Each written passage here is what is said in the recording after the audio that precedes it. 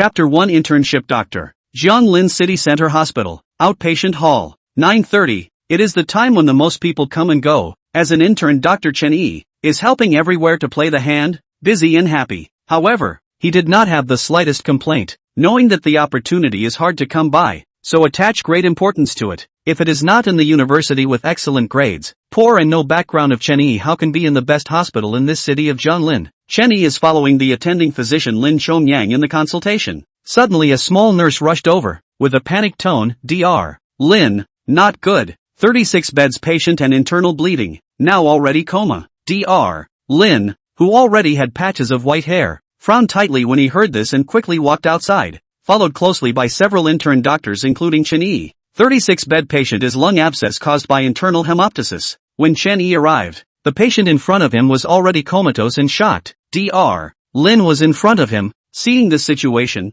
after a slight inspection, he hurriedly commanded, quickly, push the patient to the operating room. Others prepare the surgical equipment, and then turned his head to Chen Yi. Xiao Chen, you go to ask Director Jia, in addition to let him make a note to get 2 bags of type A blood, as human life is at stake. Chen Yi only replied yes and ran to the second-floor office area. Director Jia is an authoritative expert in this field. He must be the one to guide this operation. However, when Chen Yi ran to the door of the director's office, anxious and ready to push the door, some abnormal sounds suddenly came from inside. Director Jia, don't be like this. You're too bad. It's still broad daylight. Nasty. A familiar whiny voice reached Chen Yi's ears. He froze. Wasn't this the class flower Sun Jing who interned together in the same class? Chen Yi through the small window probed to see. A 40 to 50 years old Mediterranean middle-aged is embracing a young beautiful girl. A hand in her thighs are slowly wandering. A face of enjoyment. Director Jia and Sun Jing. This scene makes Chen Yi dumbfounded. Here Sun Jing whined to hair fatigue pampering.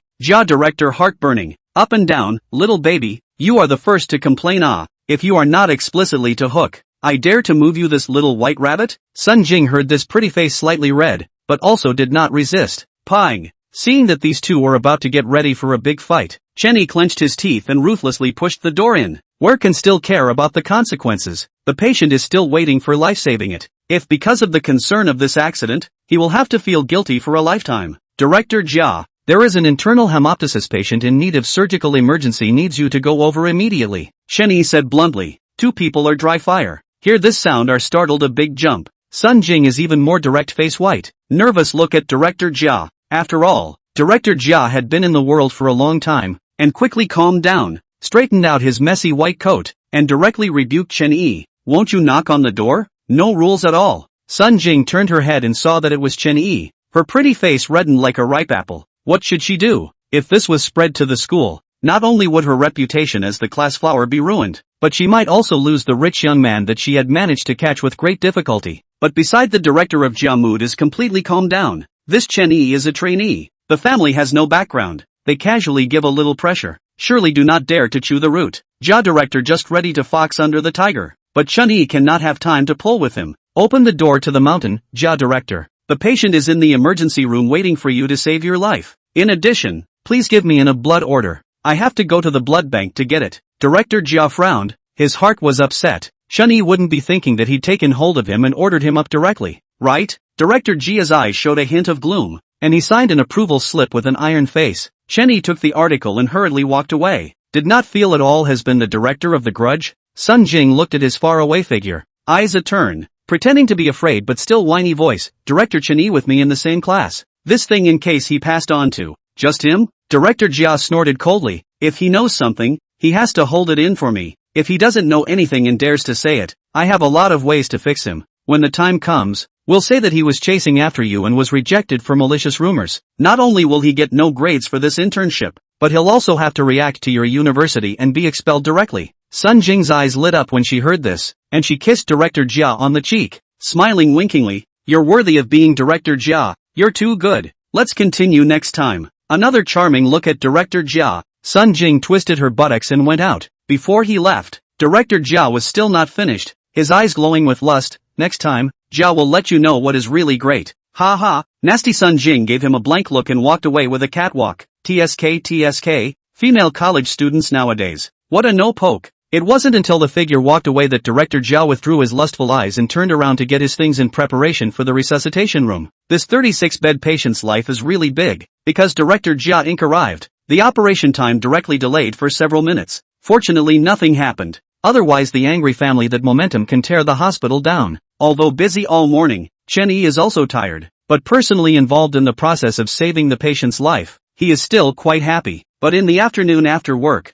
was called to the second floor office. Chen Yi's good mood has disappeared. Director Jia sat across from him with his legs crossed, and on the table was his resume. Little Chenner, I see you're very good, very responsible for your work. This is a good thing. So the hospital is considering giving you an important mission. In a moment go to the intensive care unit first to report. Take care of the terminally ill patients. This important mission is given to you. Hearing this, Chen Yi instantly knew that this is the morning crashed his good thing to be missed. This is to waste his internship. Letting an intern doctor work as a nurse? It's really bad that he thought of it. But Chen Yi also did not refute. It is useless to say more. He has no background and no money, and then how to toss cannot change the result. After all, no one will offend the hall for an intern. After all, no one will offend the director for the sake of an intern. Okay, director. I know. Chen Yi nodded his head and left. The surface was bland, but the palms of his tightly clenched fists had already pinched out blood marks. Oomph. How dare a poor student not grow a pair? I'll let you stay here for a minute. In the section office, the corner of Director Jia's mouth lifted up a sinister arc. Chapter 2 Ancient Book Inheritance. Swimming Dragon Tai Chung. The sky is already dark. Chen Yi returned to the hospital arrangements of the single dormitory, took a shower, sitting at the table habitually took out a thick,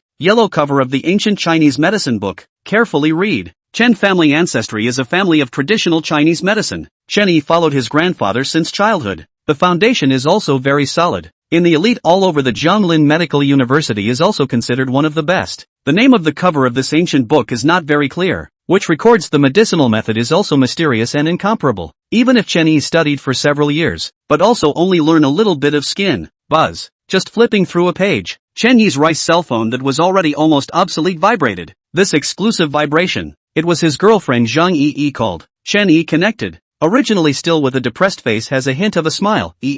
Want me well? Soon to be the weekend. Need to give you a surprise. Oh. The phone was silent for a while, but came a cold female voice. Chen Yi, we break up. Why? Hearing that cold voice, Chen Yi's heart pumped hard. Why? You still really have the nerve to ask? Why don't you ask yourself why you are such a loser? You're about to graduate, and as a doctor with no background and no money, how long do you have to mix to get regularized? Not to mention offending the director. The voice on the other end of the phone was getting colder and colder, and even started to have a sarcastic tone. Chen Yi's heart grew colder and colder, tightly clenched his teeth. Chen Yi still want to insist on retaining a bit.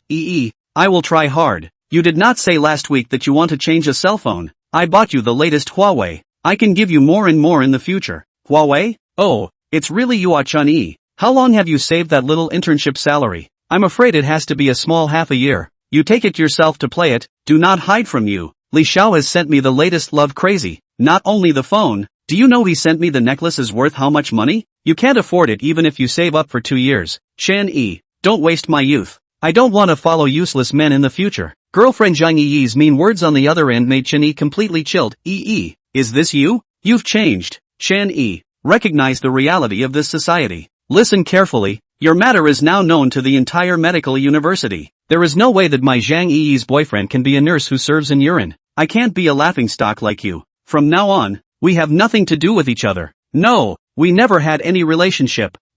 Why? Women are so heartless. Listening to the blind sound of the phone hanging up, Chen Yi angrily yelled and slammed the phone into pieces. When he was a child, his mother was mercilessly leaving, abandoning her husband and marrying someone else. And from then on, his father shriveled up, and a serious illness never got him back. Now it's even his turn to Chen Yi, to be betrayed by his girlfriend, who he had been dating for 2.5 years, in a desperate attempt to betray him. This phone call, like a sharp knife into the heart. Boom! Chen Yi slammed his fist to the table, just fell on the glass cup filled with water. The sound fall cup was directly broken. The debris directly to Chen Yi hand cut a mouth. Blood flow. At this time Chen Yi is blissfully unaware of the pain. Chen Yi, immersed in the betrayal of the anger and loss of Chen Yi, did not realize that the blood on the wooden table mixed with tea, along the winding and flow to the thick ancient book. Slowly, the cover of the ancient book that has been blurred fonts unexpectedly directly flooded with golden light. For large characters of the Eastern Han Dynasty scribal style clearly visible. Swimming Dragon Tai Chang. Swish. In the next moment, the entire ancient book transformed into a golden metaphysical seal that drilled into Chen Yi's brow. Chen Yi only felt a roar in his mind, and then his head felt like it was exploding. The pain was excruciating. Countless things surged into his mind, and it felt like it was about to burst at that moment. Finally, his eyes went black and he fell to the ground and lost consciousness. Chen's bloodline. Got my inheritance. Tai Ching swimming dragon. Sumeru underworld spectrum. Out of nowhere, Chen Yi felt like he had a super long dream, dreaming that he had arrived in a deserted space with an unobstructed view of flatland, and there was even an old man in a Taoist robe floating in front of him. What makes Chen Yi even more strange is that the old man did not open his mouth, but there is an aged voice directly into his mind. Chen family descendants. Get my inheritance. Hanging pots to save the world. Remember to do good, do not do evil, or will be punished by heaven. After the old man finished his words, he turned into green smoke and dissipated. But at the same time, Chen Yi was like drinking the purest spirit, and his heart was filled with 10,000 more realizations. From traditional Chinese medicine to acupuncture points, from the pectin to the refining of the art of qi, to many of the 8 trigrams, as if the brand is deeply engraved in the heart, as if he was born to be these things. The dream is not yet over. Chen Yi feels that he has experienced countless different lives again, sometimes transformed into a Taoist priest who lives in the wind and sleeps on the street. Sometimes the court asks for advice and gives advice, but sometimes it is just a small monk who is full of mountains and picks medicines. These experiences make Chen Yi feel that these people are themselves. The practice of medicine experience grows by leaps and bounds. With the continuous reincarnation of the dream, he is no longer a small intern doctor, but vaguely feel that there is a generation of master aura. Chen Yi woke up from a long dream. The night was still hazy. It was like a dream of centuries, but only an hour or so had passed. The head is still a little hazy. Chen Yi ground has been broken out of the goods, shook his head and laughed bitterly. The cell phone card out to Zhang Yi bought a new cell phone on. It's really like a lifetime ago. After this change, Chen Yi thought a lot more openly. He sat on the edge of the bed, began to digest the pile of esoteric things that entered his mind today. There are a total of 7 volumes in the Traveling Dragon Tai Ching, Heaven and Earth, Xian Huang, People, Demons and Gods. Chen Yi looked at the ancient book and muttered to himself. The inheritance obtained from the seal was all-encompassing. Its medical path accounted for the most, and the rest of the qi practicing techniques, Qimen Feng Shui, and other sidelines supplemented it. What? As long as you master the first volume, you can become a healing Dao master? After experiencing so many dream reincarnations, it's only just considered an introduction? Chen Yi looked at the ancient books, froze for a long time. Will these things roughly clear? This moment our feeling is not today's blow too much appeared our hallucinations? Is not. Try to know. No longer think. Chen Yi sat cross-legged. According to the Dragon 2 Clear Heavenly Character volume recorded in the Breathing Method 2 Clear Guide Method, slowly mobilize the breath. Soon, can feel a warm current through the whole body, all limbs and bones are being moisturized, and finally to the abdomen Dantian convergence. Chen Yi felt warm, drowsy mind awake a lot, opened his eyes to see the thick ancient book directly disappeared, convinced that this is all true. This is the survival of the desperate. Right, Chen Yi cannot help but be overjoyed, even if the character has been relatively calm. He also got up and yelled twice, almost let the neighboring house smash the door, but also in the heart of the secret decision, to properly pass the family heritage, using the crystallization of countless generations of hanging pots to help the world. However, the things contained in this swimming dragon Tai Ching are still too esoteric. Chen Yi now can only be practiced from the beginning on the ground, and now once again closed his eyes and concentrated. Continue to slowly cultivate Tai Ching dieting method. Chapter 3, A Little Test of the Bull's Blade. Inside the dormitory, Chen Yi opened his eyes. The sky has already brightened. Take a deep breath. At this time, he only felt that he had never felt refreshing spirit. Even the world in front of him felt much more vivid. In the hospital cafeteria to solve the breakfast, Chen Yi is preparing to apply for the procedures to the intensive care unit, but to report to the inpatient department, found that today the hospital atmosphere is a little wrong. Inside the second floor office area, the senior doctors who are usually unrivaled. At this moment each and every one of them are all battling horses and chilling. In the center of the crowd, Vice President Wang Qian is angry reprimand. Fingers are almost poked to the director of the forehead of Jia. It turned out to be today's hospital to an unusual identity of the patient, and the condition is very rare. All the clinic physicians are at their wits' end. Chen Yi inquired about this news, cannot help but some curiosity. To the crowd over there, hospitals want you bunch of fools, what use? You say, even the most common dizziness are not good. You learn half a lifetime of medicine to wear. Miss Chin Xianyu has such obvious symptoms, numbness and tingling all over her body, low fever that won't go away, and nausea. These symptoms are so obvious, and you guys don't even know the cause of the disease? Vice President Wang was furious, and all the doctors bowed their heads in silence. including the interns present up to Director Jia. Each one of them didn't dare to make a sound, especially Director Jia. At the moment, he was drenched in cold sweat. He was the director of the outpatient department. A patient of that magnitude, even Vice President Wang had respect. Maybe he was the first to be made a scapegoat. The last 3 hours, hurry up and come up with an effective treatment plan for me. If you don't come up with one, the Chen family side will be transferred to the hospital. All of you can't absolve yourselves of the blame. Give me a pay cut to deal with it, Vice President Wang said, but also pointed at Director Jia's nose, and you, if you can't come up with a solution, just get out. Seeing a group of people in front of the low-eyed look, Wang, Vice President of the anger, is even more winning. The hospital more and more in the past few years. The relationship between the few good doctors with real talent today must be rectified. Chen Yi heard the words of Vice President Wang. His heart flashed. This symptom, his own reincarnation in a certain world to cure the strange disease, is not far off. Directly off the mouth to ask out, President Wang, can you trouble you again to describe the patient's condition now? The more detailed the better. Chen Yi's sudden outburst of this sentence made the mood of the many doctors present even worse. But at this time no one went to open their mouths to mock. One by one, they raised their heads with a sneer on their faces and looked at him, to see how this frothy intern would make a fool of himself.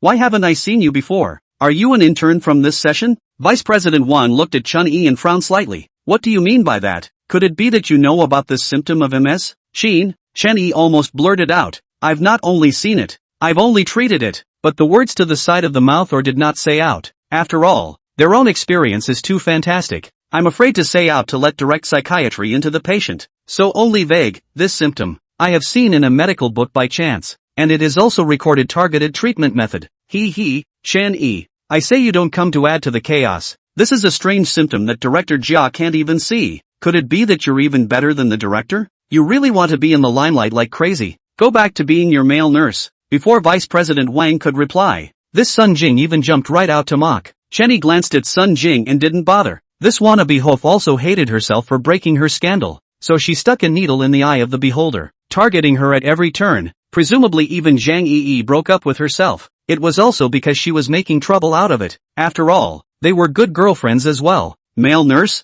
Vice President Wang was slightly surprised to hear Sun Jing's words. The hospital has never transferred a trainee doctor to the intensive care unit. This young man is afraid that he is being worn small shoes? But in front of him, he was not in the mood to care about this. What he cared about was this young intern in front of him. In the end, could he cure MS? Chen's strange disease. Hey, it's better to let him give it a try first. It's better than that group of losers who are not a bit of use at critical moments. If we really let the Chen family transfer directly to the hospital, then the central hospital will be discredited in the entire upper circles of Jianglin City. After thinking about it, Vice President Wang described Miss Chen's current symptoms in detail again. Chen Yi was getting more and more confident after listening to it. Yes, this was the disease, but after all, it was a dream. Chen Yi decided to be conservative first, so he said, Dean Wang, according to your description of Miss Chen's current condition, it should be the same kind of disease as the one I know of. So if you believe in me, then I'll give it a try. But there is no guarantee of absolute certainty. Sun Jing heard Chen Yi said in this tone, mocking tone thicker, Chen Yi,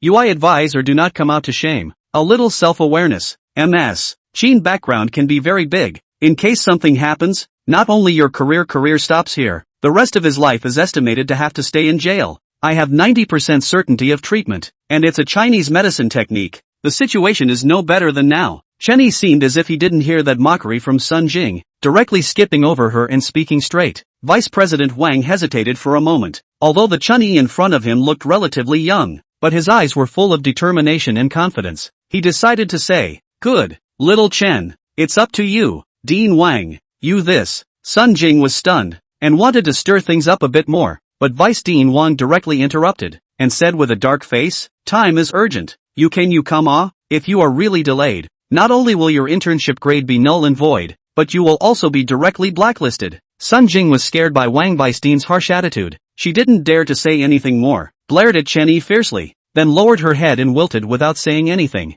Chen Yi hurriedly followed Vice Dean Wang to the VIP ward. All the doctors present let out a big breath. Most of them were impressed with Chen Yi. Only Sun Jing was still falling on her sword. Che, I think this Chen Yi is going to be finished. There are still several specialists present. Let's see how he's going to end up. Director Jia looked like he had also thought of something. The corner of his mouth floated up with a sinister smile. This time Chen Yi was going to get the hell out of there. At the entrance of the hospital room, Several bodyguards wearing black suits with extraordinary demeanor stopped Chen Yi, until Vice President Wang stepped in to talk to the housekeeper in charge for a while, before stepping aside to let Chen Yi enter the door. This situation makes Chen Yi also a little nervous. I heard that the background of the patient inside is not small, but I did not expect so absolute. This situation is like a small state head. The room is decorated in a delicate and elegant way. At this moment everyone has retreated out, leaving only Chen Yi and the caregiver aunt who looks after Ms. Chen. Looking around, the girl quietly lying on the pure white hospital bed. Slender figure. Appearance is also very beautiful, but that tightly wrinkled brow and pale face really let a person look at the heartache.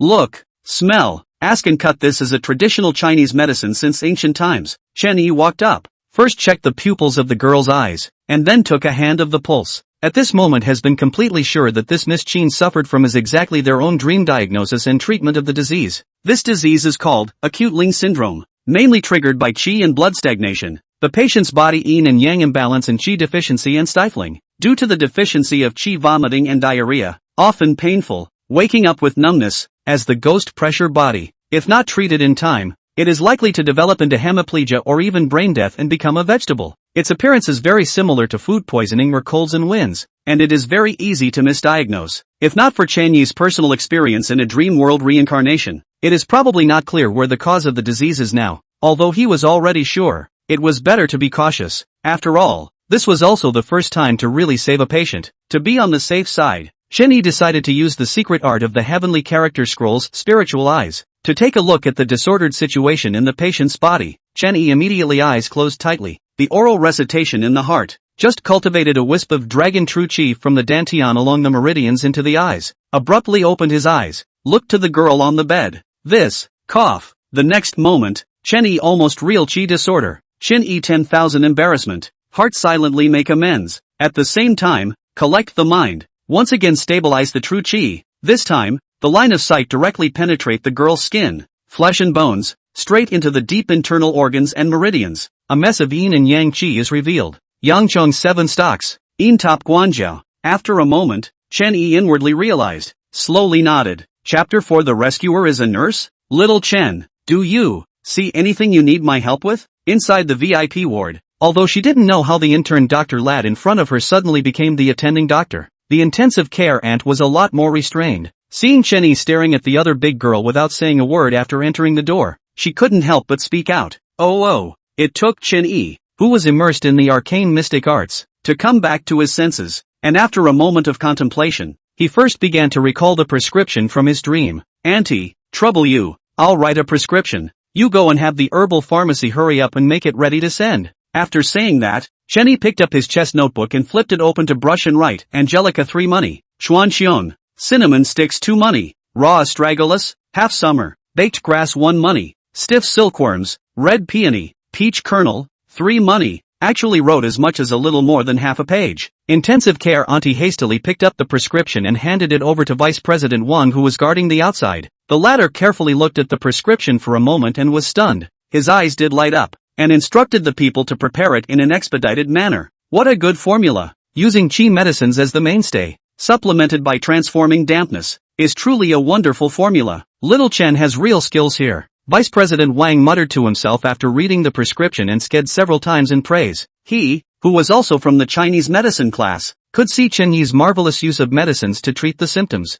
At the sight of the housekeeper and bodyguards, although did not understand what he said, but look at the expression of Vice President Wang, know that it is a good thing. Each tense look is also put down some. This little ancestor of the family is gentle and quiet, kind-hearted like a fairy daughter, suddenly suffered from this strange disease. I do not know how much the Qin family up and down the heart and mind. In a group of people waiting anxiously, medicine soup into the ward. Chen Yi first pried open the girl's teeth and fed her the medicinal soup, and then picked up the silver needle that had just been prepared, ready to administer the needle to the pale and beautiful girl on the bed. The first needle, with the ordinary needle method, is very different. From the top, from the higu and down into the 2.5 inches, Chen Yi gently whisked the long needle 7 times. The girl directly have a reaction, slightly face pain color. The second needle, take the point Tian Yuan. To complement the method, a broken needle gently swirled in. The third needle, Chen Yi line needle faster and faster. The girl's expression of pain has become more and more soothing. At this time Chen Yi is sweating profusely, not the physical strength to support, but just line of each needle are catalyzed by the dragon true chi. His mind and soul consumed greatly.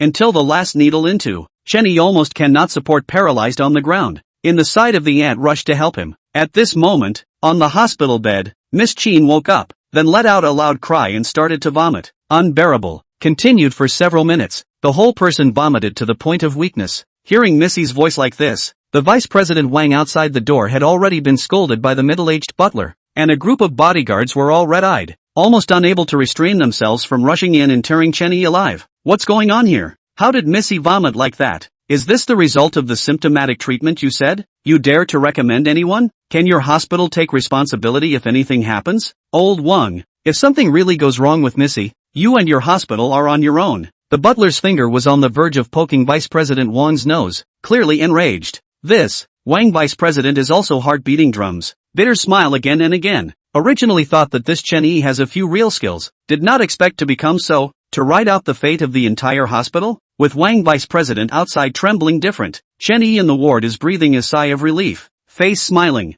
The patient reaction is the way he wants. Just at this time, the corridor once again poured into a large number of people. Is to ask anxiously rushed to the Chen family relatives. The current one is tall and tall, with a national character face that is not angry. This person is the chairman of the Qingyang Group, the first listed company in the entire East China region, one of the four great powerful families in Jianglin. The current head of the Qin family, Qin Zhenghao, worth hundreds of billions of dollars, followed by his wife, Meng Hongying, is also a strong character outside. It can be said that Qin Zhenghao husband and wife stomped in the East China region, the entire business community to shake 3 times. Behind them, in addition to a group of bodyguards, also followed by a bearded white, wearing a Chinese mountain suit simple and noble old man. These 3 body comes with the momentum so that the people present directly quiet down. What is the situation now? Who is treating little Shui? Qin Zhenghao stood in front of the housekeeper and Vice President Chang and asked in a deep voice. That, Vice Dean Wang was momentarily speechless, not knowing how to answer for a moment. In the trailing crowd, Director Jia gloated and said conspiratorially, Vice President Wang,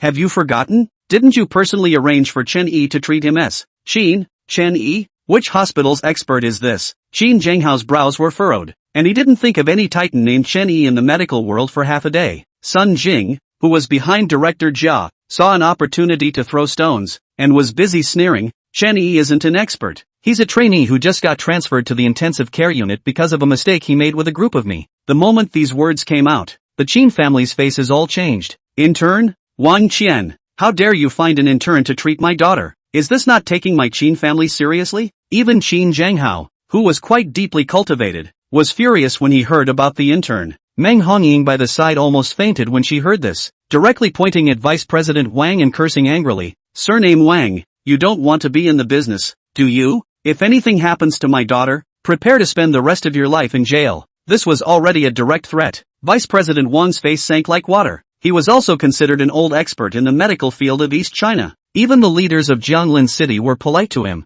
When was he ever threatened like this? But now also really cannot argue. After all, the patient was Chen Yi, diagnosis and treatment. Even vomiting so strong, really out of the accident, as the person in charge of him really have to be a big deal. At this time, the old man on the side but slowly opened his mouth. You do not rush to quarrel. Save a person is important. Wang, you put the diagnostic laboratory results first to me to see it. Maybe not so serious. That's hard work, Elder Chang. Vice President Wang handed over the diagnostic form in his hand along with the prescription prescribed by Chen Yi, secretly sighing in relief. Since Chang Wenshi, the top titan of Chinese medicine in the country, had been invited, there shouldn't be any major mistakes today. Chang Lao first briefly turned over the diagnostic data, pondering for a moment. This disease seems to have also seen in which ancient books, but real cases have not been found today, so there is no accurate symptomatic method. But, Chang Lao looked at the prescription on the notepad, and his slightly cloudy eyes suddenly lit up. This prescription, Elder Chang, how is it? Qin Zhenghao asked anxiously. Miss Qin's illness is special and very dangerous. But, before Elder Chang was even halfway through his sentence, he was interrupted by Meng Hongying, who was even more anxious on the side. But what? All said very dangerous. Still do not go to my daughter treatment? My $5 million to invite you is not for you to play smart here. If it is delayed, I will. What will you do? You shut up. Qin Zhenghao glared at his wife, busy making amends to the old man. Chang Lao, forgive me. My lover is also worried about her daughter before she messed up. You have a lot of tolerance. Don't worry, Miss Qin, it's fine. Elder Chang shook his head proudly, turned his head in the direction of Director Jia, and held up the prescription he had just looked at. This prescription was written by the intern from the intensive care unit you are talking about? TSK. In that case, I, Chang Wonshur, am also just enough of an intern in your intensive care unit. Chapter 5, Strip the Needle. Elder Chang, what do you mean by this? Just when the crowd was still pondering the meaning of Chang Lao's words, the door of the ward was pushed open. Chen Yi walked out from inside with a pale face, having just administered the needle for Miss Chen. Indeed, the mental wear and tear was not small. Seeing the crowd, Chen Yi said as he walked, Miss Chen already has no problem, but still needs to drink medicinal soup every 4 hours to recuperate. In addition to my line of needles, remember not to remove them first, at least 3 days. Not waiting for him to finish his sentence, the side of the Manhwa is directly interrupted angrily. How is my daughter? You're just a trainee. How dare you give my Xiaoyu a needle? Let me tell you, if anything really goes wrong with my daughter, I want you to live a life worse than death. Chen Yi's face instantly cooled down. Just now the patient's situation is very urgent. If not he decisive needle rescue, then the evening child may even directly hemiplegia or even fall into a plant, trying his best to cure your daughter's life. But in exchange for such a vicious threat, Chen Yi held back his anger and said, your daughter has no problem now. Good brat. Fierce medicine for an acute illness. Not bad. Promising. On the side, Elder Chang seemed to be very interested in how to cure the condition, and at that moment, he entered the ward with a big stride. There better be no problem. Otherwise, prepare to spend time in jail in the future. Meng Hongying was very disdainful and said to Vice President Wang in a condescending tone, I now suggest in the name of the Central Hospital's medical equipment sponsor that this what's-his-name this kind of bold intern doctor doesn't deserve to stay in the hospital. Let him resign. On the sidelines, Qin Zhanghao didn't say anything, just silently looking at Chen Yi. But Director Jia once again jumped out of the woodwork. Chen Yi, you're really reckless. Who gave you the right to go in and treat the patients? Many times you have been taught to precipitate. This time you don't listen to the words and something happens, you have to bear the responsibility yourself. He. Chen Yi disdainfully sneered. I said the patient is fine. I'm responsible for any problems. Don't bother the director. Nothing? You really think you're a character? Didn't hear the word. Hurry up and pack up and go. Right. Your internship grade is also considered null and void. Our hospital is also magnanimous not to pursue your responsibility. Director Jia took the opportunity to make trouble. Wang Vice President opened his mouth but did not say anything. The influence of the Qin family really makes him afraid. Can only be in the Meng Honying that threatening gaze dark sigh. Chen Yi angry happy. Really when I have no temper. Okay want me to go? Yes, but I hope you won't beg me to come back. I only save people for the sake of a clear conscience. You think I'm willing to stay in a hospital infested with assholes like you? I don't care. After saying that, he ripped off the internship identity tag in front of his chest, flung it to the ground, and turned around to stride away. You, Director Jia was shaking with anger at him, while Sun Jing on the side revealed a gloating sneer. At this time in the hospital room, Chang Wenshur looked at Miss Qin on the bed and had been frozen for a long time. Qin's sinew's color has recovered some redness. Breathing steadily, all the signs and symptoms of the test has been completely normal. Low fever are directly receded. Let Chang old intuition incredible. To know that this is even the ancient records are incomplete odd emergency above, but not the slightest symptomatic method. Chang Wenshur really cannot figure out that young man called Chen Yi. In the end, what method so quickly soothe the body's yin and yang imbalance? Directly regulate the qi and blood. Is it just a time acupuncture? A pair of medicinal soup? How is my daughter? The Qin family couple on the side looked at Chang Lao froze for a long time at the inspection report. At this moment, they are all heart-pumping, afraid to hear any bad news. Chang Lao returned to his senses and said with a long exclamation,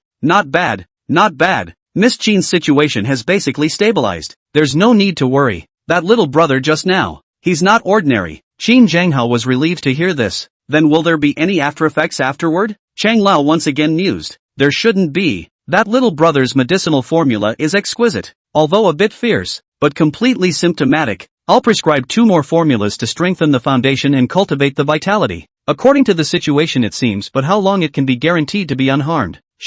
How long? There is no accurate statement? Did I spend $5 million for you to come and say nonsense? Meng Hongying's face did look very bad when she heard this, and her tone was mean to Elder Chang. You people, when had Chang Wenshur ever received this kind of anger? If it wasn't for the fact that his grandson was in debt, how would he have come into contact with this kind of person who was full of copper? The more he thought about it, the more angry he got. When he really couldn't help himself, he turned straight around and flung his sleeves out the door. I can't afford your Qin family's money, old man. Please find another way. Chang Lao, Mr. Chang Lao. Qin Zhanghao saw Chang Wenshur being exasperated by his own wife and turned his head to glare fiercely at Meng Hongying. Director Jia, who was standing at the edge of the room, saw that he had a chance, and pretended to do some checking, and fawned in front of the two of them. Both of you, please rest assured that Miss Chen's condition has completely improved, and she only needs to be hospitalized for 3 more days before she is cured. Cured in 3 days? Hearing Director Jia's accurate explanation, the Chen family's hearts dropped to the ground, and Chen Zhanghao nodded. Then my daughter will be in trouble with Director Jia afterward. No trouble, it's my honor. Director Jia was flattered.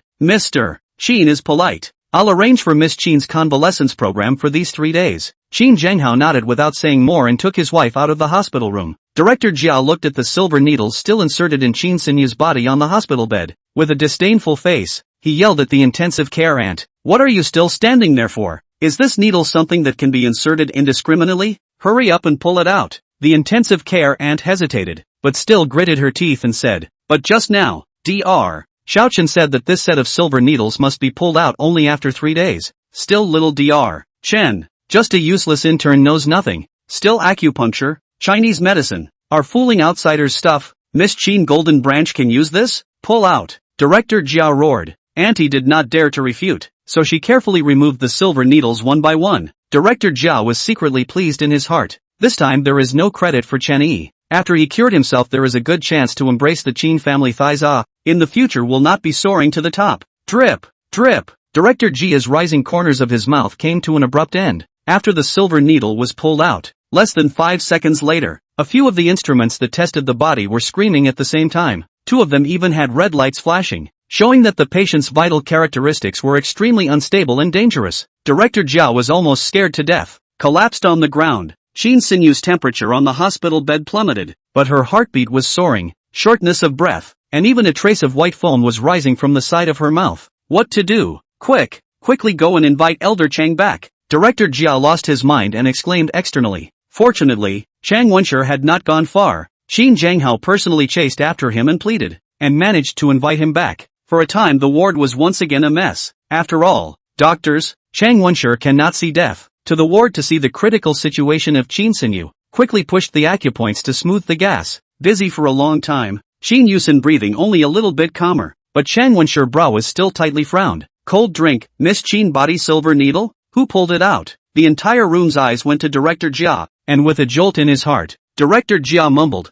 just pulled it out. Nonsense. This is murder on your part. Miss Chen's situation was extremely dangerous just now. Relying on that little brother's few silver needles to balance and smooth her chi. How dare you pull it out? Hearing this, Chen Zhanghao's heart to kill was there. A look signaled, and the black-clothed bodyguards at the side immediately set him up. Director Jia was panicked and begged for mercy as he was being racked. Don't, you take it easy. Hurry up and insert the needle back in. Elder Chang, this? Chen Zhanghao looked at Chang Wenshi with an anxious face. Chang Wenshi shook his head. No way. Chinese medicine acupuncture schools are intricate and complex, especially due to the different conditions. That young man also do not know what means actually balance the yin and yang. Directly hastily inserted. The situation will be worse. Rubbish stuff. If something goes wrong with my daughter, I'll make your whole family pay for it. When Meng Hongying heard the bad news, she instantly threw a slap at Director Jia's face. Chen Zhanghao was also extremely angry, but fortunately the city was deep and had the decency to pull back his wife and plead to Chang Wenshi.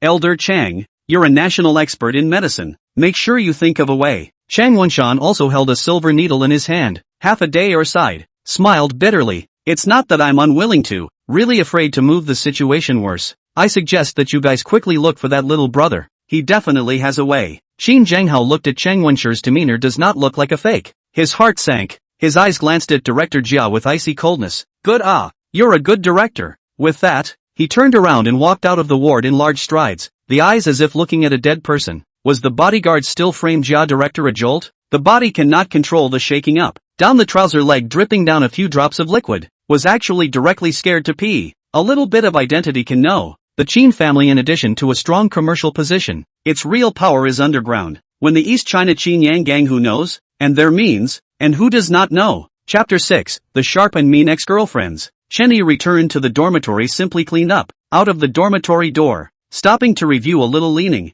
inevitably a little emotional. Jianglin City Center Hospital is the city's best hospital, but also he once aspired to the internship unit, and finally got what he wanted after working so hard for so long, and now just leave. More or less still a little reluctant. It's just, This messy place. When I wanted to come here to intern is not want to practice to improve their medical skills to cure the sick to save people. Now it's no longer necessary. He muttered a sentence and turned towards the stairway, carrying his bag out of the hospital's main entrance. He turned right around 300 meters to the bus stop. Due to its proximity to the central hospital, even if it wasn't rush hour there were still quite a few people waiting for the bus here. The front foot just arrived under the stop sign. A white BMW slowly stopped in front of the platform. The door opened. Chen Yi, a V-neck blue knitwear, the lower body of a pleated skirt, holding a brand new brand name handbag walked down. Chen Yi's heart couldn't help but tingle again when he saw her. Fired? You said you can't even do a good job as a nurse. What else can you do? Chen Yi looked him up and down. Her tone was as flat as water,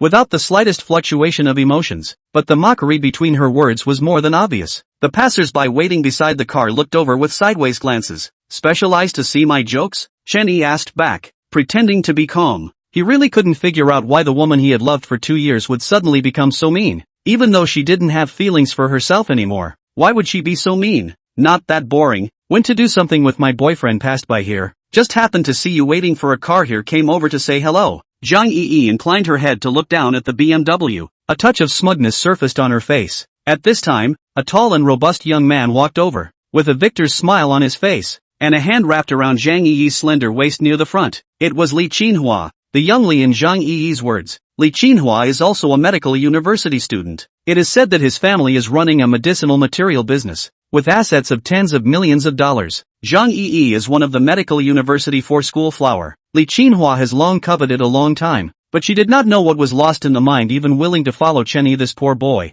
has long been very upset him, but kung fu does not fail. Finally, on the occasion of graduation, Chen Yi finally figured out what kind of life she wanted, which kicked Chen Yi to follow her. I didn't expect our medical university's high achiever who won scholarships every year has actually fallen to this level. Li Qinhua mocked, then twisted his face to look at Chen Yi. You said what kind of vision did you have in the past? How could you be obsessed with this poor guy? So what if you get scholarships year after year, but when you come out, you're still working for someone else and looking at people's faces? Li Qinhua's harsh words also made the passers-by who watched from the side probably heard something, and their gazes fell on Chen Yi with a little more sympathy. What a miserable man. His job is gone and his girlfriend has been robbed. Hubby, let's not mention the past. Chen Yi said in a somewhat petulant tone. Chen Yi, good skin, clean and handsome, good grades. She fancied Chen Yi as nothing more than these. Wait until the graduation suddenly woke up. A man alone with these far from enough. Even if he survived his internship at the central hospital, at best he was a small doctor. What kind of rich life could he give himself? Good, then let's not mention it. Li Qinhua pinched her fair and pretty face and smiled willfully, turning to look at Chen Yi once again and teasingly said, let's do it this way. I see that you can't mix it up in the hospital now either. Go to work in our family's pharmaceutical factory. The specialty is also considered to be the right one, as a bit of compensation that I'm giving you. In the end, we are all classmates. I have no other advantages as a person, just generosity. No need for internship, directly on the job. The treasurer also has 5,000 wages a month. Think about it. Chen Yi looked at him with a cloudy look and did not respond at first. Chen Yi, what are you still waiting for? Why don't you hurry up and thank young Li? What are you thinking about? Although Chen Yi was filled with loathing towards Chen Yi, but Li Qinhua's offer gave her a sense of superiority. I don't need you guys to give me charity yet. Chen Yi spoke out faintly. To die for face and live to suffer. Your internship in the hospital is only more than $2,000 a month. Li Xiao directly gave you 5,000, which is fully tripled. Don't be ungrateful. Chen Yi rebuked with a cold face. During this recent period of time, she always used this tone of voice to speak to Chen Yi, probably because she was used to it and didn't change it for a while.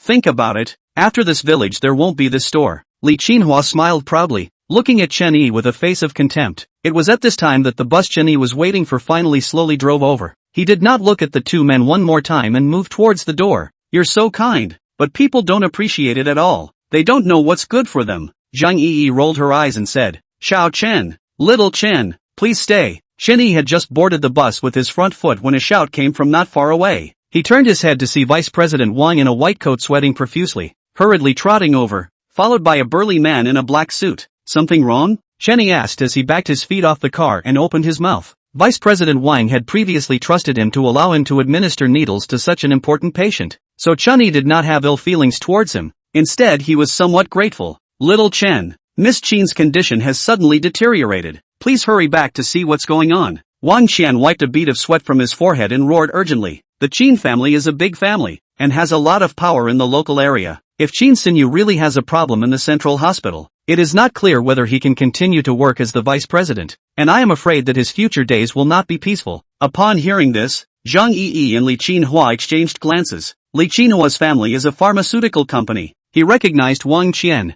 the vice president of the central hospital, and without waiting for Chen Yi to open his mouth, he took the lead and said, "Elder Wang, you wouldn't be mistaken, right? Isn't he a trainee doctor in your hospital? Oh no, it should be a trainee nurse. If you, Mr. Wang, do not have a solution, what can he do with a trainee nurse? You invited him to see a doctor. This is not a joke." Wang Qian obviously can hear Li Qinhua seems to be not too friendly to Chen Yi, turned his head and gave him a cold look. "Who are you?" "I'm his classmate." Li Qinhua nudged Chen Yi with his chin and said, Miss Chen's condition was urgent. Wang Qian didn't have time to take care of him and turned his head to look at Chen Yi with an expectant gaze. "Little Chen, what do you think? Miss Chen's condition has been stabilized. Wait 3 days and she will be able to wake up," Chen Yi said. "But," Director Jia pulled down those silver needles. "Miss Chen is now." Wang Qian sighed heavily with a bitter face, wanting to speak. Healer's heart. Chen Yi's heart shrunk slightly at the words, and he unconsciously frowned, but recalling Mang Hongying and Director Jia's face, a nameless fire could not help but tempest. He glanced at the side of the still confused Li Qinhua said, "He is right.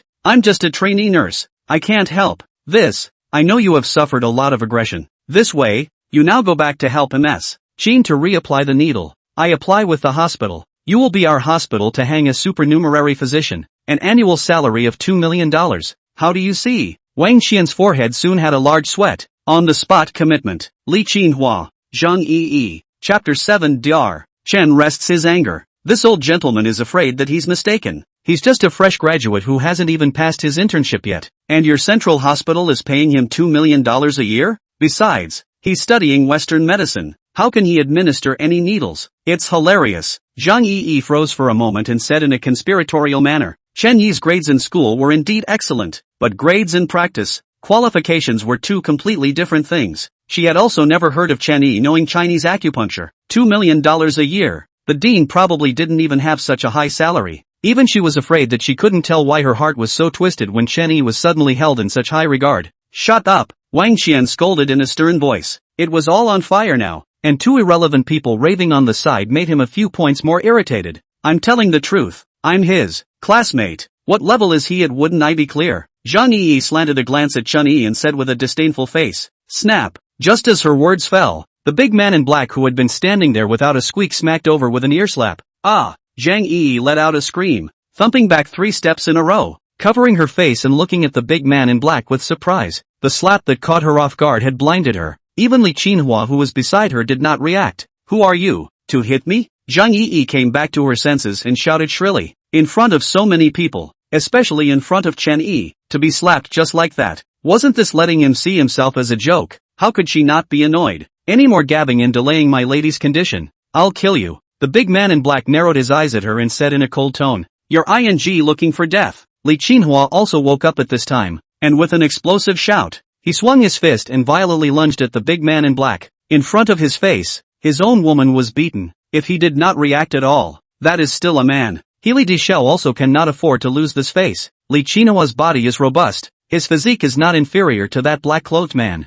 However, he has not yet arrived in front of him, only to see the big man in black not slow to kick out. Boom! Li Qinhua retreated a few steps. The whole person tumbled on the spot, fell on the ground on his back. His chest was in a stifling pain. His 5 senses were twisted in one piece. He was in agony. "Ah, husband." Zhang Yi couldn't care less about the fiery pain on her own face and hurriedly came over. "Hubby, how are you? You two get the hell away from me immediately." The big man in black stepped forward 2 steps, his gaze sharply looking down at the two Li Qinhua on the ground. Li Qinhua showed his teeth and glared at the other party, clearly feeling that the other party was practiced and that he was no match at all. "You wait for me," he screamed in color, climbed up from the ground in a state of distress, angrily walked to his BMW and pulled open the door to sit in. Zhang Yi also hurriedly followed over to sit in the passenger seat. The car started, and left in a daze. Previously witnessed Li Qinhua and Zhang Yi aggressive passersby, whispered, "Evil people have their own evil people to grind. Really deserved it. This kind of goods that bully others just because they have a few dollars. Someone has to teach him a lesson. He's a big guy, but he's just a grasshopper. That's because the young man in black clothes is more powerful. Looks like he's practiced." Finally subsided. Wang Qian once again looked at Chen Yi, opened his mouth just about to speak but was robbed first by the big man in black. He looked at Chen Yi without expression. His attitude was very strong. Mr. Chen, please, you can't afford to delay my lady's condition. Chen Yi secretly shook his head. As expected, there were all kinds of subordinates for all kinds of masters. In fact, he should have expected that Miss Qin's condition was so serious that the imposing middle-aged couple refused to personally come over to invite him, which showed how important these so-called bigwigs viewed their face. Is this your attitude towards inviting people to see a doctor? Chen Yi snorted lightly and said, I can't cure your lady's illness, so you guys should hire someone else. Little Chen, human life is at stake. This is not the time to be angry. What are your requirements? We will try our best to fulfill them. Wang Qian hurriedly persuaded. Qin Xinyu, if there is a long or short, the Qin family will never let Chen Yi go. You don't know how to appreciate. It's your honor to treat my miss. If you cure my young lady, you'll get a lot of benefits. The black-clothed big man looked arrogant and said in a hardened tone, I don't care about this honor. Chen Yi's attitude was resolute, and seeing the bus approaching from afar, he turned around and walked over. The black-clothed man's gaze condensed, a cold aura flashed in the bottom of his eyes, flexing his fingers into a grab, violently probing towards his shoulder. Chen Yi has practiced the swimming dragon Tai Chi after the five senses is incomparably permeable. Cold, a wisp of cold wind from the back. He subconsciously slightly sideways, can avoid the black-robed man's grasp, and then backhanded grabbed his wrist. 5 fingers suddenly force. The black-clothed man's gaze condensed, immediately noticed that something was wrong. Just to break free he felt that his whole arm was like a burst of acidic numbness, like an electric shock. You seek death. He let out an explosive shout and immediately wanted to counterattack. However, the feeling of soreness and numbness instantly seemed to be several times stronger. He finally couldn't help but let out a muffled grunt, his body trembling as he slowly bent his knees and fell to the ground. The crowd of bystanders, including Wang Qian, looked dumbfounded. They never thought that the black-clothed big man who was brave and fierce just now would just kneel in front of this civilized-looking young man. The big man in black clenched his teeth, his forehead veins rippled, and looked at Chen Yi in disbelief. He is a veteran retired from the Special Operations Forces. Under normal circumstances, 7 or 8 ordinary people together he can handle it. Wasn't this kid a medical university student? How could? Chen Yi gave the Hanyu a disdainful look, let go of his hand, and turned toward the bus. Little Chen. Wang Qian anxiously stomped his feet and shouted. At this moment, a black Maybach rushed over. The door of the car opened, and Qin Zhanghao and Meng Hongying couple stepped out of the car and walked over quickly. Dr. Chen, please stay. In the middle of the way, Qin Zhanghao then hurriedly shouted. True as Chen Yi thought, for the sake of face, he and Meng Hongying didn't come out at the first time, but let Wang Qian come over to invite Chen Yi. After all, Chen Yi was from the Central Hospital. It's just that he didn't expect this young man to be so strong.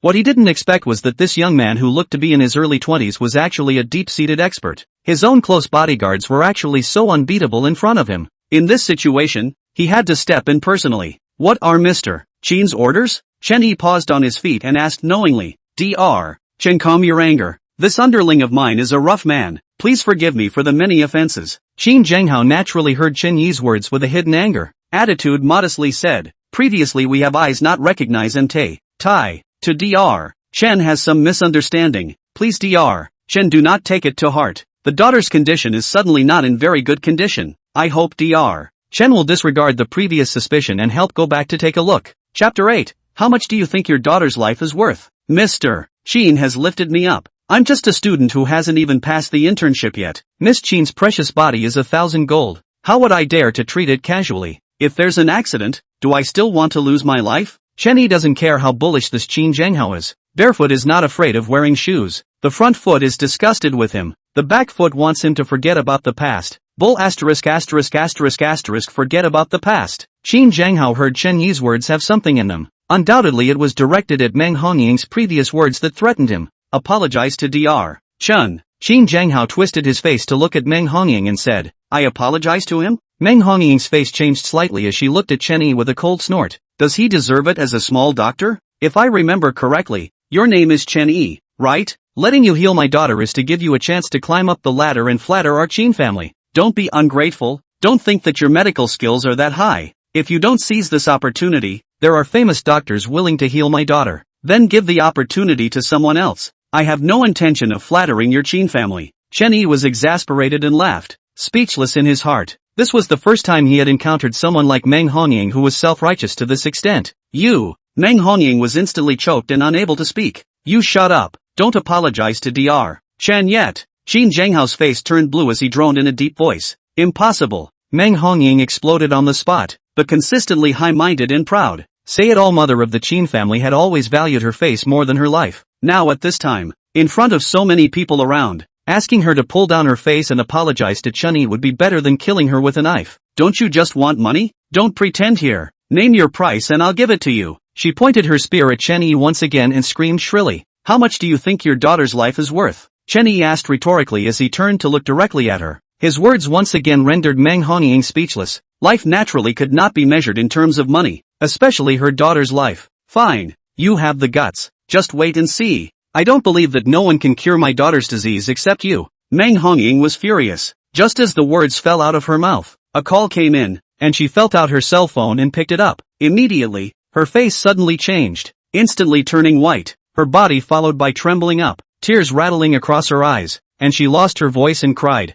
What's wrong? Speak. Qin Zhenghao also panicked, seeing Meng Hongying so out of sorts. Surely the situation was not good. The hospital called. Swear she is afraid that she cannot. Let us be mentally prepared. If she has a 3 long and 2 short, I can how to live ah. Meng Hongying grabbed Qin Zhenghao's arm and sobbed. What? How could this happen? Qin Zhenghao's complexion changed greatly. He actually did not expect his condition to suddenly deteriorate so quickly. Upon hearing this, Chen Yi's heart was also tightened. Meng Hongying was certainly detestable. That girl was ultimately innocent. She was still so young, but only 18 or 19 years old. Dr. Chen, please, I'm begging you, go save my daughter. What do you want? I, Qin Zhenghao, even if I dump my family's money, will give it to you, as long as you can save my daughter. I only have this one daughter. Please. Qin Zhenghao, iron bone strong 7-foot man, vertical and horizontal shopping mall, decades of business, big brother, at this moment with tears in his eyes, choked and said to Chen Yi. Meng Hongying, who was already crying like a tearful person, also suddenly came to her senses, and busily walked to Chen Yi and grabbed his sleeve and shook it vigorously. Dr. Chen, I was wrong. Please save my daughter. I deserve to die. No, I shouldn't have spoken out against you. I shouldn't have said those asshole words. Please, pity the world's parents. The surrounding bystander passers-by watching the scene are also not moved. Little brother, saving a life is better than building a 7-level pagoda. If you can save it, help them. Strange poor. Yes, how to say is a human life. Don't gamble. Xiao Chen, do you still remember the oath you took when you were admitted to the first class of the medical university? Wang Chen frowned tightly and followed suit to persuade. Chen Yi subconsciously clenched his fists, thinking not only of those oaths, but also of their Chen family's ancestral motto. Suspend a pot to help the world, and be compassionate to the people. Even though Meng Hongying was 100 times wrong, her daughter was an innocent life. In order to gamble on this, it was indeed not right to let her take a life for nothing. Let's go. Chen Yi briefly mused and faintly spoke out. Qin Zhenghao's eyes abruptly lit up when he heard him finally relent, and he busily ran over to personally pull open the car door for him. Dr. Chen, get in the car. Back in the hospital ward, Chen Yi once again applied needles and Qin Ruoshua's condition quickly eased. The Qin Zhenghao couple witnessed that their daughter, who had already been sentenced to death by the hospital, had miraculously stabilized, and finally breathed a sigh of relief. Chen Yi's medical skills were naturally recognized by them as well. Dr. Chen, I am sorry. As the group walked out of the hospital room, Meng Hongying stumbled over her apology, probably because she had never apologized to anyone before, so it seemed a bit difficult for the 3 words "I'm sorry" to come out of her mouth. Forget it, Chen Yi said nonchalantly. Thanks to Dr. Chen's help, my daughter was able to save her life. Qin Zhenghao also said with a look of gratitude before handing a check to Chen Yi. This is a small token of gratitude from Qin. Please make sure that Dr. Chen accepts it. Healing the sick and saving others. A doctor's duty. Forget about the money. I didn't save your daughter for money either. Chen Yi smiled faintly, not caring much. Meng Hongying's face was a bit embarrassed, and she also felt ashamed for wanting to bribe Chen Yi with money just now. Since Dr. Chen is not willing to accept this $10 million, Mr. Qin does not dare to force himself. Seeing Chen Yi's resolute attitude, Qin Zhenghao didn't insist and retreated. How about this? Since Dr. Chen is unwilling to accept the consultation fee, a meal is always possible. Tomorrow, I will treat Dr. Chen to a meal at Tian Hai Pavilion to show my appreciation. Please be sure to show your face. 1,000. That's fine. The corner of Chen Yi's mouth jerked hard, almost squeezing out these words from his teeth. 10 million? Why the hell didn't you say so earlier? A smile finally bloomed on Qin Zhenghao's face. On one hand, he sincerely wanted to thank Chen Yi for saving his life. In addition, Chen Yi's skillful hands and medical skills, Such a young man is worthy of his friendship. Chapter 9, Beautiful President. Remember that the silver needles on Miss Chen's body should never be pulled out within 3 days, and she will be cured after 3 days. Chen Yi purposely urged once more. This time fortunately it was quite timely, otherwise the consequences would have been unimaginable. Wang Qian nodded in unison with Qin Zhanghao and the 2 special nurses next to him. Thank you, Dr. Chen, Qin Zhanghao said. After saying that, he glanced sternly at Director Jia, who was being held by the 2 bodyguards next to him and had an embarrassed look on his face, and then said, Vice President Wang, the Central Hospital must not have this kind of black sheep with corrupt medical ethics in existence. Understood. Wang Qian nodded slightly. Director Jia, for the sake of you working in the hospital for so many years, take the initiative to write your own resignation report. Director Jia had long been paralyzed with fear. If Miss Chen really wanted to have an eventuality today, he was afraid that this little life of his wouldn't be saved. Now that he was just out of a job, he was lucky, so he nodded busily. Chen Yi had suffered great loss from the 2 needle applications and felt like his body had been emptied out, so he didn't stay much longer and turned around to walk towards the stairway. Little Chen, what I promised you earlier, think about it. Our central hospital needs capable and responsible doctors like you, Wang Qian said as he followed beside him. Thank you, Vice President Wang, for your love. This is out of order. Besides, I am still young. It is really difficult to take on a big job. Chen Yi politely refused. The $2 million annual salary was indeed tempting, but if he were to really go next, he didn't know how many people would gossip behind him and poke him in the back. Although he hadn't been here for a long time, he was tired of all the bull ***** though. Since he had previously made up his mind to leave, he would no longer dwell on it now. Alright then, Wang Qian said with a bit of loss. All of you, please stay. Miss Chen needs someone to look after her place, so there's no need to send her off. Chen Yi saluted Qin Zhanghao and the others and moved into the elevator. Soon arriving at the first floor, he stepped out of the elevator towards the entrance of the hospital hall. Not having walked out far, a shout came from behind him. Little friend Chen, please stay. Chen Yi stopped and looked back. He saw a somewhat familiar-looking old man hurriedly walking over. It was none other than Chang Wenshi. He had just witnessed Chen Yi administering needles in the hospital room, and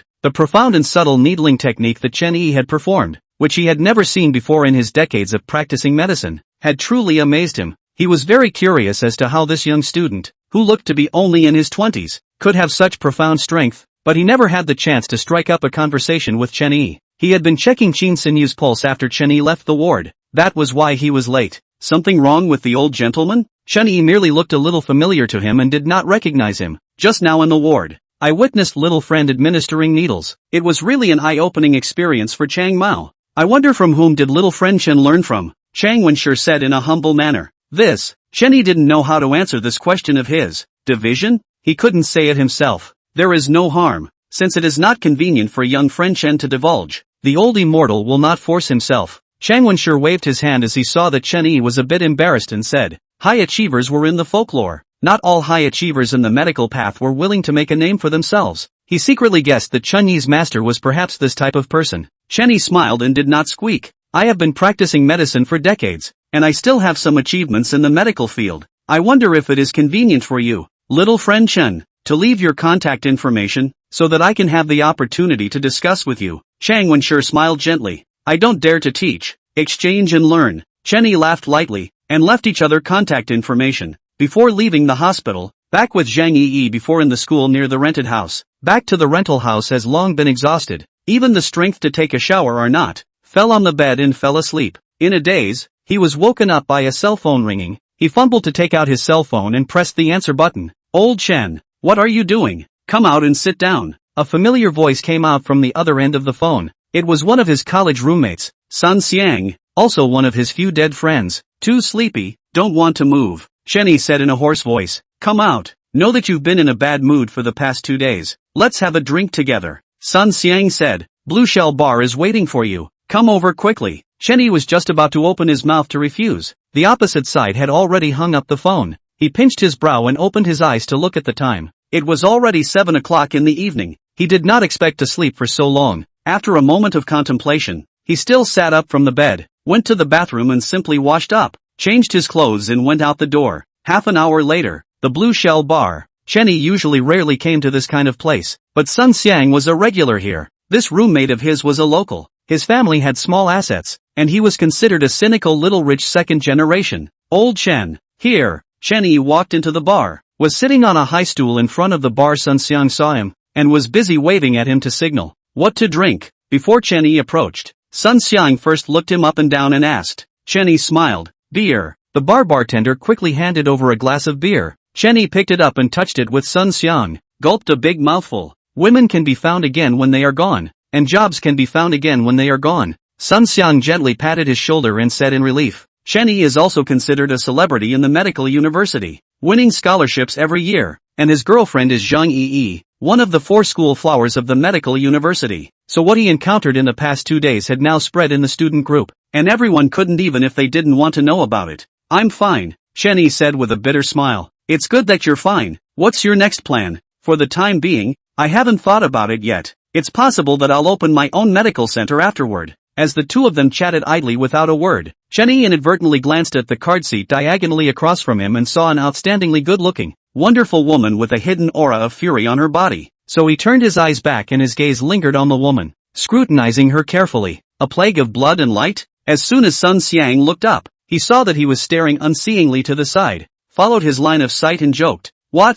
Fancy that? What? Chen Yi snapped back to his senses and smiled sarcastically. It's not that I'm hitting you. It's hopeless. Do you know who she is? Sun Xiang skimmed his lips. Chen Yi gently shook his head. Her name is Su Chang, by Dynamic Beverage Beauty Big President, worth several hundred million. I do not dare to covet, let alone you. The general public cannot fall. Sun Xiang had said. You do not see her as so beautiful, big beautiful woman sitting there. So long no one dares to go to hit on it. The aura is too strong. The average man to her next to a stop automatically low half head. Go is also self-interested. We all know what we're doing. I'll go find her and have a chat. Chen Yi smiled faintly, picked up the wine glass in front of him, got up and walked towards the beautiful president named Su Chang. Sun Xiang froze for a moment. This kid was stimulated too hard by the events of the past 2 days and had brain problems, right? Knowing that there is a tiger on the mountain. You are going towards the tiger mountain? No wonder he thought so. Chen Yi is usually low-key and conservative, almost unlikely to take the initiative to pick up, at that time or Zhang Yi chased him. Chapter 10, The Bloodbath. Hello, alone? Chen Yi moved to the front of the card seat where Su Chang was and greeted her with a smile. It was true that he was not very good at striking up a conversation. Of course, he wasn't here to strike up a conversation either. He just wanted to take a look at what was going on with the baneful chi on this great beauty. As expected, as Sun Xiang said, the beauty of this beautiful president was really beautiful, but her temperament was cold enough to make the majority of men shy away. A head of chestnut-colored curly hair, fair skin, beautifully shaped face, a pair of big beautiful eyes as a pair of slender willow eyebrows, high nose, ruby-like rounded sexy red lips, so that people cannot help but want to kiss. A set of black small suit also perfectly outline her concave and convex body shape, and the black of the small suit and Sixa's skin form a sharp contrast, but also give a person a kind of shocking white beauty. This is a stunning beauty that can arouse all men's desire to conquer. Su Chang raised her sight, her eyes coldly glanced at Chen Yi. The corner of her mouth hooked out a cold smile and did not pay attention to him.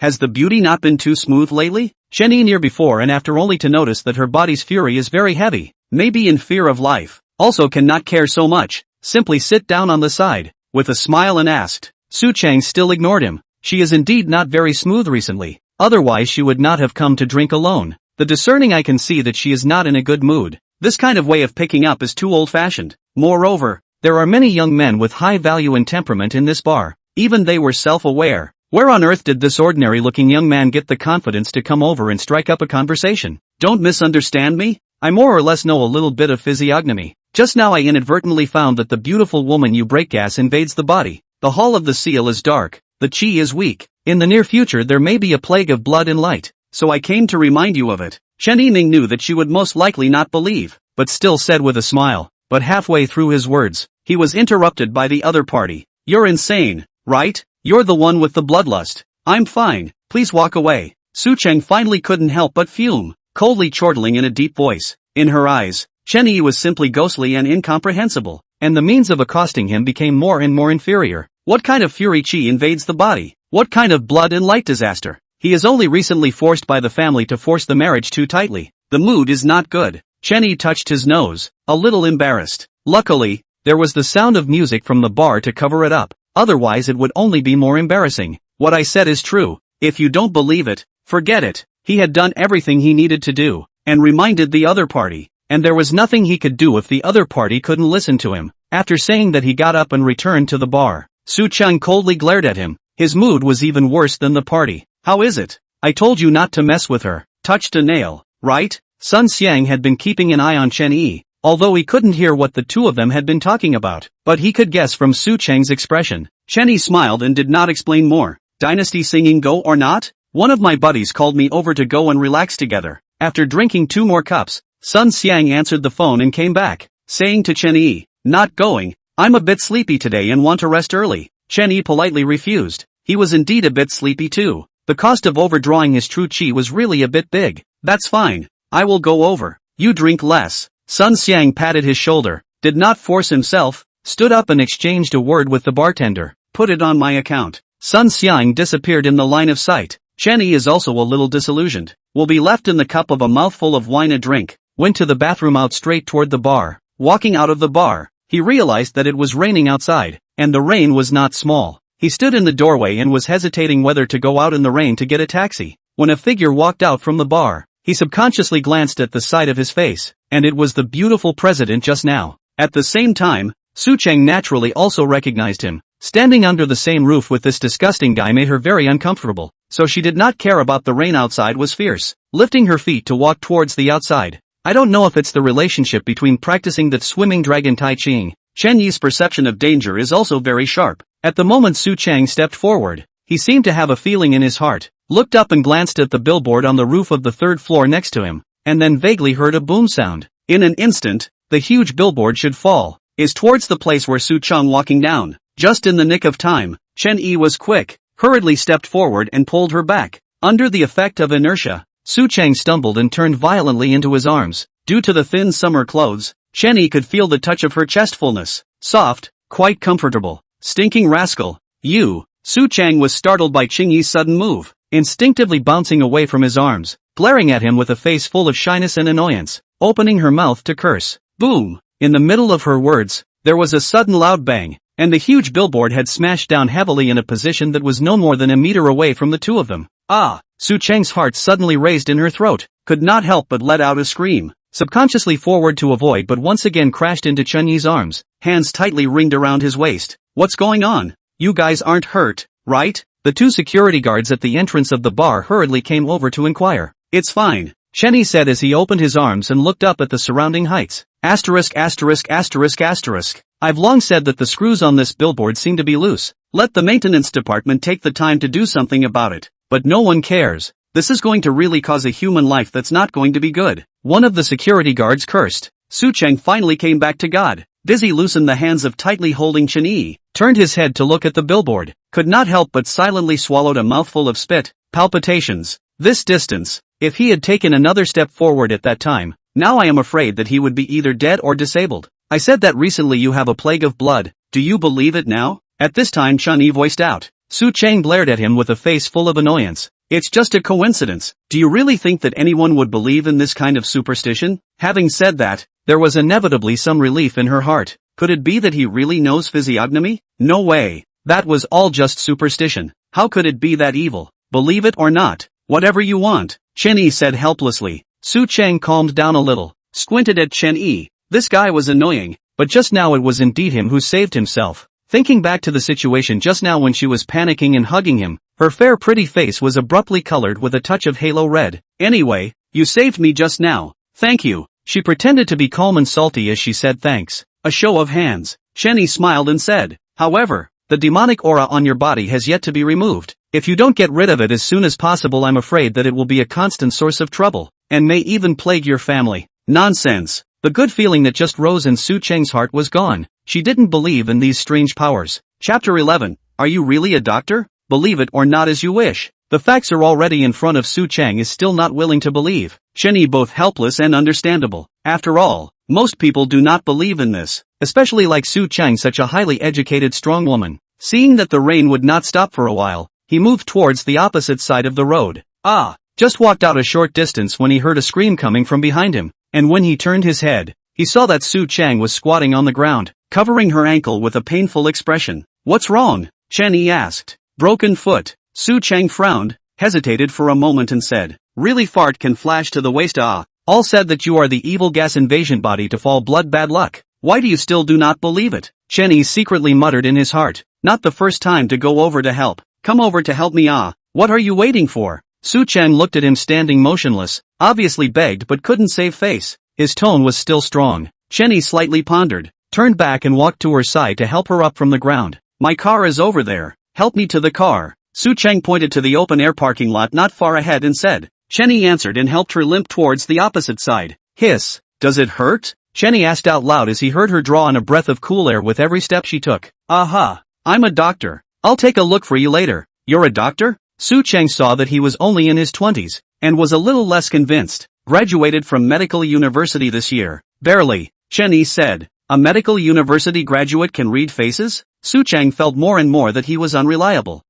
Can also no. Due to Su Cheng's limited mobility, it took 2 to 3 minutes to walk to a red Porsche. Chen Yi helped her into the car and then asked, Can you do it yourself? Send me home, Su Cheng said in a stiff tone. Ha, Chen Yi froze. Can I drive with my feet like this? Even if I can drive, can I drive the car to my room? Su Cheng coldly slanted a glance at him, backtracked and said, When I met you today, I didn't have a good thing. I'm like this now is all because of you. You send me home, shouldn't you? Chen Yi was dumbfounded. This high and cold beauty is blackmailing herself? But reasoning with a woman is obviously not a wise thing to do, and listening to her meaning she is alone at home. It is indeed inconvenient for her to be like this now. Okay. Chen Yi helped her to the co-pilot seat. He circled around and returned to the driver's seat, started the car, and drove towards the place where she lived according to the address she gave. Coastal Residence, Jianglin City, a high-end community in a busy area. Chen Yi helped Su Cheng back home and put her on the living room sofa, looked down and saw that her bruised ankle was already swollen. Does it still hurt? Chen Yi asked. It hurts. Su Cheng's eyebrows knit tightly, gently nodded her head. If it's convenient, take off your shoes and I'll give you a look.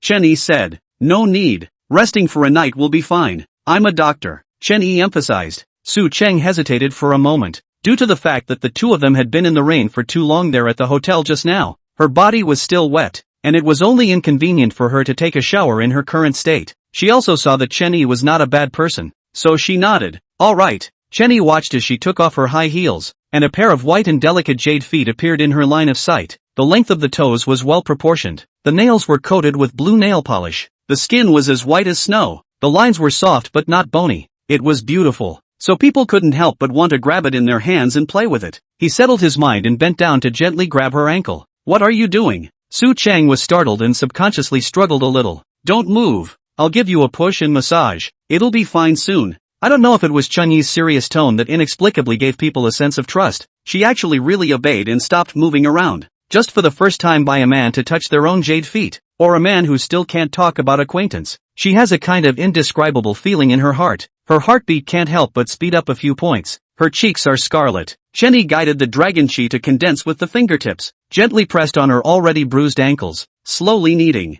Su Cheng wrinkled her pretty face and gently bit her lower lip, already prepared to endure the pain. However, she soon noticed that the pain had instantly eased a lot, and was replaced by a trace of a clear, cold, tingling sensation. She looked at Chen Yi in amazement, and saw that he was gently nudging with a serious expression on his face, and suddenly felt as if this kid was still a little bit handsome. Probably it's really like that saying, serious men are the most handsome? Better? Chen Yi's afterglow glimpsed that she was staring at herself without looking away, and opened his mouth to ask, Oh, better. Su Cheng hurriedly retracted her line of sight, her heart beating much faster again. After 2 or 3 minutes, Chen Yi finally stopped and asked, Now what? Try moving around a bit. It doesn't hurt at all. Su Cheng tried to move his ankle, and found that the pain had completely disappeared, and when he hit his eyes, the swelling at his ankle also subsided, and even the bruises disappeared, which was simply amazing. Are you really a doctor? Sort of. Chen Yi smiled and said, Thanks a lot for today. Su Cheng now had a lot of trust in Chen Yi, and her attitude had clearly improved. A show of hands.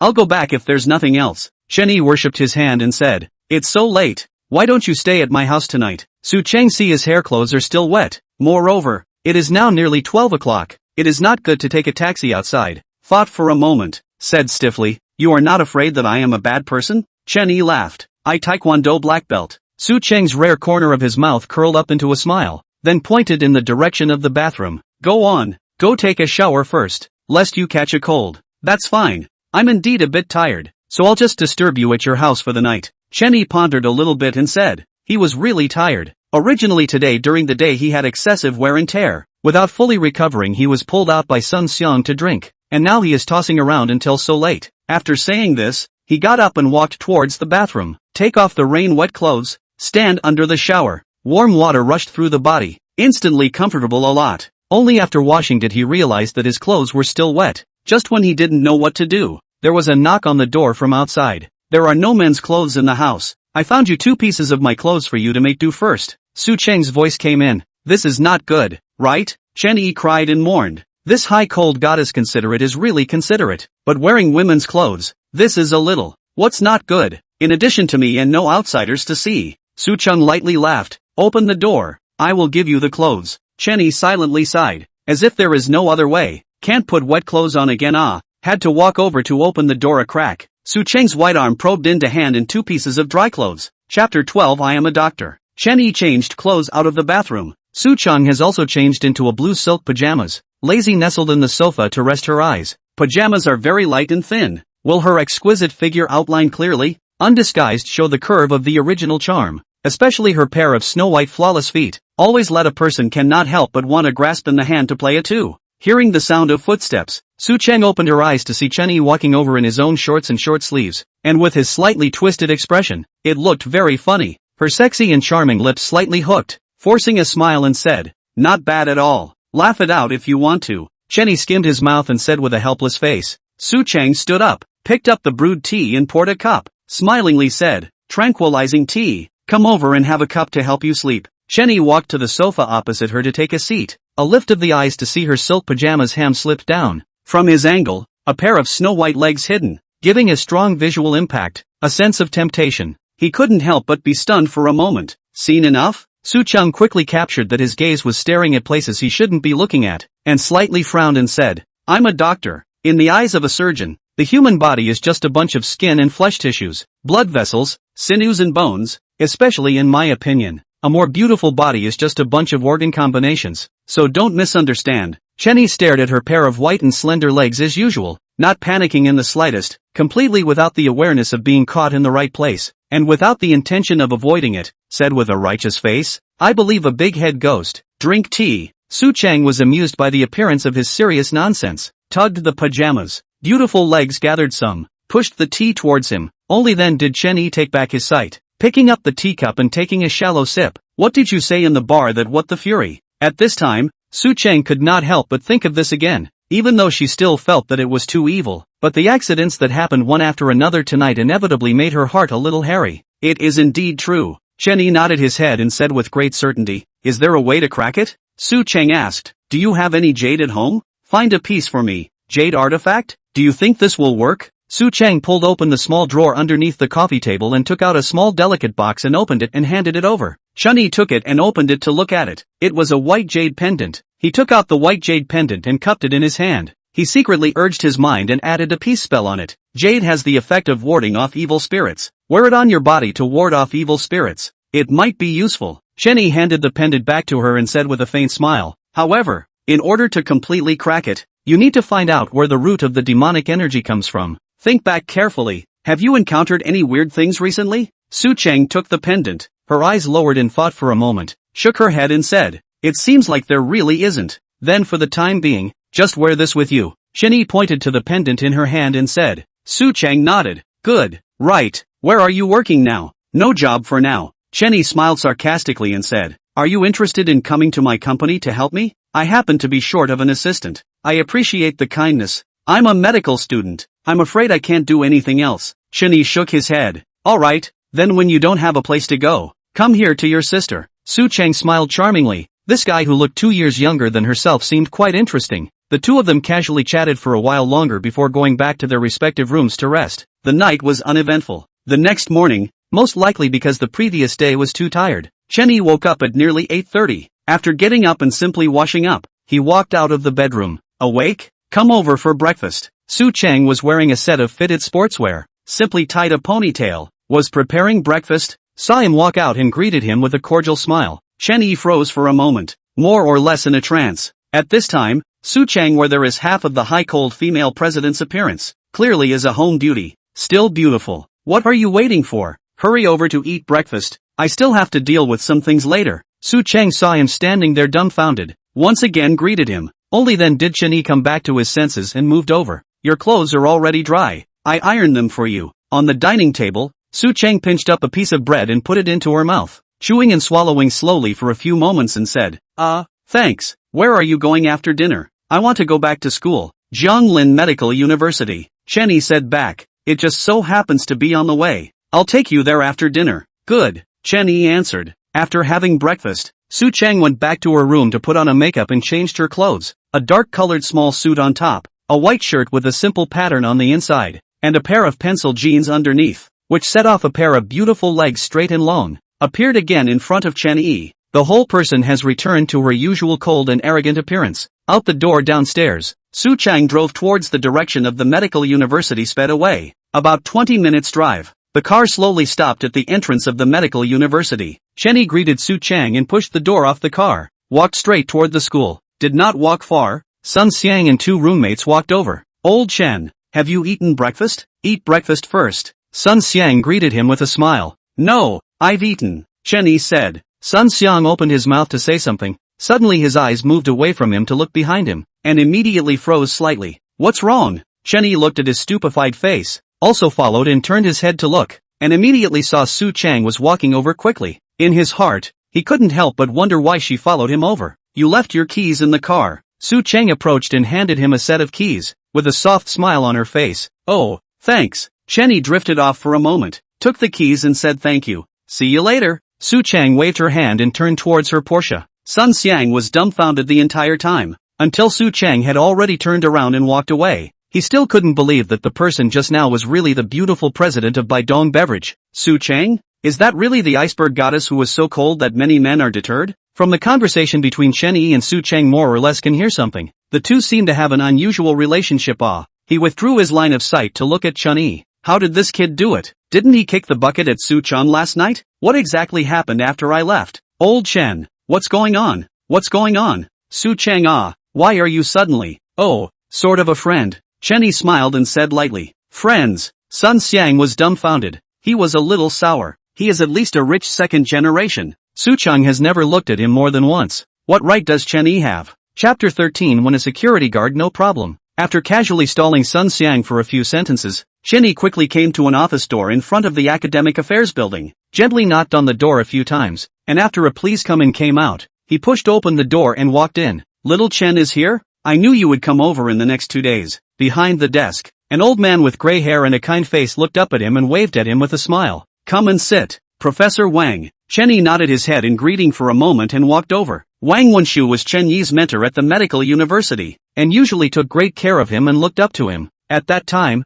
Chen Yi's internship at the Central Hospital was recommended by him, and now that he had left the Central Hospital, no matter what, Chen Yi felt the need to personally come and say hello. I know all about you. The hospital side gave me a call. Your kid can. When did you secretly learn Chinese medicine? Wang Wenshu pointed to the stool next to him and gestured for him to sit down. Chen Yi's encounters in the Central Hospital in the past 2 days. He already knew about it. This kid hadn't disgraced him as a mentor. The Central Hospital side even asked him to help persuade Chen Yi to see if he could get Chen Yi to go back. I usually find some medical books to read occasionally during my free time, and I just happened to stumble upon them by mistake this time, Chen Yi said very modestly. Since Prof. Wang mentioned Chinese medicine, he must be referring to the matter of him administering needles to Qin Xinu yesterday. What are your next plans? Wang Wenshu asked. Rest for 2 days first, Chen Yi said. He himself really hadn't thought about what to do next, and if he opened a medical center, he would need a considerable amount of money. Thinking of Qin Zhanghao's $10 million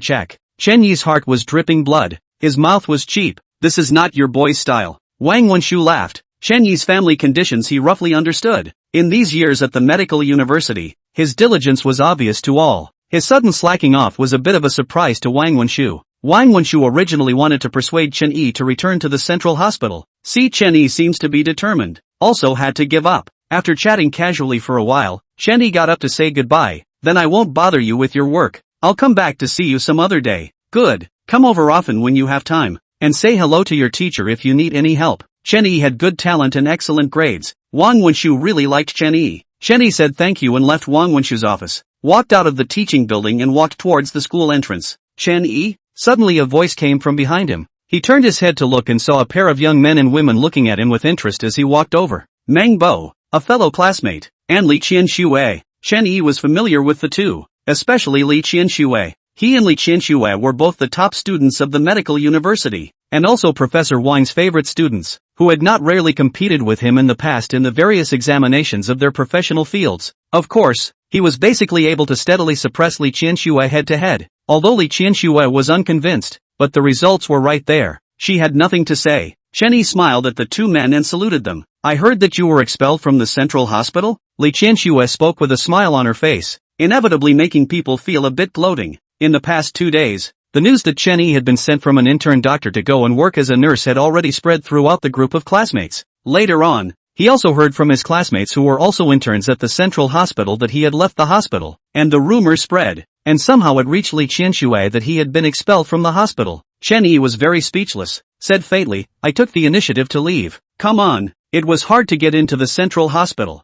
You will be willing to take the initiative to leave? These 2 days in the group are spread all over. Still here to pretend. Interesting? Not waiting for Li Qianxue to open her mouth, Meng Bo beside her was the first to open his mouth to taunt. Meng Bo heard that his family seems to have some strength, has been pursuing Li Qianxue. However, Li Qianxue did not call him much, but also did not explicitly reject, so hanging, a bit of riding a donkey looking for a horse. Chen Yi has never cared about these gossips, much less what relationship the two are in now. Whatever you say. Chen Yi looked calm and said, he was not willing to explain more. Whether he was expelled or not, he believed that it would soon be clear. You said that you were the one who received the highest scholarship every year. How did you get mixed up so badly? The three of them walked together towards the school entrance. Li Qianxue half jokingly and half seriously said, not bad, Chen Yi said in a flat tone. I didn't intern at the hospital, and I don't plan on practicing medicine. Li Qianxue added, oh, this is a bit of a surprise to Chen Yi. After all, the medical university undergraduate to read 5 years. If you do not go into medicine, these 5 years will not be a waste of time.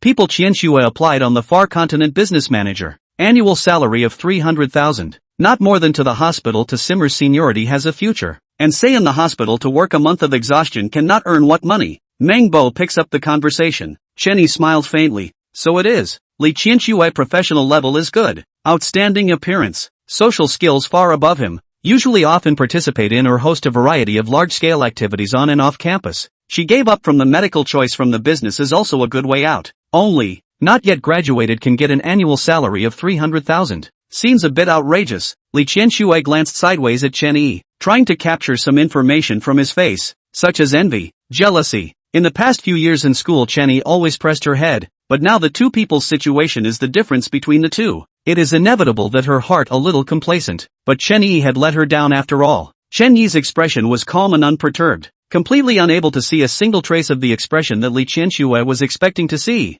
which in turn made her heart very unhappy. I'm going to go to Yuanzhou Trade tomorrow to report for duty. You are now fired from the central hospital. No money and no relationship with other hospitals. You are difficult to get into. If you really cannot find a job, you can go to me here. I will give you an errand to arrange for you as a security guard or something should not be a problem. The corner of Li Qianxue's mouth raised a smug smile said, I appreciate the kindness. Thanks, Chen Yi said with a smile, and his meaning was clear. Xiao Shui, how could our medical university school bully be reduced to that kind of state? Don't worry for him, Meng Bo said in a conspiratorial manner. It doesn't matter. It's not too late to come back and beg me when you can't mix it up. Li Qianxue ignored Meng Bo and said falsely to Chen Yi, they are all classmates. I will definitely help if I can. Chen Yi smiled without saying anything and did not pick up the conversation again. Walking out of the school entrance, the three parted ways. He took the bus back to his rented house, and midway through, he received a call from Qin Zhenghao. Dr. Chen, I prepared a banquet at Tianhai Pavilion. You must have the honor to come over at noon. On the phone, Qin Zhenghao said in a humble tone. Good, I will definitely go over on time. Then, Mr. Qin will be here waiting for you, confirming that Chen Yi would be on time for the banquet. Qin Zhenghao finally felt relieved and smiled aloud. Chen Yi returned to the rental house when it was already a little after 11 o'clock. Laying on the bed and resting for a little while, he got up and simply cleaned up, went out and rushed to Tianhai Pavilion. Chapter 14, Shares of Far Continent Commerce and Trade. Jianglin City, a prosperous section of an ancient, magnificent building, is the city's most prestigious upscale restaurant, Tianhai. This day see Pavilion. Chen Yi heard sunshine that goods mentioned a mouth, said that has Jianglin swallow gold beast nickname, from bottom to top, the higher the floor, the higher the consumption. And just the first floor, the high consumption, will be enough to let more than 90% of the public deterred. Therefore, the people who enter and exit the restaurant on weekdays are all prominent figures in the city. Chen Yi stepped down from the bus, looked up at the incomparably imposing Tianhai Pavilion, and walked over. When he was almost at the door, a tall figure greeted him and respectfully said, "General Manager Chen is already waiting for Dr. Chen inside. Please come inside." Chen Yi glanced at him. It was the same black-clothed man who had fought with himself at the bus stop yesterday, nodded and followed him into Tianhai Pavilion. It didn't take long to meet Qin Zhanghao in a luxurious private room called the Imperial Hall. Meng Hongying was not there. Behind his side stood a young woman in a black professional suit with a pretty face. Chen Yi guessed that it was probably an assistant or something like that. The big man in black brought Chen Yi to the box and retreated. Apparently this meal was only for him and Qin Zhanghao together, which could be said to be very extravagant. Dr. Chen, just waiting for you, please have a seat. Qin Zhanghao got up to welcome him and greeted him very warmly. Originally I should have greeted Dr. Chen at the door. There are too many acquaintances. It's not very convenient. Please forgive me. Mr. Qin is polite. Chen Yi smiled and said, "How is Miss Qin's condition? No problem? I just went to the hospital in the morning. All the body indicators are improving, and there is definitely no problem on the hospital side. Dr. Chen is really wonderful. Qin is grateful." Qin Zhanghao was in a good mood. While talking, he pulled Chen Yi to sit in the seat next to himself, and ordered the waiter to serve the food in the meantime. "I am no longer a doctor now, so Mr. Qin should not call me Dr. Chen." Chen Yi picked up the cup of water in front of him, took a small sip and smiled. "Alright, I also feel that it looks strange to be called like this. Look at it this way, since Mr. Qin is a few years older in vain, I'll take the liberty of calling you Brother Chen?" Qin Zhanghao smiled cheerfully and said, "As you wish, Mr. Qin." Chen Yi nodded his head and said, "It's an honor for Qin to get to know a young talent like Brother Chen." Qin Zhanghao laughed aloud again. His 3 times compliments made Chen Yi a little embarrassed, and he smiled sarcastically. "Mr. Qin overpraised me. I'm just a medical student who hasn't graduated yet." "Alright, both of us are no longer polite," Qin Zhanghao said and raised his hand to signal the young woman behind him. She immediately understood and busily took out a few prepared documents from her bag and handed them over. "Brother Chen saved his beloved daughter's life. Mr. Qin is unable to repay her. This please must be accepted." Qin Zhanghao took it and placed it directly in front of Chen Yi with a smile on his face. Chen Yi's eyes dropped down to look at it. "Far Continent Commerce Equity Transfer Letter? How is this Far Continent trade so familiar? It can't be the Far Continent trade that Li Qianxue is going to serve as the business manager, right?" Chen Yi thought while casually flipping open and quickly browsing up. Qin Zhanghao added on the side, "Far Continent trade is the property of my Qingyang group, and also the property of my Qin family. 30% shares? What are you doing, Mr. Qin?" Chen Yi quickly read it and looked at Qin Zhanghao with a stunned expression. Although he wasn't sure what exactly this Far Continent commerce was doing and how much market capitalization it was, his intuition told him that it was absolutely astronomical, at least for himself. "This is too valuable. I can't accept it. I already said yesterday that I didn't heal Ms. Qin for money," Chen Yi solemnly said. "Brother Chen, you asked Qin something yesterday. I don't know if you remember. You asked me how much my daughter's life is worth." Qin Zhanghao's smile tightened for a moment, and he said with a straight face, "The answer is priceless. As long as I can save my beloved daughter's life, Mr. Qin would not hesitate to dump his family's money, let alone this measly 30% of shares. Far Continent Commerce is just a company of my Qin family. Brother Chen, don't have any pressure, just accept it at ease. If you don't accept it, you're looking down on your old brother, Chen Yi." "That's just it, then I'll respectfully accept it." After thinking about it for a while, Chen Yi finally loosened his tongue. "That's right." Qin Zhanghao laughed out loud and pointed to the share transfer form. "Hurry up and sign it. It's only finalized after you sign it." Chen Yi smiled helplessly. This rumored powerful business tycoon, consistently known for being strong and domineering, how come in private he seems to be not quite the same as the rumors? Grabbing a pen and signing his name, Qin Zhanghao took it over and glanced at it and handed it to the young woman behind him, instructing, "Turn around and go through the procedures." The young woman nodded and answered, "By the way, this my assistant Lu Meng. You guys leave a contact information later. What needs to be communicated on the formalities, you two directly contact on the line."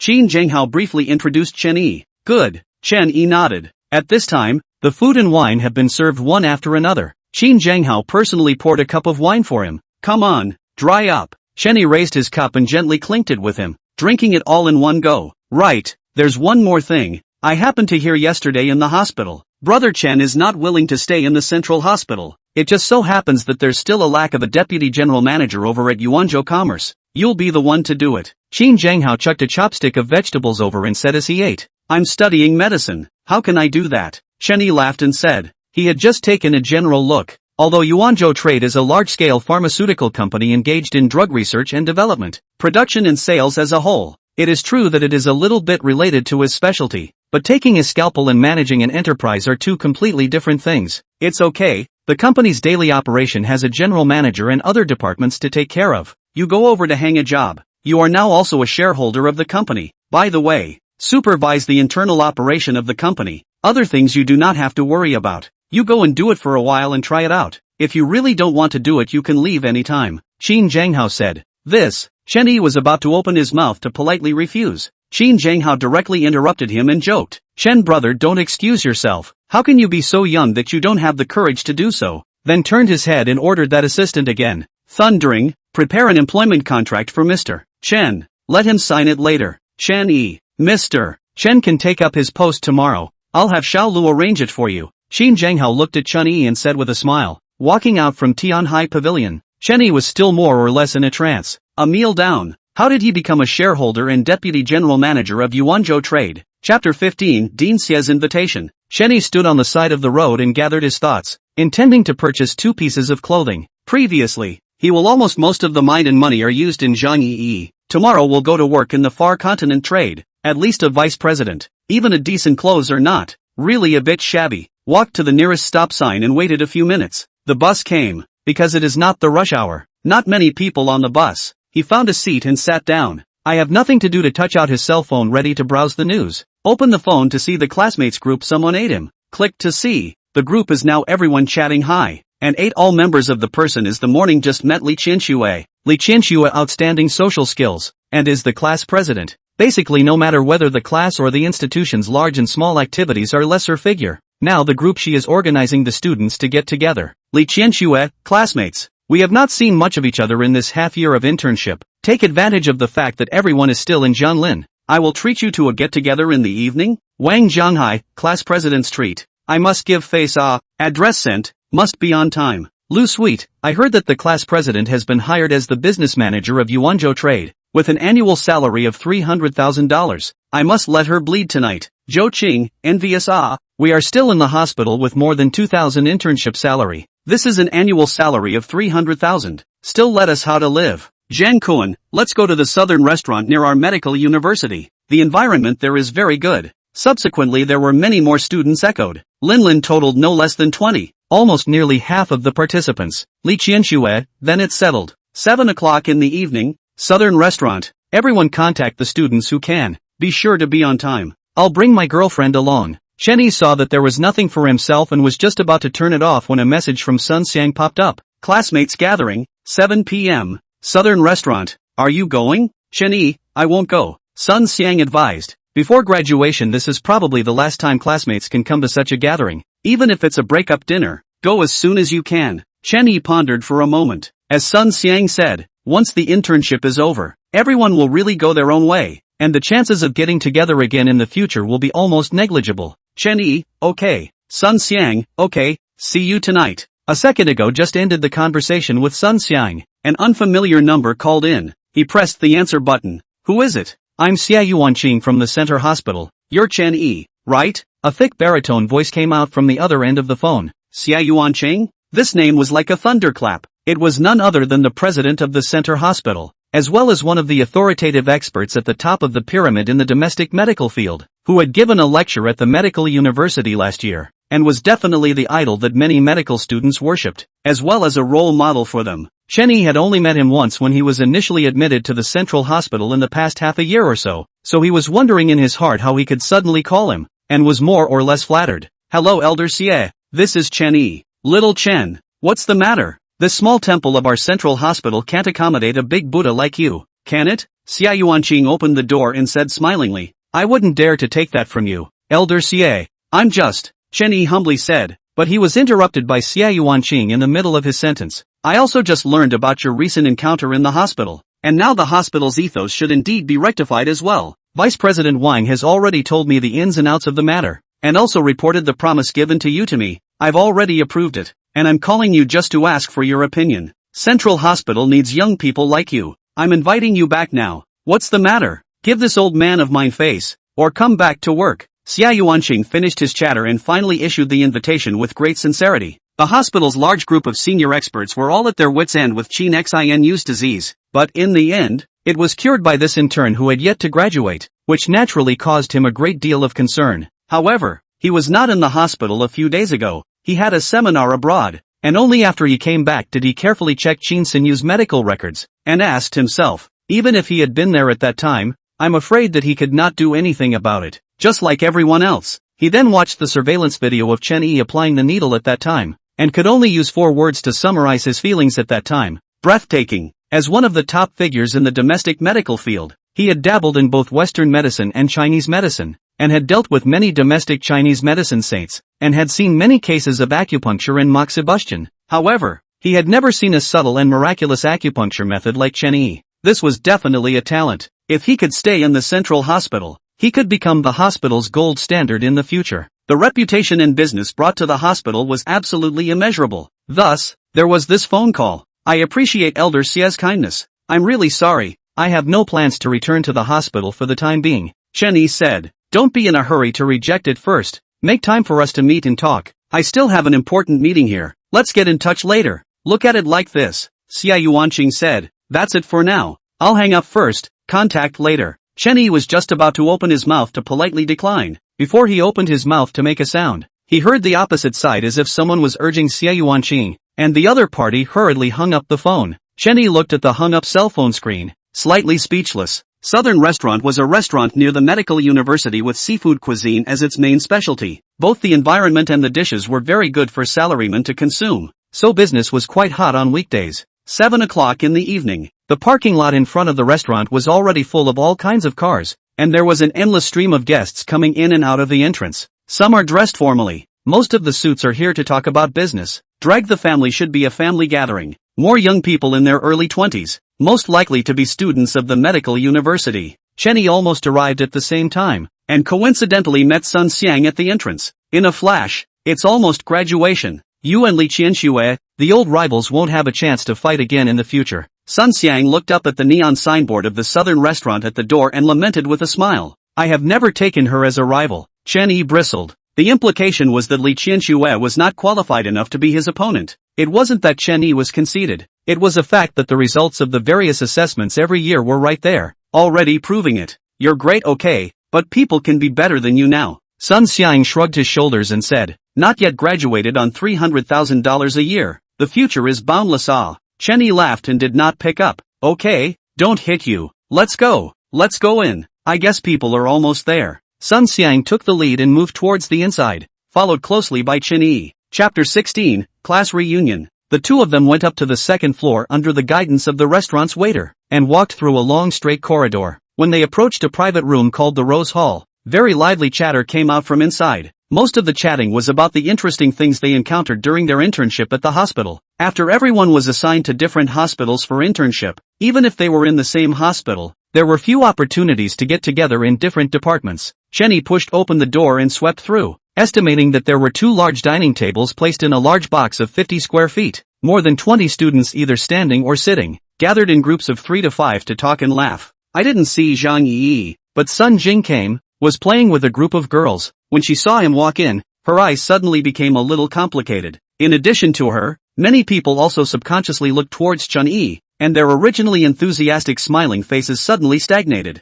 Chen Yi could detect a number of students looking at him with sympathy and regret. Of course, there were also a lot of teasing gazes. His family was so ordinary. Not only did he find a schoolgirl girlfriend, but his grades were so outstanding that he was easily envied. Now that he was dumped by his schoolgirl girlfriend, he hadn't even passed his internship period, let alone stayed in the hospital. It was inevitable that some people would look at him as a joke. The school bully of our class has arrived. We thought you wouldn't come. Just now everyone was chatting about you. As soon as Chen Yi showed up, the always spirited and outgoing Lu Sweetness greeted him with a smile. Chatting about me what? Chen Yi looked calm and said with a smile on his face, nothing, come and sit down. The class president will be here in a while. Lu Sweetness waved at him and said. Chen Yi walked over graciously and sat on the seat next to her. Sun Xiang, on the other hand, greeted the other students and chatted. We thought that with your grades the chances of staying in the hospital were the greatest. I didn't expect it, Lu Sweetness said with a bit of regret. They were undergraduates, and it was basically impossible for them to be retained by the hospital after the internship,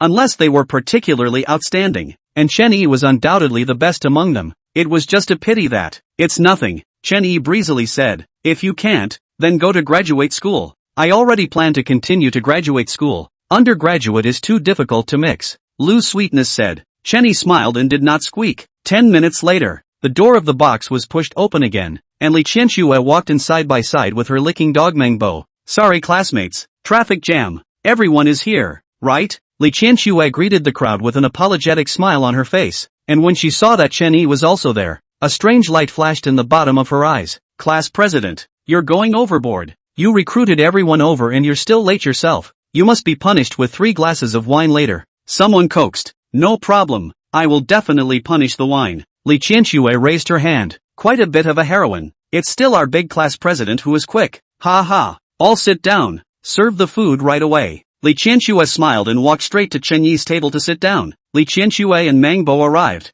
People have almost arrived. More than 20 students divided into 2 tables have been seated, casually chatting. Wine and food also came up quickly, pushing cups and laughing. So lively. Class president, let you break the bank today. I toast you a cup. Zhang Kuan raised his cup and gestured at Li Qianxue and laughed. So polite, or you pay the bill? Li Qianxue joked, clinked a cup with him, and drank it down very quickly. You are now an annual salary of 300,000 corporate executives. We are still a month more than 2,000 poor interns. This can be compared? Zhang Kuan laughed, without a trace patted a horse's ass. Yes, if I can have the class president use such a good opportunity. I do not do this doctorate. Exhausting work, not to say earn not much. Next to Wang Zhanghai also followed and bragged. Class president, if I can't find a suitable job after my internship, you have to arrange something for me. Zhang Kuan added, listening to everyone's compliments. Li Qianxue had a face of enjoyment, absently glancing at Chen Yi sitting diagonally across from her, her heart complacent. In school grades again, good, so what?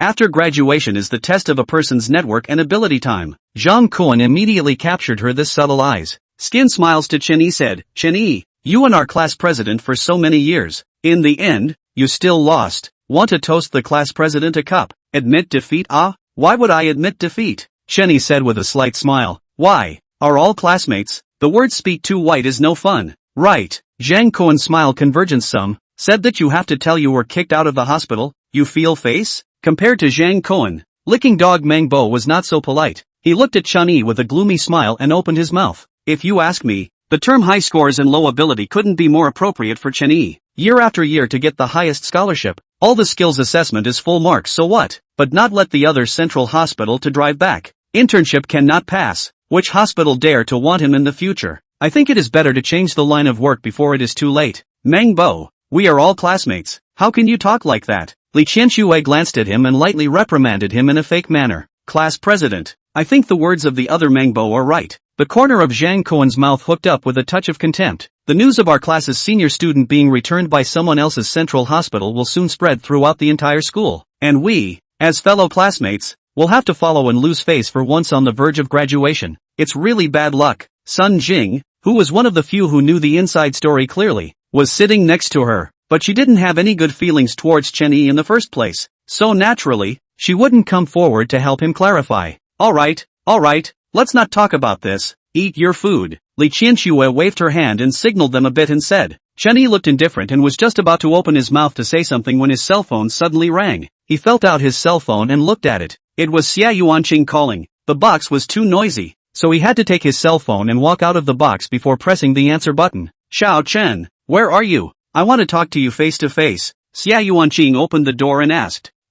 Forget it, Elder Xia. I'm at the southern restaurant next to our medical university partying with my classmates. Chen Yi scratched his hair and subconsciously returned. I'll go find you and meet up to talk. Xia Yuanqing couldn't help but say. Elder Xia, I'm really not going back to the hospital, so don't bother. Chen Yi directly rebuffed.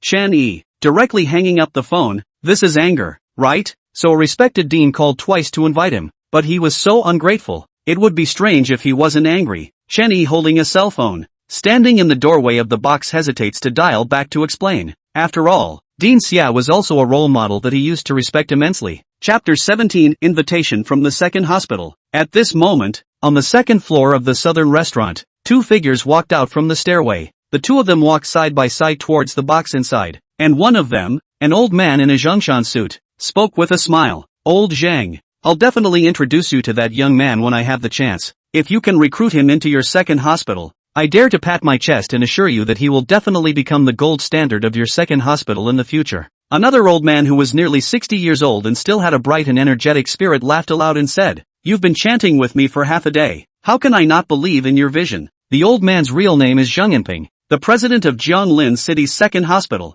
and the old man in the mountain suit is Chang Wenshi. The two were both titanic figures in the Chinese medicine industry, and were also old friends for decades. After Qin Sinyu's condition stabilized, Chang Wenshi left the central hospital to visit this old friend, but also in the past 2 days in the city center hospital encountered things, originally told the old friend. Naturally, it is inevitable to praise Chen Yi severely, and strongly recommended that Zhang Yinping seize the time to recruit Chen Yi to the second hospital. Chang Wenshi's status in the Chinese medicine industry was so high that even he was praising the young man. Zhang Yinping did not doubt his vision in the slightest. Even you are not as good as a high-ranking person. I would really like to meet him soon. Then let me make a call tomorrow to make an appointment and see if the person has the time. Chang Wenshi said. Alright, then I'll be grateful to Brother Chang. With the current decline of Chinese medicine, there are fewer and fewer young people learning Chinese medicine, and even fewer who can learn it well. Chang Yinping sighed. As he was talking, he realized that Chang Wenshi's footsteps suddenly paused. Zhang Yinping asked curiously, What's wrong?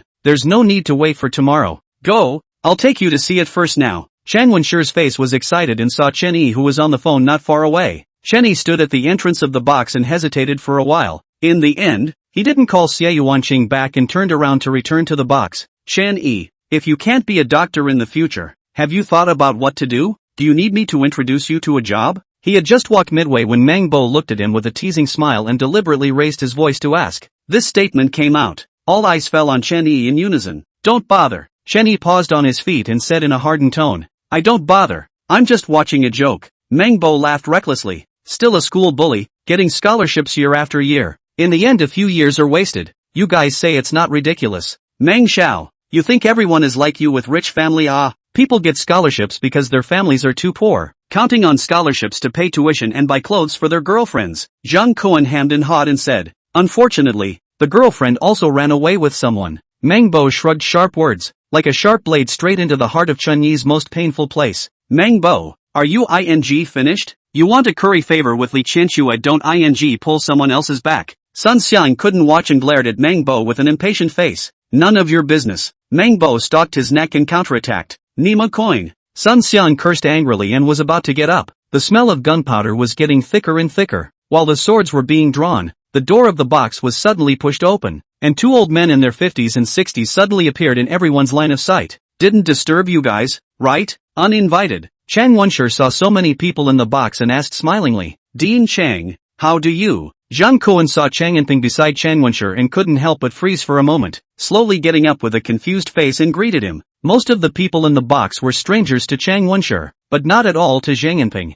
The name of Jianglin City's second hospital was not weaker than the central hospital, and at that time, when they chose their internship hospitals, they all had an understanding of the city's major hospitals. Moreover, including Zhang Kuan, there are several students who are still practicing in the second hospital. Zhang Yinping's sudden appearance here made the crowd doubly surprised. Of course, this also included Chen Yi. A number of people had already stood up involuntarily. You guys are gathering for dinner? Zhang Yinping was at least someone who had seen a big scene before. Not panicking in the slightest, he moved in and said with a kind smile, Yes, Dean Zhang, you are also here to eat? Zhang Kuan hastened to welcome over, full of fawning smile. If there is an opportunity to give Zhang Yinping left a good impression, when he stayed in the hospital may have a chance. No, I came to find someone. Zhang Yinping pressed his hand towards the crowd and said very kindly, You guys sit. Who are you looking for? I'll see if I recognize him. Zhang Kuan hurriedly said, Little friend Chen, we meet again. At this time, Chang Wenshi had already walked over to Chen Yi and said with a big smile, Elder Chang. Chen Yi realized afterward that this was none other than the world-famous Chinese medicine practitioner Chang Wenshi. His attitude was a bit more respectful than before. After all, he was a senior. Brother Chang, this is the Chen Yi I mentioned to you. Chang Wenshi turned his head to introduce Zhang Yinping, who gave an O sound and did not pay attention to Zhang Kuan anymore, directly crossing over from his side and walking over quickly. Little friend Chen, This is your Jianglin City Second Hospital Director Zhang Yanping, my old friend. Oh, hello Elder Zhang. Chen Yi didn't know the duo's intentions and smiled politely. Elder Chang has been chanting about you to me all day today. Finally I've seen you in person. A talented man. Not bad, not bad. Zhang Yanping looked him up and down and praised him repeatedly. Chen Yi was even more baffled. Inexplicably being praised, he could only smile awkwardly. Oh yeah, almost forgot the main thing. Is the young man interested in working at our second hospital? Zhang Yanping asked, then added, how about supernumerary attending physician? Chen Yi, crowd, Li Qianxue, Meng Bo, all of them were unanimously stunned for a moment, wondering if they had heard wrong. Chen Yi, a fresh graduate who couldn't even pass the internship period in the central hospital, became an attending physician in the second hospital? And still, the dean personally came over to invite him. This was too ridiculous. Elder Zhang, are you mistaken? Zhang Kuan came back to his senses for a second and walked over to say, Chen Yi, he interned at the central hospital and was just returned by someone. How could he possibly be capable of becoming an attending physician? It's not in line with the rules. From intern to attending physician, under normal circumstances, it would take at least 5 or 6 years. Returned by someone? How come what I heard is different from what you said? Zhang Yanping turned his head to look at Zhang Kuan and said, I heard that the central hospital tried their best to retain them, and that people Chen Yi was not willing to stay there. Zhang Kuan, little Chen, the ethos of the central hospital has always been not very good. I assure you that our second hospital definitely does not have those what crooked ethos. As long as you come to our second hospital, there will definitely not be those bull asterisk things. Zhang Yanping didn't pay any more attention to Zhang Kuan and said to Chen Yi with a very sincere attitude, Old Zhang. Chen Yi was just about to open his mouth to politely refuse, when a man's voice with a strong middle tone came from the door of the box. Old Zhang, it's unkind of you to gossip about our central hospital behind our back like this. Everyone unanimously shifted their eyes to look over. A tall, suited and booted old man wearing gold-rimmed glasses appeared in the doorway at an unknown time. Dean Xia. Xia? The person who came was none other than the president of the central hospital. Xia Yuancheng. Chapter 18 Scrambling for Chen Yi. Zhang Yanping and Xia Yuanqing were both bigwigs in the local medical system, and they usually didn't deal with each other on various occasions, and they were familiar with each other. As for the others, there was no need to mention them. Xia Yuanqing, as the director of the central hospital and one of the leading experts in the medical field in China, was naturally no stranger to any of them, but his sudden appearance here was just as bizarre as Zhang Yanping's sudden appearance here. This was just an ordinary gathering of their medical university classmates, and the two bigwigs in the local medical field inexplicably appeared at the same time, so it could not be weird. Old Xie, why are you here? Central Hospital and the second hospital itself has a competitive relationship. Zhang Yanping behind the criticism of the central hospital is not caught in the middle, more or less a little embarrassed. Why can't I come if you can? Xia Yuanqing lightly grunted and walked over, speaking in a disgruntled tone. Hey, I can't talk about that bit of your central hospital? Otherwise, how would people Shao Chun such an excellent young scion be unable to stay down? You old Xie as the dean, that has a responsibility, understand? Zhang Yanping was also not a good person. Since he was caught, it was just a matter of spreading it out. Of course, the two people are both dignified characters, not so much as to argue in front of a crowd of medical university students red in the face. Too lazy to break it up with you. Xia Yuanqing lazily ignored him and walked straight to Chen Yi, quickly sizing him up and saying in an amiable tone, What, do you have to let me, an old man, personally come to invite you back? $2 million annual salary, hanging attending physician this condition if you are still not satisfied. What conditions you have can be raised despite. The moment these words came out, everyone including Li Qianxue and Meng Bo looked at me and I looked at you, unable to believe their ears. Leaving aside the fact that the director of the central hospital personally came to invite Chen Yi, $2 million a year? Attending physician? The shock brought to them was too great. After all, they were all fresh graduates, and the vast majority of them didn't even have the opportunity to stay in the hospital. Li Qianxue just graduated can get 300,000 annual salary already, let them envy. 2 million. It was simply unimaginable. What's going on here? Didn't they say that Chen Yi was kicked out of the central hospital? Could it be that what Elder Zhang said is true? Chen Yi wasn't kicked out, but he left on his own accord? What Dean Xia said, I think 9 times out of 10 it's true. This can't be right.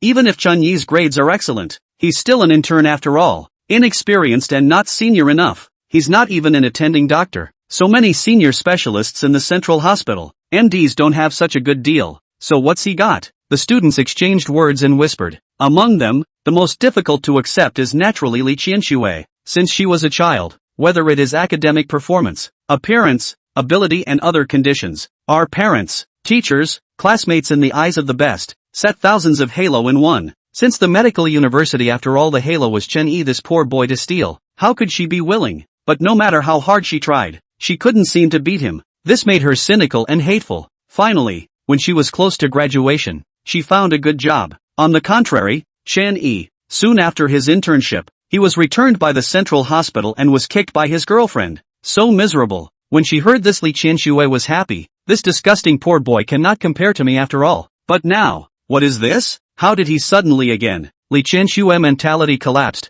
A time simply cannot accept this fact. On the contrary, Zhang Yinping heard Xie Yuanqing say so. More sure Chang Wenshi said is not false. This young man called Chen Yi is absolutely over the top. If not Xie Yuanqing, this high-minded and proud old man, how could he condescend to descend so lowly to give him such a heavy promise? Little Chen, like this, how about you come to our second hospital and become an honorary president? Although our second hospital is not as wealthy as the center hospital, we can still afford to pay $2 million a year. Also $2 million a year. Zhang Yinping looked at Chen Yi and said. Chen Yi had two big heads and the crowd was even more speechless. Xie Yuanqing blew his beard and looked at Zhang Yinping. This old kid is carrying on with himself today? Even without Chen Yi, he couldn't lose. Honorary president of the central hospital. Annual salary of 3 million. Xie Yuanqing sank his face and directly raised the stakes. Old Xie, what do you mean? Zhang Yinping's face wasn't looking too good either. And he huffed. I was wondering what you meant. Little Chen is interning in our central hospital. He has suffered at our place. It's normal for me to invite him back. What are you putting together? Xie Yuanqing said tit for tat. Li Qianxue and the others witnessed the two bigwigs in the medical field struggling for Chen Yi. Their eyes dropped on the spot and they were completely dumbfounded. These two people were both dignitaries. How had they ever seen this battle? Old man Xie, old man Zhang, both of you stop arguing first. Allow me to say a word. Chen Yi saw the two bickering. He had to speak. Alright, little Chen, you say a word. Whether you want to come to our second hospital or you want to go back to their central hospital to be aggravated, you choose one yourself. Zhang Yinping did not forget to sarcasm Xie Yuanqing on the way out. You, Xie Yuanqing's old face reddened with anger. I appreciate the feelings of the two of you, but I really don't have any intention of working at the hospital for the time being. I'm really sorry, Chen Yi said in a sincere tone. There were just too many rules and regulations in the hospital, and the hooks and angles were everywhere, so he didn't want to go and suffer from the bird's anger. Moreover, now that he had obtained his ancestors' inheritance, not to mention his miraculous medical skills, he also had that mysterious ancient martial arts. Compared to going to work in the hospital, he was more interested in opening his own medical clinic afterward, and figuring out this new and strange world that was about to open up. And the crowd heard another burst of amazement. This, they dare not dream of. Such a good condition. Chen Yi actually even consider it without considering it so directly rejected? Little Chen. You, little Chen. You think about it again. Xie Yuanqing and Zhang Yinping said in the same voice. Let's put it this way. If there is anything the hospital needs me to help with, I will be obliged to do so. But if you don't go over to work, forget it. Chen Yi waved his hand and said. Xie Yuanqing and Zhang Yinping looked at each other and silently sighed. Chen Yi had said his words to this point. It seemed that his mind was made up, so it was not good for them to continue saying anything else. Alright then, but I have one more thing to say. The central hospital's doors are open for you at any time. When you want to come back, we welcome you at any time. Xie Yuanqing said. The same goes for our second hospital. Zhang Yinping blushed and said tit for tat. Thank you both for your love. Chen Yi sweated and politely nodded slightly. Seeing Xie Yuanqing, Zhang Yinping, and Chang Wenshi leave, the box immediately exploded. Old Chen, you can do it. The two bigwigs of our medical system even personally came over to invite you, and also offered such generous conditions. Too awesome. The first one to come over was Sun Xiang, who happily hammered Chen Yi's chest and laughed out loud. Chen Yi, why did you still refuse such a good opportunity? We wouldn't even dare to dream about it. It's too bad. Yeah, what about $3 million a year? My goodness, it's higher than the annual salary of many executives of large corporations. The other students also gathered together, full of enthusiasm, and spoke in tongues. Chapter 19, You're expelled. It was diametrically opposite to the bustle beside Chen Yi. Li Qianxue, Zhang Kuan, Meng Bo and the others had accounting, were all gray, face embarrassed to the extreme, hate to find a crack in the ground on the spot, especially Li Qianxue, heart burning with envy, sitting there sullen face without saying a word. $3 million a year, fully 10 times higher than her, at the party she organized. This was undoubtedly humiliating her. What was even more outrageous was that Chen Yi had actually refused. What the hell is going on? After a moment of silence, She twisted her face to look at Sun Jing, who was interning in the same section as Chen Yi, and asked, 2 days ago, a big shot got a strange disease. Our hospital experts were at their wits' end, but Chen Yi cured the person. So the hospital had a confidentiality agreement with the patient, not to mention the fact that it involved Miss Qin family. Sun Jing didn't dare to reveal the identity of that big shot. Your entire hospital couldn't do anything about it, and he cured an intern? How is this possible? Li Qianxue frowned slightly in disbelief. I think it's just a fluke that a blind cat ran into a dead rat. Meng Bo picked up the conversation. Li Qianxue's eyes lit up and immediately thought of the key to this. The corner of her mouth hooked into a cold smile as she got up and walked over towards Chen Yi. Chen Yi, are you refusing Elder Xie's and Elder Zheng's invitations for fear that you'll be seen to have your hand in it, and it won't end well at that time? Near the front and back. Li Qianxue smiled coldly as she looked towards Chen Yi with an air of having recognized everything in question in a cold voice. The surroundings instantly quieted down. Seeing through what gesture?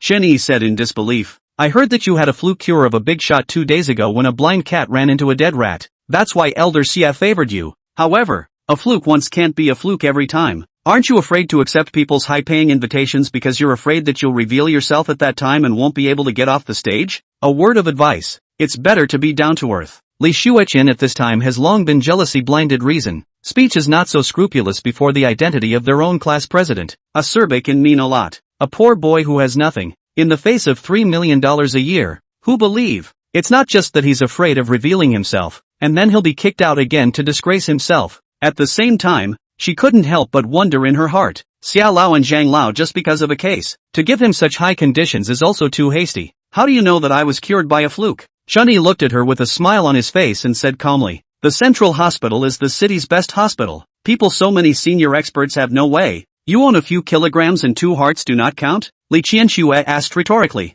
Her speech became sharper and sharper. The surrounding students were slightly stunned and looked at each other for a moment. Li Qianxue as the class president. Style has always been strong, but overall will still be the friendship of the students. Not to mention that now will soon be graduated. Why so unforgiving? Aggressive. At the same time, they also feel that Li Qianxue's words are not unreasonable. You should know very well how many kilograms I am. You've never won against me, have you? Since Li Qianxue disregarded her classmate's face, Chen Yi naturally didn't need to be polite with her and sneered back. You. Li Qianxue's face turned blue and she gritted her teeth in anger. So what? I'll be the commercial manager of Yuanzhou Trade tomorrow, with an annual salary of $300,000. And you? Nothing. Business manager? The corner of Chen Yi's mouth hooked up a faint smile. Then I'm telling you now, you're fired. You don't have to go to work tomorrow. Chen Yi, is your brain kicked by a donkey? At this time, Meng Bo had also walked over. Hearing his words, he laughed wantonly as if he had heard a great joke. Who do you think you are?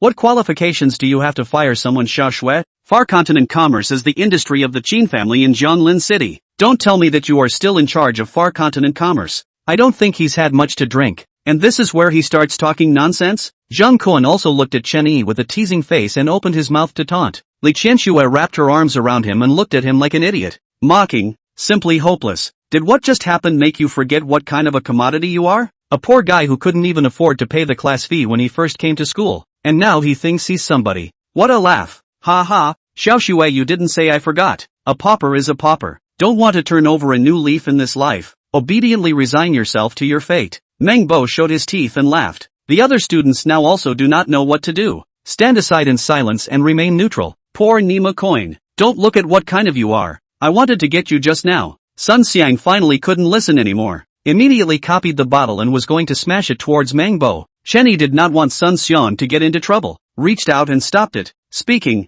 I'll handle it myself. Then he felt out his cell phone and dialed Qin Zhenghao's phone. Soon the phone was connected and Qin Zhenghao's thick voice immediately came out. Elder brother Chen. What is it? Calling so late? Yuanzhou Commerce has recruited a new business manager called Li Qianxue. Fire her. Chen Yi succinctly said. Just this thing? Aha. Such a small matter you decided on your own. No need to call me. Qin Zhenghao smiled cheerfully and said. Oh, right. I forgot that you will only take office tomorrow. Look at my memory. Okay. I'll ask the personnel department of Yuanzhou Commerce to do it right away. Is there anything else? Qin Zhenghao finished and asked. No more. Excuse me. Chen Yi smiled and said. Why are you still so polite with me? Okay. Nothing else, hang up. Qin Zhenghao said. Chen Yi and a sound. Just hung up the phone. The side immediately burst out a burst of ear-piercing strange laughter. Ha ha ha ha ha. Chen Yi, you're going to die laughing at me. acting like it's ing real. Mangbo covered his stomach and couldn't straighten up from laughing. Li Qianxue looked at him, a serious phone call to far continent business to dismiss their own. As if watching a clown in the juggling, the same laughter of the flower twigs trembling. Around the original because Li Qianxue just words. Chen Yi from envy quickly turned into sympathy. Now see this scene. Also feel a little ridiculous. Secretly shook his head. Once the man of the hour. How to mix into a pretentious clown. At this moment, Li Qianxue's cell phone suddenly rang. She took out her cell phone and glanced at it. It was the personnel department of Yuanzhou Trade called. The heart inexplicably thumped, and the smile on her face instantly convergence of many. Toward the surrounding crowd, then a silent movement after pressing the answer button. Li Qianxue? This is the personnel department of Far Continent Commerce. We are now informing you that you have been dismissed and will not be coming to report tomorrow. Chapter 20 Adoptive Mother Yi Yulan. Do. Li Qianxue listened to the busy sound coming out of the cell phone with a stagnant expression. Half a long time did not come back to God. The opposite party didn't even give her a chance to ask why, and directly hung up the phone. Mangbo and the others immediately realized that something was wrong and silently glanced at each other, inexplicably having a bad feeling. Xiao Shui, what's wrong? After a few seconds, Mangbo finally couldn't help but ask. Li Qianxue slightly slowed down. Her face was white. Her eyes were red as she looked at Chen Yi, not squeaking for the moment. Chen Yi had a smile on the corner of his mouth as he stared at him. He originally did not want to do so absolutely, although the two usually do not deal with, after all, 5 years of friendship, at this time and close to graduation, seems unnecessary. Naiha Li Qianxue is too aggressive. The clay bodhisattva still has 3 points of fire, let alone he is just a mortal. Little Snow, you should say something, Mangbo said anxiously. Only then did Li Qianxue twist her head to look at him, and said with a watering cry, I've been fired. After saying this, her legs went limp and she sat down on the ground. Buzz! The scene was instantly in an uproar, and they all turned their gazes towards Chen Yi. How could Chen Yi be involved with Far Continent Commerce? It was even able to command the personnel department. 2 words were all it took to fire an upcoming company executive. This energy was a bit shocking. It was you. You did it. Li Qianxue went crazy, glaring at Chen Yi with crimson eyes, screaming hysterically in a shrill voice. She was completely broken. Why was it like this? Why was it like this? The position of Far Continent Trade was something she had entrusted her relations with, even going so far as to sell her body in exchange, and just like that, it was gone. She could not accept this fact, yet for her to grovel and beg Chen Yi, she was even more unable to do so. Not obvious enough? Chen Yi said in a cloudy manner. You. Li Qianxue pointed at him with a trembling finger, unable to speak for a long time. Mangbo, Zhang Koan and the others were also confused. Just a minute ago they were looking at Chen Yi like a jumping clown. This face slapping was too fast and too hard. They hadn't reacted for a while. Nice dinner today. Thanks. Chen Yi skimmed off these words and walked towards the outside of the box in big strides.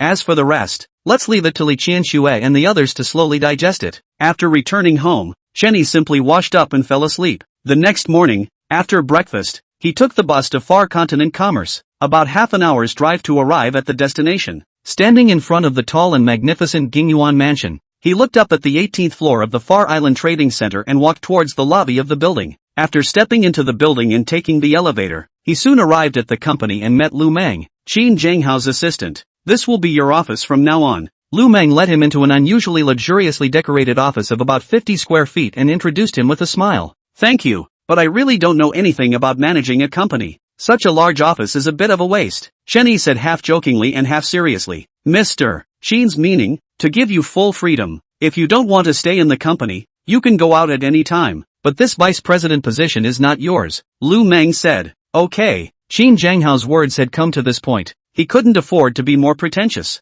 Now it happens to be the morning meeting time. I'll take Mr. Chen to get to know the company management first? Good. Chen Yi nodded. The two walked out of the office one after the other, and walked along the corridor all the way, and soon arrived at the door of the conference room. Lu Meng directly pushed open the door and led Chen Yi in. In the conference room, around the oval solid wood conference table sat more than a dozen company executives in suits with extraordinary bearing. Seeing the two walk in, they all rose to greet Lu Meng. Assistant Lu. Assistant Lu. Lu Meng was in the end Qin Zhenghao's assistant, and was very dignified in front of these division executives. She pressed her hand to signal for the crowd to take their seats, and led Chen Yi to one end of the conference table to introduce to the crowd. This is the newly appointed Vice President Chen. Mr. Chen Yi. Chen Yi nodded his head in greeting at the crowd. Mr. Chen. This is the general manager of the company. Mr. Ho Liang Ho. This is the marketing director. Mr. Ma Jin Hai Ma. Right during Lu Mang's introduction to him, Chen Yi detected several not-so-friendly gazes. The sharpest of them had to be a young man in his early 30s sitting next to the main seat, precisely the marketing director,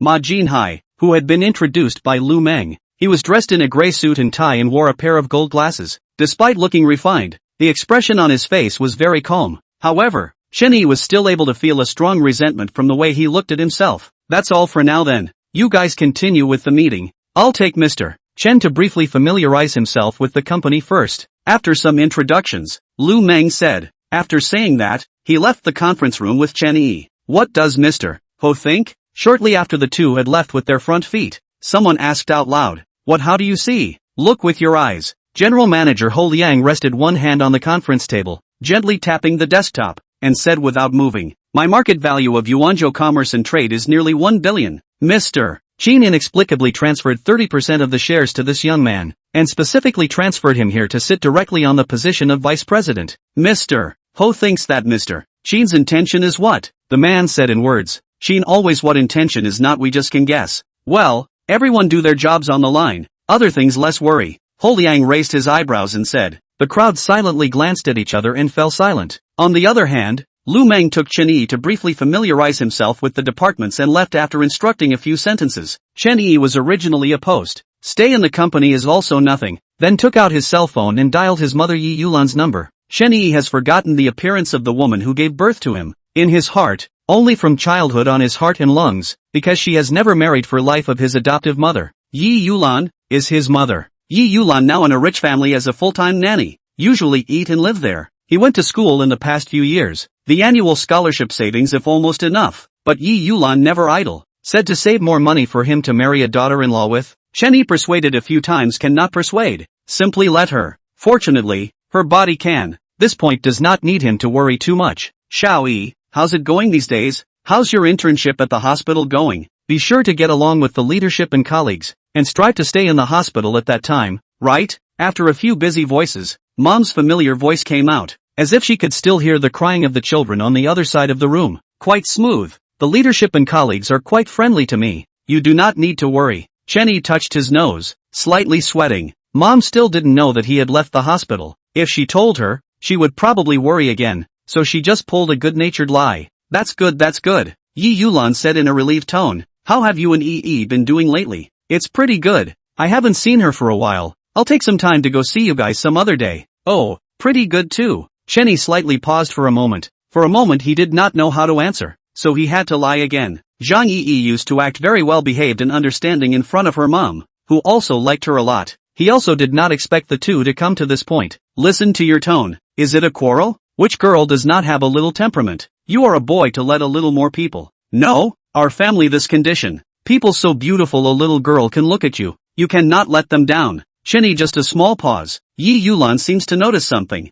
said in a serious tone. Had a little disagreement. It's fine. You don't have to worry. Chen Yi laughed, pretending to be relaxed and said, really? Yi Yulan didn't seem too convinced. Really? Chen Yi said in a firm tone. That's good. Treat people well no? No. Chen Yi said. Mom, I happen to be resting today. Why don't I go find you later? Don't come. I'm busy here. How can I have time to see you? Wait until I'm resting. Yi Yulan refused repeatedly. Yi Yulan rarely let Chen Yi come to her workplace. Chen Yi guessed that it was probably because his old mom felt that his job was undignified and was worried that he would be looked down upon. Chen Yi was just about to speak when suddenly a heavy slapping sound came from across the room, as well as a muffled grunt from his mom. Chapter 21, Who Slapped My Mom? Mom! Chen Yi's heart plummeted as he lost his voice and called out, but on the other side of the phone, it was followed by a burst of snarky, sarcastic voices. The child is crying like this. You still have the leisure to make a phone call. If you don't want to do it, get the hell out of here. Our family hired a nanny. The money is for you to serve people, not for you to age no?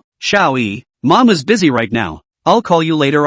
Yi Yulan spoke very quickly, said the sentence, immediately hung up the phone. Beep beep beep. Mom! Chen Yi's brows were tightly locked. The knuckles holding the cell phone were white. When he dialed again, his mom's cell phone was already turned off. He felt as if a heart was firmly clutched by a cold hand, leaving him breathless. Striding to the curb, he stopped a cab. Time's famous door. Okay. The cabmaster started the car and drove forward. Add 100 for you. The faster the better. Not the slightest emotional fluctuation could be heard in Chen Yi's voice, but it was enough to make people feel a boundless chill. Alright, the cab master was slightly stunned. After answering the voice, he stepped on the gas pedal and sped towards the direction of Time's famous community. About 10 minutes later arrived at the destination. Chen Yi took out 200 cash and handed it over. No need to look for it. Push open the door of the car. All the way to run towards the district ran. The era of the famous door is, after all, upscale neighborhoods. Just to the door was stopped by the security guards. What do you do? Are you the owner of our neighborhood? Chen Yi pushed the security guard who stopped in front of him away and walked straight in.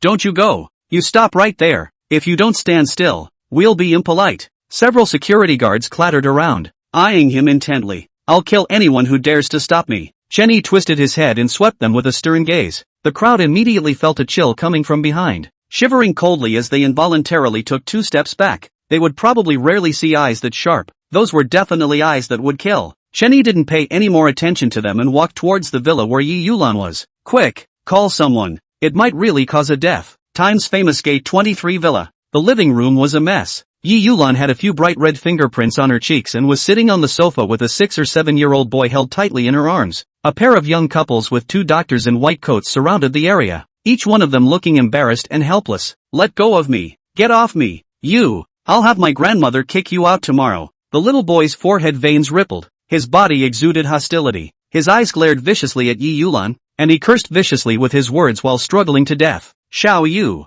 Be obedient. Drink the medicine. After drinking it, Mom will take you to the amusement park tomorrow, okay? The young woman in her 30s next to her, holding 2 pills in one hand and a cup of warm water in the other, persuaded her kindly. I don't want to drink the medicine. Are you trying to poison me to have another brother? I'm not going to fall for your trick. If you want to drink, you drink. The little boy glared angrily at her and screamed shrilly. Young woman, who are you listening to talk nonsense? How could Mom spare to poison you? Xiao Yu is sick now. Drink the medicine to get well, understand? Yes, Xiao Yu. Listen to Mom. Let's just take a sip, okay? Yi Yulan also followed with a soft voice and advised. I'm not sick. You're the ones who are sick. The little boy cried out, and then continued to glare at Yi Yulan, with a burst of ear-piercing hissing sound coming from his throat. Dead woman, stinking woman, let go of me. Believe it or not, I'll kill you. Can't even coax a child well? What's the use of paying you? The child's father's name was Zhang Hengwen, a young man also in his 30s, upset and angry, pointing his spear at Yi Yulan again, accusing in a deep voice. Yi Yulan pursed her lips and did not argue. She had done her best in this home for 2 years and had never made the slightest mistake. However, this little boy in her arms, whose name was Jian Yu, had been getting more and more irritable and crying in recent months. As a result, this main family was becoming more and more dissatisfied with her. It even suspected that the reason the child was like this was because she hadn't brought him up properly. But she had done her best. Jian Yu had no signs before he lost his temper. No matter how much she coaxed him, he could not be coaxed. Recently, the main family had to call in a doctor, and the diagnosis came out to be a possible bipolar disorder. Just now the child had another attack, and so the current scene appeared. Let her roll tomorrow. We'll hire another nanny over. The hostess named Zhou Qianqin glared at Yi Yulan with an icy gaze and said, it's not useful at all. Let her roll now. Jian Yu roared, still struggling in death. Promise Mommy you'll drink the medicine and Mommy will let her roll, okay? Zhou Qianqin said in a hurry. Don't. You let her roll first before I drink the medicine. Jian Yu shouted. Good. Then Mom will let her roll now. Zhou Qianqin agreed and then turned to Yi Yulan. Let my son go. Useless thing. Now pack up and get lost. Boom. Just as the words fell, a loud bang came from the doorway. The villa door was kicked open and a figure walked in with quick steps. The crowd in the living room looked over at the sound. Jian Yu was also instantly quiet. Who are you? Zhang Hongwen's eyes narrowed slightly as he sized up the visitor and drank in a deep voice. Yi Yulan's expression stuttered. Shao Yi, why are you here? Mom, are you alright? Chen Yi ignored Jiang Hengwen and walked straight over. I am fine. Steeply seeing her son appear, Yi Yulan could no longer tense up. The aggression in her heart surged up. Tears flowed down across her eyes. Slowly releasing Jiang Yu in her arms, she got up and greeted her. Chen Yi saw the red marks on her face at a glance, and his heart couldn't help but ache, and soon saw the rows of teeth marks of different shades on her arms, some of which had even seen blood. Yi Yulan noticed his line of sight and hurriedly pulled her sleeve down to cover it. Is this still okay? Where did Chen Yi allow her to dodge? He grabbed her arm and quickly swept it before raising his sight to look at her. It's really fine. Yi Yulan wiped the tears from the corner of her eyes and said, You're her son, right? At this time, Zhou Qianqin spoke. You've come at the right time. She's already been fired. Pack up your things together and take her to hurry up and get out. I don't even want to see her again at a glance right now. Chen Yi was just about to open his mouth. Yi Yulan hurriedly tugged him to stop him, then said to Zhou Qianqin, "Okay, I'll leave now. Can you see if you can give me this month's salary? Wages?" Zhou Qianqin gave her a look of contempt. "You still want wages? My son has been victimized by you. We didn't hold you responsible, and you still have the face to ask me for wages? The child's illness has nothing to do with me. It can't be counted on me." Yi Yulan frowned. "Nothing to do with you? Then tell me who it has to do with. We're often not at home. Aren't you always the one bringing up the child? The child has problems now. If it's not your responsibility, whose responsibility is it?" Zhou Qianqin questioned sternly. "Hurry up and get out. Don't be an eyesore here. Don't make me call security over to kick you out." Zhang Hengwen voiced out. "You, guys." Yi Yulan's face was white, and she was too angry to speak. "Who hit my mom with this slap on her face?" Chen Yi pulled her aside and asked. "I hit her." "Why?" Zhou Qianqin lifted her chin and admitted with a straight face. "She didn't look after the child. Isn't it right for me to hit her?" Before the words fell, a black shadow seemed to flash past before her eyes. Snap! In the blink of an eye, a clear and loud slap resounded throughout the living room. Chapter 22. Your face is worth a lot of money? Ah! A powerful slap caught Zhou Qianqin off guard, accompanied by a scream. Her entire body staggered and nearly fell headfirst to the ground. The entire room fell silent. No one, including Zhou Qianqin, had expected Chen Yi to make a sudden move, and they were all stunned, especially Yi Yulan, who grew up watching Chen Yi. Chen Yi had been very well behaved and gentle since he was a child, but now he was suddenly like a different person, exuding an indescribable stern temperament, causing her heart to tremble. "You dare to hit me?" Zhou Qianqin covered her fiery cheeks, gritting her teeth and glaring at Chen Yi. "Is your face worth a lot? I can't afford to hit it?" Chen Yi's face was expressionless as he gazed at her with a stern gaze. "You!" Zhou Qianqin was speechless for a moment. Zhang Hengwen also came back to his senses at this time and hurriedly walked over to protect Zhou Qianqin. "I think you're impatient. Do you know who I am?" His face was grim as he once again sized up Chen Yi. Where in the world did this rash young man come from? Not only did he dare to trespass on people's homes, but he also hit his own wife with his hands. He was simply lawless and bullying. "Does it matter who you are?" Chen Yi asked rhetorically. "Just because you're rich doesn't mean you can humiliate people at will. I am Zhang Hengwen." Zhang Hengwen was going crazy. The Zhang family was one of the 4 major local families with hundreds of billions of dollars in assets, and he, Zhang Hengwen, was one of the most powerful heirs to the next head of the Zhang family, and although he was young and had just turned 30 years old, his name was already as loud as thunder in the whole of Jianglin City. Never heard of it. Chen Yi was just an ordinary medical student, knowing very little about these upper-class circles in Jianglin City. Zhang Hengwen's face was ironic. "Now immediately get your ass over here and apologize on your knees, or I guarantee you won't live through today. If you want to apologize, then you should apologize to my mother first." Chen Yi threw his voice. "I think you're really looking for death." Zhang Hengwen picked up his cell phone, probably to call someone over. Next to Zhang Yu, who had been standing silently behind him, suddenly convulsed and planted himself straight on the ground. "Xiao Yu!" Zhou Qianqin was shocked, and for the time being, she couldn't care about anything else, and rushed to pounce over. "Dr. Li, quickly take a look at how the child is doing?" Zhang Hengwen also put down his cell phone and greeted the 2 doctors beside him. Chen Yi subconsciously glanced at the child and saw that he was rolling his eyes. His face was blue and red, his lips were purple, his teeth were chattering, and his body was trembling. "Quickly take a towel and put it in his mouth lest he bites his tongue." The 2 young doctors examined him once with 7 hands and feet, and were at a bit of a loss. "What's wrong with my son? You guys say something." Zhang Hengwen saw that his son was getting worse and worse, and seemed to have the possibility of suffocating and dying in the next second, but the 2 doctors who were invited were unable to do anything about it, so he was anxious and asked. Zhou Qianqin on the side had already cried into tears.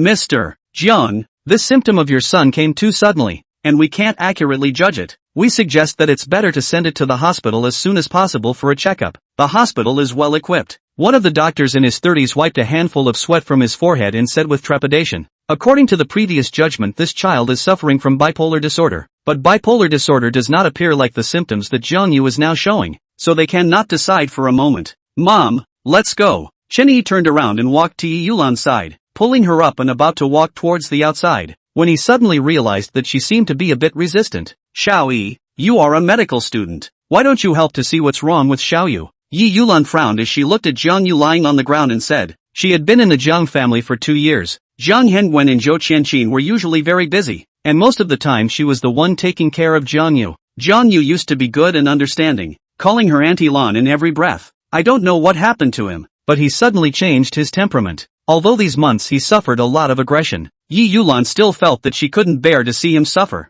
Mom! Chen Yi was speechless. That young couple did this to her. 9 times out of 10, those teeth marks on her arm were bitten by that child. So how could they still turn around and want to help him? Moreover, that couple might not be willing to allow help. Their family did this to you. What do you care about him? Xiao Yu is sick. He's still a little kid. He didn't mean it. Yi Yulan tucked her arms behind her and pursed her lips. Chen Yi sighed softly, but on second thought, he could understand Yi Yulan. If she didn't have this kind heart, she wouldn't have disregarded her family's opposition and insisted on adopting herself back then. Yi Yulan has never married. A large part of the reason is also for himself. It is such a kind and great woman. Watching a 6 or 7-year-old child suffer, it is inevitable to feel pity. This won't work. Why don't we give the child a sedative shot first to stabilize him first? Another doctor, seeing that Zhang Yu was getting worse, spoke out and suggested, "Are you guys reliable or not?" Zhang Hengwen said angrily, "Quacks, why did your hospital let you two come here? If anything happens to my son today, I'll make your hospital pay for everything. Your son is poisoned." At this time, Chen Yi's voice suddenly came over. He finally couldn't bear to see Yi Yulan's heart-wrenching eyes. Without seeing that child get better with her own eyes, it seemed difficult for Yi Yulan to just walk away. "What did you say? Poisoning?" Zhang Hengwen turned his head to look at him. Due to the urgency in his heart, coupled with Chen Yi's words being too appalling, he briefly forgot about the conflict that had just occurred and subconsciously asked, "Yes, it's poisoning," Chen Yi said with a serious look. "You're a doctor?" Only then did Zhang Hengwen react slightly. "A senior student of Jianglin University's medical school, not yet graduated," Chen Yi said bluntly. "You're teasing me?" At this time this asshole was still teasing himself. Zhang Hengwen's lungs were about to explode. "Mr. Jiang, my son is a senior student of the medical university. Every year he gets the highest scholarship. Why don't you let him help look at it?" Yi Yulan spoke up. Upon hearing this, the two doctors gave her a disdainful look. "We are also graduates of the medical university. No matter how capable we are in school, it's only theoretical knowledge. Without clinical experience it's nothing. Simply nonsense. Where does this look like Mr. Jiang has been poisoned? Then tell me if this is bipolar disorder?" Chen Yi asked. That doctor was instantly dumbfounded. Obviously Jiang Yu's current condition was not a symptom of bipolar disorder. Could it be that this child had other diseases? It was at this moment that 2 figures at the door hurriedly walked in. "Brother, I invited Elder Zhang here. Quickly let Elder Zhang take a look at what's wrong with Xiao Yu." Before the people arrived, their voices arrived first, and a brittle voice came over. Soon after, a tall, youthful and pretty little beauty was seen walking over with an old man with a head full of gray hair and wearing a white lab coat. The little beauty's eyebrows were slightly knitted, light makeup on her delicate melon face, delicate features, snow-white skin swirling with a healthy pink color, a small upturned nose, a small cherry mouth, and a pair of clear and soulful big eyes under the long and dense eyelashes. And that old man in the white coat was none other than Zhang Yanping, the president of the second hospital. "Chen Yi, why are you here?" Zhang Yanping and the little beauty were slightly stunned when they saw Chen Yi and asked almost in unison. Chen Yi nodded his head gently in greeting and did not respond. That little beauty was Zhang Yingru, one of the 4 school beauties of Jianglin University. The two of them hadn't dealt with each other, but they knew her as a person. Listening to her words just now, she was the sister of the male owner of this house? Both of them were the popular figures of Jianglin University, and it wasn't strange for Zhang Yingru to know him. And Zhang Yingru quickly sized up Chen Yi and Yi Yulan and quickly understood. Yi Yulan was familiar to her, and by the looks of it, 9 times out of 10, she was Chen Yi's mother. It was quite a coincidence. "Elder Zhang, quickly take a look at what's wrong with my son. It's suddenly like this." Zhang Hengwen hurriedly greeted. Zhang Yanping also didn't have time to chat more with Chen Yi and busily walked over, with Jiang Yingrua following closely behind. Chapter 23, Apologize to my mom first. This is childhood Tourette syndrome with epilepsy. Nothing serious. I'll give him a few injections and he'll be fine. In the future, you parents need to spend more time with your child. This kind of disease can't be cured completely by medication. It needs to be combined with psychotherapy. The main thing is to give the child a relaxed environment. Zhang Yanping gave Jiang Yu a brief examination and made a judgment on the spot. There were many reasons for the formation of Tourette syndrome in children,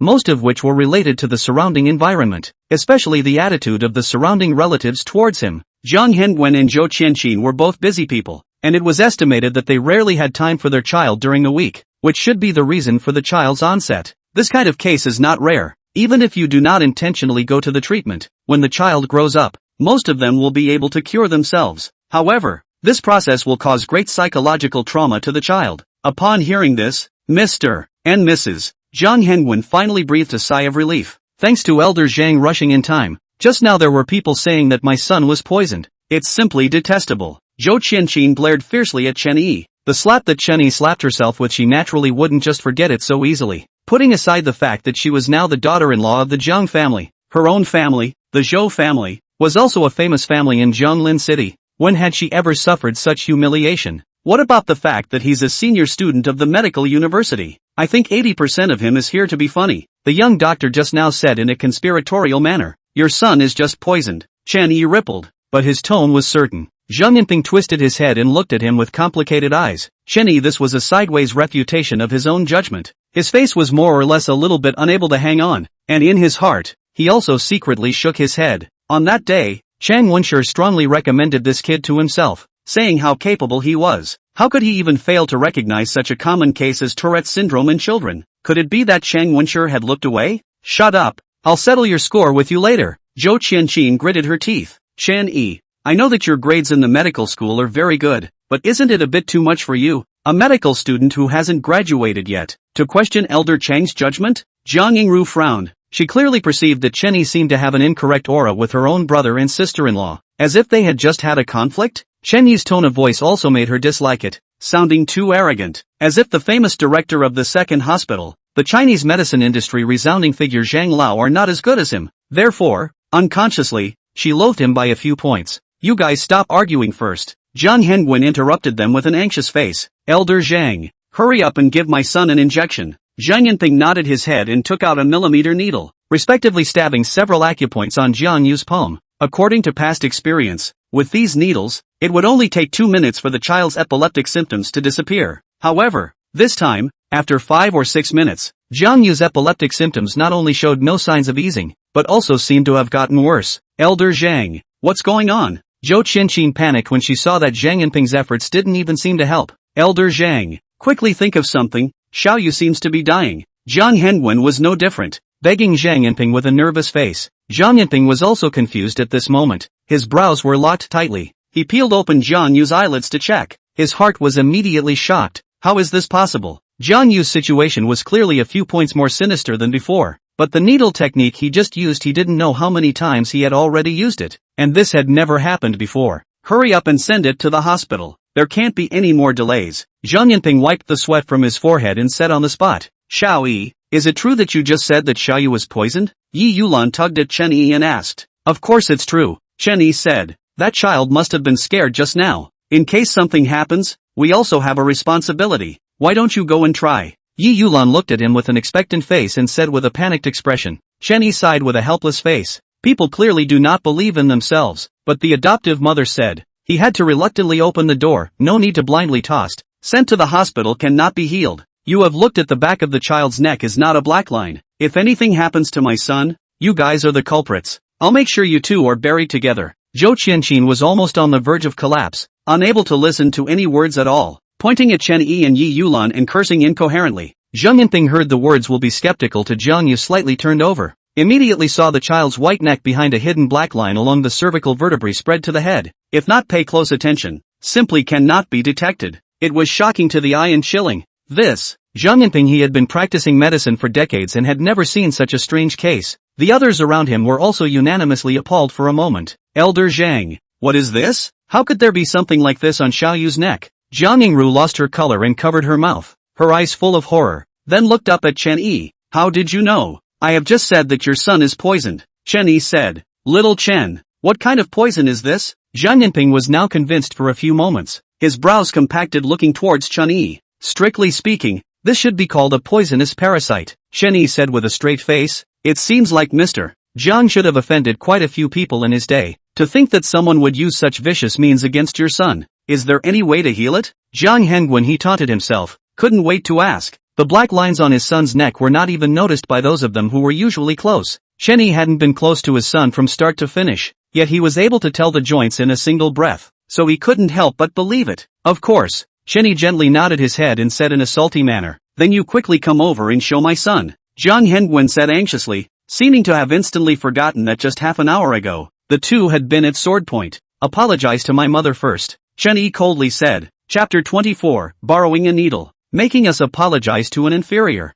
I think you're crazy. Before Jiang Hengwen could say anything, Zhou Qianqin had already screamed in rage. This bastard hadn't even settled the score for hitting himself just now, and now he had the audacity to ask her, the Jiang family's youngest granny, to apologize to a nanny. How could she swallow this breath? It seems that your face is more important than your son's life. Chen Yi gently shook his head. This broad wife was simply the same as the Meng Hongying he had met previously. Was the face of a rich person really that valuable? If my son is in any danger, you guys can't be blamed. Zhou Qianqin pointed at Yi Yulan, almost out of her mind. My son is like this now, and it's 80% that you did it. You poisoned yourself and cured yourself. You're a thief calling out to catch a thief, and you want to blackmail us with this, right? You don't want to succeed. Chen Yi's brows stared, grabbed Yi Yulan's arm, lifted her sleeve and questioned in a deep voice. So you mean that my mom was poisoned and still stupidly didn't leave? Stayed here to be bullied and abused by you? Allowing your son to bite her like this? Yi Yulan's arm that rows and rows of deep and shallow teeth marks can be described as shocking. To do other people should have long given up and quit.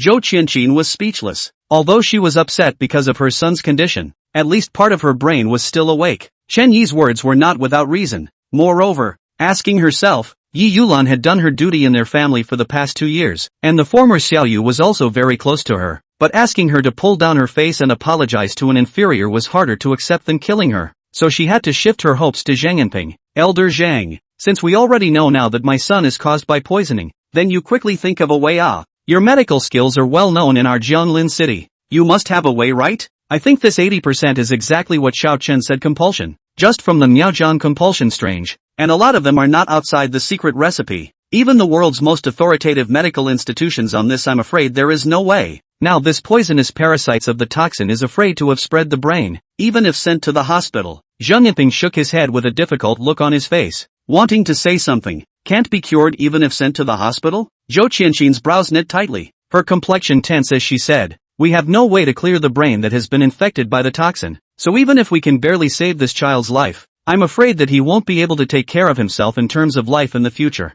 Zhang Yanping weighed his words and spoke with reservations. If the toxins in the brain could not be removed, this child would in all likelihood become demented, and in more serious cases there was a possibility that he would directly become a vegetable. Impossible. You must have a way. My son will be fine. Zhou Qianqin mumbled as she lost her mind at the words. Little Chen, do you really have a cure for this poison? Zhang Yanping turned to look at Chen Yi. If he hadn't heard correctly just now, he seemed to have said that it could be cured, since he could tell at a glance that this child was caused by poisoning. It was 80% likely that he had a solution. This is one of the most poisonous compulsion poisons in Miaojiang, the soul-devouring compulsion. From the Xin family of Huailing, Chen Yi replied. Apart from being able to make people irritable and violent and lose their minds, the soul-devouring compulsion also has one of the most obvious characteristics that the person who is poisoned has an increase in the amount of rice. The traveling dragon Tai Ching is profound and all-encompassing, in which the records about the Miaojiang's parasitic family as well as the characteristics and solutions of parasites are engraved in one's head as if they were in one's own brain,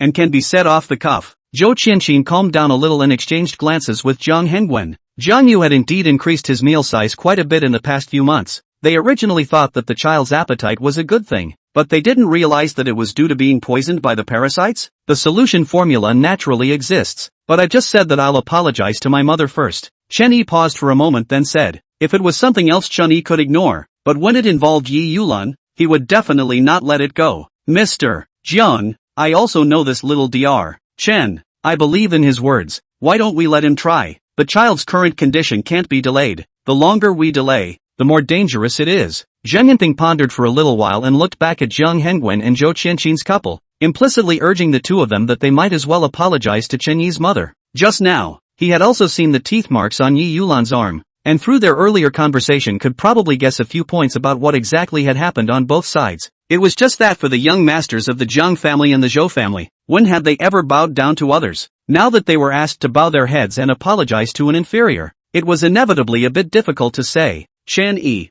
we are at least classmates, so for my sake first treat Xiaoyu, I'll treat you to dinner later. Zhang Yingro could see that her brother and sister-in-law could not pull their faces together, and took the initiative to come forward to say to Chen Yi, am I familiar with you? Why should I give you face? Chen Yi said, you. Zhang Yingro was one of the 4 school flowers of Jian University. As long as she opened her mouth, she didn't know how many men would be willing to go through fire and water for her. She never expected that Chen Yi wouldn't even give her a bit of face. It was simply detestable. She gasped and glared at Chen Yi. I've never seen a man as careful and vindictive as you. No, you just aren't a man, Xiao Ro. Forget it. Jiang Hengwen interrupted her, then pulled Zhou Qianqin to walk in front of Chen Yi's mother and son. Yi, Lan aunt, Xiao Yu, this disease came too strange. We are also a moment of impatience. Previously treated you badly. I hope you forgive me. After saying that, he looked at Zhou Qianqin. Wife, apologize to Aunt Lan. I can apologize to you all. If you can't heal my son, I will definitely make you all look good. Zhou Qianqin's chest rose and fell, her gaze glaring resentfully at Chen Yi. Then she turned her sight to Yi Yulan, brewing a little before she simply spat out 3 words. Aunt Lan, I'm sorry. Yi Yulan was flattered and waved her hand, twisting her face to look at Chen Yi. Xiao Yi, if you have the means, go and help look at it. Chen Yi silently sighed, not continuing to dwell on how sincere Jiang Hengwen and his wife's apology was, moving over and briefly checking it out. Elder Zhang, lend me the millimeter needle. Zhang Yinping hurriedly handed over the millimeter needle he was carrying. Help untie the clothes, Chen Yi added. The 2 young doctors next to him squatted down to help undo Jiang Yu's buttons, revealing his chubby white chest. Chen Yi took out a millimeter needle, twisted the end of the needle and gently stabbed it into the Ju-K point at the chest, secretly urged his heart resolution and injected a strand of wandering dragon true chi into his body. And then one by one, he took out a few millimeter needles and stabbed into Tai, Shangxu, Liangmen respectively. Gurgle gurgle. A creepy low roar suddenly came from Jiang Yu's throat. Wow! Immediately afterward a mouthful of dark bloodstains jetted out from his mouth. Chen Yi dodged slightly to avoid the bloodstain from getting on him. What happened to my son? Zhou Qianqin's beautiful eyes abruptly widened as she cried out in shock. Little Chen, what's going on? Zhang Yinping's face changed as he subconsciously asked. The rest of the crowd all had their hearts sink. Chapter 25, $10 Million Mansion. Chen Yi ignored them and took out the silver needles one by one before carefully turning Jiang Yu over and gently patting his neck a few times. Wow! A few more mouths of foul-smelling and unpleasant dirty blood were spat out on the ground. The surrounding crowd smelled revolting and couldn't help but dry heave. Only when Jiang Yu finally seemed to have vomited cleanly did Chen Yi put him back down flat and instructed the doctor next to him, clean up the patient. Without waiting for the doctor to do so, Zhou Qianqin was the first to pounce over, checking her own son up and down. Xiao Yi, how is the child? Yi Yulan asked. Jiang Hengwen and the others also looked at him with a questioning face. Jiang Yu's epileptic symptoms had disappeared, but now his face was bloodless and he was still unconscious. It's fine. Afterward I'll prescribe a few more pairs of medicines. Just thoroughly clean up the toxins in his body, Chen Yi said with a relaxed look. Does this my son look like he's fine? Zhou Qianqin ferociously gazed at him questioned. I tell you, Mommy. Zhou Qianqin halfway through the words suddenly a familiar and weak voice came out. She was slightly stunned, busy twisting her head to look at, suddenly found that his son has woken up. Immediately crying with joy soft voice asked, Xiao Yu, how do you feel? I'm hungry. Jiang Yu still looked weak, but there was already blood on his face. Mom will find food for you this time, okay? Zhou Qianqin wiped her tears and said. Jiang Hengwen and the others also exhaled deeply. Good. In between the mother and son's conversation, Chen Yi pinched a millipore needle and searched for something in the bloodstains on the ground, and he was soon seen picking up a black worm that was thinner than a millipore needle with his silver needle. That's it. The crowd looked over, unable to resist another vicious chill and numbness in their scalps at the thought of this thing in their stomachs. Is this the soul-devouring compulsion you were talking about? Zhang Yinping frowned. Chen Yi nodded. Exactly. What kind of person has such underhanded methods, enduring to do it to a child? Sinning. Zhang Yinping lamented and said, with the facts in front of them, Mr. and Mrs. Jiang Hengwen had to believe that their son was really poisoned. But who did this in the end? Earth Poria, Thorny Bush, White Poria, Cortex Yukami, fried, each 1 yen. The above is a total of 10 stickers. Each post of water, wine, half, fried for an hour, and then fried dregs, stirred, the second time to take. Chen Yi gave Jiang Hengwen a prescription and handed it to him and instructed. Many thanks. Jiang Hengwen said thanks with a shameful face. Chen Yi gently nodded without saying anything else, got up and walked to Yi Yulan's side, stroking her thin shoulders. Let's go home. Yi Yulan witnessed that Jiang Yu had turned out to be safe. Her heart settled down, and at the same time, she was also doubly relieved that Chen Yi had not learned medicine for nothing in the past few years, and after another half a year of regularization, she herself would be able to enjoy the blessings of life.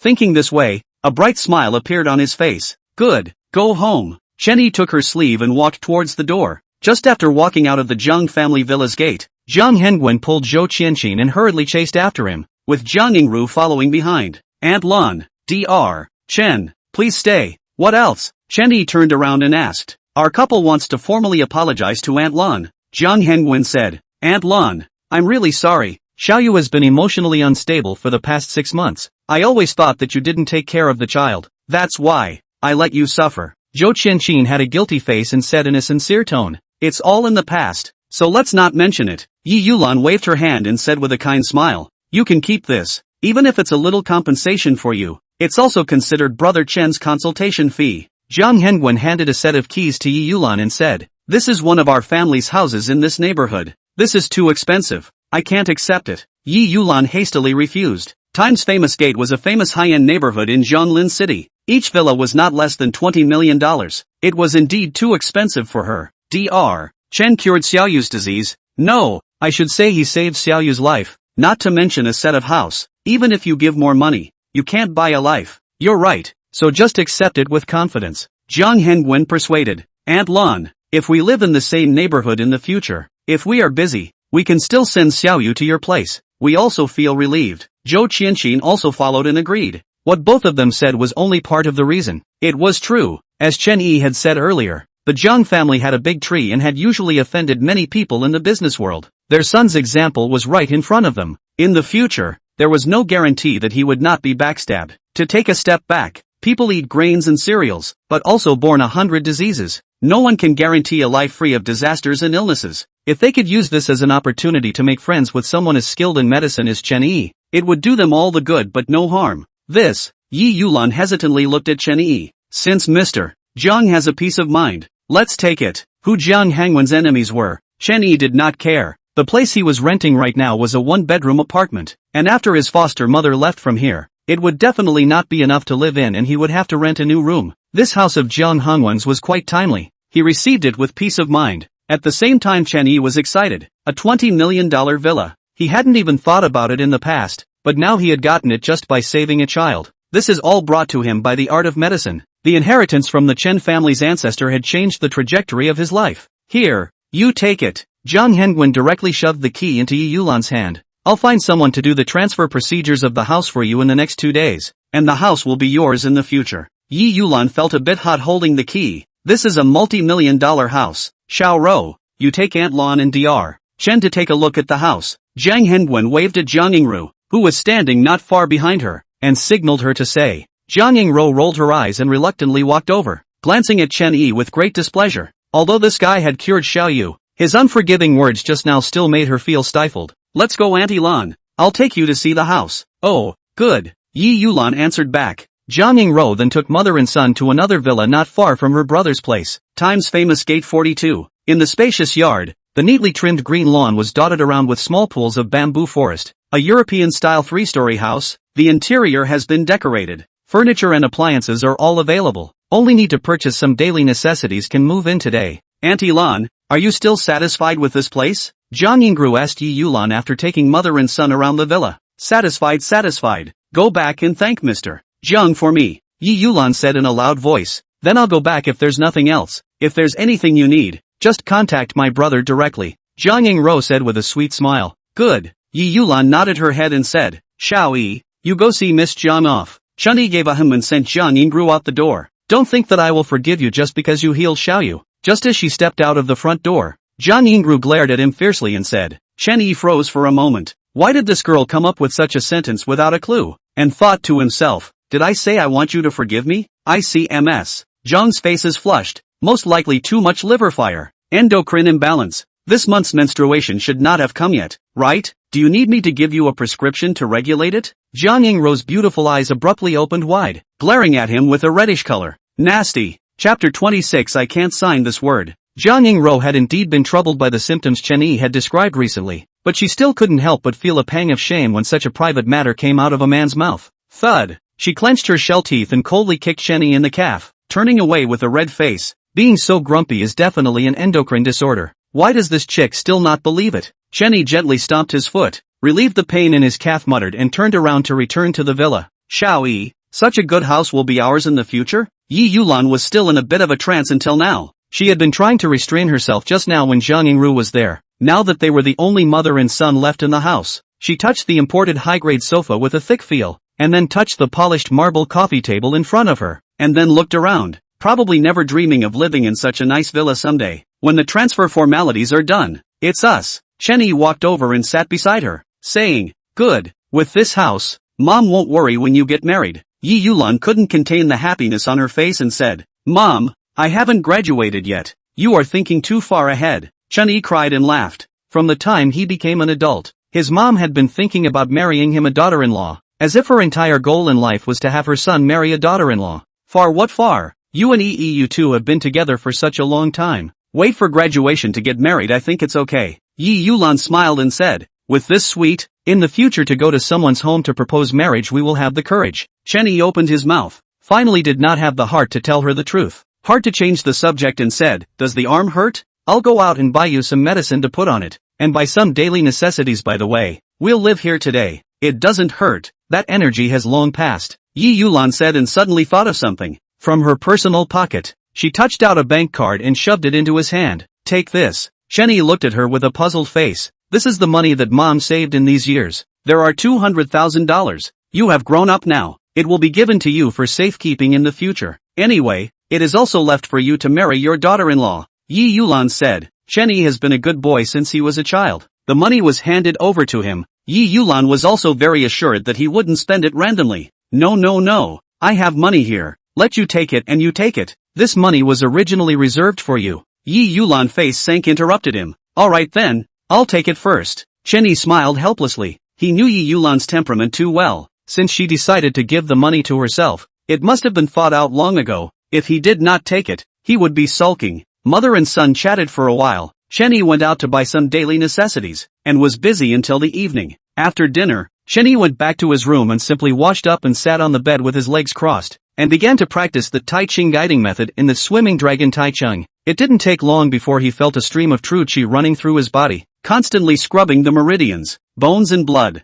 At the same time, in a box in a luxury club in Jianglin City, Li Qianxue looked at a man in his 30s beside him and said, "What brother Ma means is that Chen Yi luckily healed Qin Zhanghao's daughter to sit in the position of vice president of Far Continent Trading? Otherwise, with him being a brat who hasn't graduated yet he wouldn't even be qualified to enter our company." The man, who was none other than the marketing director of Far Continent Commerce, Ma Jinhai, took a sip of wine and skimmed his lips. Li Qianxue had befriended Ma Jinhai at an off-campus event. The fact that she was able to be hired as a business manager at that time was naturally the result of Ma Jinhai's operation. Of course, there was no such thing as a free lunch, and she had paid for it with her body. Just she never expected that she was in the gutter overturned the boat, and finally ended up with a basket of water in the end. The job that she had paid so much to get was spoiled by a single phone call from Chen Yi, and she now hated Chen Yi to the bone. Is there a way to bring him down? I just can't stand his villainous look, Li Qianxue said with a strong resentment in the bottom of her eyes. He's the vice president. I'm just a marketing director. It's a bit difficult. The corner of Ma Jinhai's mouth hooked up a meaningful smile, not saying the words to death. As long as brother Ma is willing to do me this favor, whatever you ask me to do is fine. Li Qianxue immediately heard the hint that it was difficult but not impossible, so she couldn't wait to say. Hatred had already made her completely lose her mind.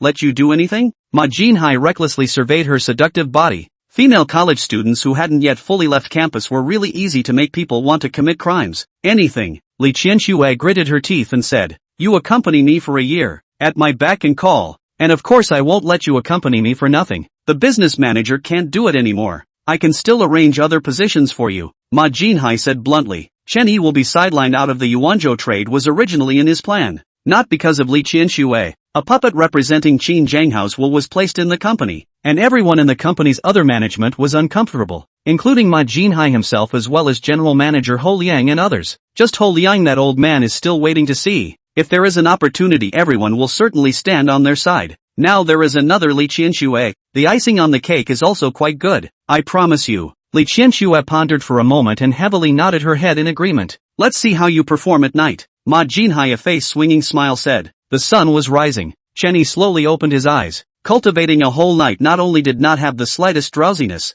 but instead felt permeable and refreshed a lot. After simply washing up, he went out and ran a few laps, and brought breakfast back by the way. Mother and son ate breakfast together. Chen Yi will go to work in Yuanzhou trade. Since he took over the position of vice president, he could not just go for a day and quit. He is planning to open a medical center to see people. But open medical center also need funds. As for Yi Yulan gave him 200,000. He will never move. Chen Yi did not understand the operation of the company and had no intention of interfering. After arriving at the company, he stayed in the office and watched the news to pass the time. Around 10 in the morning, A knock came from outside. Please come in. As the words fell, a beautiful employee wearing a company uniform walked in with a cup of coffee in one hand and a document in the other. The face was pretty. The towering heights that were crying out for attention seemed like they might burst through the shirt at any moment, and a pair of peach blossom eyes exuded winks every second. Vice President Chen. I'm Xia Li from the Quality Inspection Department. Try our company's coffee. It's very good. The beautiful employee stepped on her high heels, twisted her waist and flavorfully walked over to place the coffee in front of him and said with a smile, "Thanks a lot." Chen Yi looked up and glanced at the license plate on her chest. Quality Inspection Department 3 Manager. After saying thank you, he picked up the coffee she placed in front of him and put it to his mouth to taste it, but immediately smelled a strange odor in the mellow coffee. Chen Yi's hand paused for a moment, raised his eyelids and asked without moving, "Is there anything else for Manager Xia?" While speaking, he put the coffee aside. A touch of cold color under Xia Li's eyes fleetingly passed, and then a flirtatious smile, handing Chen Yi the document in his hand. "Oh, this is the latest batch of medicines that will be shipped soon. Our Quality Inspection Department has already passed it, and we need you to sign to confirm that it can be shipped. I just arrived at the company. I'm not too familiar with the company's operations. You send it to Mr. Ho to take a look." Chen Yi casually flipped through a few pages and said, although he had a medical background, the specialty he studied was in a completely different field from pharmaceuticals. Furthermore, the cup of coffee in front of him was clearly out of place, which also made him a little more cautious. This Ho General Manager is traveling today, and may not be in the company for the next 2 days. This batch of goods is very urgent. Is one of our company's largest customers Xin Shang Pharmaceutical urgently needed, and cannot be delayed, or else it is likely to affect the two sides of the cooperative relationship. Why don't Vice President Chen just take over for a while so as not to delay the shipment? Xia Li said with a hard look on her face. Who was responsible for this before? Chen Yi asked with a faint smile. Previously, it was Vice President Zhang who was responsible for the final confirmation, and after he left the company, it was given directly to Mr. Ho. Xia Li then added, all the medicines produced by our Yuanzhou trade have gone through layers and layers of checks, and there have never been any problems in more than a decade. But quality of medicines is a matter of life and limb. I can't sign this. Chen Yi hesitated for a moment and still chose to refuse to sign. Xia Li opened her mouth and wanted to say something. A knock on the door came from outside. Subconsciously twisting her head to look, she soon saw Qin Zhanghao's family of 3 winds walking in back and forth. Mr. Qin, Mrs. Qin, Miss Qin. Xia Li busily stood up neatly and respectfully greeted one by one. Qin Zhanghao did not pay attention to him, looked straight to Chen Yi. A bold smile. Chen, old brother, how is it? In the company is still adapted? Chapter 27. Could it be that you poisoned this coffee? Why is Ms. Qin also here? Your body has not fully recovered yet now. You still need to recuperate for a while. Simply exchanging pleasantries with Qin Zhanghao, Chen Yi looked at Qin Xinyu and said, Qin Xinyu was wearing a set of vintage long dress today. Her appearance was absolutely beautiful. Her breath was like an orchid, and she was inexhaustibly gentle and lovely, as if she was an ancient beauty who walked out of a painting. If one was not clear about her life, it would be hard to connect her with Qin Zhanghao, the local lord figure. While looking at it, Chen Yi couldn't help but recall her marvelous body when he diagnosed her that day. This child just woke up this morning and yelled that she must personally meet you, the savior of her life, so we had no choice but to bring her here to meet you. Without waiting for Qin Xinyu to speak, Meng Hongying took the lead. Then give me a call. I'll just make a trip to the hospital. Chen Yi laughed. How can I trouble Dr. Chen to make a trip? I've almost recovered. There's no major problem, Qin Xinyu said to Chen Yi, just like the ancient times big girl general whispering, her voice soft and glutinous. Listening to the ears makes people feel like spring breeze. I'm a doctor. Saving lives and helping people is my duty. Miss Qin doesn't have to be polite. Chen Yi waved his hand and said. Qin Xinyu smiled and gently nodded her head without another word. Qin Zhanghao twisted his face and instructed Xia Li, who was standing by the side, to say, Manager Xia, go and pour us 2 cups of coffee, and by the way, pour a cup of water for the young lady. Okay. Xia Li slightly nodded and answered, then turned towards the door. Manager Xia, a cup of coffee will do. Chen Yi suddenly called out to her, turning back to pick up the cup of coffee she had just given herself and handed it to Qin Zhanghao. This is what Manager Xia just brought me. I haven't touched it, so if Mr. Qin doesn't mind, he can drink it first. Xia Li's footsteps lurched at the words. Her face suddenly changed, and she turned back to stare at the cup of coffee in Chen Yi's hand without turning her eyes away. Ha ha, how could I dislike old brother Chen? Qin Zhanghao probably felt that this action of his was slightly strange, and froze slightly, but did not look into it. Reaching out to take the coffee he handed over, he laughed and said, Mr. Qin, this coffee is a bit cold. I'd better pour you a hot cup. Seeing that Qin Jianghao was about to drink that cup of coffee, Xia Li's frightened face turned white and panicked as she hurried over, forcing herself to calm down and said, "That coffee was spiked with medicine. It will kick in 5 minutes after drinking it." Originally was to let Chen Yi in the company to make a fool of himself, then even if Qin Jianghao to stay him, he himself also have no face to continue to stay. If you let Qin Jianghao drink, it is a small matter that she loses her job, maybe even her life is gone. Ma Jinhai ah Ma Jinhai, you this what this bad idea, to kill my mother. Xia Li secretly screamed in her heart. The whole company knew that she and Ma Jinhai were hooking up privately and were not clear. In fact,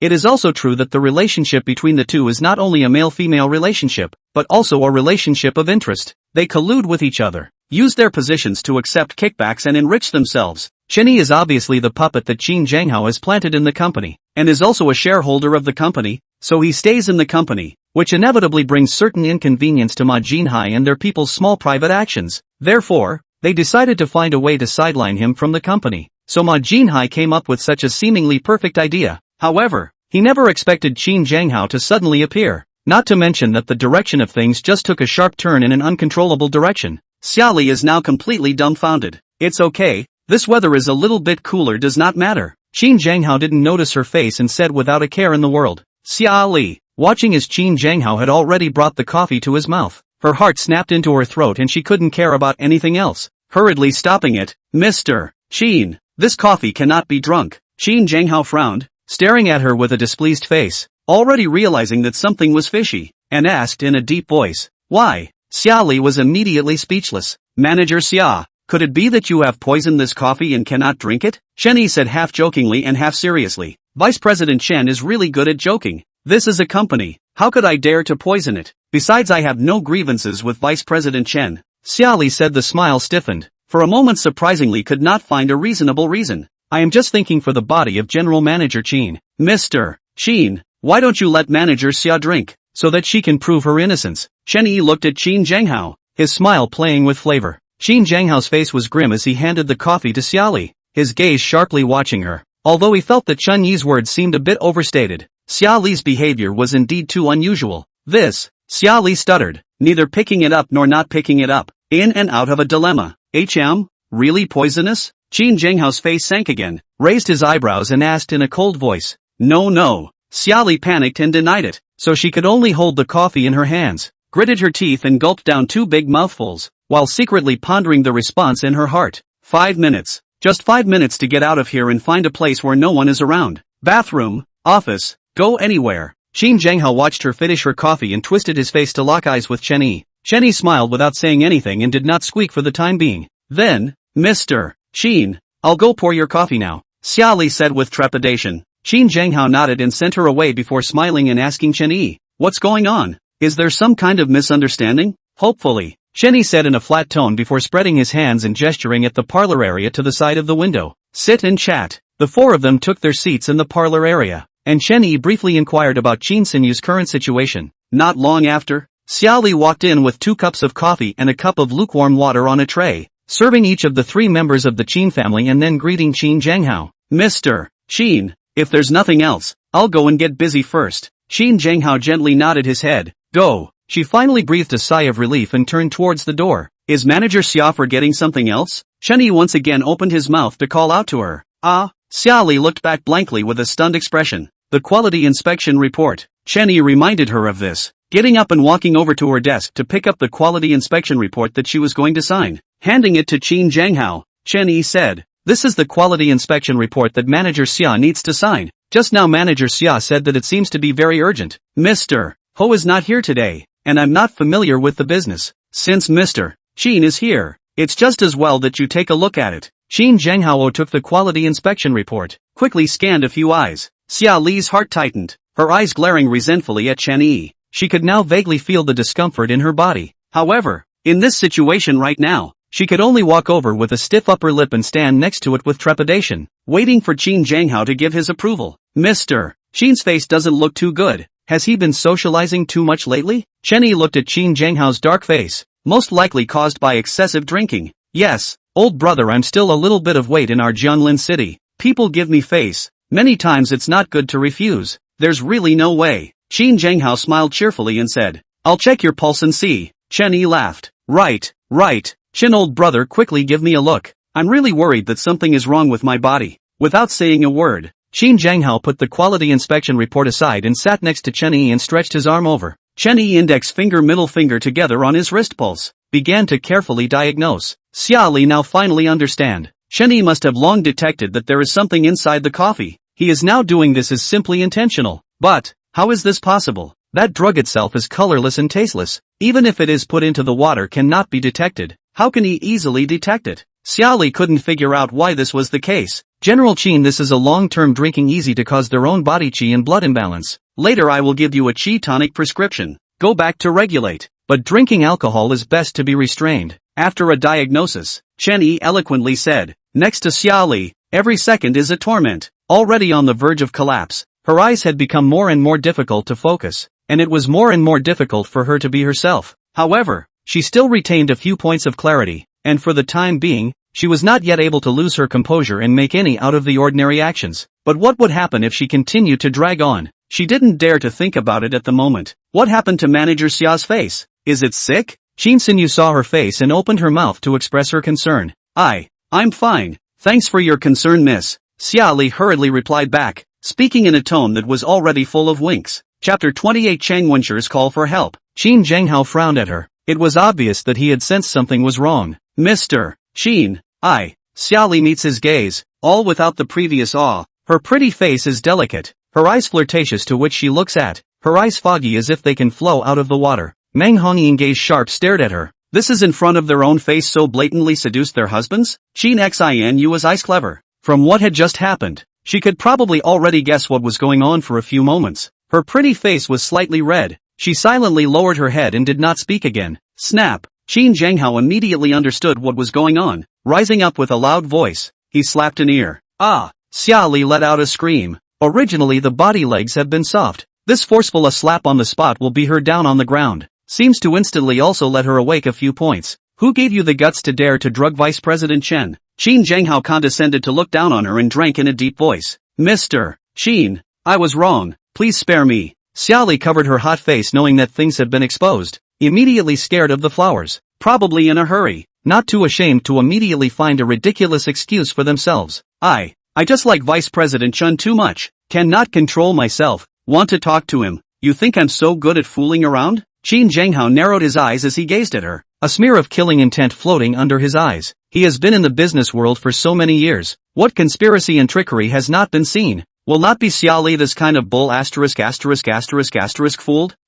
Don't have anything to do with me? It's Director Ma who thinks that Vice President Chen is in the company's way so he wants to squeeze him out. It's Director Ma who instructed me to do this. It's really none of my business. Xia Li sniffles in tears, incoherently telling the truth. She is very clear about the means of her boss. Annoyed him himself absolutely will not have a good end. In Jianglin City, he wants a person to disappear as easy as crushing an ant. She didn't want to die yet. No one wants to die. Chen Yi first arrived at the company noticed a lot of not very friendly eyes, but never thought that so soon someone to dig a pit for him. But this means is too low. Although Xia Li is a woman, that is her own fault. He is not the slightest sympathy. Market Director's Office. Ma Jinhai mouth with a cigarette leisurely leaning on the office chair. His mind unconsciously floated Chen Yi in the company stripped naked harassment of female employees comical scene. At that time, even if Chen Yi knew that he had been counted, he could not defend himself. After all, he had only been at the company for 2 days, and aside from Qin Zhanghao, probably no one would believe him. In that case, he definitely wouldn't have the face to continue staying in the company. Why is there still no movement? Didn't Xia Li go over a long time ago?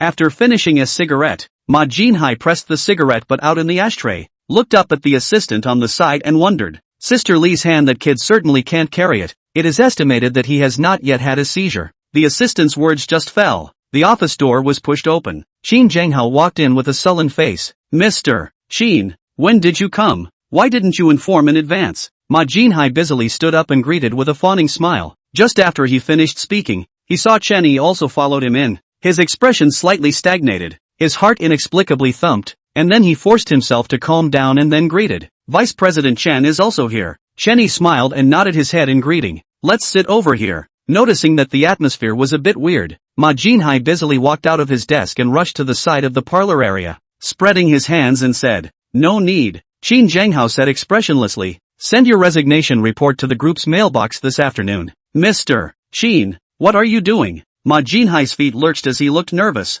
I've been working diligently in the company for the past 2 years. And I've never made any mistakes. I want to know why. Want to know why? Chen Zhanghao sneered. His eyes flashed a vicious, suddenly copied Ma Jinhai desk ashtray ruthlessly toward his head smashed. Boom! Ma Jinhai stifled a grunt. Immediately felt his eyes popping up. His head went blank, thumping and retreating 3 steps in a row, covering his head with a face full of horror and dismay. Come on, I'll tell you why. Chen Zhanghao threw the ashtray aside and kicked over again, directly kicking Ma Jinhai to the ground. Vice President Chen was arranged by me. It's your turn to talk behind your back. You scumbag. You dare to instigate others to drug Vice President Chen. I think you don't want to live. Chen Zhanghao kicked Ma Jinhai one after the other, cursing in rapid succession. Chen Yi watched with cold eyes, hearing that this big brother was from a reckless background when he was young. However, he is now a big brother of a group worth hundreds of billions of dollars, so I guess he should rarely need to do anything himself. Today is also fortunate to be able to witness his ruthlessness. Of course, Ma Jinhai was miserable. A burst of wailing sound continuous.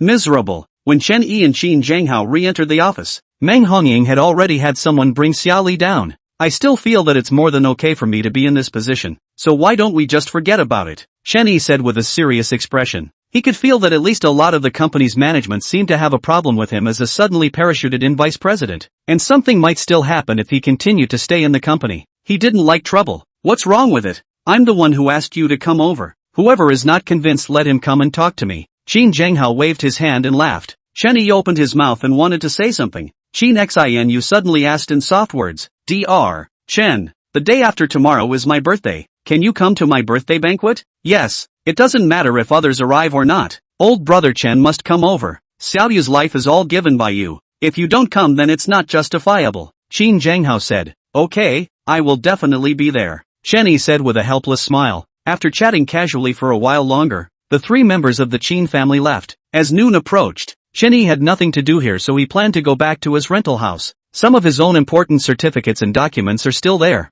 Need to bring back. As for other things to see, there is a need to bring back, also bring back. But at this time, his cell phone opened and a call came in. It was from Chang Wenshi. He pressed the answer button. Elder Chang, what is it? Does young friend Chen have time now? Chang Wenshi asked politely on the other end of the phone. There is time. Go ahead. I have a patient here who is suffering from a strange disease. I am really at my wit's end. I wonder if it's convenient for little friend Chen to come over and help diagnose him? Convenient. Chen Yi slightly pondered. Anyway, here is nothing. It is better to go out to earn some clinic money. Chen Zhanghao gave him shares and annual salary, although it is an astronomical figure. But in the end, it is distant water that cannot quench the thirst of the near. After buying 2 pieces of clothing yesterday, the money on his body was already stretched to the limit, and there were still a pitiful few $100s left. Then I'll send a car to pick you up, Chang Wenshi said in a hurry. No, you send me the address. I'll just go there by myself, Chang Wenshi politely said 2 more times. Chen Yi still decided to go over by himself. Hanging up the phone, Chen Yi left the company, in accordance with the address sent by Chang Wenshi. About 10 minutes later, he arrived at the entrance of a compound in the busy section of Jianglin City. Just about to go inside, a red Porsche whistling rushed to the door. A sharp brake steadily stopped. The car door opened. A graceful figure hurriedly got out and quickly walked over. Su Chang? Chen Yi? Both of them were slightly surprised when they saw each other. Walking down from the car was none other than Su Chang, the high-cooled beautiful president she had met the day before. Why are you here? Su Chang asked with an anxious look. I came to see someone, Chen Yi truthfully said. You came to give my grandfather a medical treatment? Su Chang eyed Chen Yi with a slight frown. Even though Chen Yi had repeatedly emphasized that he was a doctor that night, and had quickly brought down the swelling of her sprained ankle through acupressure, but Grandpa had searched for almost all the top medical specialists since the onset of his illness 2 months ago to no avail. So what could Chen Yi, a young, not yet graduated medical student, possibly be able to do? Also, the family shouldn't know who he is, right? How could they let him come to see the doctor?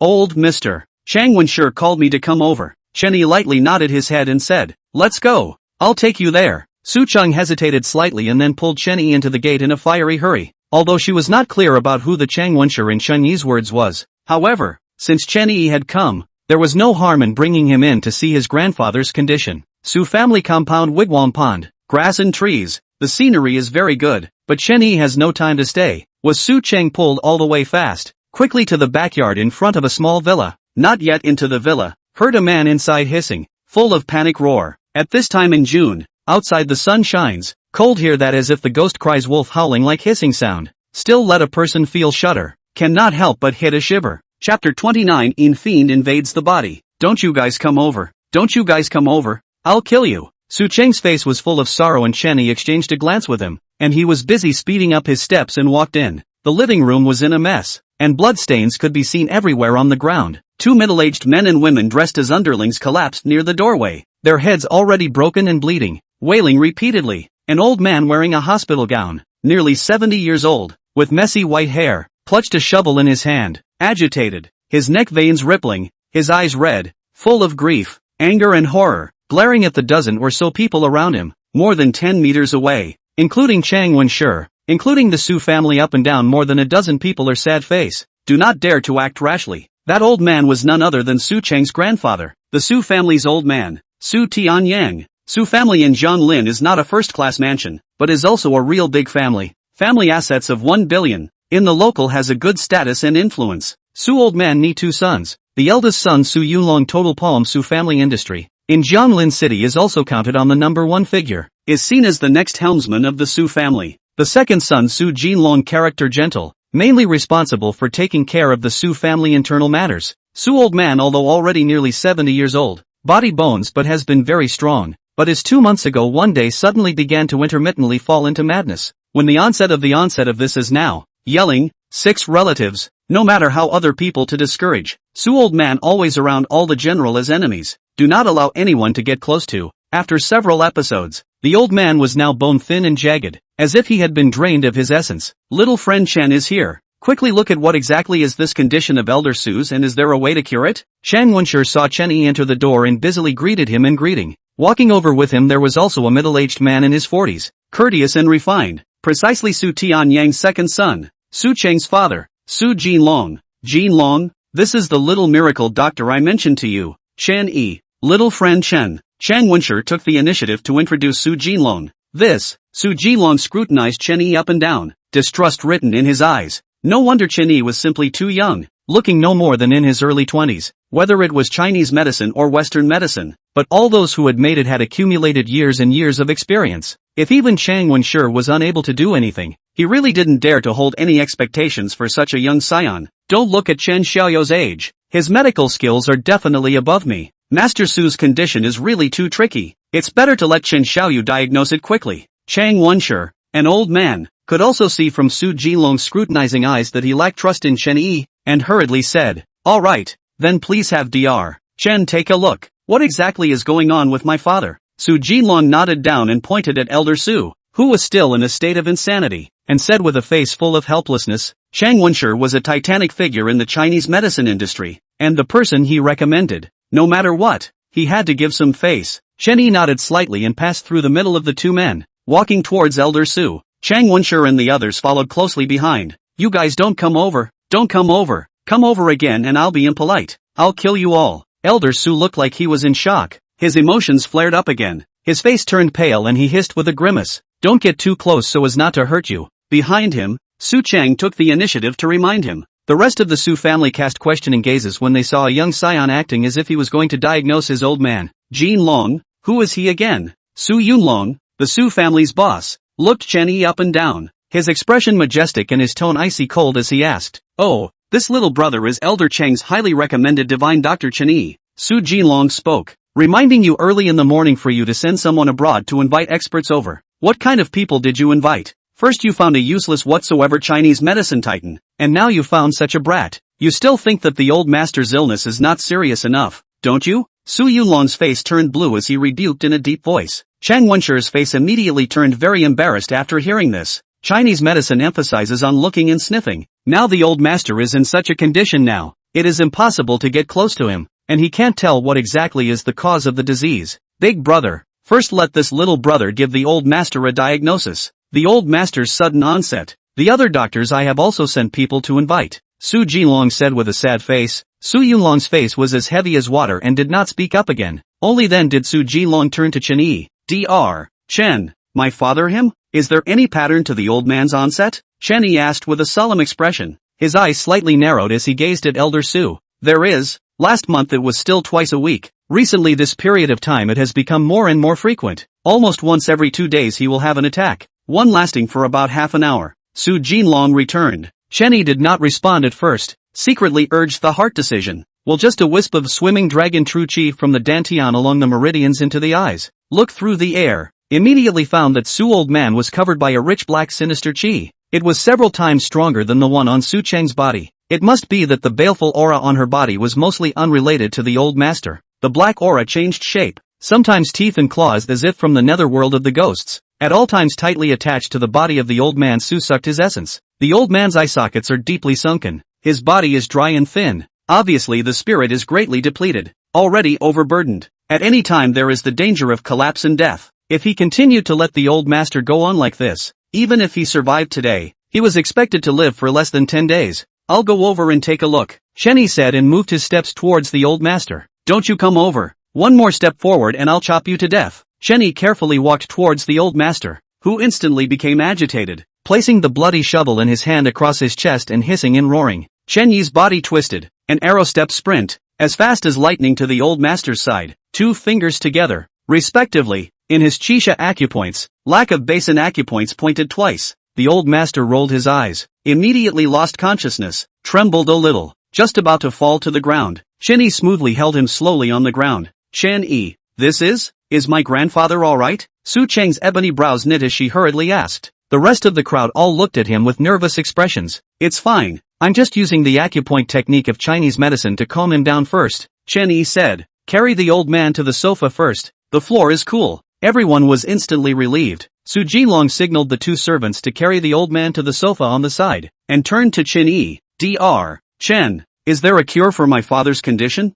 After that scene just now, he had trusted Chen Yi a lot more, at least not as repulsive as before. It can be cured. The old man's this can't be considered a disease, but rather it's due to the Yin Fury encroaching on his body. Only need to drive away the Yin Fury chi from his body, and he will soon be cured, Chen Yi said. Yin Fury invading the body? Su Jinlong was dumbfounded. This seemed a bit strange. The Su family had always disbelieved in this. Hearing this, Su Cheng silently looked at Chen Yi. He had told himself the same thing that night. Could this be true? A bunch of nonsense. When Su Yunlong heard Chen Yi's words, his face was instantly gloomy, and he snapped on the spot. After half a day it turns out that he is a godly man who was pretending to be a god. Our Su family does not believe in this set of words. Jinlong, the person was invited by you. Blast him out. Chapter 30, Foreign Bricklayer. Eldest uncle. All the methods have been tried. Top experts at home and abroad have been invited wave after wave. All of them are at their wits' end, so we might as well let Chen Yi give it a try. Before Su Jinlong opened his mouth, Su Cheng was the first to speak out,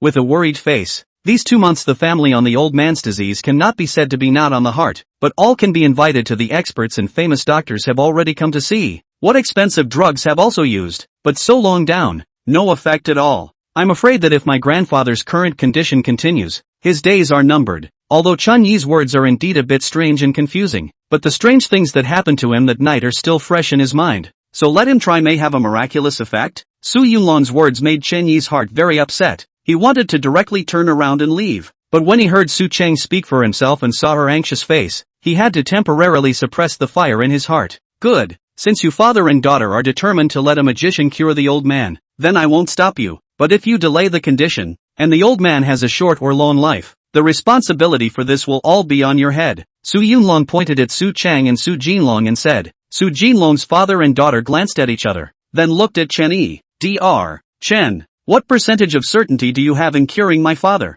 Su Jinlong asked. 70%. Chen Yi's tone was certain, but his words were not full. Then I have to ask Dr. Chen to seize the time to give my father a look. Su Jinlong hesitated for a moment and gritted his teeth. Chen Yi nodded and walked over to the sofa where Elder Su was lying. An underling busily moved a chair for him to sit down. Did Elder Chang bring any silver needles? Chen Yi asked Chang Wenshi. Yes. Chang Wenshi hurriedly took out a silver-colored box and handed it over. Chen Yi opened the box and took out a silver needle, secretly urging his heart resolution, directing a strand of true chi to the silver needle, and was just about to administer the needle to Elder Su when a loud man's voice came from the doorway. Slow down. The crowd looked back and saw that 2 figures had walked in. At the head was a young man with a thin face, polished clothes, and a slightly feminine temperament. Beside the young man was a foreigner who looked to be about 30 years old, tall and straight, blonde hair and blue eyes, well-mannered, wearing a white coat and carrying a medical box. Uncle Sue, I heard that you guys invited a Chinese doctor over to treat Grandpa?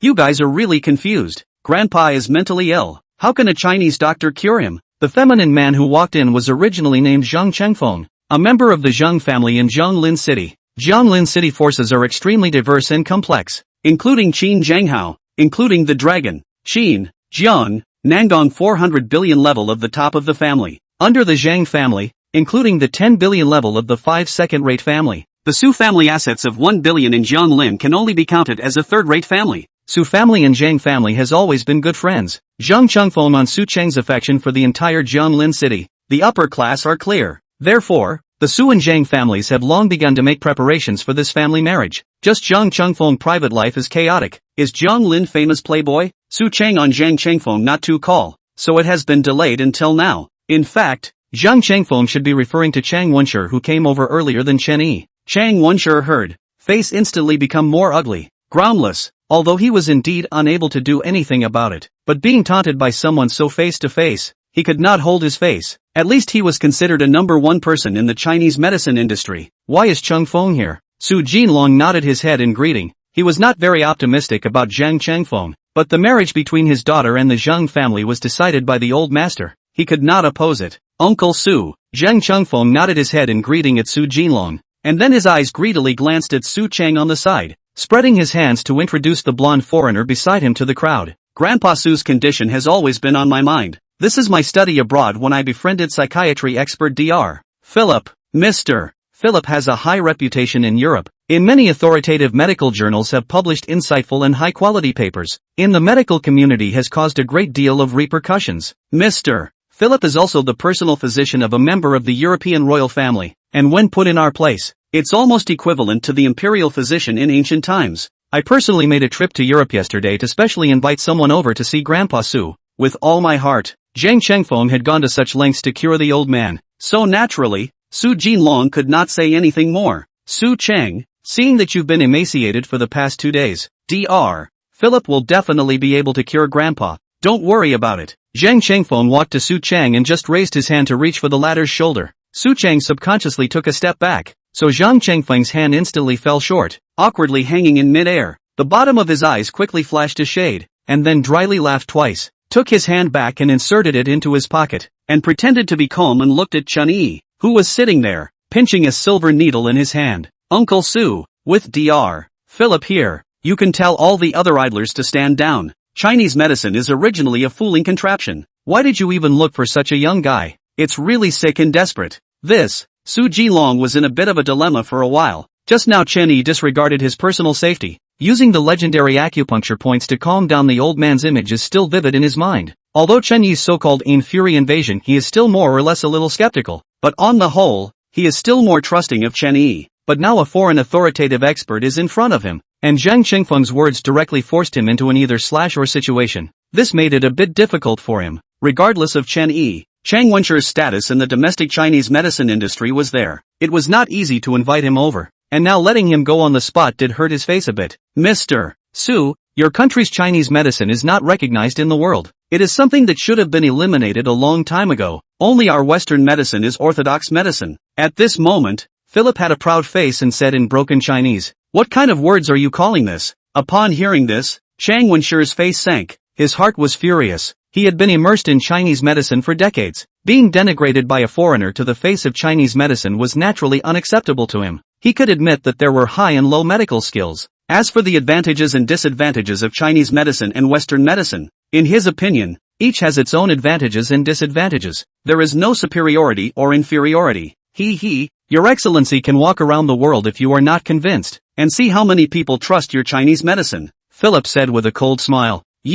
Chang Wenshi was speechless with anger. It was undeniable that Chinese medicine was in decline nowadays, and there was almost no market in foreign countries, not accepted by the world. Uncle Su, Philip is definitely the world's top psychiatry expert. With him around you can rest assured, if even he doesn't have a solution, Chinese medicine can't possibly be effective. Zhang Chengfeng chimed in. If Chinese medicine worked, the old man's illness wouldn't have dragged on until now. Chapter 31, still thinking how bullish. Alright, let Dr. Philip give the old man a visit. Compared to this brat named Chen Yi, I trust foreign experts more. At this time, Su Yunlong once again spoke out, hammering home the point. Su Jinlong and Su Cheng's father and daughter once again glanced at each other. This time even Su Cheng was somewhat hesitant. Su Jinlong briefly hesitated and said stiffly to Chang Wenshi and Chen Yi, Elder Chang, Dr. Chen, I'm really sorry, or else let this Dr. Philip give my father a look first. The two of you go to the front first to have a cup of tea and take a rest. Jinlong, you? Chang Wenshi blushed. Su Jinlong's attitude made it clear that he still didn't trust Chinese medicine. Perhaps inviting him over was nothing more than a way out. Tea is not necessary. I am more interested in this world's top psychiatrist. Chen Yi unhurriedly took the silver needle back into the needle box and said with a calm demeanor, but he purposely increased the tone on the words world's top. Let us Chinese medicine practitioners see how the world's top orthodox medicine can cure Master Su's illness. He smiled as he got up and walked over to Chang Wenshi's side, his demeanor bland, with an air of readiness to observe and learn. He was more than clear about Master Su's condition, the delirium caused by the Yin fury invading his body. Western medicine was simply useless. A foreign devil came to China's land. Yang Wu Yang Wei, look down on our traditional Chinese medicine? Who gave him that face? Chen Yi was rarely provoked. You seem to be very unconvinced, incompetent and furious, disgraceful. Before Philip could open his mouth, Zhang Chengfeng looked at him with a look of contempt, snorted lightly and sneered. If Chinese medicine is so great, why is it getting more and more backward now? Don't you have any idea in your hearts? In addition to being backward, there are a lot of uneducated Jianghu Langhongs like you who go around wooing and cheating to corrupt. After saying that, he turned to Su Jinlong and continued, Uncle Su, I think it's better to drive those messy people out, so as not to be an eyesore here. He knew that Su Cheng had always been close to Elder Su, and this time he spent a lot of money to specially invite Philip over from Europe just to please Su Cheng. Su Jinlong knew that he was ashamed of Chen Yi and the two of them. His face was not very good, and he quickly rounded off the situation by saying, Okay, Chengfeng, seize the time to let Dr. Philip give the old master a medical treatment. With Su Jinlong's words having been said, Zhang Chengfeng did not insist anymore and turned to Philip. Mr. Philip, you may begin. Philip nodded his head and with a confident and proud smile on his face, he carried a medical box towards Elder Su. Midway, his footsteps paused slightly, glancing at Chen Yi and Chang Wenshi, gently shaking his head. The provocative meaning couldn't be more obvious. Little friend Chen, do you think he can cure Elder Su? Chang Wenshi looked at Philip's back and moved towards Chen Yi's side, asking softly. He was conflicted right now. On the one hand, the healer was kind, and he hoped that Elder Su could be cured. On the other hand, he didn't want Elder Su to be cured by a foreign devil. Then he was afraid that this foreign devil would be even more arrogant. At the same time, an opportunity to prove Chinese medicine was missed. Don't worry, it can't be cured, Chen Yi said with a calm and confident tone. On the other side, Philip began to diagnose Elder Su one by one under the watchful eyes of the crowd. The scene was silent, especially Su's family members. All of them were holding their breath, not daring to utter a single breath, as if they were afraid of influencing his judgment. After a diagnosis, Philip injected the old master with a dose of wakefulness enhancer. A minute and a second passed. The old man has never moved. His forehead did not know when a layer of fine sweat, frowning deeper and deeper. From time to time staring at the old man froze, as if thinking. The Su family's complexion followed suit and became more and more grave. Dr. Philip, how is my grandfather? There shouldn't be any problems, right? About 10 minutes passed. Su Cheng finally couldn't help but ask. Su Cheng, don't worry, Dr. Philip is an expert in this field. Grandpa will definitely be fine. Zhang Chengfeng took over the conversation and reassured her. Su Cheng coldly glanced at him and did not pay attention to him. While waiting, Elder Su woke up leisurely. Father, grandfather. The Su family's crowd showed joy. Philip had a good idea, coldly smiled and looked down at Chen Yi, mocking in broken Chinese. You Chinese have a saying called transforming decay into magic. Your Excellency must keep your eyes open and watch. With that, he took out another box of quetiapine and aripiprazole, blended them into a medicinal solution, and injected them into the old man, quietly waiting for the following. Luckily, I let Dr. Philip save the day. Top experts from abroad. It's really not the same. That's right. It's fortunate that I didn't trust these two useless Chinese doctors. The Su family's crowd had a hopeful look on their faces, and some had already begun to tout Philip's superior medical skills. Chang Wenshi's face was green while Chen Yi sneered. These two, indeed, were both medicines for mental illnesses, but Su Tianyang's illness was not a mental illness. Don't worry, Elder Chang, this foreign devil is just doing nothing. Seeing that Chang Wenshi's face was not right, Chen Yi faintly voiced out, and as soon as the words fell, the originally calm Su Tianyang suddenly went berserk, snatching the syringe from Philip's hand, and was about to grab someone to stick the needle in. I'll kill you all. Su Tianyang was manic, scaring the crowd's chickens and dogs. The house was a mess. Quickly, quickly, hold him down. I'll give him another sedative shot. Philip's face changed drastically, and with the help of the crowd, he panicked and gave the old man a shot before the latter fell asleep. Dr. Philip, what's the situation? Su Jinlong had a worried look on his face, and Su Yulong's face didn't look too good either. Philip felt out a square towel and wiped the sweat on his forehead. After several seconds of silence, he finally opened his mouth coldly. This old man is perhaps suffering from excessive mental depletion. The medication is no longer useful, and his body's organs have already failed. There is no hope for him to live, so prepare to do the aftermath. The moment these words came out, the Su family's crowd's complexion suddenly changed. What are you babbling about? Su Chang had always been close to her grandfather and immediately rushed over, her face full of anger. My grandfather won't die. It was half an hour ago that Chen Yi had said that his grandfather was still saved, and at that time she was filled with hope. At this moment, she was suddenly sentenced to death by a so-called world's top psychiatrist. The difference was too great, and she was simply unable to accept this reality for a while. Philip's face was unsightly. The patient is in poor condition both physically and mentally, and if even the psychotropic medication doesn't work, he won't live more than 10 days at the most. And you're questioning my professionalism? It's very impolite. I can tell you all with certainty that no one in this world can save this old man. Philip looked at the crowd and said, his face filled with arrogance. The Su family members exchanged relative glances, sorrow written all over their faces. Su Chang had long since knelt beside the old man, despairing in his heart. This is the level of a top psychiatrist. I thought how bullish. At this time suddenly a lazy voice came out from the side. The moment these words came out, all eyes followed the voice and looked over in unison. The one who spoke was no one else but Chen Yi. Su Chang also turned her head to look over, a flash of hope flashing in her foggy eyes. Fong just focused on being sad, but forgot about him. Since you're a doctor, you should know that not all diseases can be cured. Even my great Western medicine can't cure a disease. Can't it be that your Chinese paraphernalia can? Philip looked at Chen Yi condescendingly, his eyes full of disdain. Chapter 32. Keep your eyes open. I am an authority in the field of psychiatry. No one understands this old man's condition better than me. What qualifications do you, a nobody, have to question me? Philip's face was cold, his deep blue eyes gazing at Chen Yi like a knife. As an internationally renowned medical expert, with his current status in the international medical community, no one dared to question him so easily. A 20-something-year-old Chinese kid actually dared to taunt himself. Simply detestable. An authority that can't cure a disease. Just a false name. Chen Yi smiled blandly and said, if I remember correctly, I think you said that if you can't cure the old man's disease, there's no one else who can. Then let me tell you, I can cure it. I've heard many people say that you Chinese are arrogant and conceited. Now it seems to be true. I've finally seen it today. Philip revealed a mocking smile, full of disdain. Chen Yi, please hurry me to show my grandfather. Su Cheng already couldn't care less and couldn't wait to walk to Chen Yi, grabbing his sleeve with tears in her eyes, looking at him miserably. Chen Yi's softest place in his heart was instantly touched. Please also ask Dr. Chen to treat my father. Su Jinlong hurriedly spoke.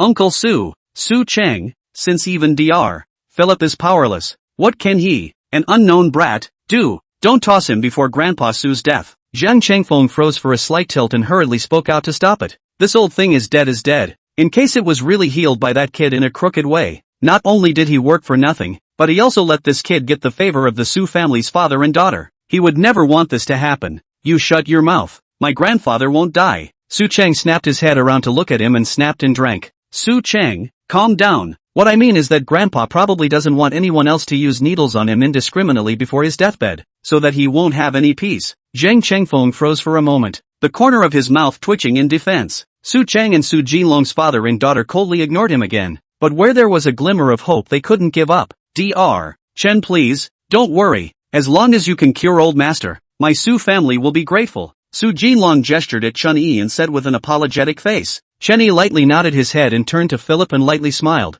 Stand closer, open your eyes and look well. Take a good look at how we Chinese medicine practitioners cure the sick and save lives. Philip's face was ugly. Chen Yi had actually returned what he had just said. Chen Yi catalyzed his heart decision and condensed the swimming dragon true chi on top of the silver needle, stabbing it into the old man's dang young point quickly and accurately with lightning speed. He then took out several silver needles in turn and stabbed them in the same way into Yang Bai, ear gate and other points. His movements were extremely fast, making people's eyes dazzled and their hearts jumping at the same time. In an instant, Elder Su's head and chest were already filled with more than 10 silver needles. This is the Xianmen 18 needles? Chang Wensher was stunned, then muttered with an excited expression. He had been practicing medicine for decades, and this kind of needle technique had been recorded in some medical books. but most of them were categorized as legends, and summarized in just a few words. Now that Chang Wenshi had witnessed it with his own eyes, he couldn't help but feel waves of shock in his heart. Elder Chang, is this Shinmen 18 needles really effective for my father's condition? Su Jinlong was obviously more concerned about whether or not this Shinmen 18 needles could save his father, and asked softly, "This is also the first time I have seen this kind of needle method." According to the canonical records, Shinmen 18 needles have the miraculous effect of suppressing souls and driving away demons.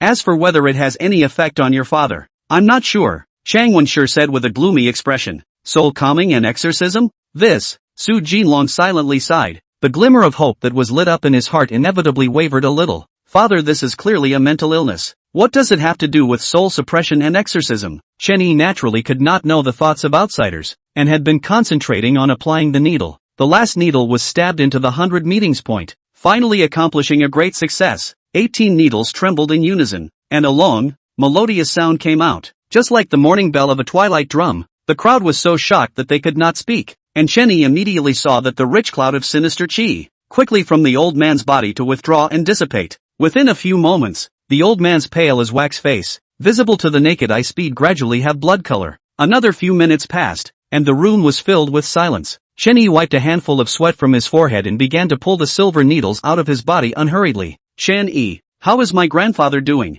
Su Cheng's brows knit tightly as she couldn't wait to ask. It's already fine. Chen Yi twisted his face to look at her, revealing a tired smile, and said. Upon hearing this, the crowd looked at each other for a moment. Where is it all right? Isn't Elder Su still awake? Zhang Chengfeng questioned as he looked at him with cold eyes. Jumping clown. Chen Yi was too lazy to care and pulled out the needle himself. On the contrary, Philip beside him looked at the old master incredulously. His heart sank for a moment. He could already see that the old master seemed to have obviously improved. How could this be possible? By no means was it possible. He had just examined the old man, and according to his past experience, the old man had no chance of coming back to life. What Chinese medicine, what acupuncture is all a trick? How can it cure the disease? It is really a hell of a thing. A Jianghu practitioner who has learned a little bit of knowledge is pretending to be a ghost here, clamoring for attention. It's really hilarious. Zhang Chengfeng's heart became a little more irritated as he watched Chen Yi's indifferent demeanor. Just as the words fell out of his mouth, Chen Yi pulled out the last needle. Immediately, he saw the old man's eyelashes fluttering gently. His brows furrowed a few times, then abruptly opened his eyes and exhaled several large mouthfuls of turbid air continuously with his mouth wide open. The surrounding crowd did not expect it to come so suddenly. All were startled and subconsciously retreated half a step. It was only when the old man's breathing calmed down and he turned his head to slowly look at them that the crowd surrounded him with a look of surprise. Father? Father? I'm Jin Long. How are you feeling? Grandfather? I'm Su Chang. The crowd spoke in tongues. Elder Su blinked his old eyes, looked around the crowd, waved his hand with a calm demeanor and said, I'm fine. He was originally very tough. Until 2 months ago, I do not know what happened, suddenly got crazy disease. All of a sudden he was tortured like a man, not like a ghost. At this moment, he only felt a lot lighter and couldn't help but want to get off the ground and walk. Help me up. He raised his hand and signaled Su Jinlong, who was slightly stunned, and busily assisted him to get up from the sofa and get down to the ground, walking back and forth a few times with a light and steady gait. Su family people looked at each other. Face cannot help but reveal a face full of surprise expression. Especially Su Chang was unable to stop himself, turned around and hugged Chen Yi by his side, crying tears of joy. Thank you for saving Grandpa. A fragrant wind came, followed by soft jade into the arms. Chen Yi stiffened, cannot help but a burst of mind, soon came back to his senses, but also noticed 2 gloomy gazes, so he gently patted Su Chang's fragrant shoulder, and pushed her slightly away from him in a smooth manner, and softly said in a soothing voice, it's okay. Standing diagonally opposite Zhang Chengfeng watched this scene with his own eyes. This is not good to see the face instantly sunk and squeeze out water. Hate to pounce on the spot while Chen Yi broken into pieces. He is Su Cheng quasi-fiancé to now even Su Cheng's hand has not touched, let alone by her so embrace a bit. He went to great lengths, spending huge sums of money, and personally worked hard to run to Europe to bring Philip here, but did not expect the end to be this kind of ending. Really grass. Elder Su was slightly stunned for a moment when he saw the two of them acting so intimately. And then his brows tightened, his eyes glaringly sizing up Chen Yi and asking, who is this? Chapter 33, Unloading the Donkey. Elder Su had been in a coma, and there were too many people surrounding him when he woke up to have a deep impression of Chen Yi, and it wasn't surprising that he didn't recognize him. Grandpa, he is the doctor who cured you. Chen Yi. Su Cheng hurriedly came over to assist Su Tianyang, her eyes flowing as she looked at Chen Yi, taking the initiative to introduce him. Yes, father, thanks to this Dr. Chen's wonderful hands, don't look at his young age. His medical skills are truly exceptional.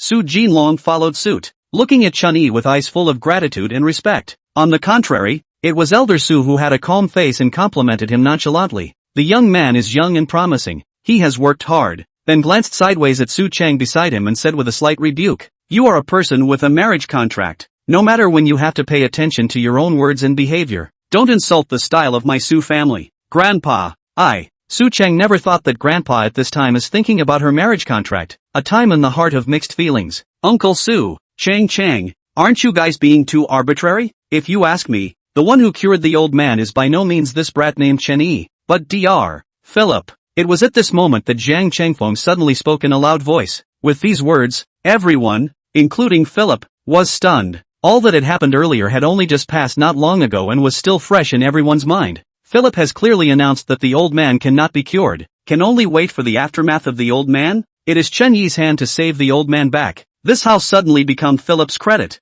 This is not a reversal of black and white. Zhang Yung, Mr. Philip just said that you must have heard clearly. So many people witnessed the old man is Chen Yi cured. There is no need to argue about it. Although Su Jinlong spoke politely, but in his heart, he was already more and more dissatisfied with Zhang Chengfeng. If he had just listened to the words of this bull expert that he had invited, now the old man would really be dead. Chengfeng come on, speak slowly, what exactly happened? Without waiting for Zhang Chengfeng to open his mouth, Elder Su waved at him and said with a kind smile, the Su family and the Zhang family were family friends, and the relationship between Elder Su and Zhang Chengfeng's grandfather was also very close, and the marriage between the two families was also finalized by the two old men. Usually, Zhang Chengfeng came to visit him every now and then, and he also highly valued this future granddaughter-in-law. Grandpa Su, it's like this. Zhang Chengfeng smiled and busily walked over to assist Grandpa Su from the other side, his face full of attentiveness. I know that your health has not been too good lately, so I specially made a trip to Europe to invite Dr. Philip, a world-renowned leading expert in psychiatry. Look, this is the one. He pointed at Philip, then to the medical box next to the sofa, where Philip had injected the old man with medication. Just now when you were unconscious, Mr. Philip injected you with a dose of special effect medicine, probably because your condition was more serious this time. The effect of that special effect medicine was not too obvious at first, so Dr. Philip mistakenly thought that he couldn't cure you. There was really no other way. Uncle Su let that kid who probably didn't even have a license to practice medicine give you a try at acupuncture. I didn't expect that when he was giving you acupuncture, the special medicine finally took effect. That's why just now everyone mistakenly thought it was that kid who cured you. The point is that he really dared to admit it out loud. Tell me, how can someone who is a world-class authoritative expert be inferior to a brat? Isn't that ridiculous? Zhang Chengfeng chattered on, recounting the ins and outs to Elder Su, which could be considered justified. Even Philip was secretly surprised. What he had injected into his patient was nothing more than the very commonly used hypnotizer, naloxone, and 2 psychotropic drugs, but in Zhang Chengfeng's mouth it had become a special medicine? However, in his position, he absolutely cannot let a group of ignorant Chinese people to see their own jokes. That would not lose face? Moreover, if the old man was cured by himself, there was still a large amount of consultation money waiting for him. With this in mind, he solemnly echoed, "Thank you, Mr. Zhang, for trusting me. I am really ashamed. If I had been given a little more time I would not have caused the misunderstanding like just now. One is not a saint. Dr. Philip is not God. Grandpa Su was finally cured by you. We will definitely thank you properly," Zhang Chengfeng said with a smile. The two of them sang in unison, as if they had already attributed all the credit to Philip, while Chen Yi was only picking up a bargain by mistake. Among the Su family, listening to the two men, it seems that there is really such a possibility. After all, one is an internationally renowned medical expert, and the other is a fledgling, 20-something-year-old brat. Which one was more trustworthy needed no elaboration. Therefore, many people, including Su Yunlong, were already a little shaken. But it's not like all of the people present were cuties. Su Cheng's willow brows knitted as she stared at Zhang Chengfeng with a disgusted expression. She had seen many shameless people, but this was the first time she had encountered one as brazen as Zhang Chengfeng. Chang Wenshur watched Chen Yi cured Master Su.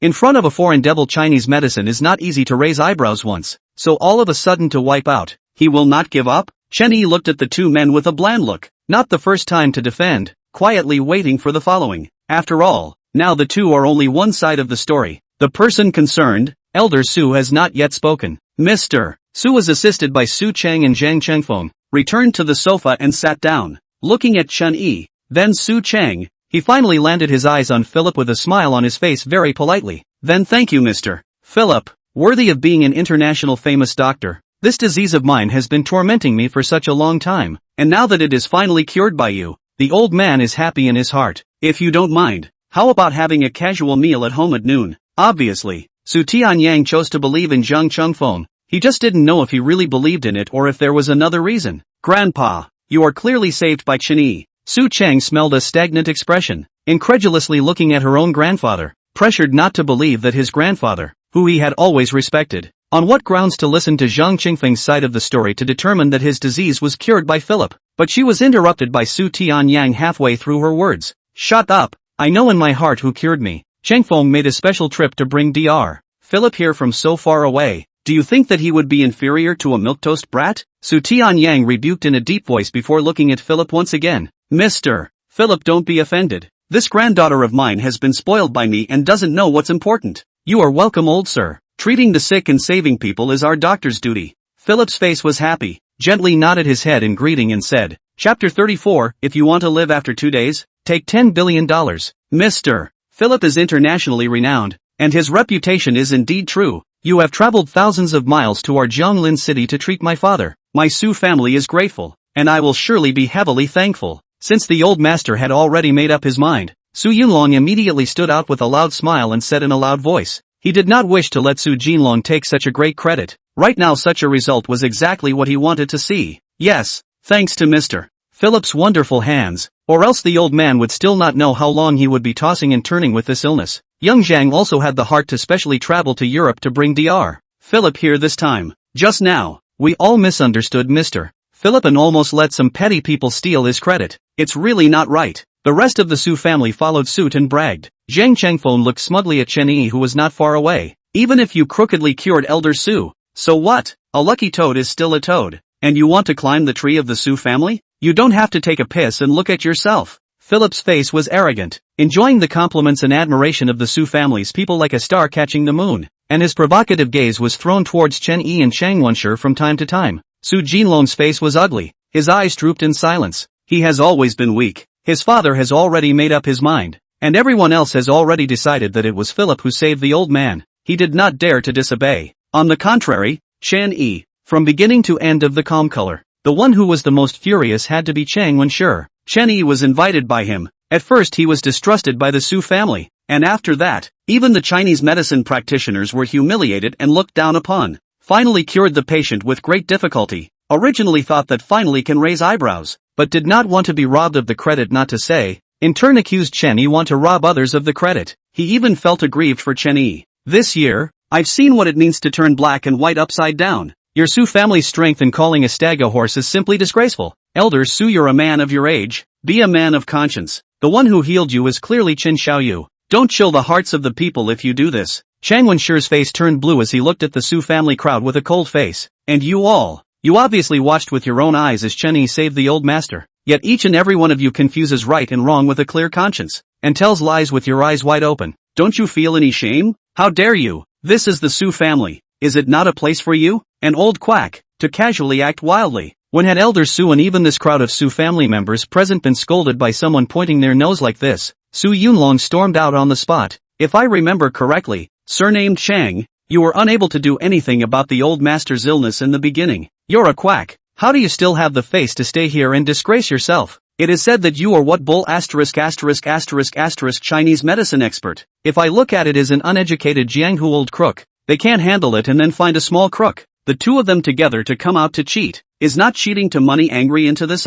Your own incompetence, but also presumptuous attempts to rob others of Mr. Philip's credit. I've never seen people as brazen as you. The Su family's crowd was not to be outdone, and sneered back, speaking words that were more piercing than one another. Chang Wenshi was trembling with anger, just about to open his mouth to retort, being pulled back by Chen Yi. Chen Yi smiled blandly and said, Elder Chang, forget it, little friend Chen. You. Chang Wenshi's old eyes were red, and with 100 indignities in his heart, he could only sigh heavily in the end. Grandpa Su, you don't need to take the words of the two Jianghu crooks to heart. Just ask someone to blow them out. Zhang Chengfeng saw that Grandpa Su's face was not looking too good and hurriedly said, Come on people, rack this old pimp surnamed Chang and that kid out for me. Before waiting for the old master to speak, Su Yunlong took the lead and ordered the subordinates at the door in a loud voice. Several underlings swarmed around, aggressively gathering towards Chang Wenshi and Chen Yi. Forget it. Just at this moment, Elder Su waved his hand to stop them and said, "Our Su family is a large clan.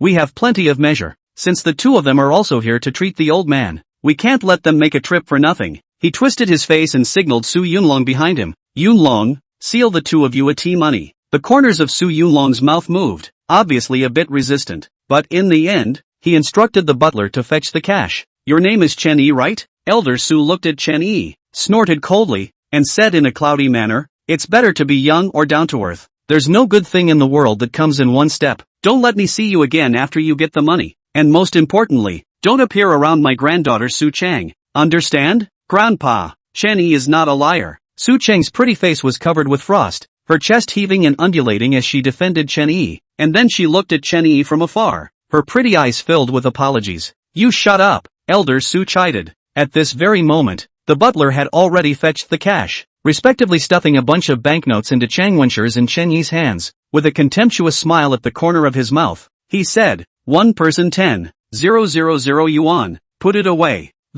Chang Wenshi's face was red and rose, and he looked at Chen Yi with a sullen face. "What is this? This is not just humiliating them." Chen Yi upside down the hand of a pile of $100 bills, face surfaced a cold smile. Although he has no money, but this humiliating money, he will not want. Moreover, Su Tianyang is not sick at all. It is the result of the insure invasion of the body. Now the root cause has not yet found out. Start to unload the donkey? Stupid. Wow. With a casual flick of his hand, 100 or 10 banknotes instantly scattered in midair, fluttering and spilling, before finally landing on the ground. Chen Yi coldly swept a glance at the Su family crowd turned toward the door, cold voice but into the ears of the crowd. "Remember what I say now. Su Tianyang is bound to have a relapse of his old illness within 2 days, and even the gods can't save him. If you want to live, take $10 billion and come over to beg me." As the words fell, the entire room inexplicably fell silent for a moment. Chang Wenshi was slightly stunned, and as soon as he raised the banknotes in his hand as well, he followed closely towards the door. "Bastard! You dare to curse Grandpa Su!" Zheng Chengfeng pointed at his back and said angrily, $10 billion? You are really daring to mouth off, at a young age. You don't know the heights of heaven, dog. The rest of the Su family also accused Chen Yi. Wait. At this moment, Su Chang stood up boldly and took a step to follow. "I'll go with you." She was now completely disappointed with Su Tianyang, and was equally disappointed with Zhang Chengfeng and the crowd of Su family members present, especially Zhang Chengfeng. She felt sick to her stomach even looking at him, and was eager to leave this place. Chen Yi's footsteps paused for a moment. Su Chang had already reached his side with a chilling look on her face. "Stinky girl, stop right there." A violent shout immediately came from behind him. Elder Su was so angry that he directly stood up from the sofa. Zhang Chengfeng beside him was even gritting his teeth, gazing at the two of them, Chen Yi and Su Chang, with eyes full of resentment. Chapter 35. Does your family have $10 billion in cash? You are the Su family's daughter with a marriage contract, pulling and tugging with an unsavory person. What's decent? Su Tianyang's face sank like water as he chided in a cold voice, especially when it was also in front of her prospective fiancé. Zhang Chengfeng, how could it be embarrassing for others? If this was spread out, not only would Zhang Chengfeng lose face, the Su family and Zhang family would also lose face. That was something that you and Elder Zhang said without my consent. I never nodded my head in agreement. It doesn't count. I don't have a single feeling for Zhang Chengfeng. Not only do I not like him, I also hate him. I feel disgusted when I see him. Su Chang's voice was cold and firm. This was not the first time she contradicted her grandfather, but it was the most direct and firm one. So much so that Elder Su was slightly stunned for a moment, a flash of disbelief in the bottom of his eyes. Asshole! How dare you talk to your grandfather like that? Su Jinlong, look at the good daughter you educated. Su Yunlong sniffed and became furious, while not forgetting to implicate Su Jinlong. Su Chang, hurry up and shut up. Hurry up and kowtow to your grandfather and apologize. Su Jinlong's face changed drastically, and he drank in a panic. He grew up only promise itself is not valued by the old master. Good. And Su Chang grew up, fell more and more handsome. Usually with the old master is also closer. The old master in recent years to let him manage the internal affairs of the family. Now this girl is so disobedient to the old master. In the future he is afraid in the Su family no longer have a position to speak of. The most angry is undoubtedly the party Zhang Chengfeng. Su Cheng's words were like arrows stabbing into his heart. In front of so many people, is simply to throw his face on the ground trampled. He now felt like there was a fire burning in his heart, and his whole body was about to explode. Zhang Chengfeng's teeth clenched tightly, His forehead veins rippled. His gaze sternly stared at Su Chang with Chen Yi by her side, secretly saying in his heart, Su Chang, the humiliation that you have given me today, old me will definitely bear it in my heart, and when the day that I marry you into my family, I will definitely make you pay back this debt twice in bed. Grandpa, I'm sorry, I can't marry into the Zheng family according to your wishes. Su Chang was unmoved, coldly continued, moreover, I have someone I like. Saying this, she looked at Chen Yi. He is my boyfriend. Bull asterisk asterisk asterisk asterisk.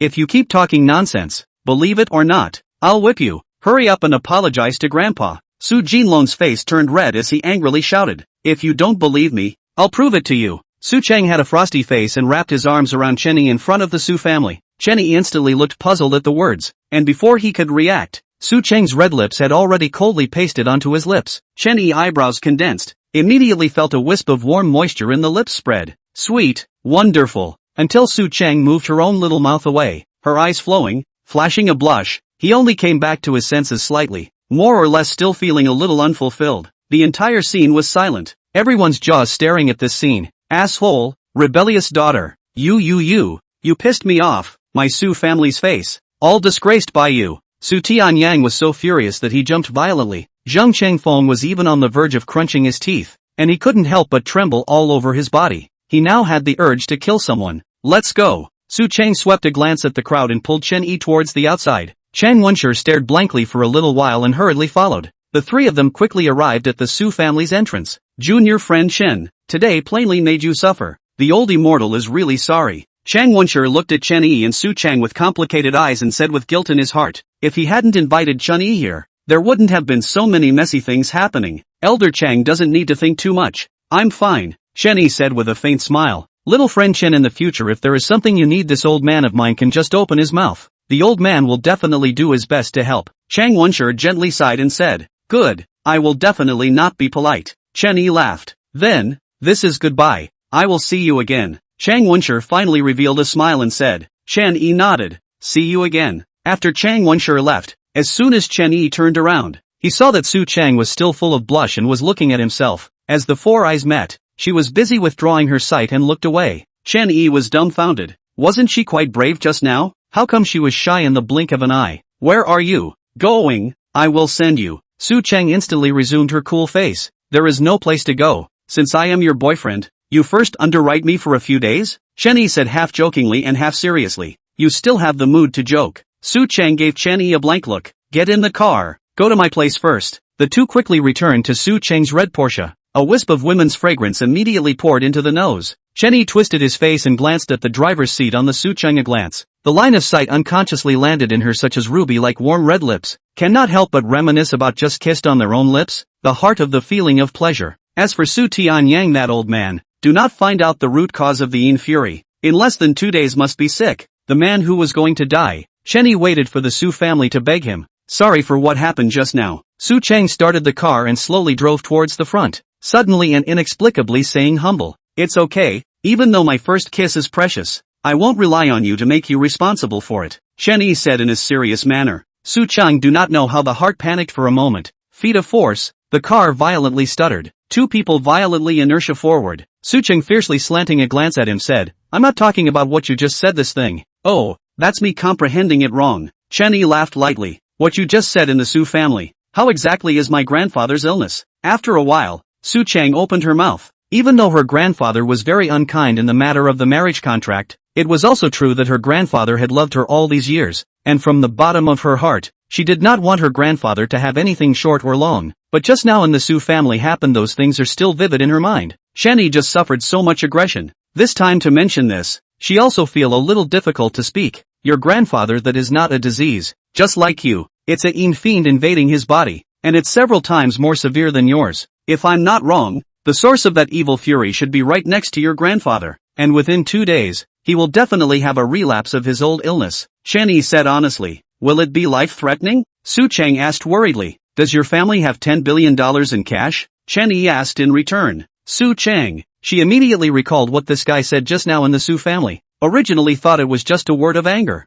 but now it seems that he is serious? Not to mention 10 billion in cash. The Su family's total assets were only $1 billion. How could they possibly take it out? It's not dangerous if you have it. Bring 10 billion over and beg me. I can save, but if you come too late, then it's hard to say. Chen Yi clasped his hands behind his head and leaned heavily on the back of his chair with a faint smile. Chapter 36, Removal of the President. Lawless, watching Su Cheng pull Chen Yi away, Su Tianyang was trembling with anger and muttered incoherently. He never thought how the obedient and understanding Su Cheng who grew up would suddenly become so rebellious, even openly singing against himself in front of so many people. As the Su family head, he is a strong person. In the Su family has always been a word. No one has ever dared to disobey his own will. Father, you are only just a little bit sick. Don't be angry. Su Yunlong walked to his side to open up. By the way, also did not forget to fan the flames. Su Cheng, this girl is really too bad. You usually so spoiled her, but also by move drinks to her to take care of. But she, do not know good or bad, simply is only a white-eyed wolf. The old master was in charge of the Su family, and Su Yunlong was in charge of external affairs. However, these children and grandchildren of the Su family only have a small amount of shares in the Su family's industry, and the old master will give them dividends according to the company's performance every year. Baidong Beverage was originally only Su family, an insignificant small company. Business scope is limited to the local several counties and cities. Unexpectedly, since Su Cheng took over after a change in the previous conservative style, invested large sums of money for product development, the sales range also quickly covered the country. In just 2 years, has become the Su family is currently one of the most profitable family industry. Su Yunlong on Baidong Beverage coveted for a long time, just has not been the right opportunity. Now the time seems to be right in front of us. After Su Yunlong finished speaking, he turned to Su Jinlong and rebuked in a deep voice, and you, how do you usually educate your daughter? If father gets angry for good or bad, you all get the hell out of the Su family. Father, big brother, Su Jinlong is not good with words. His own daughter did go a little overboard today. Bitter face stammered for a long time but no way to defend. Father, Su Jinlong taught his daughter poorly, mishandled the matter of treating you sick, led the wolf into the house, deserves to be served by the family law. Su Yunlong looked serious. Continued, Su Cheng contradicted the elders, corrupted the family style. She is no longer suitable to continue to serve as Baidong Beverage president position. She should be revoked the president position, and wait for her to reflect on the future. Father, Baidong Beverage is small Cheng single-handedly made up. You can't deal with it like this? At these words, Su Jinlong immediately panicked. The family how to dispose of their own he does not matter, but Baidong Beverage own daughter paid much effort. He is very clear. If the father really take back the company, the family is missing a large amount of income is small. My daughter certainly cannot accept. Elder 2, are you saying that the old man does not have the right to deal with our Su family's industry? Su Yunlong deliberately twisted his meaning and questioned. I didn't mean that. Su Jinlong hastily defended. Then what do you mean? Su Tianyang suddenly snapped. Su Jinlong was dumbfounded. You have also worked hard recently. Go back to rest for a period of time to go. The family's affairs are temporarily handed over to your elder brother to take care of. Su Tianyang pondered a little bit. Bored face, ease some tone to Su Jinlong said. Su Jinlong knew that he was in the wrong, nodded and answered. Rescind Su Cheng Baidong Beverage president position. Su Tianyang added. Yunlong, it will be managed by your family. Father, please rest assured. I will definitely run Baidong Beverage well. Su Yunlong's heart was overjoyed at the words, and he said with joy, who do you think will be allowed to take over? You look after it yourself. Su Tianyang directly interrupted him. As strong as ever, a hammer said, and then glanced at the side of the always silent Zhang Chengfeng, face ashamed to say, Chengfeng, you look at this. If you want to cancel the marriage contract, our Su family can also understand. Grandpa Su, don't worry. Su Cheng was just momentarily possessed by a ghost. I won't take it to heart. Zhang Chengfeng bites his teeth and swallows blood,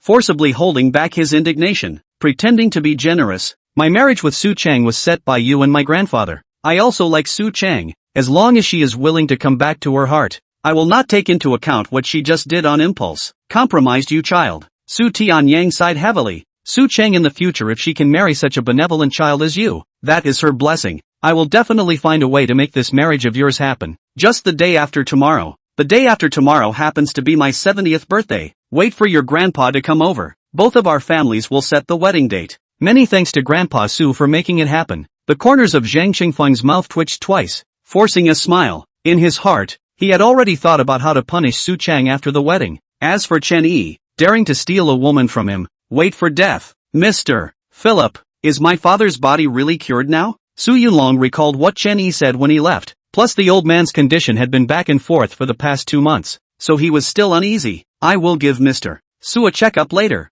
Philip said. He was also very curious. Just a dozen silver needles could really cure the disease? How about this? If Mr. Philip does not have any urgent matters, can he temporarily stay in our Su family? In case my father has any discomfort, it will be convenient to diagnose and treat him in time. Su Yunlong proposed. Uncle Su, Mr. Philip was invited by me. Why don't you let me entertain him? Zhang Chengfeng spoke up first. That's fine. Su Yunlong nodded. Then I will trouble Zhang Chengfeng with Mr. Philip. Elder Su also agreed. Subsequently, Philip gave him another checkup, and apart from the excessive body wastage that required nutritional supplementation, the others were no longer in any serious trouble, so the Su family members were relieved, and were no longer taken seriously by Chen Yi's words. On the other hand, Chen Yi cured the old man Su Cheng convinced. However, the old man 2 days later will still be on set. Su Cheng also did not fully believe, after all, is too mysterious. Red Porsche slowly into the coastal Huading district underground parking lot. The front foot just parked in the parking space. Su Cheng's cell phone suddenly rang.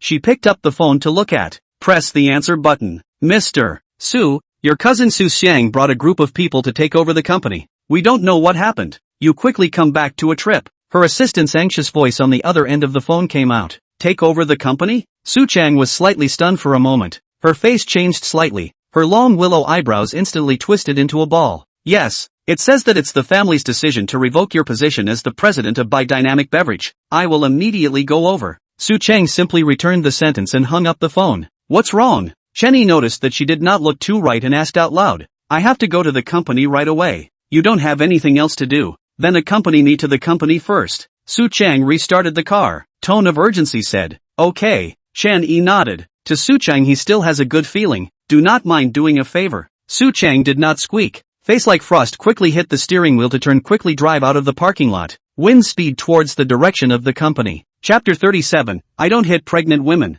The meeting area of the president's office of Baidong Beverage. A man in his 30s, in a suit, with thinning hair and a slightly blonde figure leans lazily on the sofa, a smug smile unconsciously spreading on his face. It was Su Yunlong's eldest son, Su Xiang. Su Tianyang had just sent his words, and Su Yunlong couldn't wait for him to come over and take over Baidong Drinks. Beside him sat a flamboyantly dressed woman, his wife Jiang Xiajie, in her mid-20s. She had a pretty face, especially the pair of heart-stopping Danfeng eyes, which added a bit of flirtation to her. You and Dad have long been looking at this by moving drink. Now finally get what you want. Look at the beauty of you. If you want to laugh, laugh it out. Don't hold it in. Jiang Xiajie glanced at Su Xiang, who couldn't suppress a smile on his face, and said with a foxy smile, this is all seen by you? You're the one with sharp eyes. Su Xiang touched a hand on her waist and said with a hefty smile, but that cousin of yours is probably not that good to talk. Such a big piece of fat meat was taken away. How can she be willing? What can I do if I'm not willing?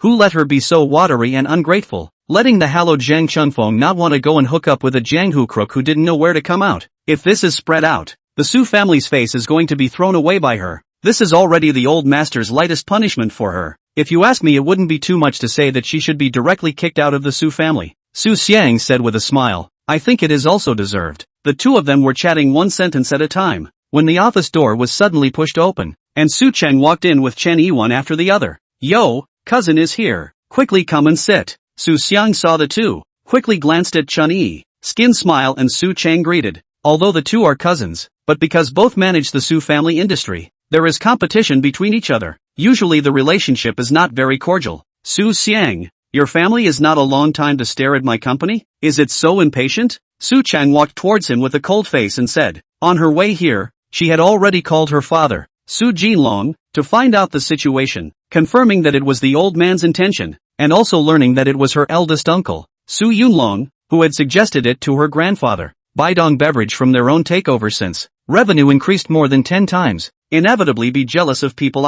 Su Yunlong took the opportunity to fall on the well, is to take Baidong Beverage. She heart is very clear. For so many years, her eldest uncle had suppressed and ostracized her father at every turn. She had seen it in her eyes, and she had been holding this anger in her heart, so she showed no mercy at all when she came up. Your company? Su Chun, you are not mistaken, right? This Baidong drink is our Su family's property from beginning to end, not your personal one. Su Xiang looked at her with a teasing face and said with an exaggerated expression, the company was made by me bit by bit. No one can take it away from me. Su Cheng's face was icy cold. Baidong drinks poured a lot of her heart and soul. During the time she just took over, she almost rested only 3 or 4 hours a day, personally staring at the development of new products. leading the team around to open up the market. It can be said that the company is like her child, under her careful care, now finally gradually grow, but by others halfway cut off. She naturally cannot accept. Joke, do you think the Su family is under your command? You did such a shameless thing. You should have burned high incense if Grandpa didn't kick you out of the Su family. Understand? Also, I'm only responsible for carrying out the family's decisions. If you have anything to say, go talk to Grandpa and see if his old man will change his mind. The corner of Su Xiang's mouth raised a cold smile and said, I will find Grandpa to theorize, but before that please leave. I don't want the company to be messed up. Su Cheng temporarily suppressed her emotions and forced herself to calm down and said, Su Xiang took over the company, and was bound to quickly install his own close friends in. Now the company's management is already in a state of panic. If he is tossed around for a few more days, even if he persuades Grandpa to change his mind, he will still need to reorganize the company at that time. How many things will be delayed? Moreover, Su Xiang's management ability is really worrying. Really let him take over. Baidong drinks estimated soon finished. Su Cheng by no means hopes that his hard-earned achievements will be ruined in his hands. I don't like it when you say this. What do you mean by the company being messed up? Our mess? Jiang Xiaojie, who hadn't said anything, took over the conversation in a conspiratorial manner, speaking as if you're the only one who can run it. Saying this, she looked up and down at Chen Yi beside Su Cheng. This is the wild man you hooked up with? Long good well, but is worthy of the 3 words of the little white man. Su Cheng's face sank. Don't you talk nonsense. Now we are talking about the company's business. Don't pull anything else with me. It is because you are shameless. Hooked up with a wild man outside. Insulted our Su family style. The old man was only angry to withdraw your position as president. And the company is the same thing. Jiang Xiaojie laughed coldly. Surbik said. Chen Yi is my boyfriend. Bright and fair. As for whether I have dishonored the Su family style, it is not your turn to a foreigner here to say 3 things. Su Cheng pretty face icy cold. Tit for tat said. Miss Su, just how hungry are you? The Zhang family's son can't satisfy you or what? Why bother going outside to find a random man to spoil yourself? Jiang Xiaojie covered her mouth and cackled. You, Jiang Xiaojie character spicy, has always been sharp-tongued. On the acerbic Su Cheng nature is not her opponent. She was immediately angry, body trembling, pointing at Jiang Xiaojie froze cannot speak. At this time, Chen Yi too steps out. A slap towards Jiang Xiaojie pumped over. Jiang Xiaojie subconsciously twisted her face towards Su Xiang's arms to hide. Chen Yi's hand, however, abruptly stopped in midair and did not really whip down. Are you looking for death? Su Xiang grabbed Jiang Xiaojie under his arm, glared at Chen Yi with angry eyes, and drank in a deep voice. Chen Yi's unexpected move also made Su Cheng startled. Staring at him dumbfounded, Chen Yi smiled with a bashful face and retracted his palm without slowing down. What? You dare to hit me? Jiang Xiaojie sensed that he was just bluffing and got up from Su Xiang's arms, stalking his neck and tilting his face in a stern rebuke. Come on, try hitting me? Chen Yi smiled faintly and said, I don't hit pregnant women. Upon hearing this, Su Xiang and Jiang Xiaojie were stunned for a moment. Tilting a little, Jiang Xiaojie's face suddenly changed, instantly turning white, and she shouted in an agitated and shrill voice, You're talking nonsense. I'm not pregnant. Pregnancy is a good thing. Why are you so excited? Chen Yi's smile played with the flavor. I didn't. You're spitting blood. Jiang Xiaojie looked at Su Xiang with a panicked face and denied. Hubby, don't believe him. How could I be pregnant? It was Su Cheng who was a bit puzzled. Su Xiang and Jiang Xiaojie had been married for nearly 5 years, and should have had a child long ago. Isn't it a good thing that Jiang Xiaojie is pregnant now? Why did she seem like she was in shock? Even if she wasn't prepared to have this child, it wasn't so bad, right? I'm a doctor. I'm sure I won't be wrong. You'd better go to the hospital for a checkup. There might be more, Chen Yi said. Chapter 38, Meeting the Dog Boys and Girls Again. Hua Lu, Chen Yi added after a pause. You shut the hell up. Nonsense again, believe it or not I'll tear your mouth apart? Jiang Xiaojie has long lost her color. Shrill reprimanded, then grabbed Su Xiang's arm. Panicked, hubby, this dog thing slandered me. Call someone, must teach him a good lesson today. Is it not slander you? To the hospital to check it is not known, Chen Yi said with a faint smile. I'm not sick. Why do I need to check at the hospital? Jiang Xiaojie's beautiful eyes were round, full of resentment, glaring at him as if she wanted to eat him alive. Just after she finished speaking, she realized that Su Xiang was looking at her with eyes full of viciousness and killing intent.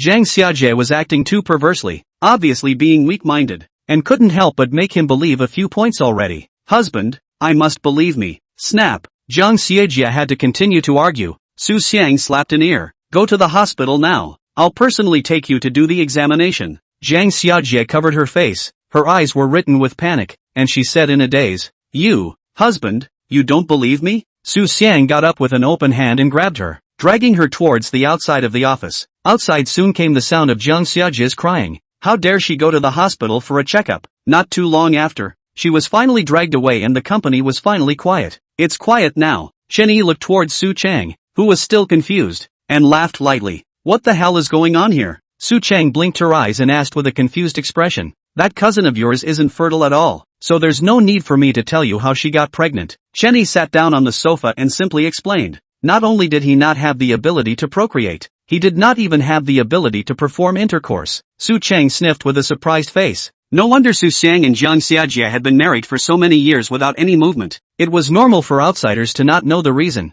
After all, this kind of thing was too difficult to talk about. Not to mention that Su Xiang was the eldest grandson of the Su family. If it was spread out, it would be the face of the entire Su family that would be lost. After this incident, Su Xiang probably won't have the heart to come to the company for a while. When Grandpa is a little angry tomorrow, I'll go and beg him for leniency. Maybe there's still room to turn things around. Su Chang was slightly relieved, but the pressure did not decrease at all. With the old man's stubborn character, unless he compromises and continues to abide by the marriage contract that he set, or else it will be hard to get him to change his mind. This aside, today's events in the Su family swept the old man's face. This alone he may not easily forgive himself. However, just like this, I move drinks to give away. She 10,000 unwilling. You don't have to go pleading. I can help you get the company back. Chen Yi smiled faintly and said with confidence, the Su family couldn't get $10 billion. It shouldn't be difficult to ask for a company as a consultation fee, right? Thank you. Su Cheng understood Chen Yi's words, although she was more or less still a little bit half-hearted about Chen Yi's words, but Chen Yi having this heart, and that confident and certain tone, made her inexplicably feel very secure. How do you plan to thank me? Chen Yi said with a teasing smile. You are my boyfriend. Isn't it proper for a boyfriend to help his girlfriend? Still want me to thank you how? Su Cheng's pretty face was hot, skimming her red lips and pretending to be calm. You pulled me to block the gun thing. Have not given money, Chen Yi said. What? Are you still planning to refuse? Do you know that the people pursuing me in this Jianlin can circle around the third ring highway? One needs to at least think about it. I'm such a big beauty chasing you backwards. You still need to consider it? Su Cheng raised a willow eyebrow. Even Chen Yi couldn't tell the truth of her words, so he smiled and didn't answer. Su Xiang this toss, the company up and down the people in fear. Su Cheng only had to personally sit down to appease the people. Chen Yi also cannot help what help. Stayed for a while and then left. Out of the office building where the Baidong beverage. Chen Yi take the bus ready to go to the school outside the rental house like things. By the way, want to find the landlord to the room to return. At first that house is with Sun Xiang that goods under the encouragement. Rented to want to live with Zhang Yi. Now with Zhang Yi completely broke up. He also with the mother has a new place to live. The rental room naturally cannot be used. Chen Yi just to the school door off. The phone suddenly rang. Took out to see a glance. Is Su Cheng call over? Pressed the answer button. Her somewhat disheveled voice immediately came out. Where are you? Just arrived outside the school. It is ready to go back to the rental house to move. Chen Yi truthfully returned. Moving? Do you want me to go help you? Su Cheng asked. No moving fee. Just treat me to a meal. Letting a beautiful big president drive a luxury car to move me as a laborer. Seems pretty good. Chen Yi thought for a moment and laughed. Send the address. Su Cheng heard him mean to agree then said. Send it to you later. Okay. See you later then. About 10 minutes or so, Chen Yi returned to the rental house. After taking a general look, apart from a few pieces of clothing and a dozen certificates, there didn't seem to be much to take away. He usually does not have any hobbies. Most of his time and money is spent on studying and working with Zhang Yi. There is not even a computer in the house. In addition to their own and Zhang Yi's, some documents and certificates and so on are also put here. Although the two did not live together before but stay together from time to time, Zhang Yi will put some important things stored in his place. Simply organized a bit, sat on the edge of the bed and waited for Su Cheng to come over. Thumping. A few minutes later, a sound of footsteps came from the doorway. He thought Su Cheng had arrived. Just got up and was ready to go over to open the door when he heard the ringing of the key inserted into the lock hole. In the twinkling of an eye the door to the room opened. Zhang Yi and Li Qinhua appeared in sight. The two probably didn't expect Chen Yi to be at home, and coincidentally froze for a moment. Li Qinhua thought of the defeat he had suffered at Chen Yi's hands earlier, and his face immediately sank. I've come to get my things, Zhang Yi said in an indifferent tone. Chen Yi gave a calm and unperturbed him and sat down again. Looking down and scratching his cell phone, Zhang Yi began to pack her things. Li Qinhua looked around at the simple rental house. Looking at Chen Yi mockingly opened his mouth. I heard that you luckily cured Qin Zhanghao's daughter's disease. And now that you're hugging the Chen family's thighs, how come they didn't send you a set of house or something? And you're still living in this Thai place? What's it to you if they send me a house or not? Chen Yi nonchalantly disliked back. He was not surprised that Li Qinhua knew about him curing Chen sinew. At the class reunion, the fact that 2 local medical bigwigs had personally arrived to invite him to serve. And later on, he had made another phone call and then had far continent commerce resign Li Qianxue, had long since spread among the classmates. Zhang Yi and he is the same classmate. And Zhang Yi's good girlfriend Sun Jing was at the scene. Li Qinhua and Zhang Yi's current boyfriend. Not yet how it is in the class reunion flaunted. A small man's face. Really have not seen the world. Be a person to have self-knowledge, to be clear about how many pounds of their own. This time lucky to give people cured. Next time will not be so lucky. Sooner or later exposed. When the time is sure to be kicked away. Zhang Yi's tone was icy cold, snarky and mean. To put it bluntly, it's still just a lackey working for someone. Chapter 39, he's my boyfriend. The central hospital and the second hospital offered Chen Yi generous conditions for him to go back to his post, but both were rejected by him, and Zhang Yi had also heard about this matter. However, she had the same idea as Li Qianxue and the others. Chen Yi put such a good condition not to go, obviously as the heart is weak, afraid to wear help. In addition, she selfishly does not want to see Chen Yi live well. That is not to prove that you have no vision. Give up a potential stock. This feeling was like witnessing a stock that she had just sold off, suddenly soaring to the sky as unacceptable as it was. Have you packed your things? Chen Yi looked up at her and said in an impatient tone,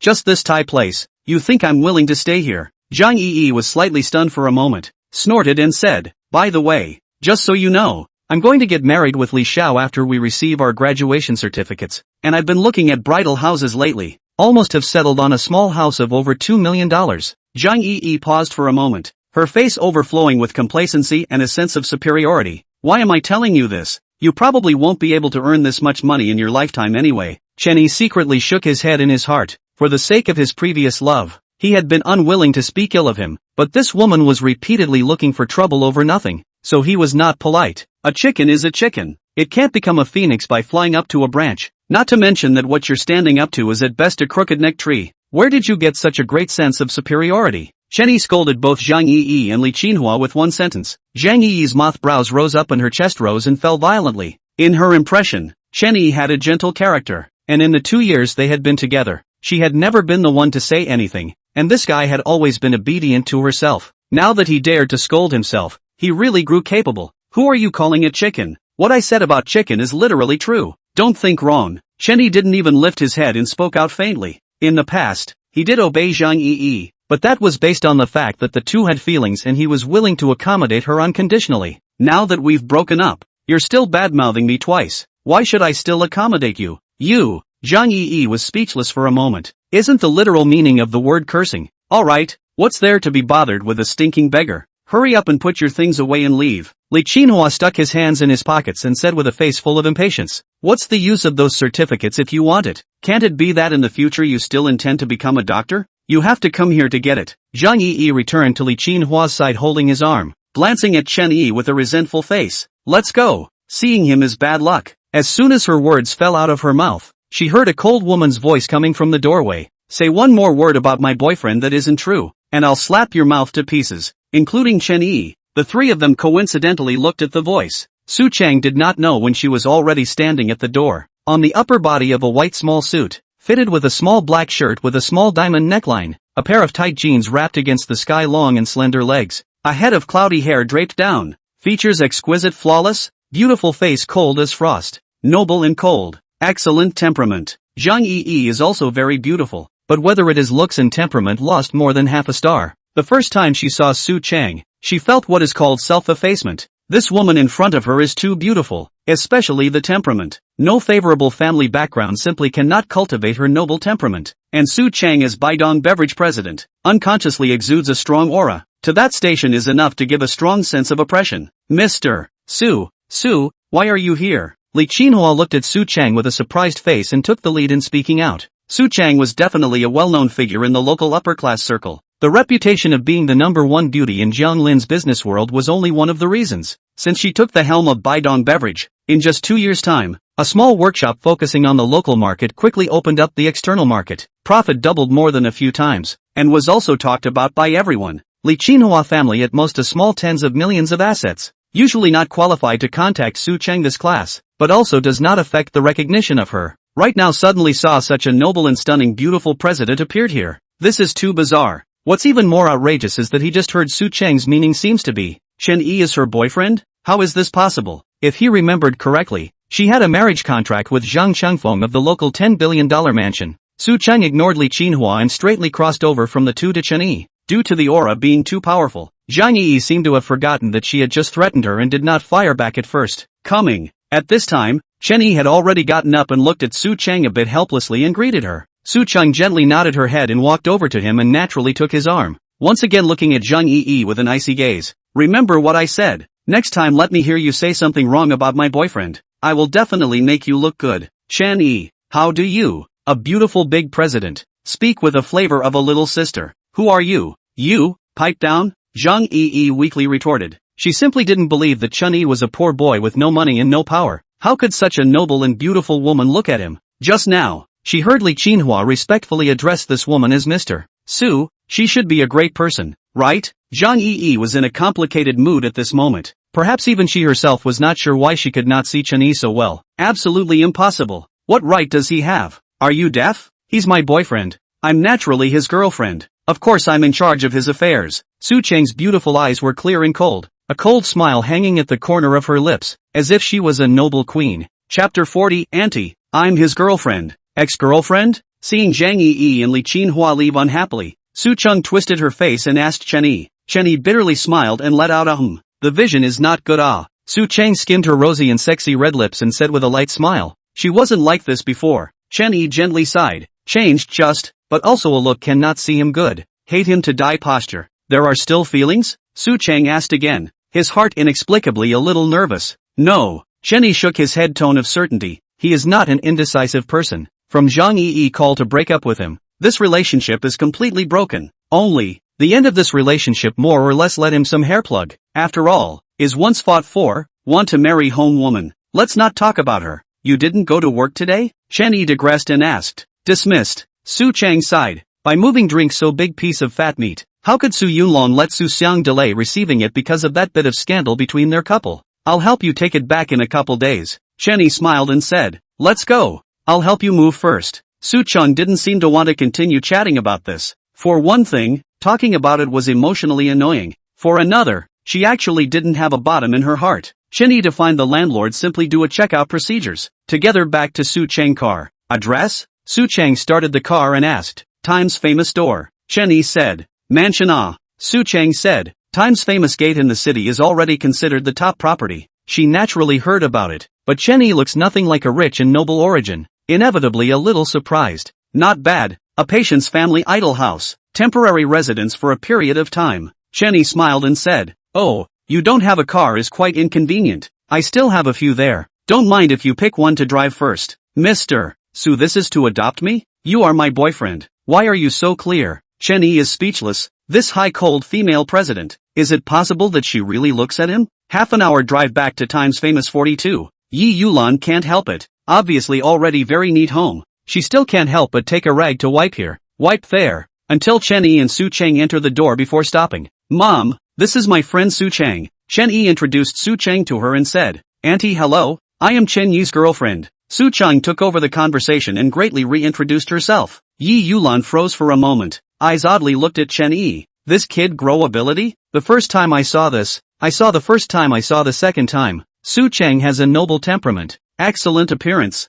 and her every move reveals the decency of a great lady. Yi Yulan is by no means unable to see her. On the contrary, like not, but Zhang Yi she also like, so the heart is inevitably a little tangled. However, she cannot care so much now, so beautiful girl have come to the door. As long as there is the possibility of becoming a daughter-in-law girl, she does not want to let go, not to mention that this girl just look at the feeling pleasing to the eye. So smile kindly. Very warmly greeted Su Cheng said, oh, come on girl, quickly come over to sit. Good aunt. Su Cheng responded graciously, and went to the living room with Chen Yi to take a seat. Girl, how old are you? Just sat down. Yi Yulan couldn't wait to ask. Mom, you this. Chen Yi cried and laughed. Yi Yulan glanced at him, not caring about him at all. Auntie, I'm 25. Su Cheng smiled. 25 is good. 25 is good. Yi Yulan said repeatedly. Good where she cannot say. Anyway is good. Girl, where is your family? Su Chang, this city. Yi Yulan, the city's good.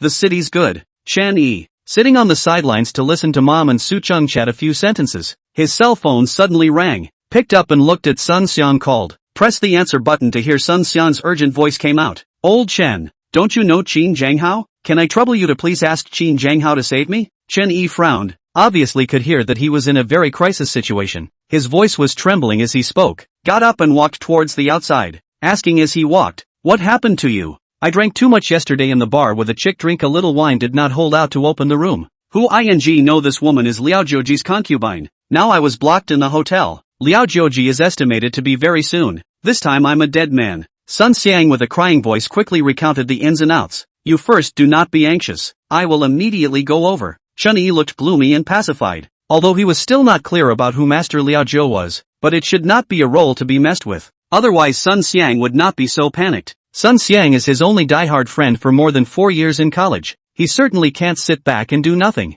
Don't come over. It's useless for you to come over. Master Liao Jiu is the big brother of the underground world in our Jianglin city. Even my family can't say anything. You coming is just a waste of a life. Sun Xiang hurriedly said, almost pleading. Now I'm afraid that only Qin Zhanghao can talk to Master Liao Jiu. You hurry to contact him. Maybe it's not too late. Counting on the brother begged you. Must save me. He is also a small family assets, but in Jianglin city is still far from ranking. Simply not enough to qualify with Liao Jiuzi such underground big brother bargaining. In addition, now this situation, he dared to contact his family. Liao Jiu Master has always been known as ruthless. That may not even his family followed him into a piece. Good. Where are you now? Chen Yi asked. In the Imperial Dragon Hotel room 503, you hold on tight or I will be dead. Sun Xiang urgently said. Chen Yi hung up the phone with a and then directly dialed Qin Zhanghao's number, anxiously waiting for a while, cannot be connected, and then hit the same. A little contemplation turned back to the living room,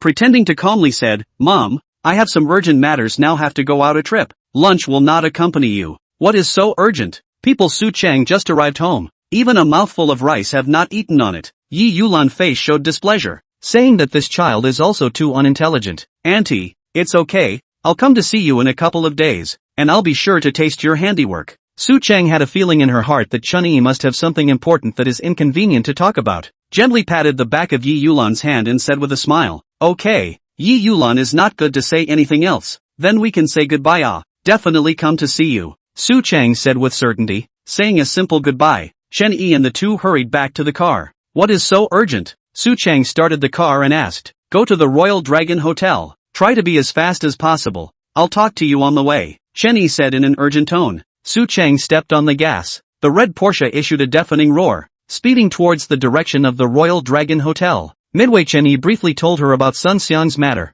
Chapter 41 A man's knee is gold. This I may not be able to help. Our Su family has never dealt with underground forces. Su Chang said with a hard look on her face while driving. Why don't I ask my friends to see if they can help? Her Su family started out in business and had no dealings with characters like Master Liao Jiu. No need. I can solve it myself. Chen Yi said expressionlessly. In about 10 minutes. Arrived at the Royal Dragon Hotel. Just wait outside. I'll go in and take a look. Chen Yi pushed the door and got out of the car and said. It's too dangerous. Otherwise just call the police. Su Chung hurriedly chased out, her eyebrows furrowed. You go back to the car and wait. Chen Yi twisted his face to look at her, tone with a little domineering harsh. Su Chang inexplicably feel as if he suddenly like a change of person, completely not his usual look of mild and gentle appearance. Oh, good. Su Chang responded and returned to the car. Chen Yi turned around and walked into the hotel lobby with big strides, took the elevator and quickly reached the 5th floor, and walked straight towards room 503. Two men dressed in black were guarding the door of room 503 at this time. Seeing Chen Yi walk over, did not take it seriously. Ninth Master ordered us not to move this kid in the house first. He wants to personally come over to deal with it. Now there is a good show. Do you think the Ninth Master will chop up this kid's thing and feed it to the dog? One of the men with a beard laughed. Damn, even the Ninth Master's woman dared to touch. This is not a tiger's ass pulling hair. The kid is quite fat. Another tall and thin man leaned against the door panel and smiled playfully. Please make way. Chen Yi walked to the door and stopped, smiling and said to the tall thin man, Who are you? The tall thin man and the bearded man were coincidentally stunned for a moment, looking him up and down. The one inside is my friend. Chen Yi pointed inside the room and said nonchalantly. Upon hearing this, the tall thin man snorted and said, Know who your friend has offended? Get the hell out of here and mind your own business. What if I must mind my own business? Chen Yi said. Then you are just looking for death. The tall and thin man sneered. Boom! Without saying a word, Chen Yi snapped and kicked him in the chest. Accompanied by a sound of bones breaking, the tall and thin man's entire body hit the door panel heavily and instantly fell to the ground. His features were twisted, and he lay curled up on the ground, whimpering in pain, clearly feeling that his ribs had actually been kicked and broken a few times, and he couldn't speak half a word in pain. You seek death. The bearded man on the side never expected that this gentle-looking kid actually dared to make a sudden move. He froze for 2 seconds before coming back to his senses, and with an explosive shout, he swung his sandbag-sized fist violently towards Chen Yi. Ka-ching! Ah! He didn't even see what was going on. In the blink of an eye his own arm was twisted into a twisted shape by Chen Yi. His eyes went black and he couldn't help but let out a miserable scream. Boom! Chen Yi kicked the man directly again. The bearded man lay on the ground holding his arm, gurgling and gurgling for a long time, unable to get up. Bam bam bam! Chen Yi didn't pay any more attention to them and went up and knocked on the door. I'm Chen Yi. Open the door. Sun Xiang in the room heard his voice. As if he waited for his savior, he panicked and came over to open the door. Seeing that he was the only one at the door, he was slightly stunned, and then looked at the two men with bearded heads who had fallen in the doorway, and with a surprised face, he said, Did you do this? Chen Yi nodded his head. Let's go. Get out of here first. Boom, boom, boom. Just as the words fell out of his mouth, a messy footsteps could be heard coming from the hallway. The two of them turned their heads to see dozens of ferocious men, armed with sharp weapons, surging over aggressively. Come in quickly. Sun Xiang pulled Chen Yi into the room with a clang and closed the door. Looking at Chen Yi with a panicked face, why did you come alone? Didn't I tell you to find Qin Zheng how to help? The phone call didn't get through. Chen Yi faintly smiled honestly said, then quickly swept a glance at the room. Soon saw a demurely dressed wonderful woman trembling shrinking on the sofa. Unsurprisingly it should be Liao Jiu Master's woman. Ah, this, then you fight again otherwise all three of us have to die here. Sun Xiang was dumbfounded on the spot, anxious like ants on a hot pan. Tears are coming out. Boom! Just as he finished his words, a loud bang came from the doorway. The door of the room had been brazenly smashed open, and the two of them twisted their heads to look at it, and a middle-aged man in his 50s,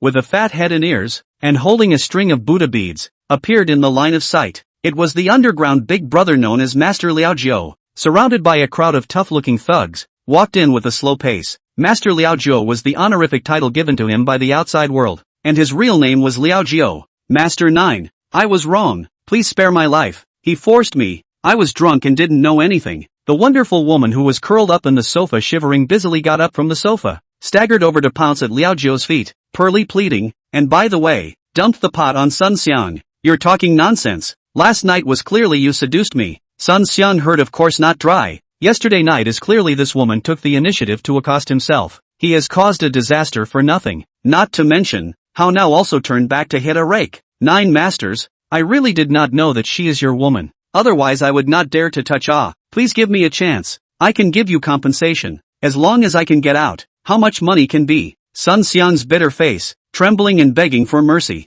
Kneel down and talk. A slim, sharp-tongued old man beside Liao Jiu lightly bellowed. Chen Yi glanced at him at the sound of the voice and immediately realized that the old man's breath was calm and long, and should be a person who practiced martial arts. Sun Xiang has long been scared out of his wits. His legs were soft and he was about to kneel down. His body was suddenly pulled up by Chen Yi as he was falling. Men's knees have gold. A little bit out of breath. Chen Yi twisted his face to look at him, lightly laughed. Sun Xiang heart secretly screamed bitter. All this time to save life is important. To what interest?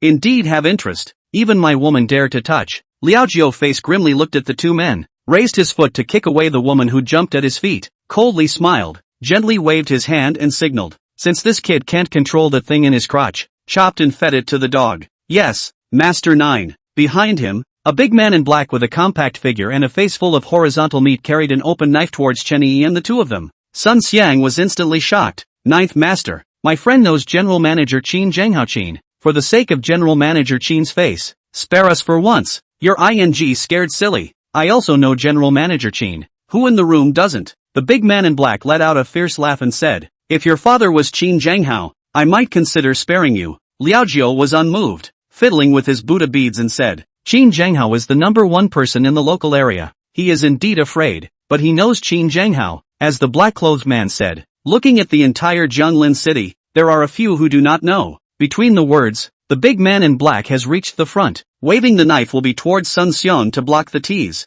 Chapter 42, is it still a young man if he's not exuberant? Clang! Chen Yi pushed Sun Xiang away, flew up and kicked in the black-clothed man's wrist. The latter immediately felt the whole arm a burst of numbness. The hand holding the knife instantly disobedient. 5 fingers spread out. The inertia of the open mountain knife thrown up high. Chen Yi body backhand grabbed the hilt of the knife. The figure of a flash, in an instant has arrived in front of the other party. The black-clothed man's complexion suddenly changed, and before he could react, the cold blade was already at his throat. Gulp! His body stiffened. The knot in his throat wriggled. He couldn't help but gulp down a mouthful of spit, and a layer of fine sweat instantly appeared on his forehead. The entire room fell silent for a moment. I didn't see it. So young that he's actually a practitioner. No wonder he's so emboldened. Liao Jiu's eyes quickly flashed with a touch of consternation as he looked at Chen Yi with a sharp gaze. Those 2 men of mine at the entrance were you who did this, right? And the old man beside him had his eyes narrowed slightly as he scrutinized Chen Yi, having long been dumbfounded. I did it, Chen Yi said with a calm demeanor. Can this matter of my friend be turned over? Still so arrogant at the end of his life. Young people are just exuberant. Liao Jiu moved his neck. The corner of his mouth lifted up with a sardonic smile as he voiced out an order. Ma-san, slaughter this dog that doesn't know how to die. The old man whose real name was precisely Ma-san. His feet gently stepped. An arrow step rushed towards Chen Yi. His hands did not know when there were more 2 daggers. His attack was severe and straight to Chen Yi's vitals. Not angry, still called young man. Chen Yi laughed coldly, kicked the black-clothed man in front of him to fly 4 or 5 meters away, and swung his sword to meet the attack. The 2 instantly battled into a ball. Ma-san is a beginner's martial artist, rich in combat experience, ruthless. 2 daggers in his hands seemed to be agile and flowing, but every move is incomparably tricky and harsh. Chen Yi's gaze was calm. Although he had only comprehended and digested a small portion of the profound martial arts and the swimming dragon Tai Chi, he was also much higher than him in terms of power, but he simply lacked practical combat experience. However, after a few rounds, he seemed to have an instant epiphany, mobilizing his body's true chi to condense in both hands. A knife swung out, and even saw an imperceptible white aura swept out. Ma-san's gaze condensed, his heart was horrified, and he was busy protecting his dagger in front of his chest. Boom! In the next moment, he felt like he was hit by a train traveling at breakneck speed. His blood rolled over. His body involuntarily exploded back in the air and crashed into the wall a few meters away. Wow! A mouthful of crimson blood sprayed out. He looked at Chen Yi with a painful expression and fainted on the spot. Sun Xiang froze in place. Now he already felt as if he didn't recognize this dead friend of his a little bit. In his impression, Chen Yi had always been a person with a gentle character, and even a little bit insistent. How did he suddenly become so capable of fighting? Liao Jiu's brows were tightly locked, his gaze staring intently at Ma-san, whose life and death were uncertain, the corners of his mouth twitching, his face white. Ma-san was one of the most capable fighters beside him, but he didn't expect to be so unbeatable in front of this person. After a moment, he turned his eyes back to Chen Yi. Who exactly are you? Can we turn the page now? Chen Yi remained calm and indifferent as he answered. What do you say? He touched my woman. You injured my men. Even if the King of Heaven comes today, I will still kill him. Liao Jiu put his hands behind his back and said viciously, I brought over 100 brothers with me today, and they are already on their way, so what can you do if you can fight again? Chen Yi frowned and didn't bother to bull ***** with him anymore. His body swayed and violently pounced towards him. The 2 fighters beside Liao Jiu's body stared at him and scrambled to meet the attack. Chen Yi kicked one to the ground, and in the blink of an eye the knife was already on Liao Jiu's neck. Now what? Buzz! He was too fast. The surrounding crowd of fighters simply could not react in time. At this moment, to see the knife on the neck of his own boss, could not help but draw a breath of cold air, have set up a stance, staring intently at him, but no one dared to rush forward. Borrow your 10 dog, dare you dare to kill me? My 4C's gang's thousands of brothers will guarantee to kill your entire family to accompany me. Liao Jiu's eyes were bared as he glared at Chen Yi, colorfully saying, facing this kind of die-hard molecule, Chen Yi felt quite a headache, but if he didn't get him convinced today, he was bound to suffer endlessly. I won't kill you, but I can make your life worse than death. Chen Yi faintly smiled and said, quickly pressing a few points between his neck. Liao Jiu instantly felt unable to use his body, slowly collapsing to the ground, unable to move, looking at Chen Yi with a horrified face. What have you done to me? Whoever dares to come over, I'll chop him up with a knife. Seeing the surrounding crowd of thugs leaping forward, Chen Yi pointed his knife at them in a cold voice, then looked down at Liao Jiu on the ground, a hint of an evil smile surfacing on his face. I'll let you experience what it means to live a life worse than death. After saying that, he squatted down and touched out a few silver needles, fast as lightning, and stabbed on Liao Jiu's body. These silver needles were given by Zhang Yinping yesterday when he was treating Jiang Yu. Liao Jiu's complexion was slightly stagnant. A hint of itchy and numb sensation spread instantly all over his body, but it seemed to be just that. He gritted his teeth and smiled coldly. That's it? You might as well ing/old me? I tell you, today you die. Ha ha ha ha ha ha ha. Before the words were finished, he noticed that the itchy and numb feeling was getting heavier and heavier, as if there were countless worms crawling around in his body, making him uncomfortable, and wanting to laugh and in a lot of pain. It was hard to say for a while. UING. Ha ha. Oh, another few seconds passed. It was seen that he twisted his body, crazy-like, ghostly crying, laughing and crying. Witnessing this incomparably bizarre picture in front of him, the surrounding group of fighters couldn't help but sweat their hairs. Kill me, please.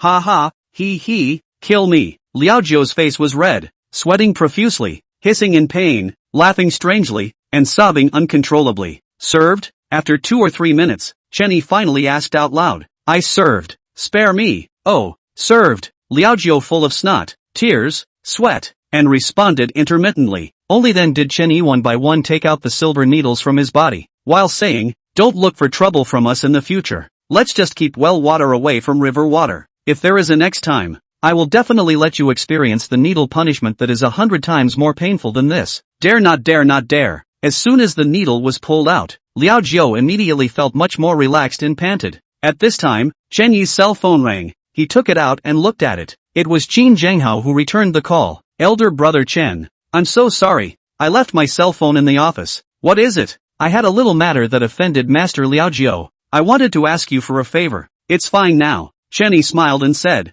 Liao Jiu has some ability. Is it really alright? Qin Zhenghao's tone was grave. If Chen Yi had something to do, he would definitely not hesitate to help. It's really okay. Okay, then there is nothing else to hang up first. Good. Do. This side just hung up. Liao Jiu's cell phone rang immediately after. He shivered and took out his cell phone. Mr. Qin, this is Liao Jiu. Chen Yi is my brother. Don't mess with him or I'll end your 4Cs gang. Qin Zhenghao said in a dignified tone. Liao Jiu. He glanced at Chen Yi, who was standing next to him, and secretly screamed in his heart. How the would I dare to mess with him? This is a ing devil. Chapter 43. You don't call me auntie. I'm not familiar with you. Chen Xiao. I'm really sorry. We don't know each other. Just now there are many offenses. You forgive me. If you don't mind, tonight I will set up a table, specially for you to make amends, okay? Ending the call with Qin Zhenghao, Liao Jiu climbed up from the ground in a sorry state and apologized while wiping the snot and tears from his face. Putting aside the devil that was Chen Yi, Qin Zhenghao earlier is a reckless origin.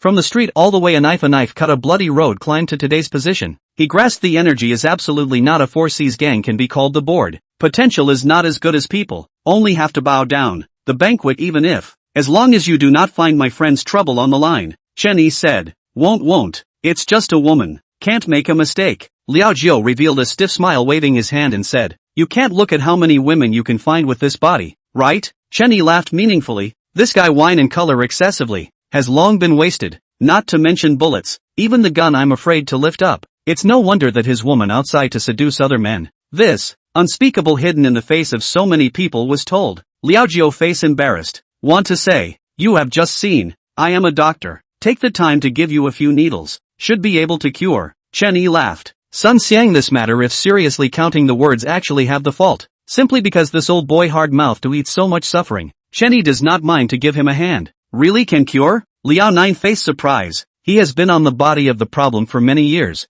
I cannot remember how many clinics. Drank a lot of Chinese medicine. Not at all useful. Men can't work in that area. This kind of pain can't be felt by outsiders. Only he himself knows. Still, he couldn't help his scalp from tingling when he heard about the needle. Try it, Chen Yi said. That's fine. Then some other day Chen Xiao will take a look for me. Liao Jiu gratefully said. Walking out of the Royal Dragon Hotel, Sun Xiang only slightly slowed down. His eyes oddly looked at Chen Yi and asked, Old Chen, why are you suddenly so powerful? I was very powerful before. I just didn't have the chance to show it. Chen Yi gently patted his shoulder and casually fooled around. Sun Xiang, well, is it okay? At this time, Su Chang got off the car and quickly walked over with concern. It's okay. Chen Yi faintly smiled and said, that's good. Su Chang's hanging heart only then landed. Long exhaled a breath. Sun Xiang looked at Su Chang and then Chen Yi, and immediately noticed that the relationship between the two seemed to be unusual. This is Jiang Lin's famous iceberg beauty.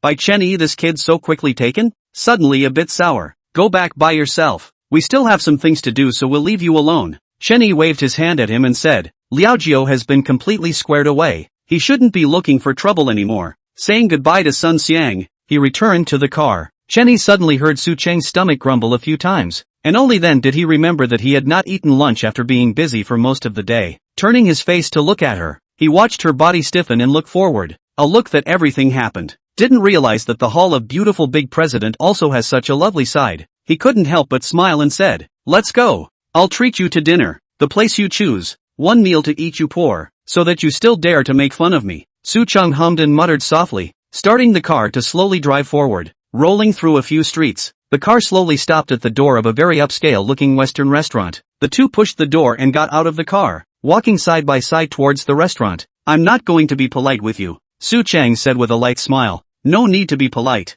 Chen Yi said. Now that it was past lunchtime, the restaurant was sparsely seated with a few tables of guests, very quiet. Under the waiter's guidance, the two of them settled in a window seat. Su Cheng took the menu and ordered the signature steak of this place, a regular soup, and a dessert, which was actually not very expensive after counting. Chen Yi followed her lead and ordered one as well. After the waiter left, the two of them looked at each other in all directions, suddenly feeling that the atmosphere was a bit subtle, and coincidentally retracted their eyes. It seems like it's been many years since I dined alone with a young man. A moment later, Su Cheng took the initiative to speak. I'm honored, but these dishes you ordered won't be able to eat me, Chen Yi said with a smile on his face. The iceberg goddess. Well, I had heard about it from Sun Xiang's mouth. However, from the days spent together, it seemed that this was not the case. She was not iceberg at all. On the contrary, she was still a person who was very easy to be emotional. Then spend your whole life eating slowly. Su Cheng laughed softly and opened her mouth, her eyes flowing,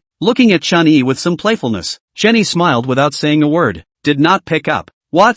Not happy ah? Su Cheng's beautiful eyes blankly glanced at Chen Yi, pouting. You can't joke with me. I too do not have many interactions. You are at best considered not to hate me. This point of self-knowledge is still there. Chen Yi faintly smiled. Su Cheng such a woman. How can the side of the pursuers will be less? He will not think Su Cheng will really chase him. Su Cheng slightly surprised to look at Chen Yi, slightly stunned for a moment. Meaningful smile. Chen Yi, you can really make me curious. Medical graduates will be Chinese medicine acupuncture. Will read the face, but also full of feng shui yin shui. Oh, then you have to be careful, Mr. Su. Curiosity can kill the cat. Then you have to work hard. If you can really keep attracting me, I don't mind being your woman. Su Cheng pursed her red lips and laughed softly. At least you're much better than that asshole Zhang Chengfeng. Chen Yi was slightly stunned. Then he smiled and was non-committal. During this period of time, you can pretend to be my boyfriend. What's the benefit? How many people grabbed to be it but didn't have a chance? You still want benefits? Su Cheng's eyes glared and her voice raised. The two of them were chatting idly with each other. More than 10 meters away from a table, an 18 or 19-year-old. Fashionable dress, outstanding appearance, and Su Cheng has a few resemblance to the little girl is staring at this side. The little girl is Su Cheng's younger sister Su Ranran, while the middle-aged woman sitting opposite her, wearing gold and silver, elegant and luxurious, is her mother Lu Hame. Mom, isn't that my sister? Is that her little boyfriend sitting opposite her? Su Ranran looked at a few eyes, quickly determined that not far away is sitting in her own sister, pointed to Su Chengtu said to Lu Hame. Lu Hame looked in the direction she was pointing, and her exquisitely made-up face was immediately covered in gloom, especially when she saw Chen Yi. She was even more furious. Su Cheng lost her position as the president of Baidong Beverage, and her husband lost the right to manage the family's affairs, all because of him. Lu Hame rose boldly, stepping on her high heels, aggressively walking towards the two. Su Ranran hurriedly followed. Mom, Ran, why are you guys here? Su Cheng saw Lu Hame and Su Ranran suddenly appear beside each other and said with a surprised face.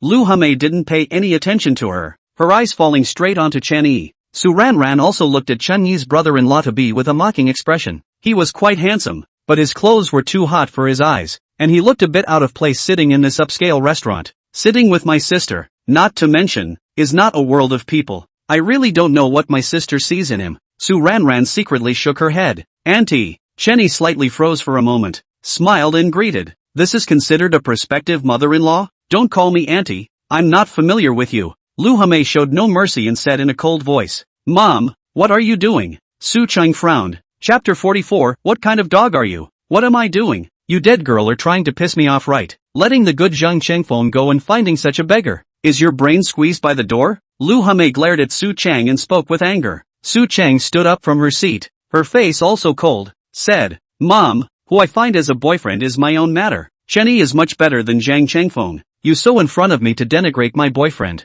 It's a bit too much, and he's not a beggar either. Su Ranran despised swept Chen Yi, small face full of condescension, playfully said, Sister, this boyfriend of yours, clothes add up to not more than $100. You still say he is not a beggar. I really do not know what you see on him. This kind of man, look at a glimpse of me is too disgusting. Su Cheng glared at Su Ranran. The latter coldly snorted and directly ignored. Lu Hame angrily said, What are you glaring at your sister for? I think you're getting more and more alive. Even your sister's vision is better than yours. Because of a wild man to contradict the old master. Even the company is lost, not to mention, also dragged your father to lose the family discourse. If I were you, I would hurry to marry Zhang Chengfeng. The Zhang family is a big family. You married over to enjoy the glory and wealth. Your father can also be used by the old master. Su Cheng did not hesitate to retort, I don't care about the glory and wealth of the Zhang family. My own marriage, I make my own decisions. I don't like Zhang Chengfeng. I won't marry him. You guys like money to flatter him. That's your business. It has nothing to do with me. You fart. Lu Hame trembled with anger at his words and slapped Su Cheng in the face. Splat. A crunching sound came suddenly. Su Cheng was slightly stunned. Su Ranran also froze. Chen Yi frowned and got up. Lu Hame looked stagnant, realized that he was impulsive, but still reprimanded, Marry or not marry is not up to you. The old master set the marriage, you can still disobey it? The day after tomorrow, the old man's 70th birthday, the Zhang family will come to set the wedding date. I do not believe you can still fly. Su Cheng's face red, teeth clenched, staring at Lu Hame, did not say a word, pulling Chen Yi to the restaurant next door to the hotel to go. Lu Hame do not know what Su Cheng wants to do. This is in front of her face with Chen Yi to cook rice. Ran give me to stop her. Today I have to teach this dead girl a lesson. Lu Hame screamed in rage and chased her to the hotel entrance to slap Su Cheng. You've gone too far, haven't you? Chen Yi grabbed Lu Hame's wrist with an icy tone. From the beginning of the meeting, this woman called him a mouthful of rice, but also inexplicably hit Su Cheng. If not in the way of her is Su Cheng's mom, he would have had his hands cleaned up. I teach my own daughter a lesson. What kind of dog are you? Where are you talking? Let go of your dog paw. Lu Hame like a shrew, nonchalantly scolded. Su Cheng's tone of voice calmly opened. Chen Yi, let go of her. Let her fight. After the fight I'll sleep in a room with you. Raw rice, cooked rice. I'll see if grandpa lost this person. But also let me marry Zhang Chengfeng. You. Lu Hame was furious, pointing at Su Cheng for half a day. A breath did not smooth over fainted. Mom! Su Ranran screamed, angrily looking at Su Cheng. Sister, you see what you have done. All the mom fainted. I just can't understand. What's wrong with marrying Zhang Chengfeng? His family is so poor that they only have money left. It's much better than this beggar surnamed Chen. Su Cheng's eyes reddened, bit her red lip and didn't say anything, pulling out her cell phone to call the emergency number. Su Ranran saw the situation, viciously glared at Chen Yi. Stinking beggar. My mom was my sister, angry like this is because of you. You Phoenix man. I really do not know to my sister poured what soul soup. I see you close to my sister. Is to see my family has more money. Can't you also see that you have small breasts? Being scolded by Su Ranran pointing at her nose. Chen Yi also had a few moments of fire in his heart, and immediately swept a glance at the former's breasts and teased. You dead pervert. Phoenix man, have the guts to say another sentence. Small chest is the pain in Su Ranran's heart. Being disliked so much by Chen Yi, she almost didn't storm out. Chen Yi is too lazy to argue with Su Ranran. Put on Lu Hame's wrist and slightly check the pulse. He knows that Lu Hame is anxious to attack the heart. The problem is not big, prompting the swimming dragon True Chi on Lu Hame's back to help him smooth out his chi for a few moments. Lu Hame woke up leisurely. Get lost, you stinking beggar. Who let you touch me? Just after waking up, Lu Hame pushed Chen Yi away, the disgust in her eyes undisguised. Mom, it was Chen Yi who saved you. Su Cheng supported Lu Hame and spoke helplessly. I'm just being pissed off to death. I don't want this stinking beggar to save me. Lu Hame shook off Su Cheng, looked at Chen Yi with resentment, and said angrily, Don't think I don't know your purpose of approaching my daughter. You mother-born but not mother-taught thing. You have hands and feet that don't work on the ground, and you want to rely on my daughter to struggle for 10 years less. I Lu Hame put my words here today. As long as I still have a breath left, you don't want to rely on my daughter to get to the top. The day after tomorrow, the old man will let her and Zhang Chengfeng set a date for their wedding, and it's in the Heavenly Sea Pavilion. The Heavenly Sea Pavilion. Do you know that? You stinking beggar for the rest of his life can't get into the high-grade place. Mom, don't you say anything. Su Cheng just opened her mouth. Lu Hame instantly screamed and glared fiercely at Chen Yi. Chen Yi's face sank like water, and the clayman still had 3 more flames. From the time they met until now, this Lu Hame hadn't looked down on him too much.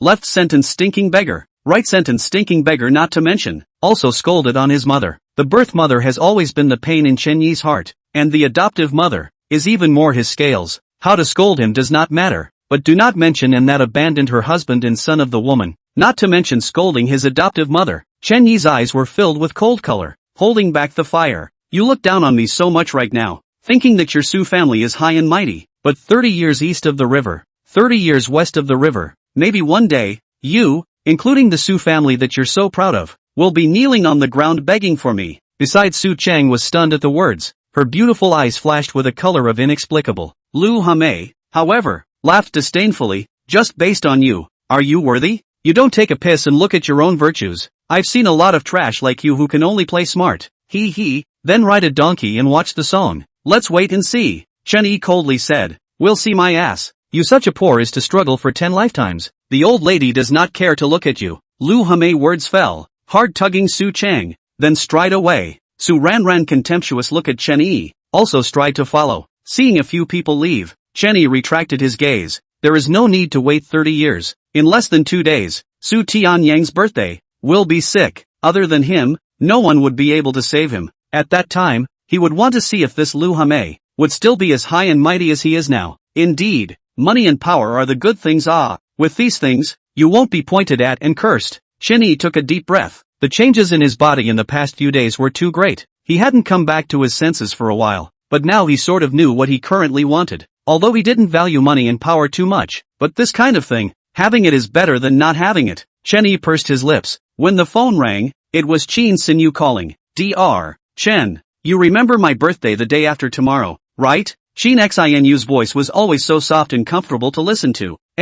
Remember, Chen Yi said. On the other side of the phone, Chen Yu's eyes narrowed into a crescent moon, softly spoke, will be in the Tianhai Pavilion top floor banquet. Dad, many friends to come. Are the upper class people in Jianlin? When I introduce to you to recognize to your future more or less some benefits. The day after tomorrow morning I send a car to pick you up. Okay. Chen Yi hung up the phone after the words fell, but looked up to find Su Ran standing in front of him with an unsuspecting face. What are you doing? Chen Yi frowned and spoke faintly. Chapter 45, Su Ran's ghost idea. At this time, the Chen family luxury villa. Chen Yu dressed in a white folded gauze dress, standing quietly on the balcony, beautiful eyes, gentle, delicate features, a head of long hair cape leaking down to the waist, temperament out of the dust, just like an ancient lady. At this time, the side came to an old man with a white beard. The old man holds a jacket in his hand and speaks amiably. Missy, the balcony is windy. Your body is weak and you've just recovered from a serious illness, so be careful of catching a cold.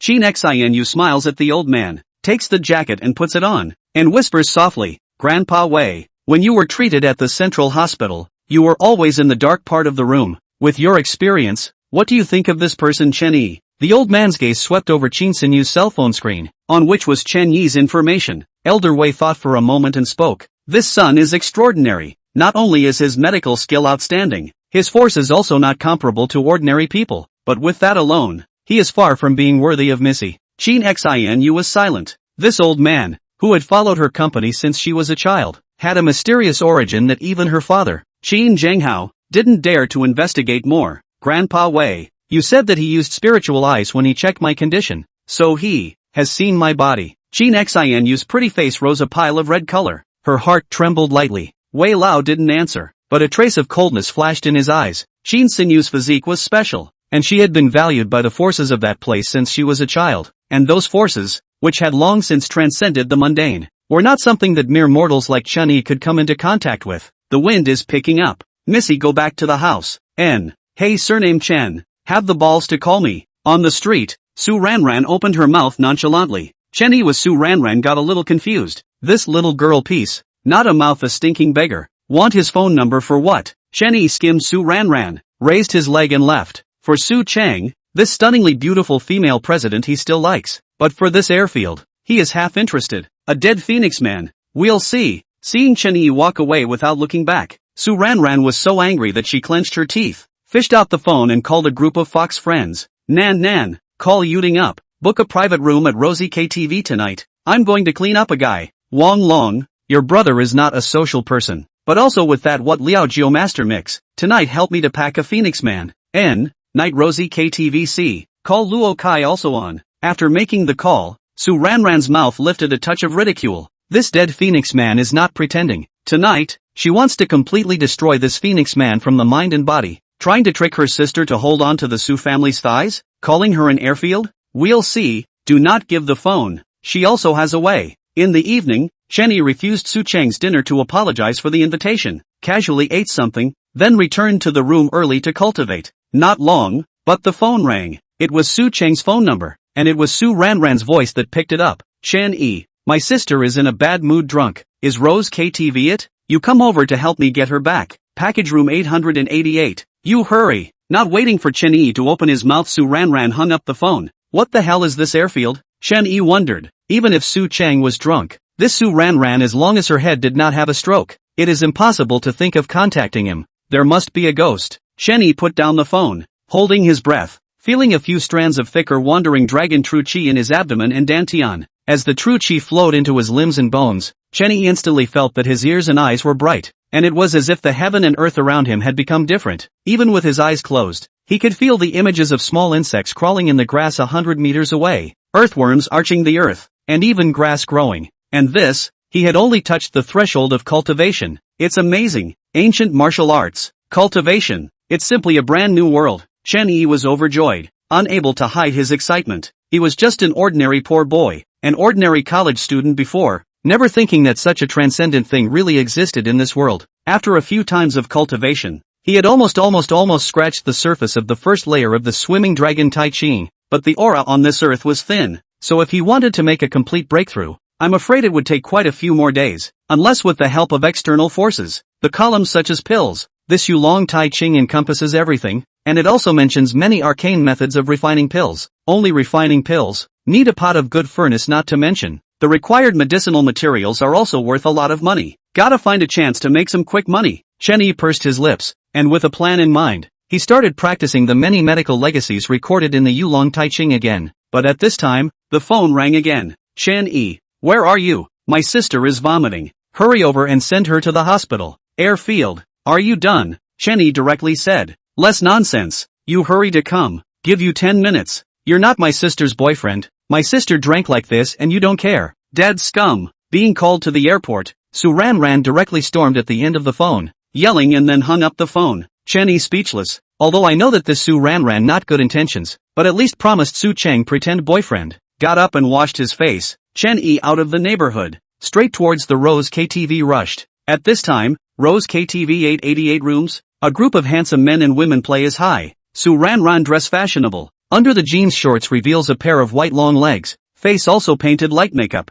looks more mature. This kind of appearance, casually pull out, is also can charm a crowd of young men's goddess. Seeing that it was almost time, Su Ranran got up and turned off the music, pressed her hand and rushed to the crowd. Brothers and sisters, that dead phoenix man is almost here. Remember what I said, how to humiliate hard enough, how to come. Nan, you two girls are responsible for pouring alcohol. When it's almost time, Lang Long called your social brother to bring someone to beat up this dead phoenix man. Then Luo Kai give him the prepared medicine. Then find him an old fat chicken and take the video. Saying this, Su Ranran's eyes flashed with triumph. Dare to beat my sister's attention. If I don't let him lose his reputation, I won't be called Su Ranran. Don't worry, Ranran, packing up a pour only is not a handful. I'm afraid that he won't be able to bear the humiliation and die headfirst in front of you. Speaking is a tall girl, is also Su Ranran's rich white girlfriend, called Li Yuding, body full of brand name, good appearance, mouth dangling a cigarette, a face of misanthropic makeup gives a person a kind of little sister feeling.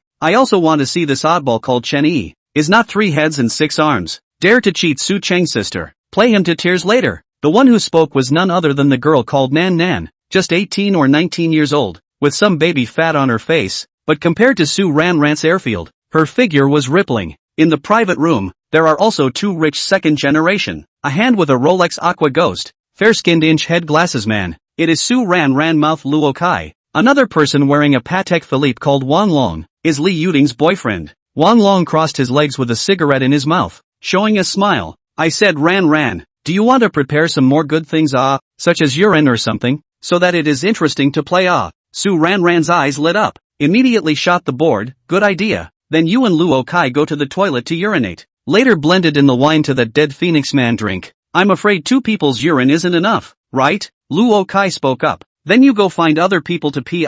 Can't you still make us 3 ants pee with you? Su Ranran glared at Luo Kai. The two rich second generation went to the restroom. When the door of the private room was knocked, dead scum, finally here. Su Ranran gritted her teeth in hatred and went forward to open the door. Chapter 46. Is urine good? KTV is noisy, but with Chen Yi's ear. The plans of the few people in the private room, he heard clearly. Again urine, again medicine, but also to find someone to beat him. This Su Ranran's tricks are really quite a lot. However, Chen Yi did not poke and prod. Already knew that Su Ranran was unsuspicious. Since he wants to play, he will play with him. As soon as the door opened, Chen Yi saw Su Ranran with a sinister smile piled on her face. Smile so ugly. Does your liver hurt? You dead. Line. Count your ruthless surname Chen. I don't want to go around the bend with you. I shun my sister's cell phone. She is not here. Since I came tonight, dare to accompany us to have a good time. Su Ranran was so angry by Chen Yi's sentence that her teeth hurt. She directly opened the door. Come all come.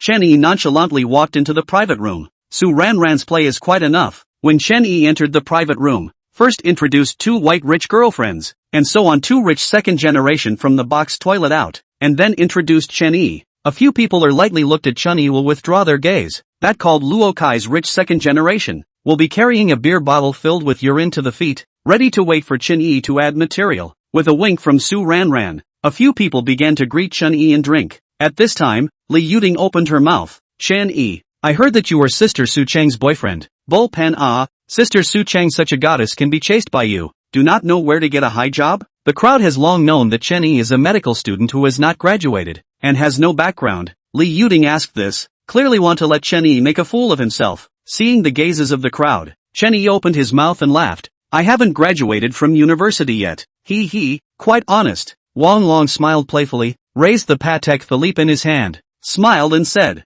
I heard that you are studying medicine. Right, quite good. Now the medical students graduated a month barely have a few $1,000s in wages. In the Jianlin is also considered to be starving. Saying that, Wang Long looked like a good big brother and patted Chen Yi on the shoulder. Since you are Ran Ran's brother-in-law, then I kindly reintroduce you to it. This handsome man next to me, Luo Kai. The family opened a hotel. The family money is not much, small tens of millions of dollars it. We call Luo Kai, you can call Kai brother. Nan. The family opened a department store. Xingjing department store, know it. Her family opened. The family is not much money. A small few $100 million. Just call her sister Nan. Li Yuting, my wife. The family do building materials. Specific how much money I do not know. Anyway, you cannot compare. Ran I will not introduce the. As for me, Wang Long, recognize this table on my hand. On the basis of this table, you call me a dragon brother should not suffer. Chen Yi did not have the slightest hesitation, hurriedly nodded his head and smiled.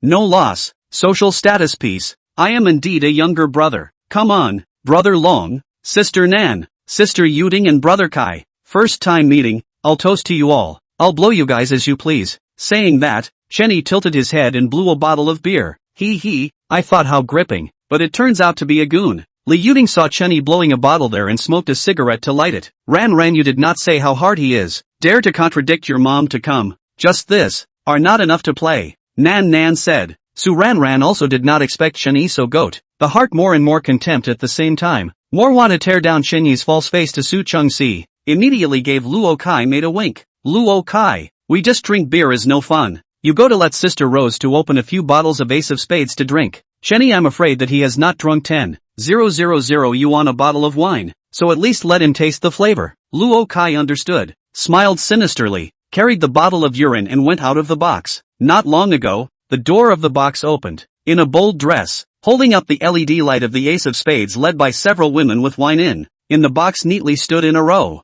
Looks quite a card. Immediately after, Luo Kai followed a stunningly beautiful looking woman in. That woman, facing run exquisite as carefully carved doll. A dark red embroidered rosebud closed cheongsam. High open fork cheongsam reveals sexy long legs, coupled with the front and back of the devil's body. Give a kind of vixen-like charm. Even if Chen Yi has seen Su Chang in the past few days, Qin Xinyu such a big beauty, but also cannot help but look at the woman more than 2 eyes. Su Chang's beauty and sexiness made people want to conquer. Qin Xinyu was unearthly and vulgar, and this woman, with one look, could make a man have crooked thoughts. The woman obviously recognized Su Ran several people. The corner of her mouth hooked up a trace of charming smile. Flavorful said, you 3 little girls can be excessive. Come to sister's place, even do not say hello. If not, Luo Kai came out to call for wine. Sisters still do not know that you have come. This is not afraid of disturbing your business, well, Rose sister. Seeing the woman, Su Ranran, several women all put away their shelves and obediently smiled. Even Wan Long, who was pretending to be a good big brother, obediently got up and called out Sister Rosebud. Chen Yi couldn't help but wonder about the woman's identity. Rosebud, what a special name as well. Alright, you can't let go of your sister here. You few little guys play, but don't overplay it. You know the rules of my house. Rose's voice is sticky. Let a group of girls put down the wine, then twisted the water snake waist to walk outside the private room. Passing by Chen Yi, Rosebud's gaze fell on Chen Yi's face. Her footsteps suddenly lurched. A flash of shock flashed across the bottom of her eyes, and her heart was shaken. However, very quickly, the shock in Rosie's eyes converged. See Chen Yi staring at her. Flavorful smile. Little handsome, you so staring at people. It will not be love at first sight for people, right? The woman spoke, sticking Chen Yi very tightly, as if blowing in Chen Yi's ear. The unique fragrance on her body also smelled especially good. For a while it actually made Chen Yi a little itchy. And when Chen Yi came back to his senses, the woman had already left the private room. Interesting vixen. Chen Yi had to admit that although it was only a few minutes, the woman had given him a deep impression, and he also caught the change of expression in the woman's eyes. A very strange look. It felt like, recognizing him. As soon as the woman left, Luo Kai took the lead and picked up a bottle of Ace of Spades that had obviously been opened and placed it in front of Chen Yi. He also gave several people a bottle and put it in front of them, and opened his mouth. Since we are all drinking Ace of Spades, let's change the way we drink. One person's bottle is blown up, and drink happily. I will pay the bill tonight, and invite you guys to change the scene and go to the bar to have some fun. Su Ranran immediately agreed. I have no opinion. Not a bad idea. Then don't dawdle. Let's start. Li Yuding threw away her cigarette, opened the wine and tilted her head back to start blowing. The other few people looked at each other. A hint of a sinister smile flashed in their eyes, and they also opened their wine one after the other and started blowing the bottles. In order to get Chen Yi to follow and blow the bottle,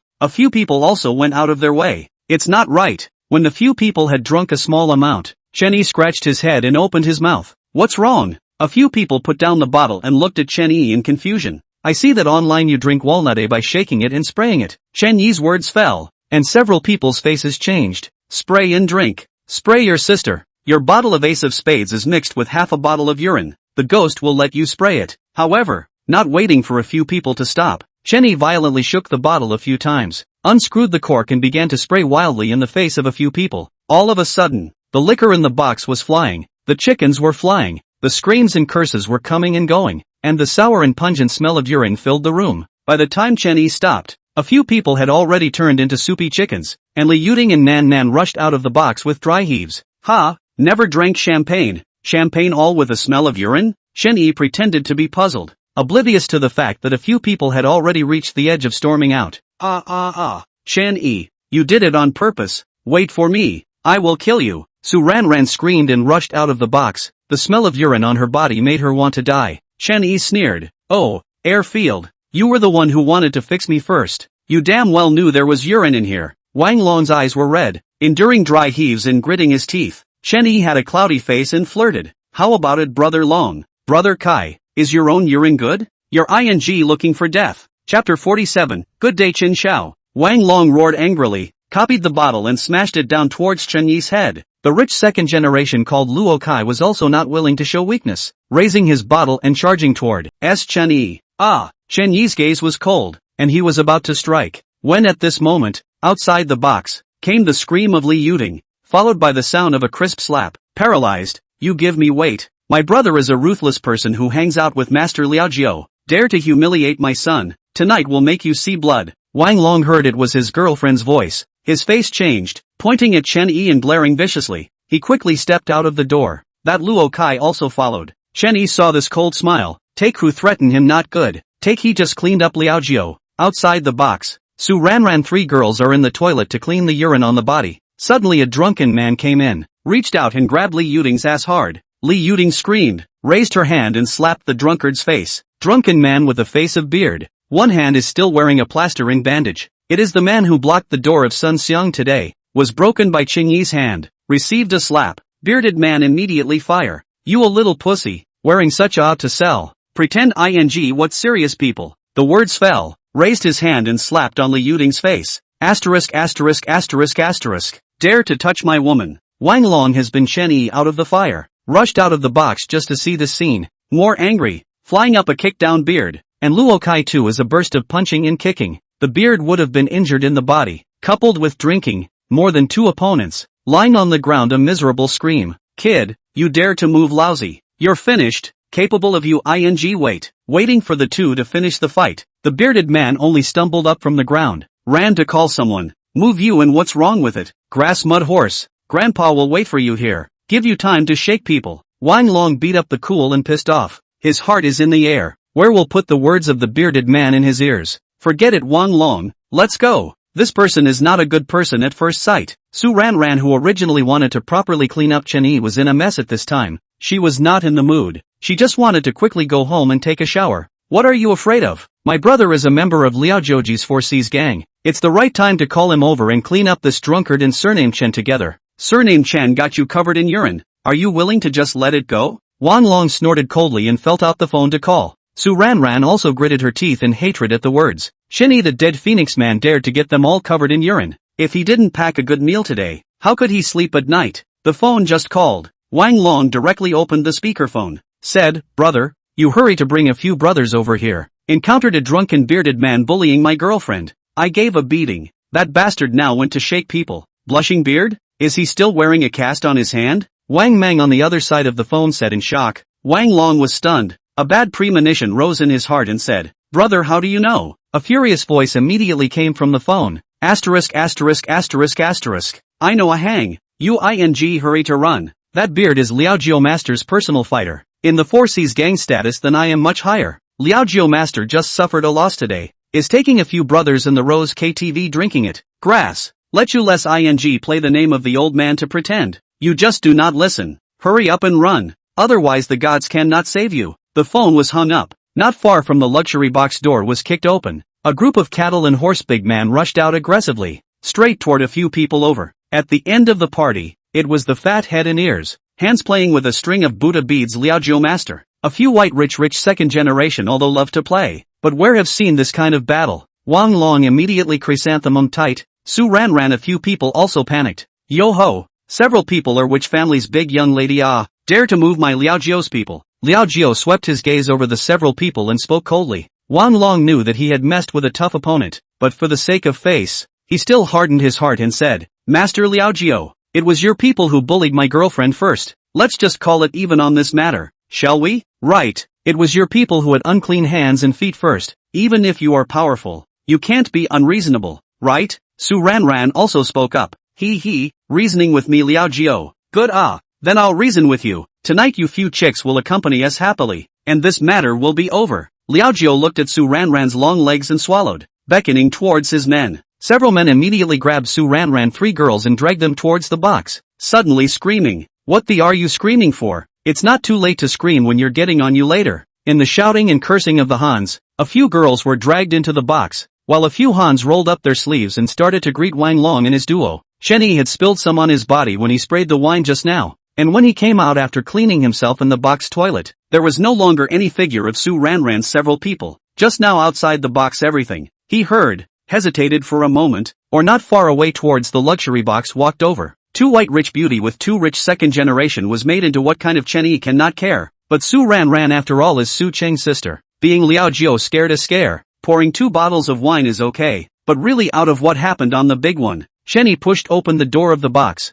then saw Su Ranran several women are being poured wine, face makeup early spent, people are estimated to be scared. As for Wang Long 2 people, was beaten bruises and swollen face, was stripped of clothes pants, wearing a pants, the top of the bottle of wine in the wall stand. To be more woeful and more woeful, there are a lot of people in the box, pandemonium, music is harsh, and the lights are dim. Chen Yi was too lazy to talk nonsense, directly turned on the lights, paused the music, and faintly said, okay Liao Jiu, for my sake, release these people. The box was plunged into dead silence. The crowd of big men saw Chen Yi's face, and immediately lost all their alcohol. Liao Jiu even stood up as if his ass was on fire, and mischievously stood up, and Liao Jiu's behavior fell in the eyes of Wang Long and the others, even more scared and confused, thinking that Chen Yi had caused a big trouble. Master Liao Jiu, I don't have half a relationship with the surname Chen, don't take it out on me. Wang Long wailed and cursed again. Crouching grass you Nima surname Chen. You find death don't pull on us. Give you face? Are you? Right. Master Liao Jiu. I have nothing to do with this asshole either. This is a stupid. Chao Nimas, is Chen Xiao also something you few little bastards can scold? Just after Wang Long's words fell, Liao Jiao rushed up and slapped the two in the face, said, and a kick in the stomach of Wang Long. Liao Jiao face fawning, shivering open. Chen less, what wind blew you here? Chen Xiao good. The crowd of Hans in the box opened their mouths in unison. Chen Xiao. Wang Long fell to the ground and screamed miserably, unable to believe his ears. Su Ranran was also stagnant. What is the situation? Chen Yi. This dead phoenix man actually knew the famous Liao Jiao master, and the latter even called him Chen Xiao? Chen Yi. Could it be some big shot? Did you just scold my mom? Chen Yi walked in front of Wang Long. His gaze was calm, but it gave a hint of coldness. Chen Xiao. Wang Long shivered in fear, kneeling on the ground with a common cry, praying, Brother Chen. Right sorry. I didn't know you were a friend of Master Liao Jiao. Cursing me can tolerate, but cursing my mom cannot. And then let me hear half a dirty word from your mouth. I'll make you speechless for the rest of your life. As soon as Chen Yi's words fell, he kicked Wang Long in the face, directly removing his jaw. A pig-like scream was emitted. Chen Yi's ruthlessness was seen as Su Ranran's three girls trembled, their faces turning pale, especially Su Ranran. Her eyes were filled with fear. Was this still the loser who was humiliated by her mom pointing his nose during the day? Simply the devil. Chapter 48 Liao Jiao sends Buddha beads. Where did Su Ranran know that Chen Yi didn't make a move during the day? It was entirely just for Su Cheng's face. Since obtaining the inheritance, Chen Yi's temperament had also invariably changed. Generally small things even but if touching the scales, he does not mind transforming into the king of hell. Nowadays, he had the strength to do so. Young Chen, these few people have messed with you? Should we do them all? Liao Jiao made a neck-wiping motion. Instantly, a few people were so scared that they couldn't even stand up. Forget it, just a few brats. Just let them go. Chen Yi glanced at Su Ranran's several people and faintly said, Alright. Liao Jiao nodded and yelled at the few people. What the hell are you still standing there for? Why don't you hurry up and thank Chen Xiao? Thank you young Chen. A few people shivered and hurriedly nodded their heads and thanked them, while Su Ranran looked at Chen Yi with a complicated expression and also squeezed her voice out from between her teeth, saying, Thank you Chen. Brother-in-law. Hurry up and roll the calf. Whoever goes out last. ING grab back and wheel. Liao Jiao roared again. A few people were almost scared to tears again, and hurriedly ran in 3 steps, woefully out of the box. Although their hearts were shocked at Chen Yi's identity, but at this time, how could they still have the mood to ask? To be able to walk away was considered good. Chen Xiao, I toast you. Today's hotel matter. We are also considered not to fight. Saying this, Liao Jiao poured a glass of wine and drank it all in one go. Thinking of Chen Yi's methods in the hotel, Liao Jiao couldn't help but shiver. That feeling of life being worse than death. He didn't want to experience it again in his life. The matter of the hotel had long been turned over. Chen Yi was about to open his mouth when the phone rang. Jiang Hengwen? Seeing the incoming call, Chen Yi frowned. After treating Jiang Yu yesterday, Jiang Hengwen had left his phone number. Only he didn't expect Jiang Hengwen to call him at this point. Dr. Chen, this is Jiang Hengwen. It's like this. My old man knows that you cured his grandson's disease. He wants to ask you to go to the old mansion for a while. And by the way, he also troubles you to help him look at his body. You can rest assured that the consultation fee won't be less. I don't know if it's convenient for you. I'll come over to pick you up?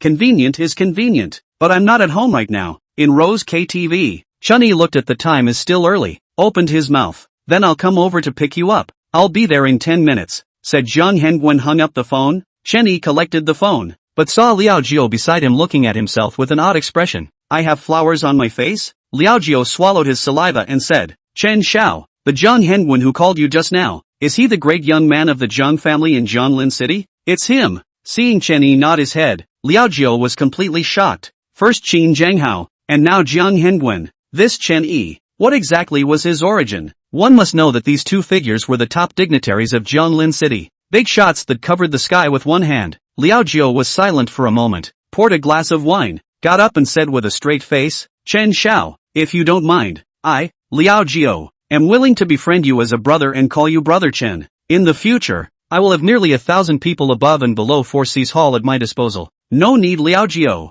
I am just a college student who has not graduated yet. You are a big brother. Recognizing me as your brother? Chen Yi smiled. This Liao Jiao is also not worthy of being a character. Very resourceful and decisive. Knowing that he knows Qin Zhanghao and Jiang Hengwen, he even cannot hesitate to wipe off his face. Chen Xiao, I, Fatty Liao, say one thing, as long as you nod your head. In the future, I am willing to saddle up. Liao Jiu's words were as strong as a knife. Seeing that Liao Jiu didn't look like he was joking, and that he did need to build up his own connections and power, Chen Yi thought about it and got up to take Liao Jiu's wine. Alright, I'll drink this wine, just as making a friend. Chen Yi spoke indifferently and drank the wine in one go. Subsequently, Chen Yi made good on his promise from the afternoon, applying needles to heal Liao Jiu's body, allowing him to replace his birdshot with a cannon, not to mention that he also used a strand of traveling dragon true qi to help him comb his meridians. Although the dragon true qi was important to Chen Yi, since Liao Jiu was submissive, Chen Yi would not be stingy with his own people. After Chen Yi pulled out the needle, Liao Jiu felt as if he had instantly become 10 years younger. His body was as if it was on fire, and he had inexhaustible qi. Liao Jiu was overjoyed in his heart, and immediately became even more determined to follow Chen Yi. Brother Chen, I usually have a hobby of collecting antiques. The best of the many collections is this string of Buddha beads in my hand. It is enlightened by a high person, extremely spiritual. You accept it. It is regarded as a meet and greet gift for fatty Liao Mi. Chen Yi took the beads, and immediately felt that the beads were filled with spiritual energy. Good stuff. With this Buddha bead, it might be able to directly allow him to penetrate the first layer of the swimming dragon Tai Ching. Alright, this Buddha bead is indeed useful to me, so I'll take it. Chen Yi laughed. After staying in the box with Liao Jiu for a few minutes, Chen Yi left. After exiting the Rosy KTV, Jiang Hengwen was already waiting downstairs, driving a black Bentley, while Jiang Yingru was surprisingly there as well. Dr. Chen, let's go. Jiang Hengwen nodded. Long time waiting, Mr. Jiang. Chen Yi smiled apologetically at Jiang Hengwen and wanted to greet Jiang Yingru, but the latter was still holding a grudge from yesterday and directly rolled her eyes. You're really a big shot. I've told you to arrive in 10 minutes, and you're still making people wait. Jiang Yingru spat out without any good humor. There's a bit of a delay, but schoolgirl Jiang, your menstrual irregularities are serious again, so I have to prescribe a pair of Chinese medicines for you to properly regulate. Chen Yi teased, exasperating Jiang Yingru and stomping her feet. Stinking rascal, why don't you just go and become a gynecologist? Chen Yi didn't answer and smiled as he got into the car. The three just left. A red Porsche stopped in the square. Su Cheng in the car looked at the direction Chen Yi and the others left, her willow brows slightly knitted, picked up the spare cell phone and got out of the car. On the square, Su Ranran was waiting for her older sister. Seeing Su Cheng, Su Ranran hurriedly ran over. Just now she was frightened and called Su Cheng to come pick her up. Su Cheng's mind was filled with the image of Chen Yi fighting with Jiang Yingru just now, and looked at Su Ranran with a cold face. Damn girl, give me your cell phone. Did you take my cell phone and call Chen Yi? It's really a woman who doesn't care about her younger sister. She just knows to care about that dead phoenix man. Su Ranran rolled her eyes and reluctantly gave her cell phone. Su Cheng directly flipped out Chen Yi phone call over. I see you got into someone else's car. So late. Where are you going? Chen Yi heard Su Cheng this tone some wrong, also did not think too much, said, to Jiang family a little thing. How is it? I have no place to stay tonight. Go to your home. Give me the location. You get off. I'll pick you up, said Su Cheng. Hung up the phone. To Su Ranran said, you take a taxi home, steal my cell phone thing. Some other day I'll settle the score with you. Humph, if you dare to settle accounts with me, I'll go back and tell mom that you slept with Chen Yi, Su Ranran said unwillingly. Su Cheng was too lazy to be stubborn with Su Ranran, eagerly stepped on the car with her long legs, stepped on the gas and sped away. While Su Ranran watched her sister leave, her mind couldn't help but conjure up Chen Yi's kick off Wang Long's jaw,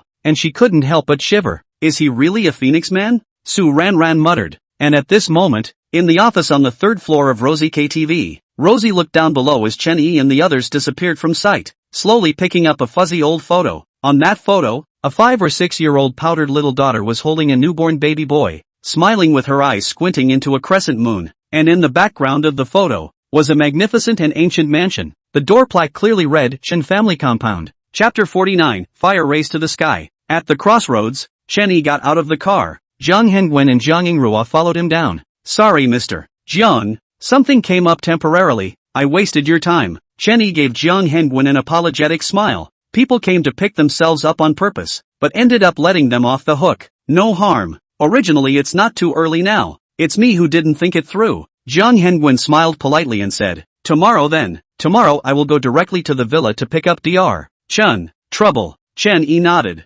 Jiang Yingru rolled her eyes on the side with a look of impatience and said, those who don't know still think how big of a person. Throughout Jiang Lin, the one who dares to release my Jiang family's pigeon. Chen Yi, you're really the first one. Alright Yingru, coming to invite Dr. Chen in the middle of the night. It was originally because we didn't think it through. Jiang Hengwen glared at his sister. and with an apologetic smile towards Chen Yi, he turned around and pulled open the car door in preparation to get on the car. Chen Yi watched as the two of them got into the car. However, at this moment, a sudden change occurred, and ear-piercing horns sounded in all directions. Chen Yi turned his head to see that a tanker truck suddenly ran a red light and accelerated straight towards the trio's position. Ah! Looking at the tanker truck that came barreling in, Jiang Yingru subconsciously screamed, her soul flying out of her mind. Watch out! Almost instantly, Chen Yi shouted and swept Jiang Yingru into his arms. The traveling dragon true qi in his body poured out, forming a transparent protective shield, protecting Jiang Hengwen in it along with him. In the next moment, the tanker hit the protective shield, the front of the vehicle dented,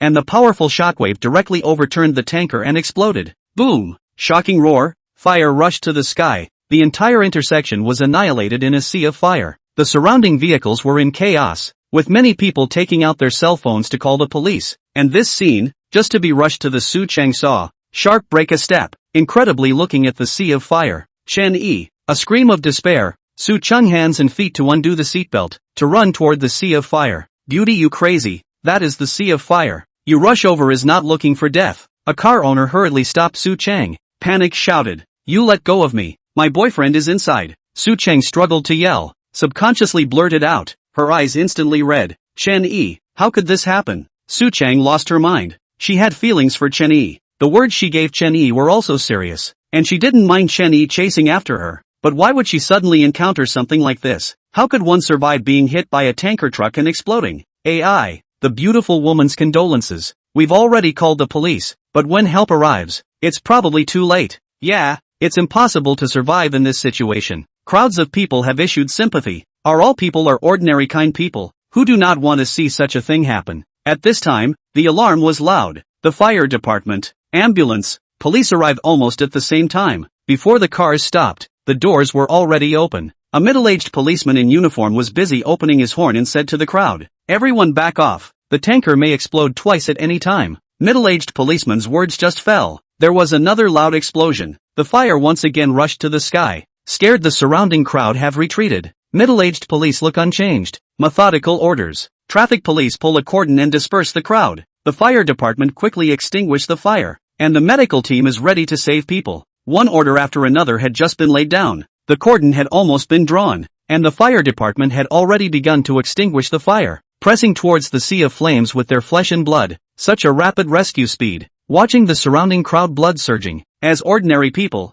surrounded by such a group of guardians, they are touched and proud. At this time in the sea of fire, Jiang Ying grew shocked. Hard to believe what they see. Surrounded by a blazing fire, fierce tongues of fire, she could even feel the hot temperature of the flames. But these flames, surprisingly, couldn't get close to her, as if there was a transparent wall around her blocking it. How is it possible? Jiang Yingru lost her voice and exclaimed in shock, before seeing Chen Yi's hand that was holding up the front of the fuel hose truck dripping with blood, a huge bone spur piercing through the skin and thrusting out backwards from his elbow. Obviously, this unbelievable everything in front of him was done by Chen Yi. Chen Yi, Jiang Yingru subconsciously covered her mouth, her eyes full of horror, her heart throbbing even more. Chen Yi, was he a heavenly god who descended from the heavens? Jiang Hengwen on the side was also like seeing a god. His three views were turned upside down. His Jiang family started from business, and over the years, he has also come into contact with some capable people. But Chen Yi even blocked a speeding tanker with his own strength, and also resisted the sea of fire. Is this still a human being? Don't mope.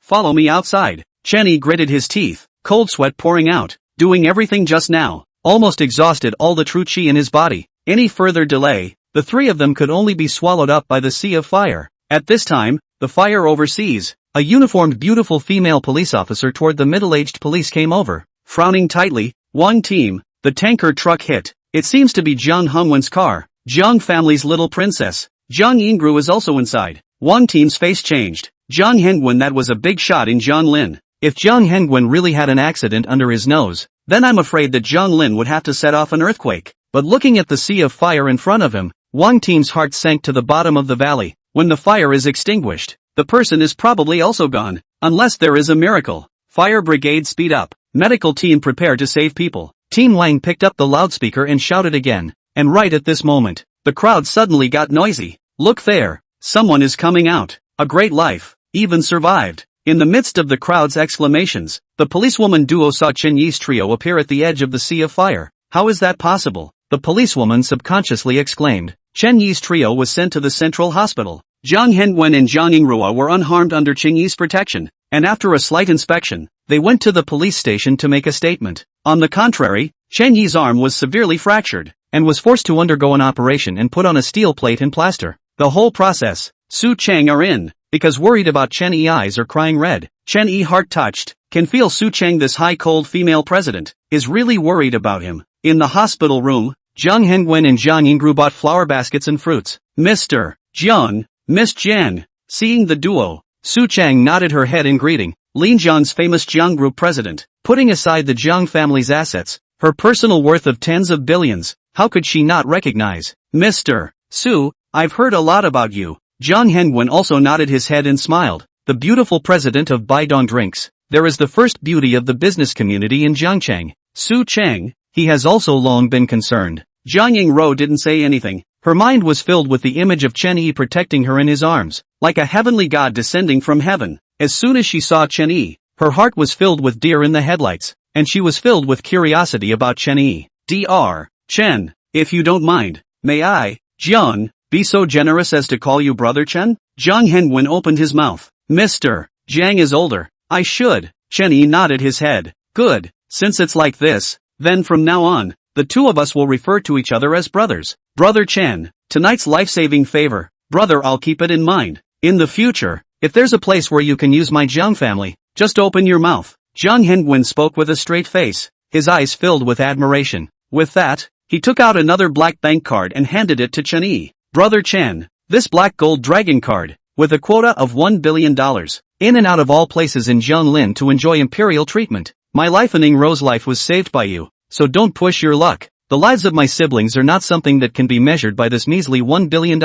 When these words came out, even Su Cheng was shocked in his heart. 1 billion. It could almost buy the entire Su family. Not waiting for Chen Yi to refuse, Jiang Yingro hurriedly concurred. Yes, Chen Yi, you have to accept this card no matter what. This is also my grandfather's intention. Then thank you very much, but in the past, it might take some time before I can go and see Elder Jiang. Jiang Hengwen's siblings had spoken to this point. Chen Yi knew that he would be being pretentious if he refused again. This is not urgent. Brother Chen, you first recuperate your injuries is the most important thing. Chen Yi nodded. The image of that tanker truck suddenly accelerating kept surfacing in his mind, hesitated and said, by the way, Mr. Jiang, that tanker truck, it was intentionally crashed up. Chapter 50 long, white and thin. Want to touch it? Jiang Hengwen's face sank at the words. He remembered when Chen Yi said so. At night on the way to pick up Chen Yi, he also saw this tanker from the rearview mirror, presumably planned for a long time. If it is not the intersection Chen Yi because Su Cheng's phone got out of the car,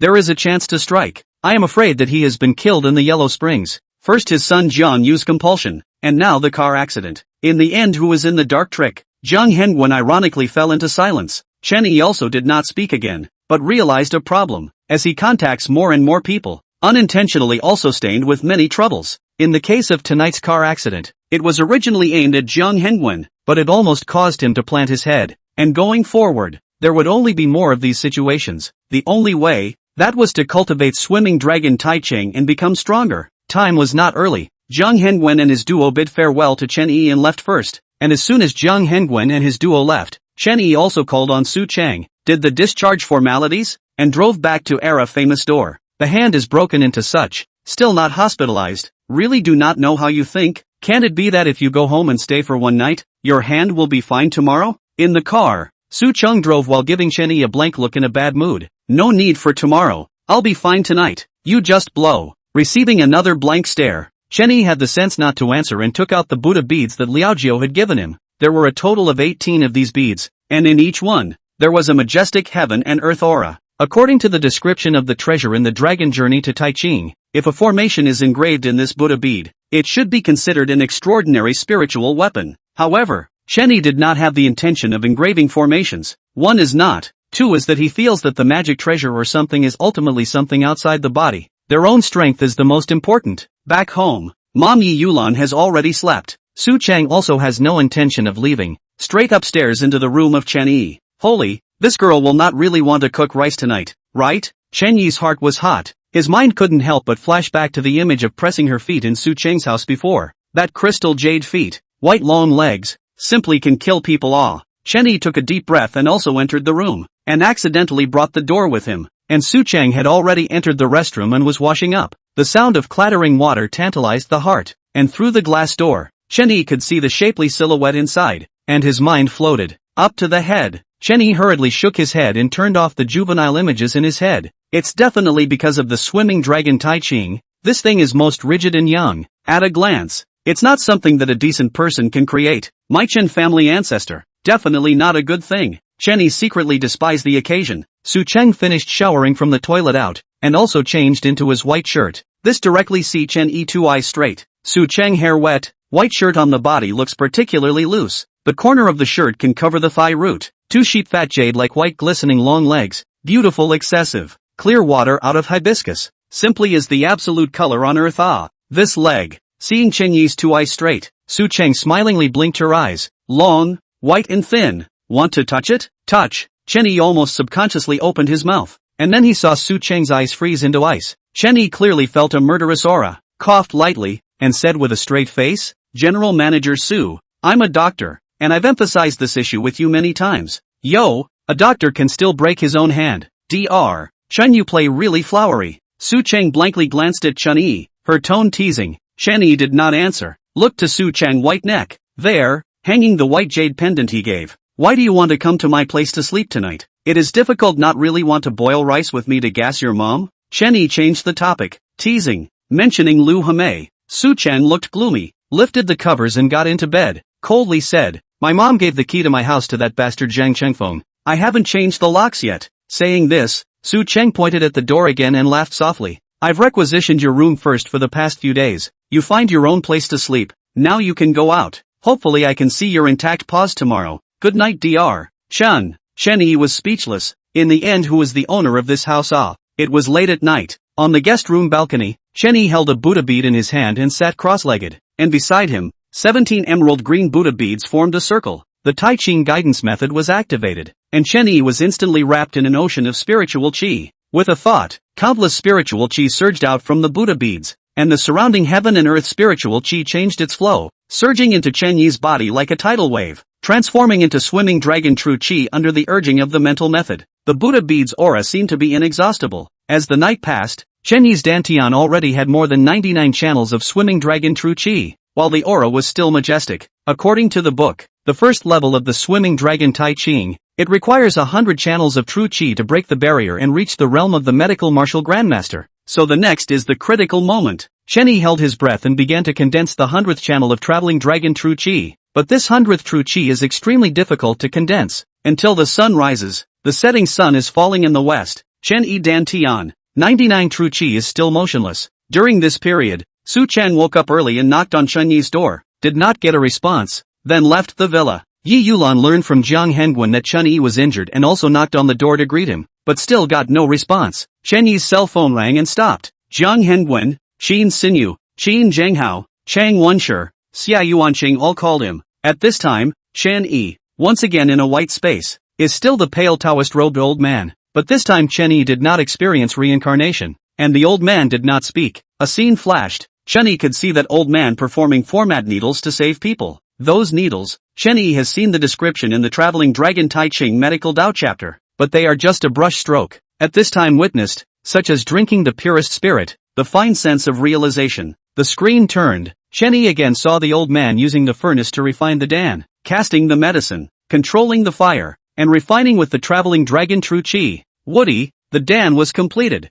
The colorful haze was accompanied by the dragon and phoenix shadows. The end was subtle, breaking dawn. A wisp of purple qi comes from the east. After being inhaled by Chen Yi, those tightly closed eyes open up, like a bright light. Phew! Chen Yi opened his mouth and spat out a mouthful of turbid qi. That turbid gas actually shot out explosively, accompanied by crackling sonic booms, shooting out more than 10 meters before slowly dissipating. Incomparably subtle. The medical path has been comprehended in 10,000 more ways, and has reached the realm of a grandmaster, but there are still only 99 channels of true qi in the body. Chen Yi frowned slightly, removing the arm cast. There was already no trace of half an injury on it. Then look at the side of the Buddha beads. Has been aura all. The original turquoise color became a miserable white. Chen Yi frowned thinking. According to that dragon Tu Ching said, cultivation, the most basic realm for the inner strength. After the day, innate, master, Dan, celestial, transiting and so on. Each realm is divided into the front, middle and back of the three phases. His current realm would be the late innate stage, 1 foot short of being a sovereign,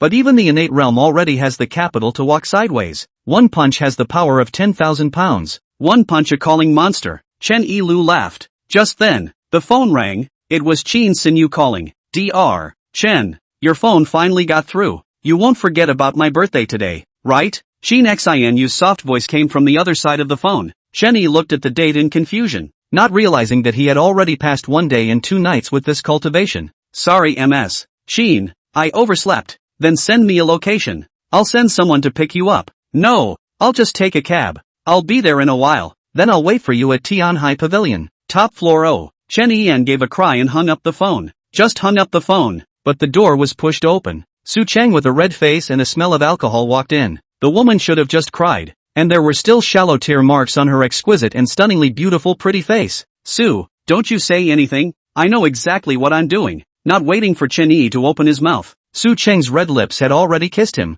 Alcohol mixed with a woman's unique fragrance, instantly making Chen Yi's brain hot, no longer having time to care about anything else. Chapter 51, What a Bully. Tianhai Pavilion, Jianlin City, the leading high-end restaurant. Usually can go in and out of this place. All are the upper class. Tianhai Pavilion a total of 18 floors. The higher the consumption, but also a symbol of status, and 15 floors above, light money cannot enter. The last time Qin Zhanghao invited Chen Yi to dinner, only in the 7th floor, but already enough luxury, and this time Qin Sinyu's birthday, directly in the top floor. The status of the Qin family can be seen. This time, the Su family's old man, Su Tianyang's birthday, was set on the 4th floor. Although the floor is not too high, but a group of Su family members are also excited beyond measure. After all, usually they do not even have the qualifications to enter the 2nd floor. At this moment, in the banquet hall on the 4th floor, the banquet had already begun and was full of guests. The Su family juniors were giving gifts to Su Tianyang. Grandpa, my grandson knows that you like antique paintings and calligraphy. This spring cold picture is one that my grandson spent a lot of money on. It's from a famous artist. I wish Grandpa good health and a long life. Grandpa, you like to taste tea. This box of Westlake Rainy Front Dragon Well, although not expensive, it was only bought by my granddaughter after running all over Jianglin.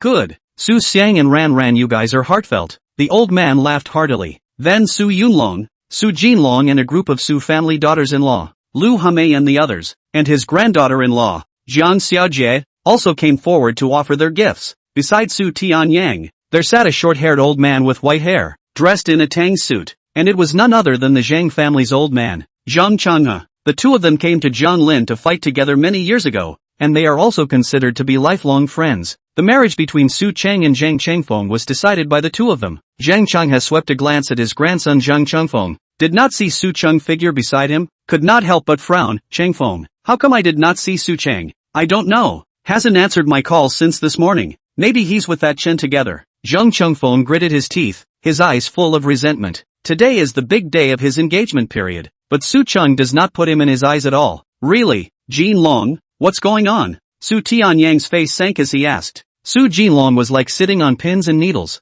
hardened his head and said, Dad, I've already called Su Cheng. She's on her way here. But what? If you have a fart, just let it go. Stammering, how do you think I dare to give the Su family to you to take care of? Su Tianyang angrily said. Oh, Dad, the oldest two mean I guessed correctly words. Su Cheng that girl, estimated to bring that surname Chen together. Su Yunlong coldly laughed and answered, then looked at Su Jinlong and said, Second brother, you raised a good daughter. Su Jinlong's face reddened. Today was the big day for the Su family to tie the knot with the Zhang family. For Su Cheng to do this, not only did it put him on the spot, but it was more undoubtedly rebelling against the old man's decision and slapping everyone in the face. She dares. That stinking beggar dares to come. Let's see if I don't tear him apart. Lu Hame's chest rose and fell violently. She was aware of the cause. This morning, Su Cheng had precisely received a slap from her, which had caused her to rush out of the house. She used her feet to think and know that Su Cheng had run off to find Chen Yi. Thinking of the way Chen Yi contradicted her, Lu Hame hated to tear Chen Yi. Old Su, this granddaughter of yours knows that she has a marriage contract with Chengfeng, but she still went to look for another man. Not too much to put my Zhang family in her eyes? Zhang Chenghe's face turned blue, and he had the intention of flinging his sleeves and leaving the scene. Old Zhang, don't be anxious. I will definitely give you a satisfactory explanation for this matter. Su Tianyang gritted his teeth to ensure. Turned to Su Jinlong and chided. What are you still standing there for? Call me to rush. If I don't see anyone in 10 minutes, I'll take you to task. No need to call. I'm coming. Su Tianyang's words just fell. The doorway Su Chang brought Chen Yi in. At this moment Su Chang, pretty face rosy, beautiful eyes in the eye flow, compared to the previous more than a trace of point to the end of the charm. As for Chen Yi, still dressed in plain clothes, once the Su family saw him, his face was instantly so gloomy that it could drip water. Dog scum! Zheng Chengfeng's teeth were almost gritted, and with a slap on the table, he was about to roll up his sleeves and rush over to hit Chen Yi. Chengfeng, sit down. Zheng Chengha rebuked with a gloomy face, while then coldly grunted at Su Tianyang. Old Su, your good granddaughter. Su Tianyang's eyes were cloudy and didn't say anything. Su Cheng held the gift box in her hands and brought Chen Yi to Su Tianyang. Grandpa, this is a 50-year-old mountain ginseng. Chen Yi and I wish Grandpa a long life. You and Chen Yi.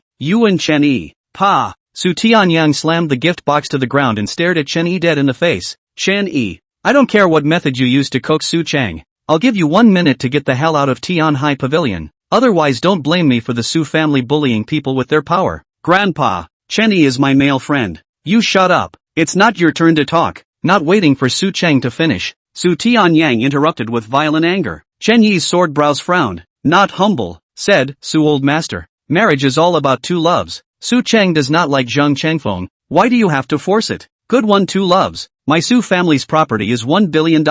You're a poor kid who's not a piece of. How can you have the qualifications to talk to me about two loves? Su Tianyang was furious. Lu in the United States hurried over to pull Su Chang arm a bit. Angrily Su Chang said, dead girl still froze for what? Not quickly to this beggar drive away. You really want to die of anger your grandfather ah? Today is your grandfather's birthday banquet and is the day of your engagement. You are a yellow flower big girl ah? You do not mind shame. Do you want to be shameless? Not waiting for Su Chang to open his mouth. Next to the Jiang Xiujie who has been sizing up Su Chang, coldly laughed and opened his mouth to say, second aunt, your daughter. I'm afraid she's no longer a yellow-bloomed maiden. This word out, everyone's face changed. What the hell are you talking nonsense about? Su Xiang chided in a low voice. Although he was happy to watch the jokes, he didn't want to draw fire to himself. Lu Hame directly exploded with anger, angrily saying, what are you babbling about? So your mouth shut if you can't speak. Whether I am talking nonsense or not, don't you know if you ask your daughter? Jiang Xiujie smiled coldly.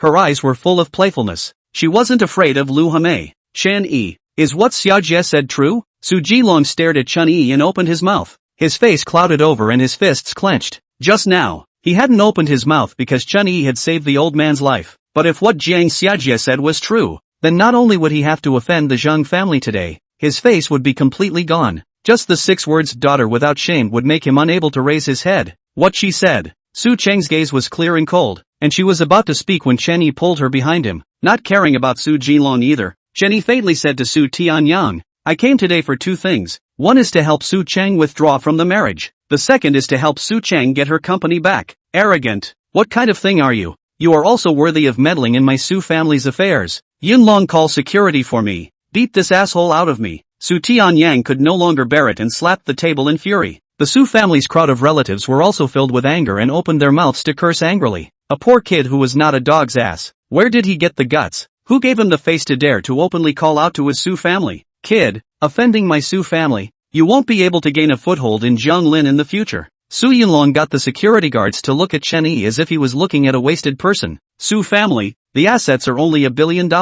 Very bull. Just want to bully others? Chen Yi's eyes were sharp. Any more cattle, he could be destroyed with one punch. I'll bully you with my power today. Punch me out. Su Tianyang's temperament was completely gone, roaring in rage. A crowd of security guards heard the words and surrounded towards Chen Yi. Zheng Chengfeng, who had long been unable to hold back, even picked up a bottle of red wine, killing to make Chen Yi see blood. Atmosphere. Instant crossbow. Su Chang saw a flash of panic in her eyes. At this time, the banquet hall door was bang kicked open. What a bully. I want to see who dares to touch my Qin Zhenghao brothers in this Jianglin. I also want to see, in this Jianglin, who dares to touch my brother Zheng Hengwen, my Liao Jiu's boss, who dares to touch a hair. My Forces Hall will exterminate his entire clan. Chapter 52, This is the Potential. An arrogant and domineering voice came from the crowd in the banquet hall, and just by hearing the name, they were scared to death. Everyone, subconsciously ass on fire, rubbing from the stool stood up. In the eyes of the crowd, the door, a group of people walked in, a few people at the head, each with a dragon's stride and an appalling aura. Qin Zhanghao, Jiang Hengwen, Liao Jiao, followed by several Jianlin business tycoons in suits. At the end of the party, the national medical sage Chang Wenshi, the central hospital director and vice president, Xia Yuan Cheng, Wang Qian. With such a lineup, almost half of Jianlin City's powerful celebrities were included. The banquet hall was dumbfounded. What the hell is going on here? Have we hit a big brother's nest today? The usual godless bunch of bigwigs and celebrities had come out in full force. Moreover, listening to the tone of the leaders just now, they were here for Chen Yi. Su Yunlong's mind was a little confused, but in an instant, he piled up a smile on his face and greeted them with a fawning face. Mr. Qin, Mr. Jiang, Mr. Liao, welcome, welcome. I don't know what kind of wind has blown you all here together. Off to the side. What are you? Coming is not for you. Liao Jiao was originally a big asshole, and his exit was a curse. Then also do not care. Zhang Yunlong rose into a pig's liver face. Liao Jiao saw the hand copied the bottle of red wine. Zhang Chengfeng, do not even think about it. Swung round the bladder is a slap. Who are you trying to hit with a toy bottle? You kid? Hit my boss? Although Zhang Chengfeng's family is not bad, he is also a playboy. But compared to a ruthless person like Liao Jiao who licked blood from the mouth of the knife and killed out step by step, it's really the same as a small chicken. I didn't. Zhang Chengfeng was slapped. Wanna cry. Liao Jiao opened his mouth as a mouthful of 82 years of thick phlegm spit on the face. No Nima, it did not. Speak are not fluent. You are stuttering or got polio. The guests saw the chills, have shrunk their necks. This Jiang Lin who do not know Liao Jiao name. After Qin Zhanghao quit the underground world, he is one of the few leaders. Usually meet no one does not give three thin face. Not to mention that Qin Zhanghao is next to it. He did not speak out to stop, as if it is acquiescence. Mr. Liao, Mr. Qin, my Zhang family has some reputation in Jianlin. You guys humiliate my grandson in public like this. It's a bit too much. Seeing his grandson being humiliated like this, Zhang Chenghe was so angry that he was trembling, but no one paid any attention to him at all. Qin Zhanghao had an extraordinary temperament and walked to Chen Yi, but with a smiling face. Chen, old brother, I said I waited for you for half a day. How come no one was there? And when I asked the front desk, I realized that you came to this fourth floor. Chen Yi smiled apologetically and said, I'm sorry, Mr. Qin. The Su family is forcing my girlfriend to set a wedding date with the Zhang family. I'm here to rob people. Saying that, Chen Yi greeted Jiang Hengwen, Xia Yuan Cheng, Chang Wenshi and the others in turn. Qin Zhanghao, on the other hand, looked at Su Chun when he heard this and laughed. So this is the younger sibling, right? Ha ha ha. The woman that Chen's older brother can look at really does have the beauty of a fallen country and the best of the best. Ha ha ha. The night before I could tell that there was something fishy about the two of you relationship. Looks like I really didn't look away. Jiang Hengwen also had a smile on his face. After Su Chang was slightly stunned, he revealed a professional smile and nodded his head without being humble, saying, Mr. Qin, Mr. Jiang. After Qin Zhanghao responded to Su Chang, he collected his smile and looked towards Su Tianyang and the rest of the Su family. Because of Chen Yi's relationship, he could smile and give Su Cheng face, but others who dared to press Chen Yi, that was a different story. Jiang Hengwen also tightened his smile and walked towards the group of Su family members. Just now I heard that you're Su family today. You want to use your power to suppress others? Qin Zhanghao opened his mouth indifferently, but the strong sense of oppression caused Su Yunlong and the other Su family members to be unable to raise the courage to answer. They would never have imagined that this Chen Yi would even know a big brother like Qin Zhanghao. Recognized Qin Zhanghao even if Jiang Hengwen, Liao Jiao, which one of them wasn't a famous figure in Jianlin? Mr. Qin, I respect your lofty status, but my own granddaughter, my Su family's domestic affairs, I still have the right to make decisions. Right. Su Tianyang had at least seen big storms. Although Qin Zhanghao was able to suppress the Su family's juniors, he was also a person with a few thin faces. I naturally can't control family affairs, but just now I only heard that your Su family has $1 billion in assets, and you want to bully my Qin Zhanghao's brother based on your power. In terms of power, I, Qin Zhanghao, haven't been afraid of anyone in Jianlin, so I'll let you see what true bullying with power is. What do you mean? Su Tianyang's face changed, but he saw Qin Zhanghao and Jiang Hengwen take out their cell phones and send a few messages respectively. Within minutes, Su Yunlong, Su Xiang, as long as they were in charge of the Su family's business, their cell phones rang frantically. Put it on speakerphone. A bad premonition rose in Su Tianyang's heart, and he shouted angrily. The speakerphone was opened, and an anxious voice was clearly transmitted into everyone's ears. Not good, Mr. Su, Baidong Beverage Cooperation. Dozens of dealers suddenly all call to cancel the contract. even to the beverage factory supplier also come to the company. All want to cancel the cooperation. It's not good, Mr. Su. The building materials factory was investigated. The construction authority said that the quality of the building materials we produce is not qualified. Not only that, even if you just signed the contract of the cooperation company, also called to the company to make trouble. A few phone calls in a row. Directly let the Su family people like falling into the ice cellar. The Su family's industries, surprisingly, had accidents one after another, especially the building materials factory and Baidong Beverage. These contracts lifted, the Su family at least lost hundreds of millions of dollars, and at any time there is a risk of the capital chain breaking bankruptcy. His Su family only has less than $1 billion in total. The guests in the hall couldn't help but shiver. It turns out that this is what Qin Jianghao meant when he said that he was bullying people with his power. Didn't your Su family just humiliate people for having $1 billion in assets themselves and trying to bully others with their power? Then I'll return the favor and use the momentum of my 100 billion assets to crush your Su family into bankruptcy in minutes. This means, simple and rough, how can this be? How can this be? I just took over the company. My money, Su Xiang cried out. He just took over the company from Su Chang's hands before he could show off the dash. It has become a mess. The Su family is also facing bankruptcy. Su family bankruptcy. Where is his money when the young master? Where is the potential to go outside to pretend it's over. It's completely over. Su Yunlong also blackened his eyes and dropped his butt to the ground, his demeanor completely gone. Mr. Qin, what exactly do you want? Looking at his children and grandchildren like this, Su Tianyang seemed to have instantly aged 10 years, his voice hoarse. This, you have to ask Brother Chen. Zhang Hengwen took over the conversation and spoke faintly. The Su family was able to go bankrupt within 10 minutes, and there was also the result of his operation. On the side, Zhang Changhe wanted to open his mouth to help put in a good word, but Zhang Hengwen laughed and said, Elder Zhang, your Zhang family's banner is just a listed hotel chain to make money, although the market capitalization is nearly tens of billions of dollars, but the stock is something that can't withstand the play, don't you think so? As for your grandson's marriage, I see that Zhang Xiao is also a talented man, although he plays with flowers, but it is not so bad that he can't get a wife, right? Zhang Hengwen's tone was flat, but he spat out words like a knife with a sharp edge. Everyone had no doubt that as long as Zhang Changhe dared to talk too much, the stock price of Zhang's hotel would dare to drop in one breath today. What is the potential? This is the potential. This is the potential. Zhang Changhe's face changed sharply, which also dared to talk back. Immediately resentful smile. Mr. Zhang is right. Young people's affairs. Or two lovers good. Zhang Hengwen smiled but did not say anything. Su Cheng stood beside Chen Yi, eyes complex, want to speak, ultimately did not speak. Lu Hame pulled Su Cheng's arm and anxiously said, Dead girl, you hurry up and say something. Su family bankruptcy, you want to starve to death me and your father and your sister, you can bear to see her in the future bad food and clothing? Chen Yi sniffed and turned to look at Lu Hame. Lu Hame instantly stopped her mouth and didn't dare to say another word, but the words Chen Yi gave her on the street the day before came up in her mind.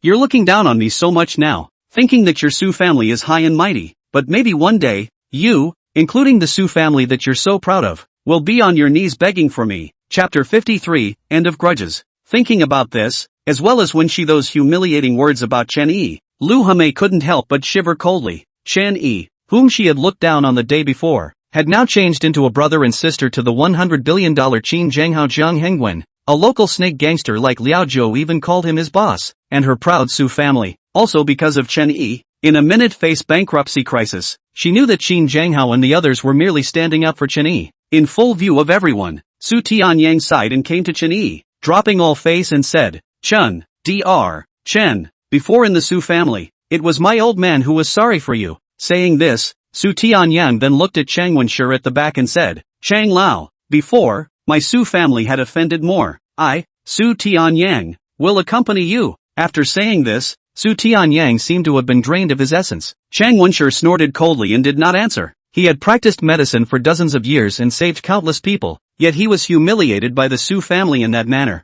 How could he just lightly say an apology and get over it? Humiliating him was secondary. Chang Wenshi felt more for Chen Yi. The way the Su family reversed black and white and humiliated Chen Yi that day was vivid in his mind. Elder Chang, Dr. Chen, it was my Su family that had neglected the two of you in the first place. Can I ask you two to please be generous? Seeing that his father's words did not get a response, Su Jinlong also stood out with a pleading face. Dr. Chen, Elder Chang, I, Su Yunlong, also apologize to the two of you. My Su family can't go bankrupt. Su Yunlong also had a pleading face. All of his previous condescension was gone. I also apologize. I also apologize. I don't want to run out of money. My president hasn't been enough yet. Dr. Chen, please raise your hand. Seeing a crowd of children and grandchildren have begged, Su Tianyang face even more surfaced a touch of dead gray, once again opened his mouth. Dr. Chen, since Su Chang with you, then you are also counted as half of my Su family. Can. Su Tianyang did not finish his words. Suddenly his eyes glared, collapsed on the spot. Dad, what's wrong with you? Grandpa. Shrieks rose in all directions. The hall was in chaos. Su Jinlong yelled at Philip in the crowd. Philip, didn't you say that the old man's health is fine and there's no need to worry about it? So what's going on here? Being rebuked in public. Philip's face instantly turned cold and said, Mr. Su Jinlong, is this your Chinese hospitality? Your Su family is bankrupt. I have no reason to answer your question. You. Su Jinlong clenched his teeth in his speech and instantly fumbled for the phone to call an ambulance. Chen Yi, I just don't want to marry Zhang Changfeng. I want to get back the company that I have single-handedly built up. Save my grandpa. Didn't you know that he would get sick? Su Cheng anxiously looked at Chen Yi, her voice choking. Although she hated the old man for forcing her to marry Zhang Changfeng, and hated the Su family for not distinguishing between right and wrong, but after all, it was her grandfather who had loved her since childhood. Dr. Chen, please also disregard your former enmity and take action to save the old master.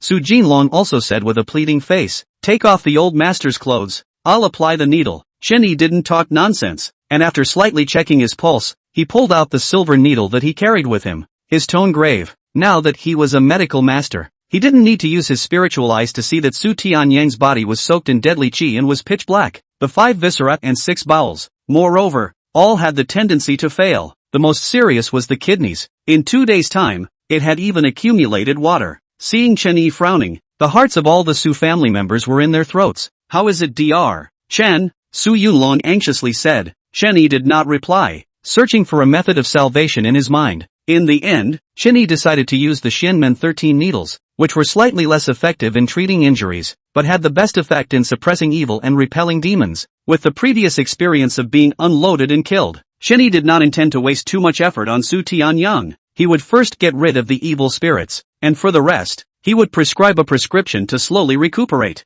A needle was applied, and the crowd could be surprised to see the silver needle lightly trembling, with a buzzing sound spreading out. The 7th needle, 8th needle, 10th needle. With the more silver needles, the buzzing sound becomes clearer and clearer. God, just now I was curious as to why they all called him Dr. Chen. So it's really a divine doctor. Silver needles off the hand, but still managed to make a long buzzing sound. This medical skill, I'm afraid a lot of old Chinese doctors can't do it, right? Listening to the crowd's astonishment, Chang Wenshur couldn't help but grunt, not to mention ordinary old Chinese doctors. If you look at the whole of China, the number of medical skills that can surpass that of Chen Xiaoyou's is less than a handful. If you guys can see him once, it's a blessing that you've cultivated all your life. So just enjoy yourselves. Chang Wenshur's tone was filled with arrogance. This was the second time he had seen Chen Yi administering needles, and if he didn't have enough chances, he wouldn't be able to have such a blessing. Xia Yuancheng and Wang Qian on the side were also filled with emotion. Such a talented person, who should have worked for their central hospital,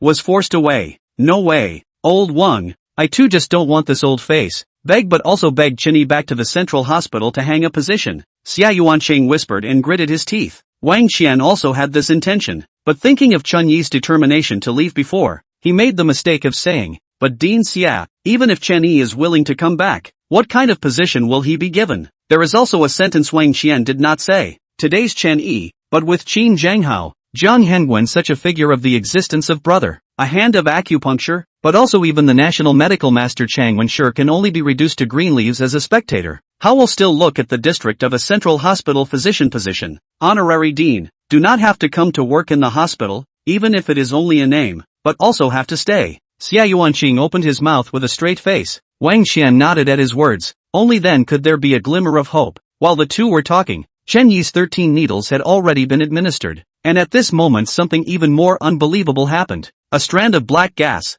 visible to the naked eye, rose from the position of the silver needle. It was as if there were thousands of severe ghosts hissing and screaming. The sound was ear-piercing, making people inexplicably dizzy and nauseous, and couldn't help but shiver. A moment later, Chen Yi withdrew the needle. All the strange images in the hall dissipated, and Su Tianyang's face regained its rosy color as he woke up leisurely. Dad, you've woken up. This time, it's truly thanks to Dr. Chen's needle application that saved you, Su Jinlong said. Grandpa, Su Chang helped Su Tianyang up, just about to speak but was interrupted by the latter shaking his hand. Girl, you don't need to say more. The previous marriage. It's Grandpa who apologized to you, Su Tianyang said, bowed to Chen Yi and respectfully said, Dr. Chen, thank you for saving my rotten old man once again. If there are any requests, you speak as soon as possible. Su Chang looked at Chen Yi with a complicated expression. Chen Yi didn't say much. Had someone find a pen and paper? Swish and write down a prescription and hand it to Su Chang. Su Chang,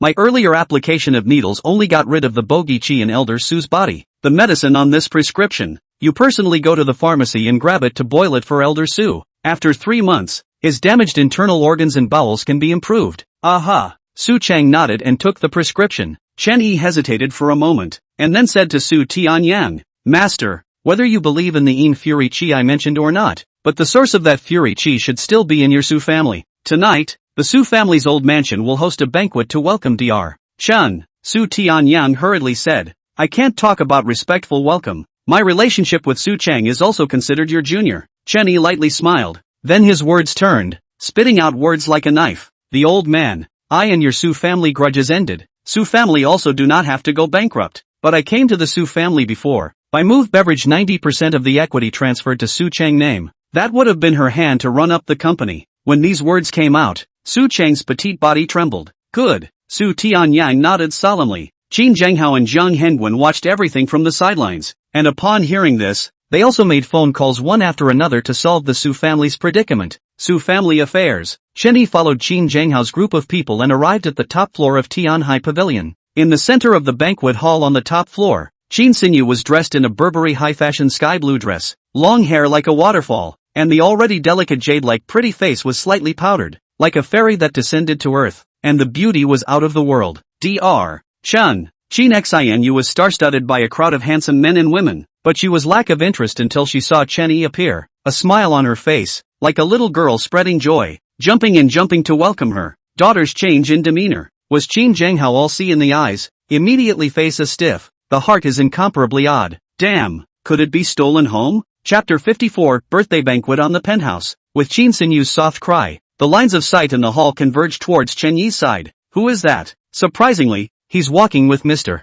Qin. Mr. Jian? I heard that it's the doctor who cured Ms. Qin's condition, called Chen Yi. Seems to be a college student. So it's a college student. Why is Miss Qin still excited to see him? The murmurs reached his ears. Qin Zhenghao pretended to be serious and said to Qin Xinyu, they're all watching. What's bouncing around like? Qin Xinyu's pretty face flushed, but her eyes narrowed into a crescent moon as she looked at Chen Yi and whispered, Dr. Chen, the banquet has already begun, so eat something first. I'll introduce someone to you later. Good. Chen Yi nodded with a smile. Elder brother Chen, this way please. The banquet is arranged as a buffet. Feel free to take whatever you want to eat. Call me anytime if something happens. Qin Zhenghao didn't really get angry. Bringing Chen Yi to the dining area in front of a row of beautifully arranged food, he was invited by a group of upper-class people. On the contrary, it was Qin Xinyu who enthusiastically brought Chen Yi all kinds of food. Chen Yi hadn't eaten for 2 days, and even with an abundance of true qi in his body, his abdomen had already been starving,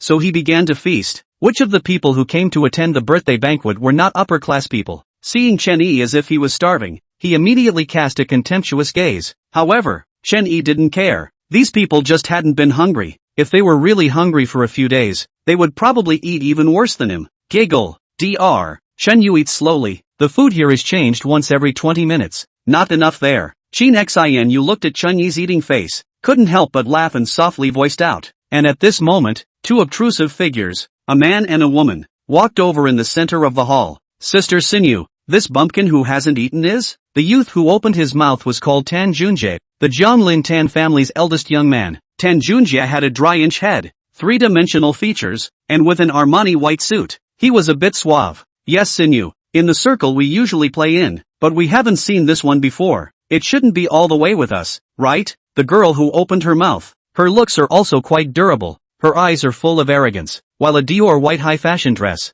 as well as the sapphire necklace on her neck, highlighting her identity, a certain white rich beauty. These two people's words do not sound good. Chen Yi swept a glance and retracted his gaze. Qin Xinyu heard the words of the duo. Her eyebrows knit lightly, but she still smiled softly and said, "This is Dr. Chen Yi Chen. He cured my illness." Saying this, Qin Xinyu introduced Chen Yi. Dr. Chen. these two are Junjie Tan and Xia Qingqing. Sort of, my friends. Since they were Qin Xinu's friends, Chen Yi could not afford to lose face and got up to extend his hand at the two of them. Hello, Chen Yi. Shaking hands is not necessary. I have a cleanliness fetish. Besides, you doctors are in contact with patients all day long. In case there are any infectious poisons on your hands, then I will suffer. Xia Qingqing did not give face, lightly glancing at Chen Yi, the contempt on her face undisguised. Chen Yi slightly frowned, withdrew his hand and did not speak again. Qingchang, you've gone too far. Dr. Chen is also my friend. You have to apologize to Dr. Chen. Qin Xinu's face was cold. A cold color flashed in her eyes. Xia Qingqing's face stiffened. Qin Xinu was known for her good nature in the circle. How could Xia Qingqing think that she would flip out over a bumpkin at this moment? Tan Junjie was also surprised, and gave Chen Yi a meaningful look, smiled and rounded up the situation. Sinu, time is almost up. Everyone is waiting for you to cut the cake. You guys go over first. I'll wait for Dr. Chen to finish eating. Qin Xinu said, and then softly said to Chen Yi, Dr. Chen, you eat slowly. There's no rush. I'm done eating. Let's go over together. Chen Yi did not want to delay Qin Sinu because of himself, so he got up and followed along to the center of the hall. Elegant music rang out. In the center of the hall, on the huge crystal table, a huge 9-layer cake was extremely dazzling. Qin Sinu, under the stars of handsome men and women, began to make a wish and cut the cake. Chen Yi quietly watched from the sidelines, but James Tan came to his side with 2 cups of red wine. Tan Junjie handed a cup to Chen Yi and smiled. Reacquaint yourself with Dr. Chen. My name is Tan Junjie. My family is in the jade jewelry business. Dr. Chen doesn't know where he works? Chen Yi took the red wine and said lightly, medical college student. Tan Xiao has something to say, just say it. Hold it in your heart, don't get sick. Tan Junjie smiled coldly. Since this is the case, then I won't beat around the bush with you. Qin Sinu is my target, and also the target of many people in our circle. All of us, just one of us has a family fortune of tens and tens of billions of dollars. You can't afford to mess with them, so it's best for you to stay away from Qin Xinu, lest a fight between the gods and goddesses will bring the fish to the pond. Chen Yi's gaze was slightly cold. I, for one, don't like threats. Can't talk about threats. You can't get into my eyes yet. I just saw that Qin Xinu's attitude towards you seems to be good, and kindly reminded you. Tan Junjie wore a smile on his face and lightly said, after all, Jiang Lin is very chaotic. In case Dr. Chen gets into a car accident one day, or gets his arms and legs chopped off at school, that would be a big problem. What do you think, Dr. Chen? Chen Yi did not answer. If it was before, he might still think that a rich second generation like Tan Junjie was not easy to mess with and couldn't afford to mess with him. But now, well, pinching this bastard to death was simpler than pinching an ant to death for him. But Chen Yi's silence. Tan Junjie just thought he was scared, playfully patted Chen Yi's shoulder, then did not say anything else, symbolically cut the cake. Then came the gift-giving part. Mr. and Mrs. Qin Zhenghao were the first to give a gift. The gift was simple and crude. It was a sports car key. Girl, today is 20 years old. You just learned how to drive. I discussed with your mom and found someone to customize an Aston Martin 1-77 for you. The moment Qin Zhenghao said this, the banquet hall erupted into gasps of surprise. All of the people present were rich, and naturally knew where this Aston Martin 1-77 came from. This car was sold in 2009, the world's limited to 77 units, and only a quota of 5 units in China, and has long been discontinued. That is, money cannot be bought. Qin Zhenghao customized the 78th car. It is estimated to cost hundreds of millions of dollars, not to mention, but also highlights the horror of its connections. Thank you, Mom and Dad. Qin Sinu spread a smile and accepted the key. Next was Zhang Hengwen and a host of other business people giving gifts, each of which was worth a lot of money, the least of which were diamonds worth several $1 million. Looking at Chen Yi secretly smacking his lips, the drought of the drought, death of the flood, death. These people really do not take money seriously. However, Chen Yi also understood that these people were at the top of Jiang Lin's hierarchy. Instead of a gift, it's more like an investment. Hundreds of millions of dollars were spent to buy Qin Zhenghao's favorable impression, thus gaining business cooperation, and hundreds of millions of dollars in contracts came. Next, it was a group of rich white women and rich second-generation people who were giving gifts. Sinu, this is the Hermes bag I purposely went abroad to buy for you. The classic diamond crocodile skin limited edition. This star of the sea necklace. The gifts are a wide range. See, the time is almost. Tan Junjie to Chen Yi teasing. I also prepared a gift for Qin Sinu, and the value is not expensive. Dr. Chen, I hope that you will not lose face later. As the words fell, Jun Tan stepped forward and slowly took out the gift box and opened it under the gaze of many eyes. A full green jadeite pendant slowly revealed its true colors. Wow! Surprisingly natural jadeite full green leaf pendant. This is not the Chen family jewelry store treasure. Before I just went to see. The price tag of 12 million. This Chen family, even the few treasures of the town store are taken out. When it is a large sum of money, although the big money, but the Chen family is also a big family. A jadeite pendant. I'm afraid that the Chen family then missed Chen a smile. Hearing the cries of the crowd, the corner of Tan Junjie's mouth lifted up in an arc. Beside Chen Zhanghao, Meng Hongying, who had always loved jadeite jade, also showed joy in her eyes and complimented. Junjie is heartfelt. Auntie Meng, this is all as it should be. Receiving affirmation, Junjie Tan pretended to smile politely and said to Chen Xinyu, Sister Xinyu, do you like this gift? Chapter 55 Sky-High Luxury Gift. Tan Junjie stared at Chen Xinyu closely, wanting to see a look of delight on her face, but unfortunately he was disappointed. Chen Xinyu smiled politely and faintly said thank you, and then nothing more, which made Tan Junjie's face suddenly stiffen. Grass. While Tan Junjie was annoyed in his heart, Chen Xinyu's gaze glanced towards Chen Yi. If anything, she was looking forward to Chen Yi's gift, but she was also afraid that Chen Yi would be embarrassed if he was unprepared. In the entire room, Chen Yi was the only one left who had yet to give a gift. Everyone's gazes subconsciously converged on Chen Yi. Dr. Chen, you're the only one left in the entire room who hasn't given a gift. I don't know if you haven't prepared, or if you feel that you can't hold your own gift. Tan Junjie, who was harboring a fire in his heart, as if he had found an outlet for his anger, sneered and mocked. The moment these words came out, the gazes of quite a few handsome men and women suddenly became playful. Chen Yi was afraid that all his clothes would add up to $100, and he looked like a poor man, regardless of whether he had prepared a gift or not. It would be a joke. There are a few white rich beauty, even secretly take out the cell phone to shoot video, ready to send their own set of beauty to make fun. Chen Zhanghao could not help but frown at the sight. It was him who had neglected to put Chen Yi in an awkward situation. Chen Xinyu also saw that the crowd was ready to see Chen Yi's joke, and was about to open her mouth to solve the problem, but that Xia Qingqing rushed her duck. Hurry up Dr. Chen, everyone is waiting. I heard that you have excellent medical skills at a young age, that the gift you prepared is also unique. Quickly take it out for us to see. Xia Qingqing had a mocking face. She wouldn't forget that just now it was because of Chen Yi that Chen Xinyu even threw her a face. Originally, I was afraid that I wouldn't be able to hold my gift, but since everyone is curious, I'll have the cheek to give it to Ms. Chen Yi smiled faintly and pulled out a handful of miserable white beads from his pocket. It was none other than the Buddha beads that he had finished absorbing his aura. Put, ha ha ha ha ha, no mistake Dr. Chen, this is the gift you prepared. A bunch of broken rocks? Xia Qingqing laughed out loud. Tan Junjie's mouth also twitched. This surnamed Chen is really a talent. A pile of broken stones, and you dare to bring it out as a gift? This was an iron bean.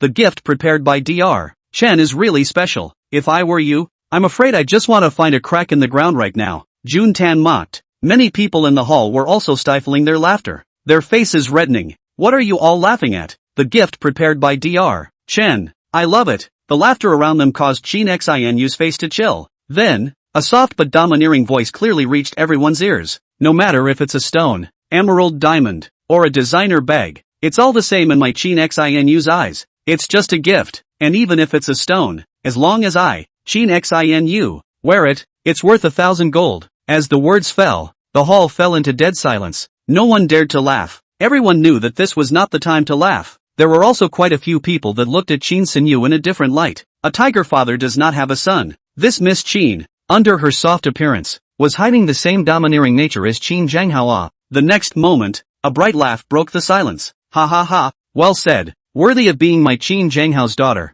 Chen Zhanghao stepped forward and patted Chen Yi's shoulder as he said boldly, Elder brother Chen, I thank you for your gift on behalf of my daughter. Dr. Chen, I thank you for your gift as well. Chen Xinyu smiled faintly, and was about to reach out to take the pile of broken stones in Chen Yi's hands. Chen Yi, however, withdrew his hand and smiled faintly. Miss Chen, wait a moment. This gift, there is still a process left. At the end of the sentence, despite Chen Xinyu's doubts, Chen Yi slightly exerted himself, and the stones in his hand shattered. And then, in full view of everyone, the countless broken stones unexpectedly began to reorganize, and colors began to emerge. A few breaths of time, an emperor full green bracelet, quietly lying in the palm of Chen Yi. Above the bracelet, two lifelike phoenixes soared, as if they were about to break away from the bracelet's confinement at any moment and soar into the heavens. and at the place where the two twine intertwined, a crimson ruby shone as brightly as the blazing sun, and there was even a crimson stream of light lingering in it, incomparably subtle, making people unable to take their eyes off of it. Chen Xinu's eyes were filled with astonishment, unable to believe her eyes.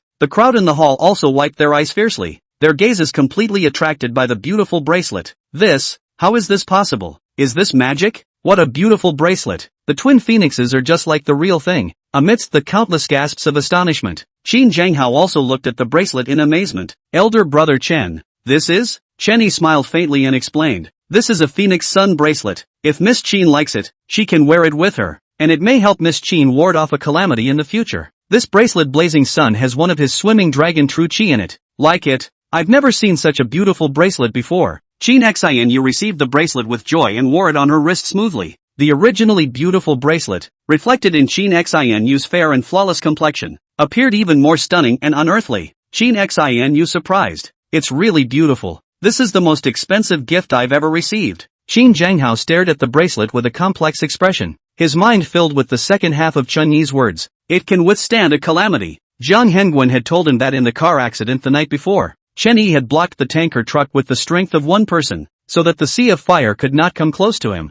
and such divine might had surpassed unusual perceptions. With Chen Yi's words, his daughter was like having an extra life. How could he not be surprised? The preciousness of this bracelet was beyond his cognizance. I don't know what kind of blindfold method was used to change it, and what kind of calamity can it resist. I'm afraid it's only worth a few $100s. It's really bragging. Xiao Qingqing displeasedly skimmed her mouth and whispered mockingly, yes, Mr. Qin, I think it's also fake. A few $100s at most. How can a stone turn into an emerald in plain sight? Tan Junjie also gritted his teeth. When the two of them spoke, many people also looked skeptical, not waiting for Qin Zhanghao to frown and open his mouth. In the crowd, a hunched old man wearing presbyopia glasses pushed through the wall of people and walked over. Miss Qin, Mr. Qin, this bracelet, can you let the old man take a look with his eyes? Chen Yi looked towards the old man, and Qin Zhanghao introduced, elder brother Chen, this is old man Ouyang Zhang, Jiang Lin's famous jade master, once cut out $1 billion jadeite raw stone at Jiang Lin's jade conference. Chen Yi nodded slightly to the old man at his words and smiled. What's the harm in taking a look, old sir? It just so happens that I would also like to know what this bracelet is worth. Ouyang Zhang nodded slightly and carefully took the bracelet from Qin Sinu's hands, taking out a magnifying glass for a closer look. The hall fell into silence. All hearts were lifted up, all wanting to know the value of this bracelet. What a full-colored imperial green. What a ruddy ruby. The handmade is even more amazing. I really can't think of this great china. Can have which carving master can carve out such a lifelike phoenix. Ouyang is playing jade for dozens of years. This bracelet, whether from the quality of the jade itself, or from the point of view of the carving techniques, have never seen before. Ouyang Zhen TSK cannot stop marveling, but just do not say the price. Make the crowd anxious. Ouch, I say, Ouyang old master, you are to report a price. You make me leave a fat heart with cat scratch like. Liao Jiu was so anxious that he gritted his teeth. The fat on his face twisted into a twist. Yes, old Mr. Ouyang, this bracelet in the end, how much money? If you don't say the money, we really don't know if this bracelet is expensive or not. Even Xia Yuanqing couldn't help but vocalize. Don't panic, don't panic. Let the old immortal take a closer look. Qin Sinu saw that Ouyang was holding the bracelet and couldn't wait to put it in his mouth to taste the flavor. He hurriedly took it back. His little mouth curled up. AI. You this girl how so protective of food. Really angry old immortal. Ouyang's bracelet was snatched, angry blowing his beard and eyes. Qin Zhanghao laughed. Ouyang old man cannot be angry with the daughter. Quickly say the bracelet price. It's not worth much. The crowd clamored. Tan Junjie was about to laugh at the words. After half a day is not worth money, but did not wait for him to laugh out loud. Ouyang Zhang the next moment and said, for those who do not understand is not worth a few dollars, but the old man understand. Can use my entire body for this bracelet. Miss Qin consider it? This big gasp. Damn it, can't you finish your sentence at once? What's the point of playing? Oh my god, willing to use all of your fortune in exchange. Wouldn't this bracelet be worth billions of dollars? The crowd clamored, but Ouyang Zhang shook his head and said, more than billions, if I have $10 billion, I am also willing to exchange this item. Such a worldly orphan, can no longer be measured by the price? If I have to ask the old man to estimate the price, then I can only say two words, heavenly price. Chapter 56, Mother's Phone Call. As soon as the word heavenly price came out, the crowd all sucked in a breath of cool air. A rich second generation couldn't help but question. Master, you won't have lost your eyesight. This Dr. Chen's entire body isn't worth a few $100s combined. Can he afford to give a heavenly priced luxury gift to Miss Chen as a gift? Yeah, I think it's outrageous too. Then you are questioning my Ouyang Zhang's vision? Even your grandparents wouldn't dare to question me? Where did you bunch of yokeless brats get the guts? Ouyang Zhang snorted coldly, and the two rich second generation who spoke were instantly dumbfounded. This old man had an extremely high status in Jianglin. They really didn't dare to talk back. Ouyang Zhang withdrew his gaze and looked at Chen Yi. His face immediately piled up with a smile and said, "Little friend Chen, right? Hello. I wonder if you can do another magic trick like you did just now. Give me a whole bracelet like this as well. I'm willing to take my entire fortune in exchange." Chen Yi couldn't help but laugh, saying, "I'm sorry old man, that bracelet is my only one too." Ouyang Zhang sighed in disappointment. That's true. It's already a great chance to have a copy of such a precious object. At this time, Liao Jiao looked at that Tan Junjie and mocked. The kid's surname Tan really let you down. The contraption made by the blindfold method seems to be quite valuable, but that pendant you sent is not bad either. When the crowd heard this, they immediately looked at Jun Tan with odd expressions. The pendant he sent was not bad, but if it was compared to the bracelet that Chen Yi had sent, it was simply. For Liao Jiao to say this at this time was nothing short of naked humiliation. You, Tan Junjie was stared at with a red face and ears, itching to find a crack in the ground to drill into. The bracelet's reversal, so that he just spoke out to mock him like a clown. And this thing? I'm afraid that within an hour, it will be known to everyone. Originally the family let him take that pendant to the publicity. This is good. The publicity did not come out, but the opposite disgrace to the maternal grandmother's home. Tan Junjie did not have the face to stay any longer. Fled like gray slipped away. At this time, Chen Yi noticed that beside Qin Xingyu, has been followed by an old man with a white beard. This old man is just like a transparent person. It seems that even his breathing is terribly light. No one cares about him at all. If it wasn't for the fact that Chen Yi's five senses had reached a terrifying level after breaking through the innate realm, he wouldn't have been able to discover it at all. Concealing one's breath. This was the ability of an innate powerhouse. An innate martial artist? I never thought that Qin Xinyu would have such a capable person by her side. Chen Yi's heart was slightly shocked. He originally thought that he had broken through the innate and was already considered invincible in the city, but he didn't expect to bump into one so soon. As Chen Yi was surprised, Qin Zhenghao walked over. Elder brother Chen, take this. Qin Zhenghao handed out a car key. What is this, Mr. Qin? Chen Yi looked at the key and didn't take it.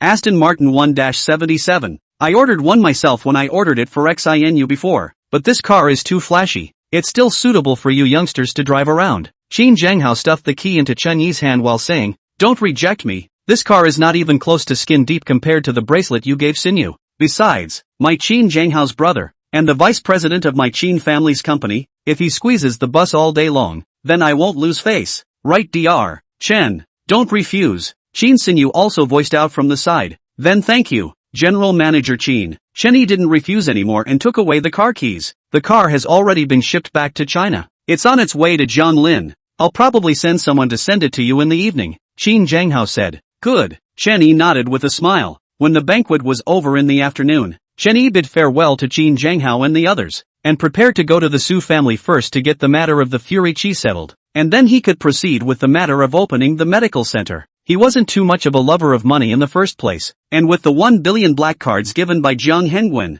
there was no shortage of money for the time being, and he wanted to open a medical center so that even the poor could see a doctor. But just out of Tianhai Pavilion, Chen Yi's cell phone rang. The call was from Mom Yi Yulan. Hey mom, what's up? Yi Yulan's somewhat hesitant voice came from the other side of the phone. Xiao Yi, that are you free tonight? Free? What's wrong mom? It's like this. Tonight your grandpa asked me to come home for dinner, saying that your great uncle knows a boss in business, and that the boss's wife passed away a year ago, and he just lacks a companion. Yi Yulan wanted to say something, but Chen Yi probably guessed what she meant and laughed. Letting you go on a blind date. Right, then I'll accompany you home for dinner tonight. But your grandpa and them. Yi Yulan on the other side of the phone wanted to say something. Her family is not good to Chen Yi. Don't worry mom, I'll go buy some gifts later. I'm your son. Your relatives are also my relatives. Leave it to me to deal with it. You don't have to worry. I'll be home later to pick you up. Smiling, Chen Yi hung up the phone. Looking at the time, it was already more than 4 in the afternoon. Chen Yi thought about it and simply walked towards the nearby bank. Thinking about Su Tianyang's illness, Chen Yi called Su Cheng over again. Chen Yi, what's wrong? Hearing Su Cheng's voice, Chen Yi said, tonight I'm going to accompany my mom back to my grandpa's house for dinner. So you first tell the old man not to go back to the Su family's old mansion. and tomorrow morning I'll go and see what's going on with that source of the baleful qi. Well, good. I just returned to the company from the hospital. Grandpa, they are still in the hospital. I will call them after the meeting. No other things, then I hang up first? Good, Chen Yi said. At this time, in the conference room of Baidong Beverage Company, a group of company executives were dumbfounded, all thinking they were blind. What was the situation just now? Su Cheng, who was always known as an iceberg female president, had just revealed her little girl posture when she answered the phone. Eyes don't want, then I help you all buckle? Su Cheng hung up the phone, saw the crowd staring at himself. His face immediately had frost surging, air pressure extremely low. The crowd have retracted their eyes. Su Cheng looked to the left side of a man, squarely said, Mr. Liu, I just proposed. Do you have any views? Mr. Liu was named, subconsciously straightened his body and said, just now, Mr. Su, you said expanding Baidong beverage business. I personally think that we can combine the beverage with milk tea and enter the milk tea industry.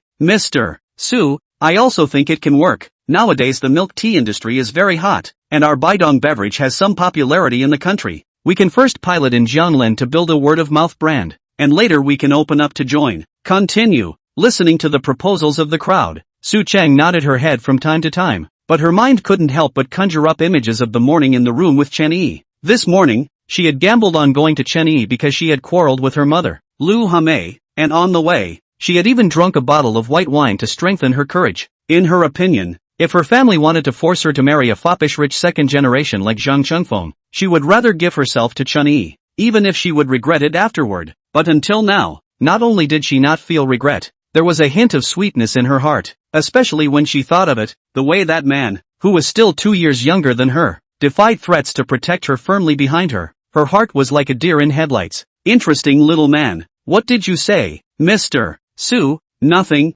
Continue. In front of the counter, Chen Yi handed in the black gold dragon card given by Zhang Hengwen. Sir, you have this card. The counter lady looked at the card and twisted her head to look at Chen Yi. Her brows furrowed and disgust rose in her eyes. Chen Yi, how come it's you? Chen Yi was also stunned when he saw the woman. Surprisingly, it was his nominal cousin, the daughter of his mom Yi Yulan's second brother, Yi Qian. For Yi Qian, Chen Yi's heart was also disgusted to the extreme. This Yi Qian with the Yi family all the same. All do not treat him. Hate to get dead. The reason is very simple. He is adopted by Yi Yulan. Because of him Yi Yulan is not married for life. This Yi Qian and he also counted with him to grow up. However, when he was a child, his body was not good. Skinny as a monkey, not less beat by Yi Qian, more not less to be whole. Cousin, Chen Yi casually called out. He knew that Yi Qian worked in the bank, but did not expect to meet so coincidentally. Don't call me cousin. I'm not that close to you. Where is this foot washing card of yours? Don't delay my work if you don't have a bank card. Yi Qian coldly looked at Chen Yi. Her tone was not good, and the contempt in her eyes was undisguised. Chapter 57, You're blind. This is an imperial dignitary. This is the bank card, Chen Yi said. Bank card my ass. I've been working in the bank for so long. I haven't seen a card like this. Are you leaving or not? If not, I'll call security, Yi Qian said, snapped and slammed the bank card into the cabinet. Chen Yi also nonchalantly said, Is it a bank card you check it not no? I am also a customer. How is it delaying your work? Even if it's a bank card, you have to have money to withdraw. Poorer than a college student. You deserve to come to the bank to withdraw money? Yi Qian is not happy to put the card into the card reader. As expected, the card is not even a penny, and immediately rebuked. Open your eyes to see you have money. Poor than something. Hurry up and get out. Do not delay my work. There is no way there is no money inside. Is it that you did not brush right? Chen Yi frowned. Zhang Hengwen could never take an empty card to cheat him. Yi Qian snapped the counter. Roared, You're a waste of time have no end. Sincere to nausea harassment of me. I think you want women want crazy right? Chen Yi heart 10,000 grass mudhorse crashed through. I just want to get some money. How to harass you again? Yi Qian didn't bother to talk nonsense. Directly pressed the alarm. Several security guards rushed over. Little Yi, what's the matter? Yi Qian pointed at Chen Yi and said with a disgusted face, This man came to cause trouble and harass me. Please kick him out. The head of the security guard raised his eyebrows at this and looked unkind. This gentleman, please get out. Chen Yi didn't know what kind of madness this woman was having, and nestled down. If you do this, don't regret it later. Yi Qian directly rolled her eyes at the words. She regretted it. She didn't know what kind of virtue Chen Yi had. A college student who was not a piece of, but still let her regret. Yi Qian clasped her hands on her chest and laughed coldly. Surname Chen. You're looking for the wrong place to touch the porcelain. A place like a bank is also a place you can come to? Chen Yi was speechless. When was it possible to be a countergirl with a sense of superiority? There were quite a few people doing business in the bank, and they all looked over. And at this moment, the bank president Zhang Dahai came down from the second floor.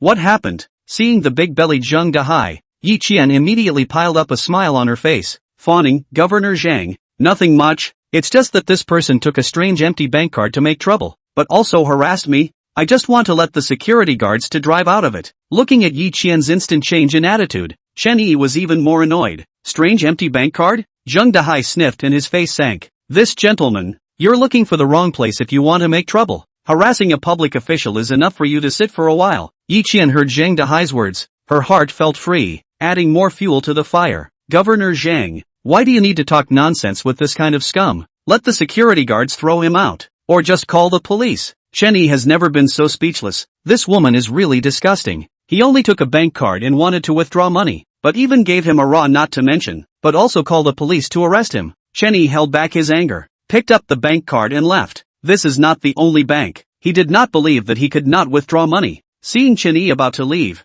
Yi Qian was not doing it, pointing at the card in Chen Yi's hand. Governor Zhang, that card of his looks a bit strange. It could be the VIP card of a big customer that he stole. Zhang Dahai frowned at his words. Dragon Bank would indeed customize private VIP cards for clients who were worth a lot of money. And the Chen Yi in front of him was dressed in clothes of no more than 100. Maybe he was really a thief who had stolen the private card of a big client. Thinking of this, Zhang Dahai waved his hand. Stop him. The bodyguard moved at his words. Chen Yi's face was completely gloomy. Really nasty. Bullying people too much. Sir, please show me the card. Zhang Dahai's tone was polite, but there was no room for negotiation at all. Chen Yi didn't want to make a move, so he could only hand the card to Zhang Dahai, and the moment Zhang Dahai saw the bank card, his pupils shrunk violently and his forehead instantly sweated. Black Gold Dragon card. Surprisingly, it was the Black Gold Dragon card that there were only 10 in the entire Jianglin. This kind of card, without opening permissions, the bank's ordinary machines are simply not qualified to read. Instantly, Zhang Dahai's back was soaked. This is an emperor-level customer. Yi Qian was full of snickers, oblivious to Zhang Dahai's deathly white face, saying, What's wrong, Governor Zhang? If you're sure it's a thief, then I'll call the police. You shut up. Zhang Dahai's eyes fiercely burst out a sentence, turning his eyes and squeezing out a fawning smile on his face. He said to Chen Yi, First, sir, everything just now was a misunderstanding. I didn't know that you were even an imperial-level honored guest. You go to the office with me, and I'll personally handle your business for you. Zhang Dahai's quick change in attitude caught Chen Yi a bit off guard. Yi Qian was even a bit unresponsive and froze. President Zhang, what kind of imperial guest? Are you looking at it wrong? Our bank never had this kind of card. And this person I know. My third aunt adopted a small beggar only. You know what the hell? You have not seen more things. And then nonsense, you immediately give me a roll cover and get out. Zhang Dahai was burning with rage, itching to kill Yi Qian. His back is full of cold sweat, beads of sweat on his forehead straight down. Angrily looking at Yi Qian said, Black Gold Dragon card. Zhangcheng is not out of 10. The owner is not worth 100 billion jumps. This card can be in the major banks arbitrarily overdrawn 1 billion. Enjoy the emperor-level VIP treatment. Yi Qian, do you know how big of a mess you almost made? The moment these words came out, the crowd watching in the bank immediately showed shocked faces, and Yi Qian's face was even whiter, so frightened that she lost her mind. Returning to her senses, Yi Qian was so anxious that her tears were about to fall, and said in a panic, Governor Zhang, I didn't know about this card. I didn't do it on purpose. I'll settle the score with you later. You're on your own. Zhang Dahai gritted his teeth and ferociously Yi Qian turned to squeeze out a resentful smile on his face, and respectfully said to Chen Yi, Sir, just now there are many offenses. You can never take it to heart. You and I go to the second floor office. I will personally give you the business. Chen Yi exhaled a breath and suppressed the fire in his heart. He was too lazy to argue with Zhang Dahai and followed him to the second floor. As for the remaining Yi Qian, seeing Chen Yi really being led up to the second floor, she sat on her but on a stool, her hands and feet cold. In the governor's office, Zhang Dahai poured Longjing tea and apologized with a smile, almost kneeling down for Chen Yi. Time is not early. Chen Yi has no time to waste time with Zhang Dahai, drank a mouthful of tea to dissipate the unhappiness in his heart, and spoke out, Okay, Governor Zhang, I just came to get money. You don't need to be like this. Oh, I still hope that you, Mr. Chen, will forgive me for my rudeness just now. Zhang Dahai smiled resentfully, wiped the sweat from his forehead and asked cautiously, I wonder, Mr. Chen, how much money are you going to withdraw? 300,000. By the way, bind the cell phone and open the internet banking, Chen Yi calculated. In addition to buying gifts for Grandpa Yi Zhong and his relatives in the Yi family, he also wanted to buy some new clothes and jewelry for his mom. Withdrawing this much was almost enough. Opening network payment would be convenient to use in the future. No problem. Zhang Dahai did not even think about it and resolutely agreed. Although usually greater than 200,000 need to make an appointment, but Chen Yi is holding the black gold dragon card to withdraw money, not to mention 300,000, or even 30 million. Zhang Dahai would not dare to hesitate for half a second. After handling everything, Chen Yi packed the money in a black plastic bag, turned around and went downstairs. Zhang Dahai followed closely behind. In the hall, Yi Qian was dumbfounded. As soon as Chen Yi came down, he hurriedly piled out a smile and greeted him. Fawning, Xiao Yi, we are a family. What happened just now? Cousin hopes that you don't take it to heart. Chen Yi was quite speechless. Bull ****** family. If he didn't take out the black gold dragon card, maybe he had already been sent to jail. However, he was also too lazy to take care of Yi Qian, carrying the money and quickly walking out of the bank. Xiao Yi. Yi Qian chased out of the bank. Chen Yi has gotten into the car. She can only turn back to the bank. Seeing Zhang Dahai, Yi Qian hurriedly and tearfully begged for help. Zhang Governor, I just really did not recognize that card. Can you spare me this time? Zhang Dahai saw Yi Qian angry. Cold grunted. You caused trouble yourself to find a way to solve. If this is spread to the ears of the head of the bank, not to mention you, I have to be laid off. This statement directly let Yi Qian despair. Tears flowed down. The bank this job, but she was hard to get off. Chapter 58. Who let you bring back this disaster star? Yi Qian cried pitifully. Zhang Dahai was also upset. Suddenly he had a flash of light, slapped his thigh and said excitedly, just now you said Mr. Chen is your cousin, or what third aunt of yours picked him up? And Yi Qian nodded with tearful eyes, thinking of the humiliation she had just inflicted on Chen Yi, lost her soul, and said, originally, he was a poorer than a college student. Even his living expenses were earned by my third aunt as a nanny aunt, and I didn't expect how he would come up with that level of VIP card. Zhang Dahai said, I did think of an idea to get the best of both worlds. Do you want to hear it? Ah, what idea? Yi Qian cried and looked at Zhang Dahai. Didn't you just say that he harassed you? Since he's interested in you and you're not bad looking, why don't you apologize to him with your body? How can this be? This isn't messing with that or something. Yi Qian's face turned red and exclaimed. Zhang Dahai coldly grunted. It's not like you guys are related by blood. And don't forget Mr. Chen's worth. It's that one card is $1 billion. You can't earn $1 billion in your whole life. Yi Qian's heart was beating wildly. 1 billion. Not to mention her whole life. Even 10 lifetimes can't earn that much money. 1 billion. Just need her to take down Chen Yi. Seeing Yi Qian's heartbeat, Zhang Dahai immediately clapped his hands and said, it's settled. No matter what method you use, you must obtain Mr. Chen's forgiveness, or you don't have to come back to work. I'll try. Chen Yi went out of the bank, went to the mall and bought several gifts, and bought clothes and jewelry for Yi Yulan. When he arrived home, Yi Yulan was already waiting. Chen Yi smiled and handed over a big bag of things, saying, Mom, tonight is an important moment for your blind date. I bought you a few pieces of clothes and jewelry. You change into them and we can go out. You child, it's not like I don't have clothes to wear. Aren't you wasting money by buying so many for me? And jewelry, how much does this cost? Save it up for you to get a wife. How nice. Yi Yulan took a look at the big bag of clothes and jewelry. Her face was full of heartache, and she counted on Chen Yi. Chen Yi said, don't worry Mom, I have money. Besides, didn't you give me 200,000 for my wife's capital? I won't move that money. Don't worry. Yi Yulan still wanted to say something. Chen Yi pushed him into the room on the grounds that it was getting late. Not long after, Yi Yulan changed her clothes and came out. Looking at Chen Yi's eyes lit up. Clothes are not what top luxury big brand, but Yi Yulan originally looks not bad. Plus not married body is not out of shape. Change into a new clothes and then wear jewelry. Temperament is not bad. Chen Yi is very satisfied. Put on the gifts bought. Take Yi Yulan out on the cab. In the old city, a neighborhood gate stopped. Fuhan neighborhood. It is Chen Yi's nominal grandfather Yi Zhong live in the place. Yi Zhong is a retired teacher. Ni's have 2 sons and daughters. The oldest Yi Jiangwo, the oldest Yi Jianjun. The oldest 3 Yi Yulan is the youngest is also overgrown. The year also punished a lot of money. Yi Yulan is Yi Zhong's oldest daughter, the most loved, but because of Chen Yi, Yi Yulan lifelong unmarried, which has also become Yi Zhong's heart disease. For Chen Yi this nominal grandson, not only did not love a say but hate to the bone, and because of the old man's attitude, the rest of the Yi family is also Chen Yi extremely not to be seen. Over the years, Yi Yulan has also brought Chen Yi home, but every time it is a disagreement. Chen Yi carried the gift and Yi Yulan went upstairs. came to the door Yi Yulan but never dared to knock on the door. Xiao Yi, why don't we go back? I didn't want to come back for the blind date in the first place. Chen Yi shook his head and laughed. Knock on it, Mom. I'm fine. You've wasted your whole life on me, and now that I've grown up, it's time to think for myself. Is Yulan back? At this moment, Yi Zhong's voice came from inside the house,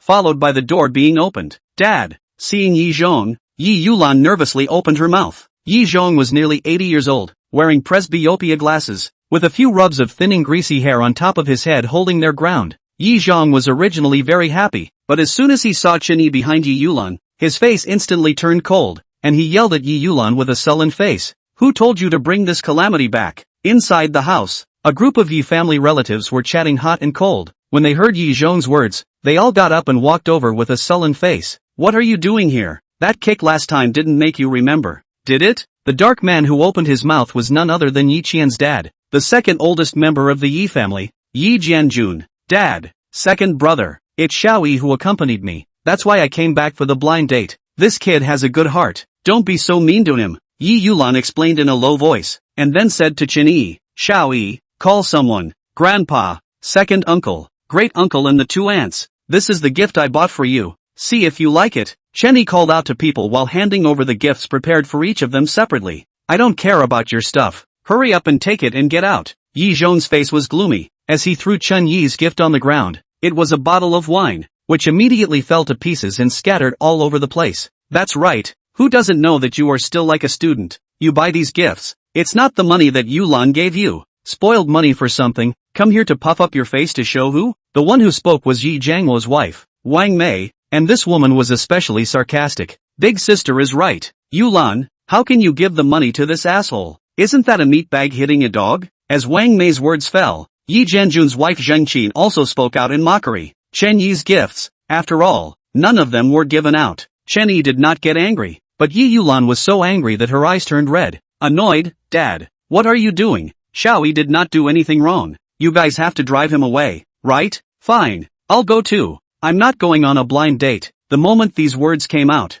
Yi Zhong and the others inexplicably changed their faces, especially Yi Jiangwo and Yi Jianjun, as if they would miss out on something if Yi Yulan didn't go on a blind date. Yi Zhong said, okay, back are back. Walk what walk? Into the house. Later go together to the restaurant. Yi Jiangwo rushed over to pull Yi Yulan into the house, face piled up with a smile. Yulan, later when you eat you can have good contact with Mr. Zhao. People are worth tens of millions of big bosses. Do building materials business? Followed by the Zhonglin Su family to mix the food. Look at your photo is also interesting to you, right Yulan? You must seize the opportunity. If the blind date can be successful, then you can enjoy the rest of your life. Yi Yulan was pulled to the living room by Yi Jiangwo, and a group of Yi family members also gathered around to do ideological work. Chen Yi put down the gift. See a group of Yi family members on the old mom matchmaking so concerned, but the heart always feel awkward. Yi Zhong cares about his daughter. He can still understand, but in Chen Yi's impression, this great uncle two uncles two families, cannot see others than their own good behavior. All of them sat at home for a while, then they went downstairs together, ready to take the car to the dinner place. Yi Jiangwo first let Yi Yulan get into his car, and then pulled Yi Zhong to go first, leaving Yi Jianjun in Chen Yi. Chen Yi was about to get into the car. Zheng Qin clasped her hands on her chest and blocked in front of him. Chen Yi, our car is in disrepair. It can't carry so many people. Take a taxi yourself. He, okay. Chen Yi smiled indifferently and watched the duo leave. At this time, Yi Qian drove a laminating red Volkswagen just in front of Chen Yi, pressed down the window and smiled at Chen Yi. Cousin, are you the only one left? You get on my car. This attitude, with the previous in the bank can be described as 180 degrees change. Chen Yi lightly said, no need, lest later you again sue me for harassing you. Chen Yi words fell and went to take a taxi. Yi Qian anxious, hastily get off the car to pull Chen Yi. Whine, a cousin. You are still angry cousin. Afternoon is cousin is not right. You first on the car, sister to apologize to you okay? And the old city this point is not good to take a taxi. Wait for you to go over. We have finished eating. Yi Qian is actually not bad looking. The body is also front and back. Chen Yi's arm was grabbed by her. Immediately felt amazingly soft. Chapter 59, something with no emotional intelligence. On the passenger side, Chen Yi stared at Yi Qian. She was in an OL professional outfit. A pair of long legs straight and white under the wraparound skirt, and she looked charming, especially at this time. She drove the car. The package hip skirt has climbed to the waist position. Under the skirt scenery half exposed. Cousin, What are you looking at? Looking at people are embarrassed? Noticing Chen Yi's gaze, Yi Qian's pretty face flushed. Her heart was disgusted and aggrieved. How could she have never imagined that she would one day take the initiative to seduce this punk Chen Yi? It was simply an insult to her personality. However, thinking of Chen Yi's $1 billion black gold dragon card, she felt deeply powerless, not to please Chen Yi. Hard to get a job to lose, not to mention, may also be Chen Yi retaliation. It's just a big deal. The big deal is to be bitten by a dog. Yi Qian pursed her red lips, twisting her sitting position, wanting Chen Yi to see more truly. But at this time Chen Yi directly reached out. Yi Qian's instinctive body stiffened, and her heart panicked. What was Chen Yi going to do? Could it be that he wanted to treat her in the car? Don't be flirty, leaking so much. Beware of getting the flu. Chen Yi pulled down the hem of Yi Qian's skirt and helped her cover the exposed scenery. You know I'm seducing you? Asking this, Yi Qian hated to find a crack in the ground. It can't be more obvious, but I'm not half interested in you. Chen Yi closed his eyes and said with a lack of interest, the afternoon's matter is over, so you don't have to pretend to be enthusiastic in front of me and don't scratch your head. Wait until you get to the hotel, and have whatever attitude you need to have. Yi Qian saw Chen Yi does not look like a joke, the heart of a sigh of relief at the same time, but also inexplicably have a trace of loss. Her charm is very bad. Chen Yi, this has never touched a woman's rash, even to her a little interesting or not? This was too insulting. Chen Yi did not bother to care about what Yi Qian thought in his heart, and when the car arrived at the hotel, he directly got out of the car, came to the box time. Yi family people have been seated. Yi Chen went to sit next to her mom Zhangqin. The whole table is only left next to Yi Yulan have empty seats. Chen Yi just want to go over to sit down. Yi Jiangwo yelled, hey, where do you sit? That is Zhao Chengfu, Zhao general manager's position. The main seat? No. The main seat is you can sit? Emotionless thing. Today your mom blind date. This point of eyesight or not? Wang Mei mocked. Xiao Yi, you come and sit here with me. I'll go get another stool to sit next to you and that's it. Yi Yulan spoke. It's okay mom, you sit on your own. I'll just go get a stool. Chen Yi hurriedly laughed, then turned around and left the private room. Out of the private room, Chen Yi directly to Su Cheng called over and opened the door. Su Cheng, your Su family has not cooperated with a Do Building Materials old boss, surnamed Zhao, called Zhao Chengfu? Building Materials, this is my eldest uncle in charge. I give him the phone. You ask him? Good. Soon. Su Yunlong's respectful voice came from over there. Dr. Chen. Su's Building Materials did have a distributor named Zhao Chengfu before. Do you want to contact him or? No, that person seems to be my mom's blind date. Want to ask you about this person, Chen Yi said. Su Yunlong was silent on the other side of the phone for a moment, and said in a deep voice, I'll tell you this Dr. Chen, this Zhao Chengfu was a good gambler, and has lost a lot of money, and the money that he does business with is all in the name of his wife's name and the bank loans or borrowing from loan sharks, and as far as I know there are no less than 3 wives. His last wife seems to be surnamed Jiang, is a small boss. Zhao Chengfu used her name to sign a lot of yin and yang contracts and loan sharks, and finally debt collectors door to door. Zhao Chengfu ran away, and his wife was forced to jump off the building. This Zhao Chengfu close to your mother. I'm afraid that also want to follow the zucchini paintings. This bit of information is enough to use. Thanks a lot. You give your cell phone to Su Cheng. Chen Yi interrupted Su Yunlong, because he saw a greasy middle-aged man with a somewhat blonde figure come into the restaurant and walk into the private room. It should be Zhao Chengfu without a doubt. What's wrong? Do you need my help? Su clarified, the cold voice coming out. Chen Yi thought about it and nodded. If it's an outsider,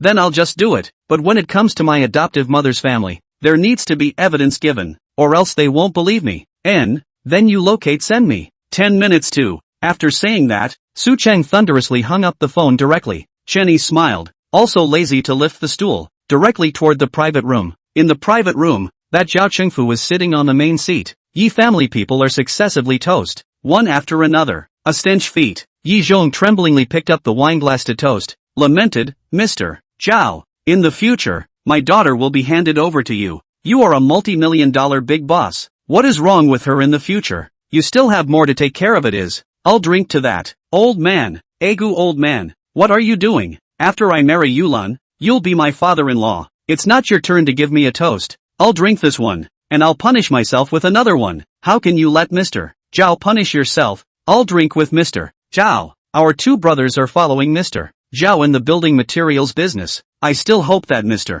Zhao will pay more attention to it. Yi Jiangwo laughed and raised his glass. Good to say, good to say. Don't worry Jiangwo old brother. My building materials business is getting bigger and bigger now. I will definitely use more people in the future. I married Yulan. You 2 are my uncle. Doing business this kind of thing? Of course it's still my own family that's more reliable. Ha ha ha, thank you Mr. Zhao then, Yi Jiangwo said, muffling the wine in his cup in one gulp. This Xiao Chengfu looked like an old hobnail, and in 3 or 2 words, he completely warmed up the wine table. After that, Zhao Jianjun followed suit and even Wang Mei and Zhang Qin, 2 women who didn't drink, also drank several cups. Instead, Yi Yulan became a companion, sitting on pins and needles, and she also counted to understand that the reason why the 2 families urged her to marry Zhao Qingfu was purely for the sake of following Zhao Qingfu's business. When Yi Yulan's face was somewhat despondent, Chen Yi walked in. I asked you to lift a stool for half a day but you couldn't lift it in. What did you do? Yi Zhong's face went cold, and he snapped without saying a word.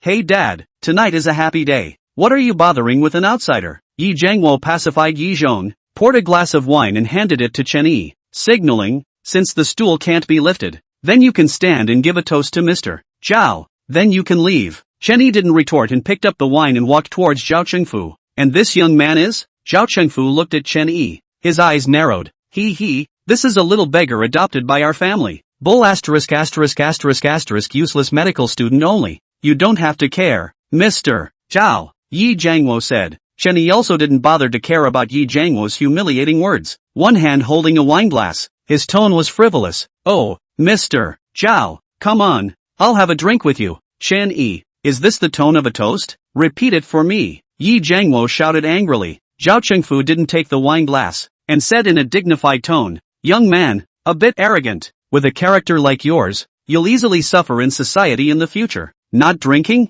Then I'll feed you. Chen Yi smiled, and in the crowd's incredulous gazes, directly poured wine on Zhao Chengfu's head. Zhao Chengfu was confused for a split second, followed by a violent rage and slapped the table. Kid you dare to shower me with wine? You're looking for death. Ha! Chen Yi threw the wine glass, looked at Yi Yulan beside him and said, Mom, you should not be able to see this person, right? Yi Yulan didn't know why Chen Yi asked this, and anxiously said, Xiao Yi, what are you doing? Even if I don't see eye to eye, but you shouldn't drench others in wine. You child. You quickly apologized to Mr. Zhao. Don't worry Mom, I will give you an explanation. Chen Yi patted Yi Yulan's shoulder. You give an explanation? What kind of thing are you? He, Mr. Zhao, is a big boss worth millions of dollars? How can he allow you to be so humiliated? You give me a hurry to apologize to Mr. Zhao. Yi Jiangwo angrily shouted at Chen Yi, turned his eyes to the furious Zhao Chengfu and fawned, Mr. Zhao, don't take it to heart. This brat has a brain problem. Yi Zhong was also furious, immediately shouting coldly at Yi Jianjun and the others to let Chen Yi out. Slow down. At this time, a voice came. Chapter 60, Sherlock Holmes, Chen Yi. Zhao Chengfu stood up with a cold snort and forced himself to look at Chen Yi. You drenched my wine and want to leave after apologizing. Where is it so easy? Immediately kneel down and kowtow to me, or I'll let you leave this hotel lying down tonight. Yi Yulan's face changed when she heard this. She hurriedly protected Chen Yi behind her and pleaded, Mr. Zhao, Xiao Yi is a child who doesn't know what he's doing. I'll apologize for him. Don't bother with him. You apologize for him? Zhao Chengfu smiled coldly and sized up Yi Yulan, a flash of gloom in his eyes as he said, that's good. Since you want to apologize for him, then accompany me tonight. Make me happy, and this matter will be over. What's the hesitation? It's your good fortune that lousy can look at you. Zhao Chengfu sneered as he was about to move his hands on Yi Yulan. Don't ask for your hand. Chen Yi lightly spat out a few words from his mouth and kicked Zhao Chengfu to kneel in front of the table. Zhao Chengfu subconsciously used his hands to support the table, but just as his hands touched the table, Chen Yi casually whisked up 2 chopsticks and nailed them to the table.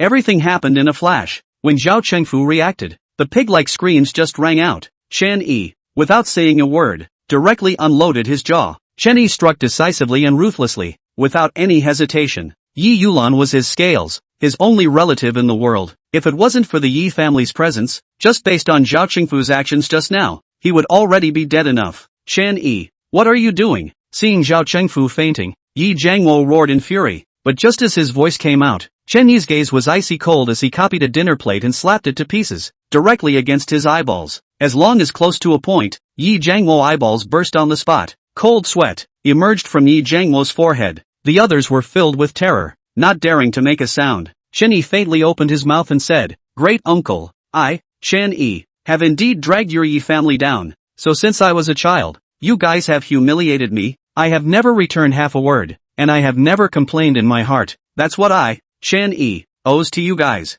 But you guys, You shouldn't push my mom into the fire pit for your own business, right? Who pushed Yulan into the fire pit? Chen Yi, you quickly put down your things. I'm your great uncle. Yi Zhangluo's face changed and he said sharply. Right, Chen Yi. We are all doing this for Yulan's good. How could we push her into the fire pit? Yi Zhangluo's face also stiffened. His mouth hardened. For my mom's good? Don't you guys know how this Mr. Zhao's several ex-wives died? Chen Yi sneered. At these words, panic flashed in the eyes of the two men. Yi Zhong's face sank as he said angrily. Boss too. What's going on here? A few ex-wives? Didn't you guys tell me that this Mr. Zhao only ever had one wife and did legitimate business, and that it was for Yulan's good that you guys introduced Yulan to him? Dad, don't listen to this asshole's nonsense. Of course we did it for third sister's good. You don't know that the third sister has never married for this bastard. But we, as brothers, are also anxious in our eyes and hearts. Yi Jianjun hurriedly said. That's right, Dad. Jianjun and Big Brother are all for Yulan. How could you doubt them?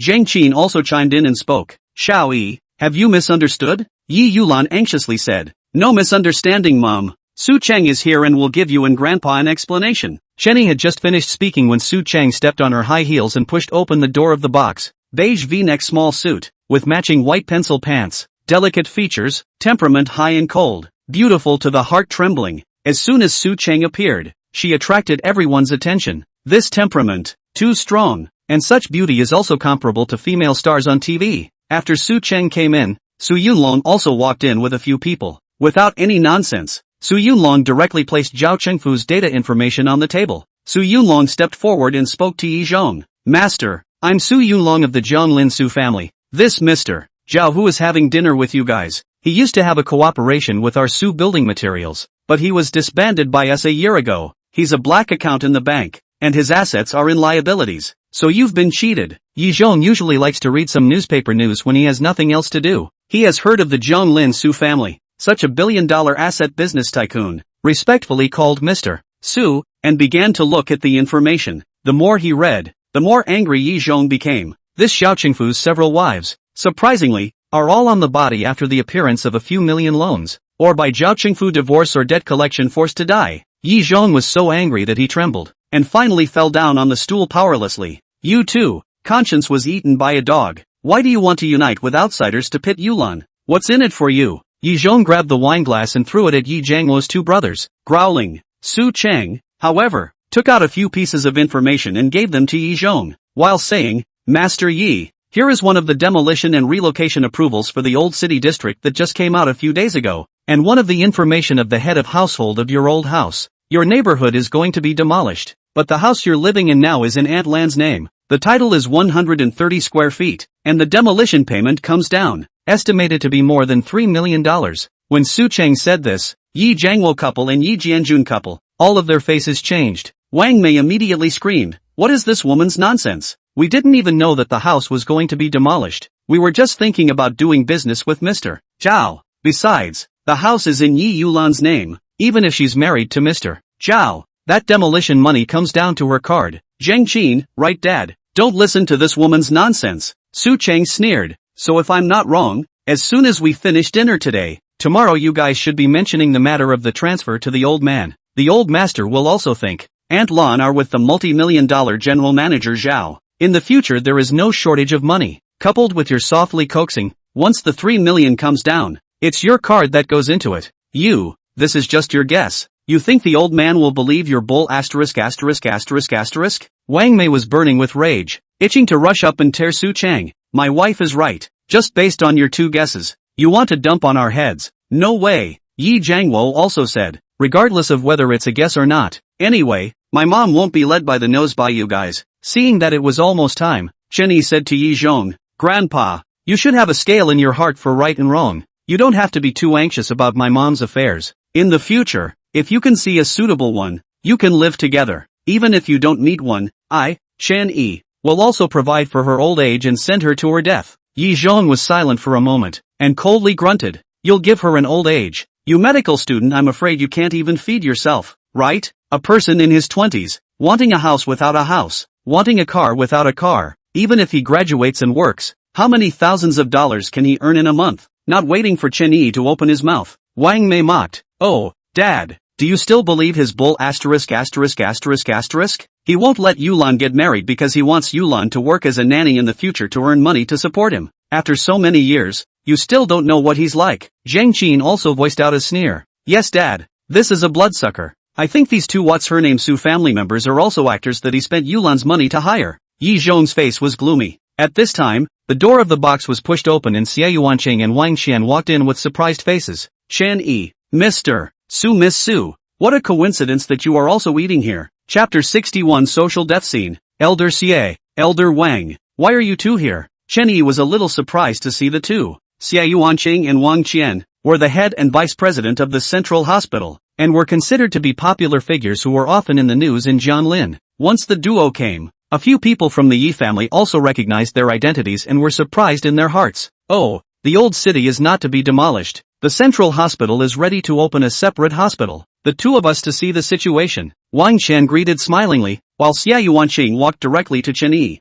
Xie Yuanqing opened the door and said, Chen Yi, I'm not going to beat around the bush with you. I still want to ask you to return to the central hospital to serve. Chen Yi didn't expect Xie Yuanqing to mention this again and said, Elder Xie, I've already made this issue very clear. There's no need for us to. Xie Yuanqing eagerly said, then even if you can't go back to serve, come hang an honorary dean's title. Annual salary open 5 million. As long as you nod, tomorrow I can let the hospital put the money on your card. You only need to participate in a posting will be, take a picture to hang on the wall of the hospital on the line. Yes Chen Yi, maybe $5 million is not enough for you, but this is the highest annual salary the hospital can give you. Wang Qian also said, your medical skills are obvious to all of us. It won't be long before you'll be famous in Jianlin. By then a picture of you will allow more patients to come to the hospital and get the best treatment. Isn't it also a disguised way for you to save lives? Old Wang is right. The greater the ability, the greater the responsibility. But no matter how good your medical skills are alone,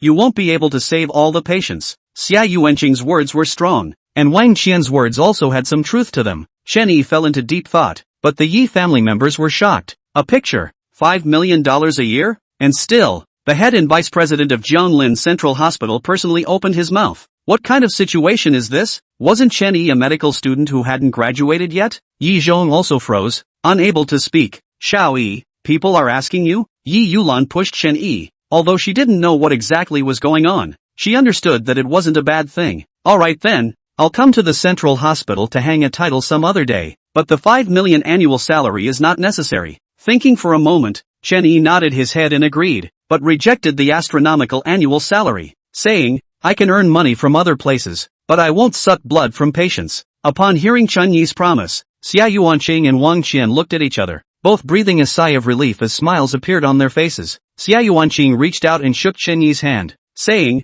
then, Director Chen, on behalf of the entire staff of the Central Hospital, I welcome you to join us. However, the annual salary still needs to be paid. This is the state's reward for medical staff, not life-saving money gouged out of patients. Wang Qian also said, yes Chen Yi, medical personnel are also human beings who need a normal life. The annual salary given to you is also what you deserve. That's fine. The two of them said this. Chen Yi didn't refuse anymore. Yi Zhong and the others were all dumbfounded. They had just mocked Chen Yi for not having any money, but in the blink of an eye, they got an annual salary of $5 million, which was too much of a slap in the face. 5 million half of their life's salary. Right at this moment, Chen Yi's cell phone rang. It was Lu Meng calling. Mr. Chen, I'm Mr. Qin's assistant Lu Meng. Your Aston Martin has arrived in Jianlin. Give me a location and I'll send it over to you. I have something on this side of the old city right now. That car, why don't you send it directly to Yuanzhou Commerce tomorrow? Chen Yi looked at the crowd and frowned. And well, then Mr. Chen, you have an early night. Okay. Chen Yi hung up the phone after saying that, but just as he hung up, someone else called. When they heard the ringtone, the Yi family members' nerves jumped and their hearts couldn't take it anymore. Just now it was a car. Now what? Mr. Jiang, what is it? The phone call was from Jiang Hengwen. Chen Yi was a bit speechless. It was really all coming together in a bunch. Jiang Hengwen's laughter came from the other side of the phone. Chen old brother, the villas transfer contract arrived. I'll letting Ro send it to you at home. I didn't see you people. Called you to say something. Good. Then thank you Mr. Jiang. The villa fell my mom's name. Tomorrow my mom signed just to bring you over. No problem. Your house, whose name you want to fall is your freedom. Jiang Hengwen laughed. Okay. Chen Yi smiled and hung up the phone, but immediately felt in the box. In addition to Mom Yi Yulan, Look at his eyes like looking at a monster. Yi Jiangwo and the others had been completely baffled. 5 million annual salary is already outrageous. But 2 phone calls in a row. Villa, car even have? Yi Zhong also could not believe his ears. Just now, he said that Chen Yi wanted a car without a car, a house without a house, and could only get a few $1,000s in salary even after graduation. But now, $5 million a year. Aston Martin, villa. Although Yi Zhong didn't know what kind of car an Aston Martin was, but just by listening to the name, he could feel that it was worth a lot of money. Chen. Yi Zhong was shocked in his heart, just about to tremble and open his mouth to ask what's going on. Su Cheng spoke first, his tone a little cold. I know about the house. What's going on with the car? Chen Yi's face stiffened. He with also counted just established a relationship. If he sent Qin sinew bracelet thing by Su Cheng, no, it is estimated that it has to be bad. It's this. Chen Yi resentful smile, was about to open his mouth. Wang Qian but haha laughed. Ha, Miss Su, is this way? Today you are not on the top floor of the Heavenly Sea Pavilion. Chen Yi but out of the limelight.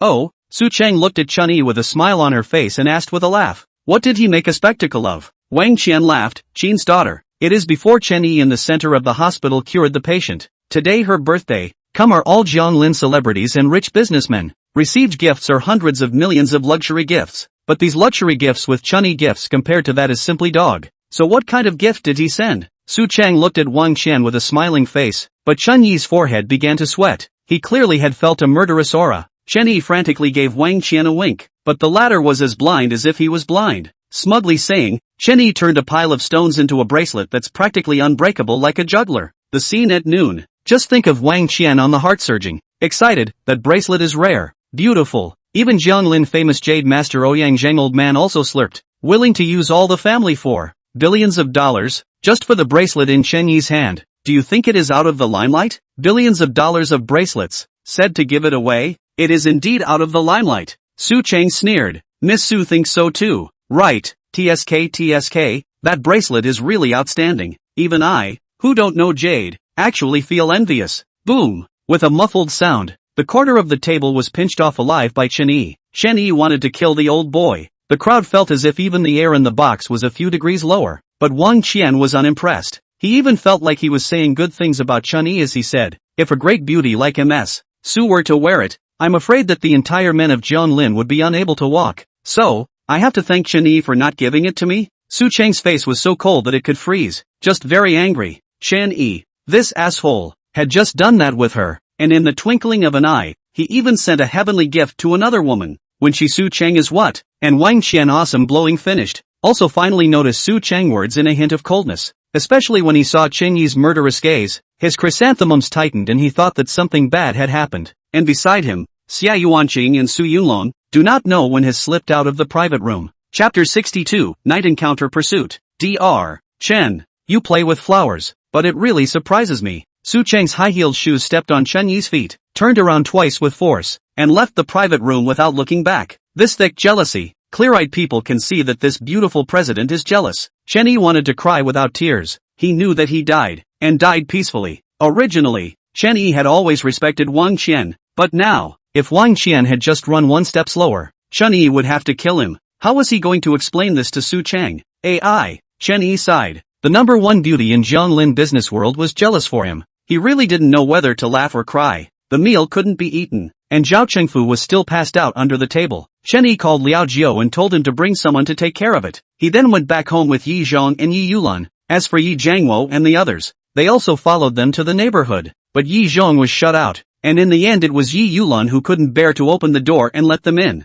However, none of them dared to sit down. All stood in the living room atmosphere, dare not gasp one. Even in the box did not say a word. Yi Qian, also because of fear of Chen Yi, obediently stood. Inside the house, although the wine that was broken before was swept away, the aroma of wine in the house was still strong. Just by smelling the smell of this wine, Yi Zhong felt that it was worth a lot of money, and couldn't help but open his mouth. Chen Yi, this bottle of wine you bought me, it's very expensive, isn't it? Chen Yi was holding his cell phone. His mind was full of thoughts on how to weasel out of Su Cheng, so he casually replied back, not really, $360,000. 360,000. Yi Zhong was shocked. Even Yi Jiangwo and the others standing at the side couldn't help but exclaim in shock. Heard right, it's 360,000. Chen Yi collected his cell phone and gave a salty smile to a few people. He originally thought that withdrawing 300,000 at the bank would be enough, but the Guangzhou 1573 60 that he bought for Yi Zhong alone cost more than 300,000. And in the end, when he bought clothes and jewelry for his mom as well as gifts for Yi Jiangwo and the others, they all swiped their cards. When he was at the bank, he asked Zheng Dahai to open the internet banking of the Black Gold Dragon card. $360,000 of wine. Just like that I broke it. Yi Zhong's face was full of heartache and remorse. His only hobby was that little cup of wine. $360,000 of wine. He had never drank such an expensive one in his life. Yi Yulan also looked regretful. Hundreds of thousands of dollars. So gone. Even if you have money, you can't spend it like this. $360,000 of wine. So the gift you bought us, Xiao Yi, is it also that valuable? Wang Mei, who was standing there, sniffed and couldn't help but look at the several gift bags in the corner. A few tens of thousands of dollars, I guess. Originally bought them for you guys, but you all don't want them, so I'm going to take them away later. A hint of cold mockery flashed through Chen Yi's eyes. To be, little cutie, don't want it at all. Harm, it's still you, Xiao Yi, who has the heart. Auntie thanks you. Wang Mei took 2 steps over and grabbed the bags, her face full of flattery, then distributed the other bags to Yi Jiangwo, Zheng Qin and the others. She gave a few people a wink and took the lead in complimenting. Xiao Yi, in the past, it was Auntie who misjudged you. You're a good boy. You also know that Great Aunt is poorly educated and uneducated. She entered the factory to work when she was in her teens, so I hope that you are generous and don't be general with Great Aunt. I also apologize to you. Second Aunt was too mean to you in the past. It won't happen in the future, Xiao Yi. We are a family, right? Zheng Qin's face also squeezed out a smile, giving Yi Jiangwo a wink as he spoke. Chen Yi looked at his mom Yi Yulan, although the latter didn't say anything. It wasn't hard to see that she was also waiting for him to forgive Wang Mei and the others. Let's forget about the past. As long as you guys are nicer to my mom, I'll treat you guys as family too. Chen Yi spoke lightly. For the sake of Yi Yulan, he didn't want to bother more with Wang Mei and the others. Don't worry about this. Yulan is a younger sister. Even if you don't say it, we are also going to be nice to Yulan. Then what happened in the past is considered to be completely in the past. He. Wang Mei hemmed and hawed. Zheng Qin and the others also each patted their chests and promised to treat Yi Yulan well. A few people to ensure that finished. Wang Mei said the family did not eat in the restaurant, happy to go to the kitchen to cook, in the home to eat dinner. By the way, officially to Chen Yi accompanied a not in Wang Mei's drive, the atmosphere of the home, but also sort of lively. After the wine and dinner, Wang Mei did pull Yi Yulan not let go. Helpless Yi Yulan stay at home to stay a night. Chen Yi left the neighborhood. Has been more than 11 o'clock at night. Yi Qian proposed to send him, was rejected by him. For Yi Qian, Chen Yi is not half interested. Chen Yi out of the neighborhood, then walked towards the old city, ready to go out of the old city, and then take a cab to Su Chang Live in the coastal Huading neighborhood to find her. At 11 o'clock in the old town of Jianglin, the streets are dark, and the vendors have already closed their stalls early. Chen Yi walked unhurriedly, suddenly saw a woman in the distance running towards him, followed by 10 or so black-clothed men, holding open knives in their hands, full of murderous spirit. Stinking cousin, hurt our dragon young and still want to run. Even if the gods come tonight, they won't be able to save you. Stop. The leading man, tall in stature, with a hideous scar on his face, opened his mouth and roared. Chen Yi fixed his eyes on the woman. The woman's face was absolutely beautiful, wearing a tight high-split cheongsam. The front and back of the devil's figure was unobstructed. Only the woman's exposed white long legs are full of blood, a hideous scar, deep visible bone. And this woman Chen Yi has seen, but it is the stunningly beautiful and sexy female boss of Rosie KTV. Rosebud also did not expect to meet Chen Yi at this time. Seeing a few big men at the back chasing closer and closer, a trace of panic and intolerance flashed in Rosie's eyes, pulling on Chen Yi and running wildly. Run with me if you don't want to die. This group of people are from the Jianglin dragon family. It's your bad luck if you run into them. Without waiting for Chen Yi to open his mouth, Rosebud led him to turn into an alleyway, but after running 2 steps, there was no road in front of him. Dead alley. Rosie's pretty face sank. Glaring at Chen Yi angrily said, "You unlucky bastard." As soon as Rosie's words fell, a group of black-clothed big men had already rushed over, one person with an open sword, surrounding Chen Yi and his duo. Run why don't you keep running? Give face to the shameless stinking cousin. Dare to hurt Long Shao. Tonight you're damn well waiting to be grassed. Scarface spat with a gloomy face and snapped, "Take this cousin away." This man chopped up and sunk in the river. Chance said with a hint of panic, "I can go with you guys, but this man is innocent." Stinking cousin, you are damn hard to protect yourself, and you still have the time to care about this kid. It can't be the little white boy you raised. Scarface smiled coldly and drank. take them away together. Just let this little white boy watch this stinky cousin being ed by Long Xiao. A group of Han sniffed and were about to go forward to subdue the two. Stinky cousin, aren't you quite capable of running? A man looked at Rose's high chest, eyes flashed in light, then grabbed up, to touch your mom. Rosie cursed angrily, drew a dagger from the root of her thigh, without blinking her eyes. She chopped off the Han's wrist, and the Han immediately issued a pig-like scream. Stinking cousin, looking for death. Scarface was furious. Carrying a mountain knife, he chopped down towards Chantry. Chantry's eyes flashed with panic, subconsciously raised the dagger to resist. But Scarface's knife is so powerful that the dagger can't block it, and this knife is definitely a scene of death. Ah! Rose shrieked and closed her eyes in resignation, but the imagined pain did not come. Rosie opened her eyes and saw that the vicious knife of Scarface was actually steadily grasped in Chen Yi's hand. Rosebud's eyes were filled with shock, and her sexy little mouth became an O shape. Kid, who are you that you dare to meddle in our dragon family's affairs? Scarface felt like his sword was stuck in an iron vise and roared ferociously. Chen Yi spoke in a cold voice. I'll give you 10 seconds to disappear in front of my eyes. Otherwise, no matter whose family's dog you are, you'll have to die. Kid, do you really think that I'm playing house with you? Scarface chided in a deep voice. Chen Yi's face was unchanged. 10, 9, 8, looking for death. Together, Scarface shouted angrily, and a group of black-clothed men rushed towards Chen Yi with their open swords. This idiot, Chance cursed in a low voice. Did this guy read too many novels? Really think he can fight 10 with 1? But as soon as Chance's words fell, a scene that made her incredulous appeared. Chapter 63, Nima, can't get it right. A group of black-clothed men rushed towards Chen Yi with their knives, but before they could get close, they were kicked by Chen Yi and flew away by 2 kicks. Immediately after, Chen Yi snatched one person's knife. Hand up, knife down. Close to a few men directly crippled, lying on the ground wailing. What a fierce little man. Seeing Chen Yi being so ferocious, not only was Rose not afraid, instead, her eyes were glowing, only feeling that Chen Yi was like a god descending from the heavens. Darn it, God mounted by him, so handsome. Little stars appeared in Rosie's eyes, her heart thumping, and at this time, Chen Yi's knife, resting on Scarface's neck, the blade cut through the skin, scarlet blood dripping down the blade. Now, do you still think I'm joking with you? Chen Yi spoke with a cold smile. He was originally a medical student and was used to seeing corpses and severed limbs. At this moment, the mess and wailing all over the ground not only didn't make him nauseous,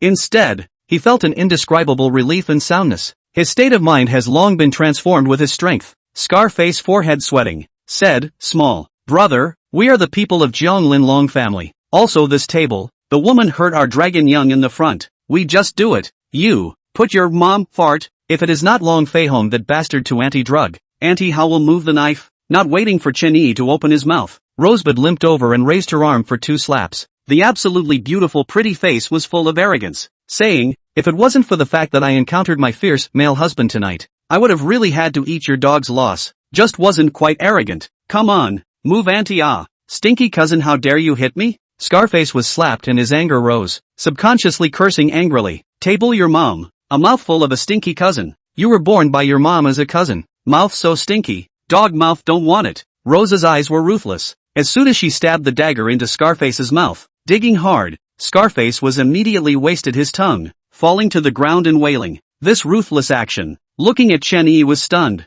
Throwing the dagger, the hostility in Rosie's eyes was replaced by flavorful charm, and she whined daintily, little handsome husband, I didn't expect you to be so fierce. Just now it was really handsome, sister. Rose, this woman was gorgeous. With her knitted brows and smile, she exuded a tantalizing flavor. She whined so daintily, instantly making Chen Yi's mind flutter, and secretly cursed the vixen. As for Rosie, when she saw Chen Yi looking straight at herself, she smiled smugly in her heart. The man she was interested in, there was no man that could escape from her yet. It's true that men are all animals that think with their lower bodies. If you have this effort to flirt, why don't you hurry up and find a hospital to bandage it? Chen Yi skimmed Rose, lifted his foot and left. If he remembered correctly, when he was in the KTV, this vixen should have known that Su Ranran and the others were going to mix urine in his wine, but didn't tell him. Chen Yi was very vindictive, and this vixen is not a good person. He does not want to cause trouble. Why is it not a good stump? In the middle of the night by a group of black-clothed big man chasing cut,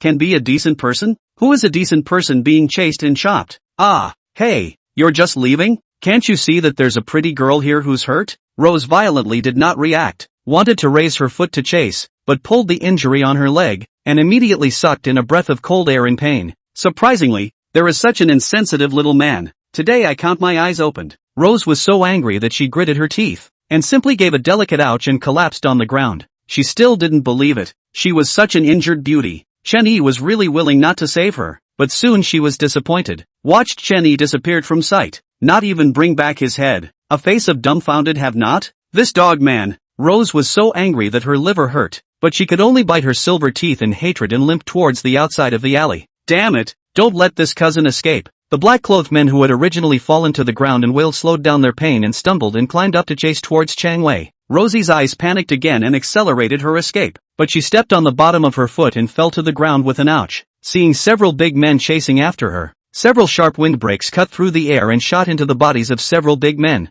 Several people instantly fell to the ground and fainted. Rose froze, and at that moment, a pair of strong arms carried her into their embrace. Don't get me wrong, I'm a doctor. Chen Yi spoke indifferently. He didn't know why he had come back. The only reasonable explanation would be that he was a doctor. Rose smiled, a delicate and affectionate smile. She did not speak, but squeezed her pretty face, which was enough to make people crazy, towards Chen Yi's arms, and her slender jade arms hugged Chen Yi tightly. Chen Yi's sturdy embrace made her feel at ease like never before. It had been a long time since she had this feeling of being protected. Was this what a heartbeat felt like? Chen Yi didn't know Rose's small mind. Even more so, he didn't know that this vixen had been drugged in the wine by that what's-her-name Long Fei Hong. Otherwise it would have killed him. He wouldn't have brought this vixen back to the villa. In the living room, Chen Yi placed Rosebud on the sofa and went to find a first aid kit to bandage the stab wound on her thigh. This vixen's legs are absolutely superb. More meat to show fat, less meat to show thin. That white delicate skin, but also shook his eyes dizzy. Chen Yi used alcohol to disinfect the wound. Just want to give the bandage. This vixen is a demon. You're gentle. People are hurting. When Chen Yi heard this evocative voice, his face darkened and he said in a bad mood, I haven't bandaged it yet. Well, then you also have to be a little lighter. I'm such a delicate-skinned big beautiful girl. Do you know what is called pity? Rose beamed her red lips, pouting. Okay, you don't scream on the line. Chen Yi was too lazy to argue with this vixen, picking up the tweezers and needle and thread to bandage again. A husband? It hurts. Grass. Who is your husband? Screaming again, I won't get it. You hurry up and start. Sister is so painful. The woman laughed and shook. The shaking arc of her chest was criminal. I'll give you one last chance. Chen Yi gritted his teeth to hold back the fire and once again prepared to start. Husband. Naya. Can't get it. See Chen Yi directly crazy storm away. Rose daintily a smile. Only think Chen Yi is too cute. Hurriedly admit fault and beg for forgiveness and pampering. Chen Yi was so angry that he clenched his teeth, and couldn't wait to take the stinky socks to plug the mouth of this vixen. Chen Yi, who was furious, was also too lazy to use needle and thread to close the wound, and swimming dragon True Chi covered the palm of his hand, directly covering the wound. And then Rose felt that a crispy and cold sensation came from her leg. She fixed her eyes on the wound, and it unexpectedly began to heal and scab over at a speed visible to the naked eye. And then in her incredulous gaze, it recovered into a piece of white and glistening skin. The wound on her leg was as if it had never existed before. Rose was stunned and looked at Chen Yi like a nymphomaniac. Little handsome husband, are you an immortal who descended from the heavens? After wasting a single swimming dragon True Chi, Chen Yi said in a bad mood, I don't know if I'm an immortal, but you're definitely a reincarnation of a vixen. Little handsome husband, are you complimenting someone's good-looking parents? Is it that you already like people? Rosebud winked in a flirtatious manner, pretending to be shy, and her eyes were full of witticism. Dead vixen. Whoever marries you will probably be drained in 3 days. Turn left out the door. No send-off. Chen Yi got up and pointed at the door without any good humor, but at this time, he saw the woman in front of him change her face. Her breathing was even shortened. Looking at him and gulping, Chen Yi's heart jumped. The vixen is going to eat someone? Chapter 64, Applying Needles to Save the Vixen. What are you doing? Trying to eat me? Chen Yi subconsciously retreated a step back. A trace of panic also flashed in Rose's eyes, but was Chen Yi's move meant to infuriate her? She was such a super invincible beauty. Since she was a child, she didn't know how many people wanted to kneel down and lick her shoes but didn't have the chance. Holy, are you serious with the half-step back move? The words just fell. Rosebud said with a crying voice again, Little handsome husband. I was Long Fei Hong, that bastard in the wine under the drug seems to have a seizure. Where is the restroom in your house? Rose was no longer in the mood to tease Chen Yi. She got up from the sofa and ran to her room on the second floor, her high heels kicking off on the stairs. I'm already regretting bringing this vixen back. It breaks one's defense in minutes. Chen Yi took a deep breath, suppressed the evil fire in his heart, picked up the scattered high heels and followed. When Chen Yi entered the room, the bathroom had already resounded with the sound of clattering water, and the bathroom doorway, Cheon-sam underwear scattered all over the place. The most eye-catching is that the bathroom door handle is still hanging a piece of nearly transparent thong fabric. Chen Yi immediately felt a hot nose, and the evil fire that had been so hard to suppress flared up again. Goblin! Cursing secretly, Chen Yi simply slammed the bedroom door and came to the next bedroom to start practicing. But no matter how Chen Yi held his breath, his mind was full of Rose's shadow, and he couldn't shake it off. Cultivation does not go in. Chen Yi simply turned off the lights and prepared to sleep. But at this time, the bedroom door was pushed open with a bang. And then Chen Yi saw the water-damaged Rosebud rushing in. 8 silk, not hanging. Chen Yi merely swept a glance, and the evil fire was so great that his blood boiled as if it was going to burn. This vixen was truly too demonic. If Manhwa had selfishness when she created man, then this vixen was definitely one of the favored ones. It was a golden ratio devilish figure. Thin where it should be thin, fat where it should be fat, sexy, marvelous, beautiful, and soul-stirring. More as to Chen Yi's determination. At this time also cannot help but dry mouth. Rose hugged Chen Yi. Chen Yi's nose is full of unique and tantalizing virginal fragrance at the moment. However, Chen Yi did not have time to indulge, but with a serious face, he grabbed one of Rosie's hands and carefully checked his pulse. Without diagnosis. One diagnosis is a shock. Rosie's body breath was disorganized. There was a force of medicine running rampant. If the medicine was not dissolved within 3 minutes, it would definitely leave behind aftereffects that would be difficult to cure, and would even affect fertility in the future. What a wicked medicine! A surge of anger surged in Chen Yi's eyes, and he had a murderous intent towards that Long Fei Hong, whom he had never met before. To be able to use such a vicious medicine on a girl is no different from. There was no time to hesitate. Chen Yi forcibly pressed Rose on the bed. Covering the quilt, Chen Yi seriously said, "The medicine in your body is very poisonous. If you don't fix it, your body might be ruined. I'm going to go downstairs to get the silver needle now, so bite your tongue and endure for a while." After saying that, Chen Yi didn't have the effort to care if Rosebud listened in or not, and hurriedly left the room. And the bed Rosie looked at Chen Yi's departing back. Her eyes flashed with complex colors. Soon Chen Yi returned to the room with the silver needle. Chen Yi walked towards the bed. Rosebud hugged up again. Seeing that there was no way to administer the needle, Chen Yi could only reach out and pinch on her white neck to quiet her down. "I'll start applying needles to you. Soon you'll be fine." Rose did not pass out. Chen Yi instructed and then whisked the silver needle and slowly stabbed it into the Xian Gui point in a rotating manner. While applying the needle, the traveling dragon True Chi covered the silver needle, slowly dipping into Rosebud's body. After the first needle puncture, Chen Yi took out another silver needle and followed the Xian Gui point downwards,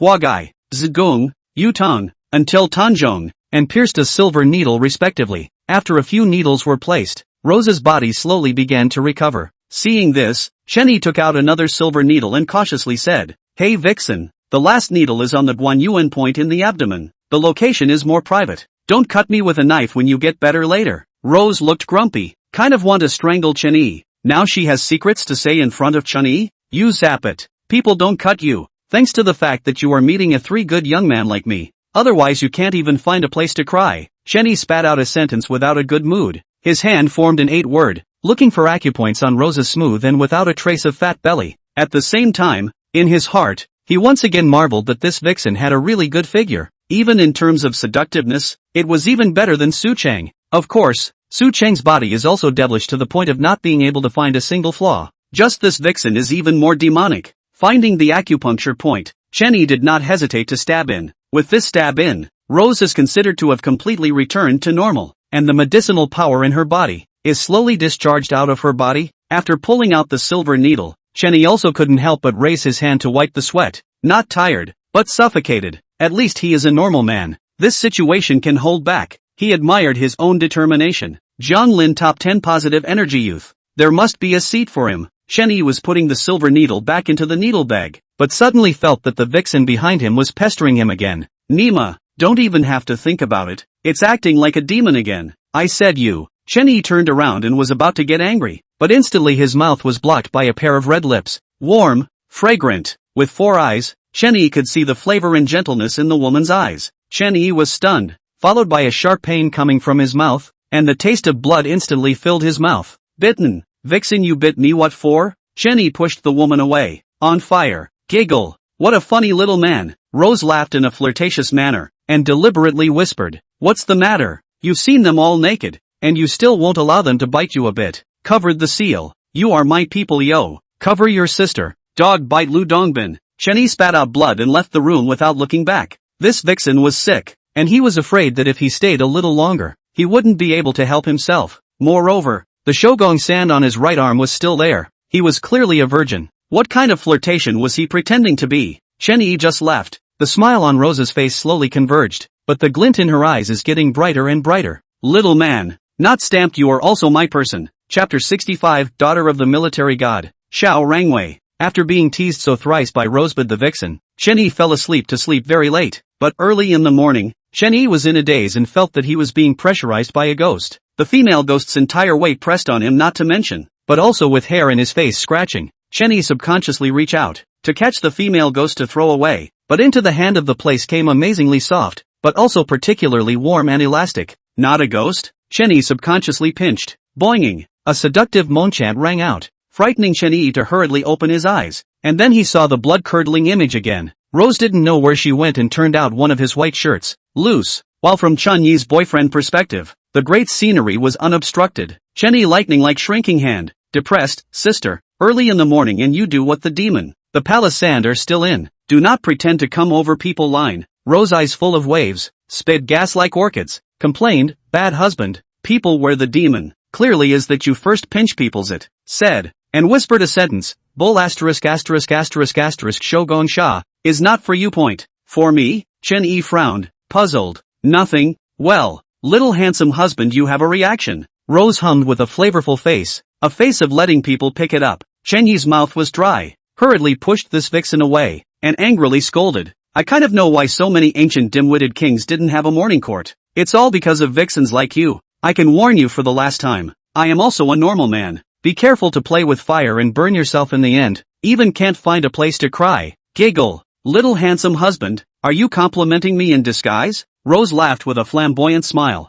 Chen Yi was too lazy to take care of this crazy woman, went into the toilet and washed up a bit, then prepared to go out to find Su Chang. Last night by Wang Qian that old boy pit, but also because of Rose this vixen, he did not contact Su Chang all night. Today, he still had to go to Su's house to help look at the source of that fury. Little handsome husband, sister made you a loving breakfast. Do you want to eat breakfast before you go? When Chen Yi went downstairs, Rosebud brought out a plate of egg sandwiches from the kitchen and opened her mouth daintily. Seems to be afraid of Chen Yi's refusal, and pretends to be pitifully beeping aggrieved, in order to do breakfast for you. People but early in the morning to get up at beauty sleep are not sleeping well. So poor. Boing boing. Lousy punched a calling monster. Chen Yi had two big heads, but it was at this time that his stomach was indisputably rumbling. So he said, alright, this breakfast will be my accommodation fee for taking you in for the night. At the end of the sentence, Chen Yi pulled open the bench and sat down, picking up a piece of sandwich and ate it with a big mouthful. Not to mention, although he couldn't understand what this woman was selling,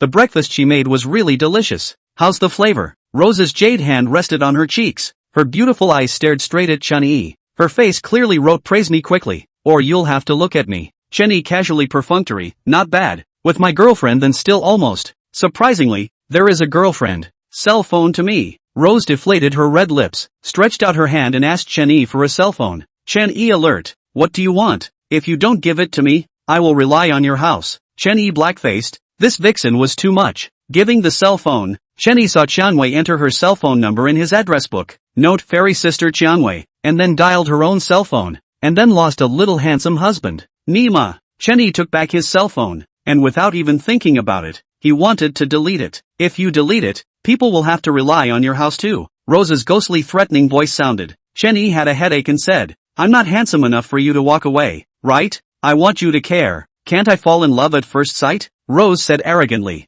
I don't believe it, but count on you. Chen Yi ate breakfast in 3 or 2 bites, took Rosebud out of the neighborhood, and got into the car without looking back. And when Rosie saw Chen Yi leaving, her smile tightened. She made a call, and within a few minutes, a lengthened Bentley was parked in front of her. That Bentley was a Kyoto license plate, and above the front of the car, the word Shao was engraved with a murderous aura. An old man dressed as a butler came down from the car, and when he saw Chang Wei, he looked excited and said, Missy, you are finally willing to contact me. If the old master knew about this, he would be mad with joy. Why did you have to come to Jianglin alone when you were not a good Miss Shao? And why did you have to fight with master? It's for your own good that master didn't let you join the army. Rose didn't say much. Her face was cold as she got into the car before she said, call Shao Tianzi. Just say that her daughter was drugged in Jianlin and was almost hacked to death. if she hadn't been saved, he wouldn't be able to see his daughter for the rest of his life. As soon as these words came out, the old man's originally kind face suddenly snapped and a murderous aura rose up. Which ungrateful thing dares to drug the daughter of the military god?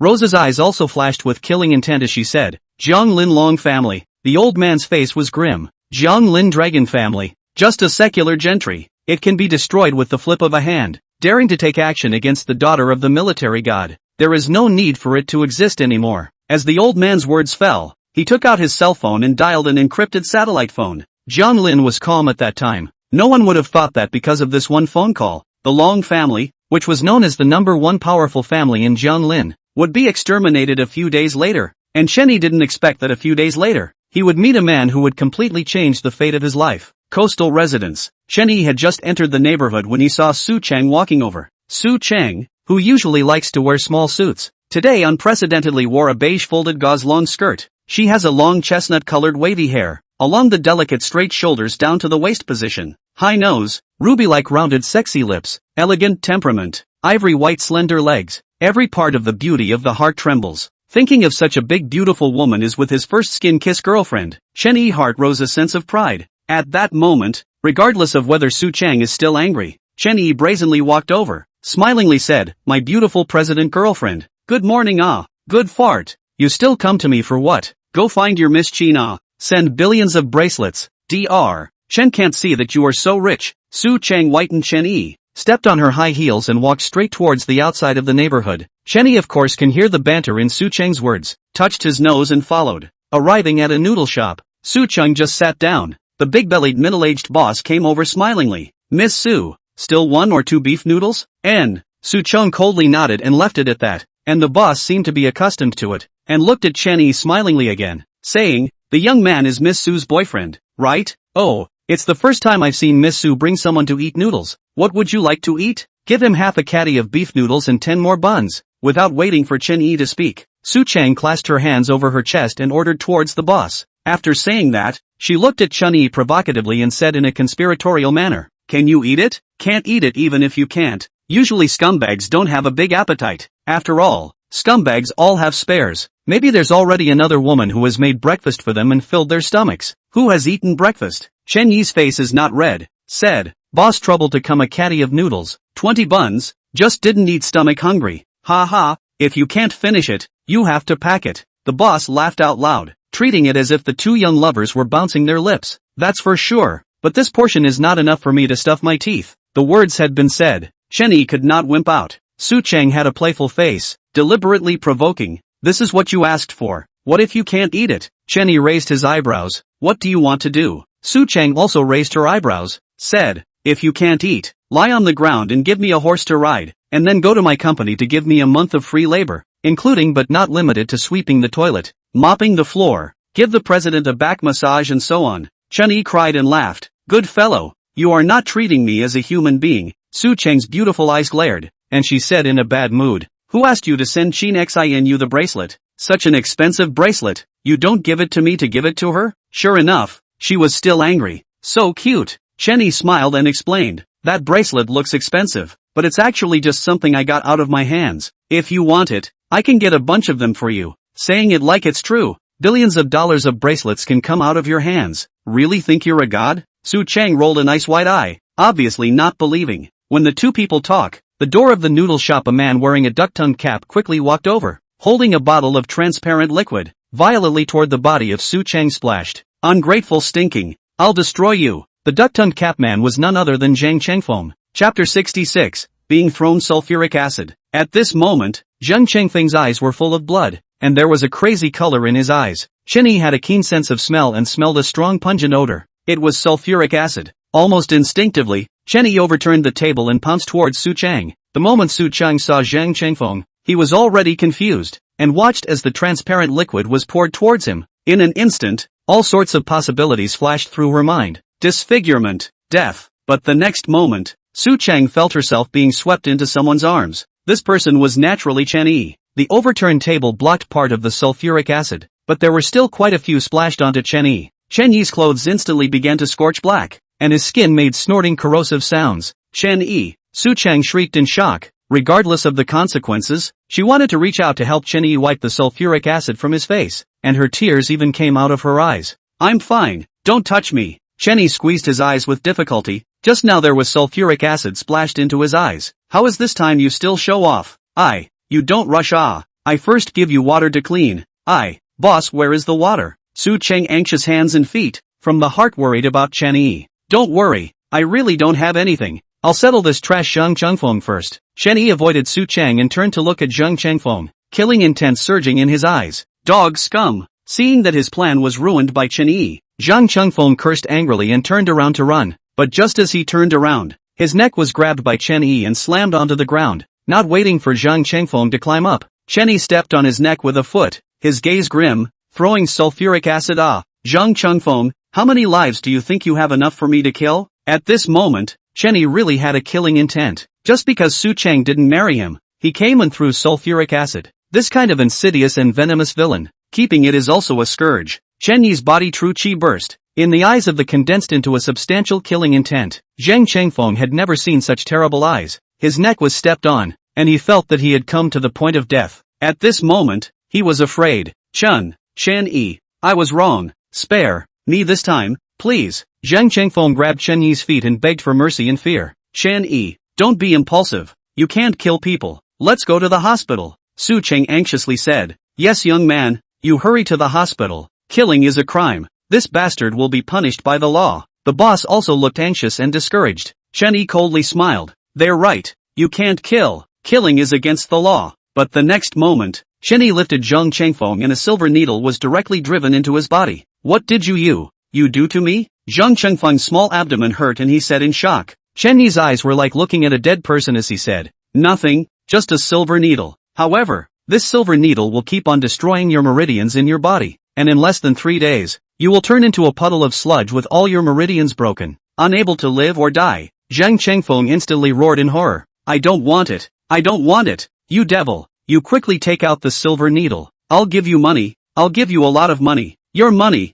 Keep it for your treatment. Let your grandfather find you a famous doctor. There might be a ray of hope. Chen Yi coldly finished and threw Zhang Chengfeng on the ground like a dead dog. Su Cheng, you give me a basin of water. Chen Yi said. Good. Su Cheng nodded and hurriedly went to fetch water, while Chen Yi came to the empty ground outside the store. At this point in time, the noodle shop had already surrounded quite a few people who were eating, and when they saw Chen Yi's face snorting smoke, they shied away. Young man, you'd better hurry to the hospital. You're afraid you'll be disfigured if you delay any longer. An old lady spoke with worry. It's all right, auntie. I'm the doctor. You don't have to worry. Chen Yi smiled at the old lady, then took off his already charred clothes. The clothes came off, revealing a knife-like body. The muscle lines were like streamlines. Looking at some onlooker girls blushing in amazement. The water is coming. I'm sorry, Chen Yi. It's all because I harmed you. Zhang Chengfeng originally splashed me. Su Cheng called for clean water. Her eyes reddened. Her heart filled with self-blame. Chen Yi was trying to protect her before. What are you saying, silly things? Don't forget that I'm a doctor.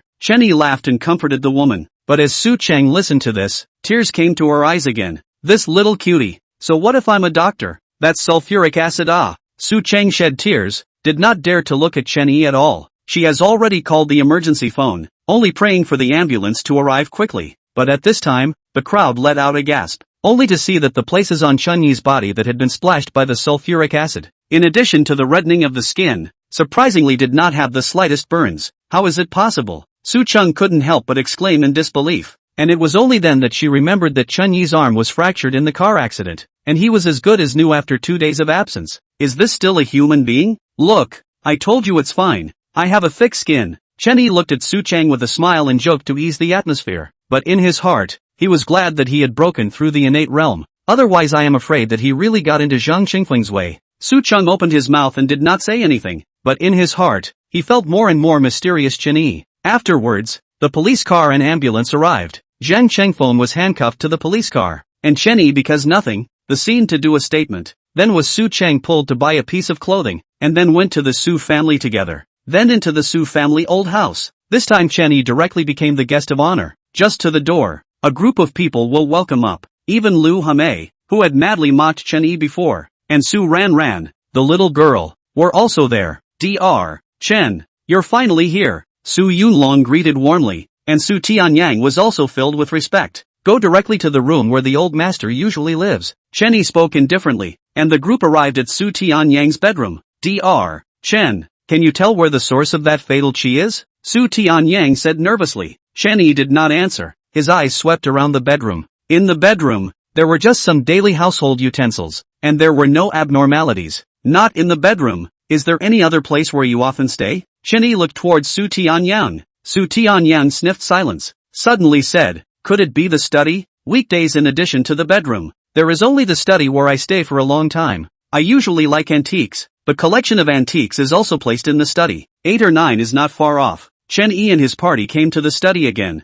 Just after entering the study, Chen Yi's brows were knitted. The study was surrounded by a draconic aura, almost enveloping the entire room, and the temperature in the room was also unusually chilly. In the end, Chen Yi's gaze landed on top of a black cauldron the size of a basin placed on the mahogany shelf. This black cauldron was precisely the source of the fury qi. Noticing Chen Yi's gaze, Su Tianyang nervously said, Dr. Chen, is it that black cauldron? That black cauldron is what I collected from the antique market a few months ago. Chen Yi went over and picked up the black cauldron, and immediately felt a raging baleful aura surging towards him, while a shocking dragon roar resounded in everyone's heads. What is this? The Su family's crowd was shocked and filled with horror. Chen Yi's face changed slightly. In this black cauldron, there was actually a dragon spirit condensed into a demonic qi. Is there any vermilion at home? Chen Yi took off the black tripod and looked at the crowd. There is. I'll go get it right now. Su Yunlong answered and hurriedly ran to find the vermilion sand. The vermilion sand was found. Chen Yi bit his finger and used blood and sand,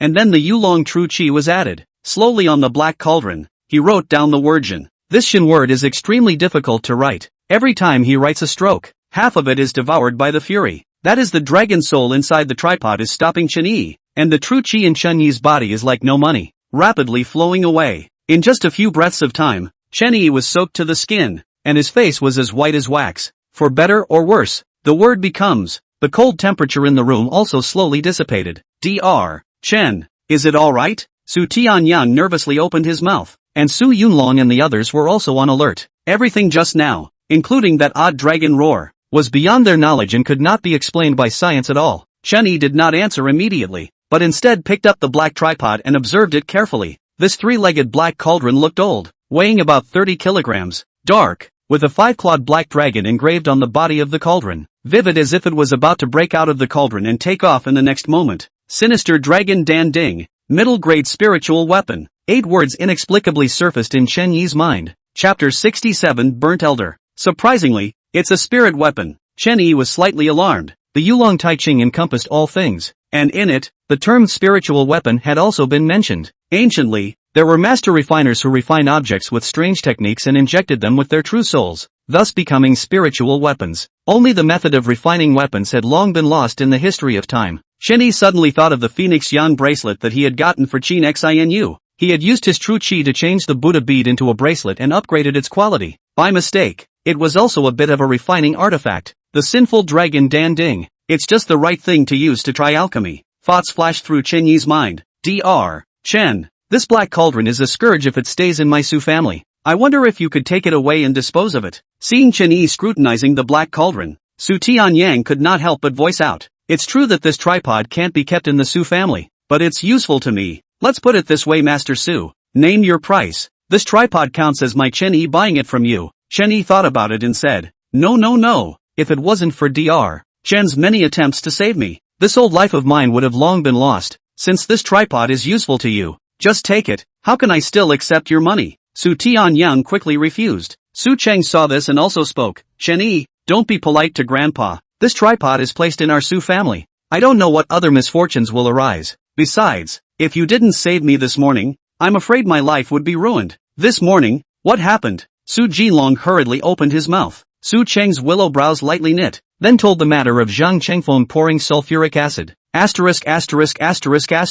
Simply, I can't imagine that this Zhang Chengfeng is so vicious. Su Tianyang was so angry that his face was red. Just yesterday, he wanted Su Cheng to marry such a person. Dr. Chen, I already don't know how to thank you properly. Su Jinlong sighed guiltily. Lu Hame also had a complicated look on her face. How could she have imagined that in just a few days, Chen Yi, whom she looked down on, had transformed into her Su family's nobleman? She hesitated and spoke apologetically. Chen Yi, Auntie apologizes to you for what happened that day. It was Auntie who was high-minded. I hope you forgive Auntie. Yes, Dr. Chen. I've also heard about that day's incident. Please don't take it personally with a woman's family. Su Jinlong said helpfully with an apologetic face. Oh Uncle Su, Aunt Lu, you don't have to be like this. Su Chang is my girlfriend. It's only right that I protect her. Uncle Su, you don't need to call me Dr. Chen. Just call me Chen Yi. Chen Yi smiled and spoke. Good.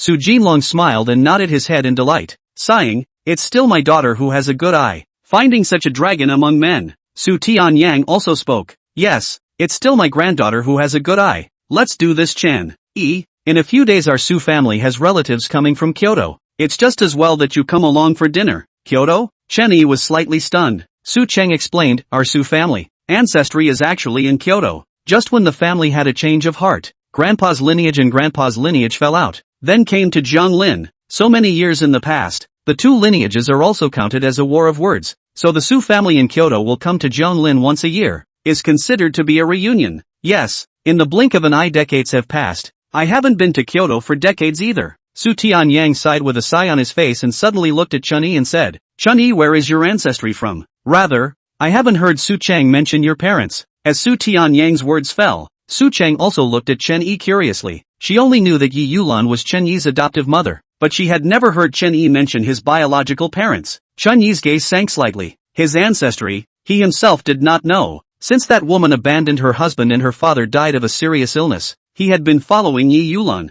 This topic, it's fine not to talk about it. Since the source of the demonic qi has been resolved, I won't stay any longer. Chen Yi smiled faintly. Su Tianyang and the others saw that Chen Yi did not want to talk more. They nodded sagely and the family sent Chen Yi out of the compound. You're working at Qin Jianghao's Far Continent Trading now? Do you want me to send you to the company? At the door, Su Cheng asked. I'm just hanging out at Far Continent Commerce, to the point where I don't have to go to work often. You have things to do. I'm going to go to the pharmacy on 100 Herb Road to buy some herbs to make pills at home. 100 Herb Road is only 2 streets away from here, so I'll just walk over there, Chen Yi said. Alchemy? Alright then, I'll go to the company first. I'll call you tomorrow for dinner. Su Chang looked at Chen Yi strangely, always feeling that Chen Yi was up to some more mysterious things. Chen Yi nodded, bid farewell to Su Chang and headed to 100 Grass Road. At the same time, outside the Zhonglin City Police Station, Zhang Chengfeng with a dead face was bailed out by a middle-aged woman. This middle-aged woman was dressed in a loose red dress with long legs, but was a bucket waist, triangular eyes,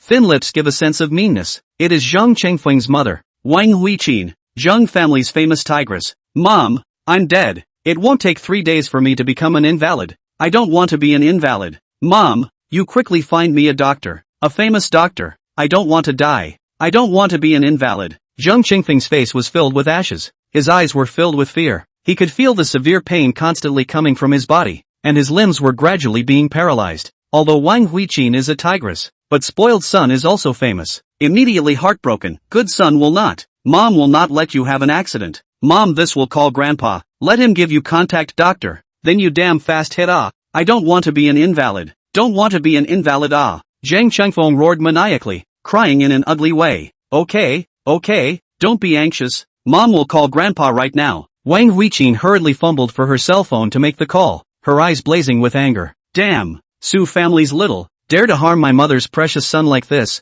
My mother will not let you live well. And that son of a called Chen Yi, wait for me. The words fell. Wang Huiqin called while pushing Zhang Chenfeng into a Maserati. 100 Herb Road was the largest medical center street in Zhonglin. The street was almost full of medicine stores as far as the eye could see. Many of the pharmacies also had Chinese medicine practitioners sitting in them, and some of the stores where old Chinese medicine practitioners were located had long lines of patients at their doorsteps. Chen Yi was carrying the sinful dragon Dan Ding in one hand, slowly wandering along 100 Herb Road. At this moment, the noisy sounds not far away attracted Chen Yi's attention. Old undead thing, you're so ugly and still come out to scare people. What kind of evil intentions do you have? A long line in front of a store called 1000 Gold Medical Center stretched out into the street. At the end of the long line, a middle-aged fat woman dressed in a demonic color was grabbing an old man's ear and cursing him. You have been coughing cough ah. Do not see the old lady in front of you in the queue? All half into the ground. But also to see what the doctor. You such ugly and poor old ghosts should find a place to bury themselves. Life is also a waste of air. The scolded old man, with white hair and only one ear,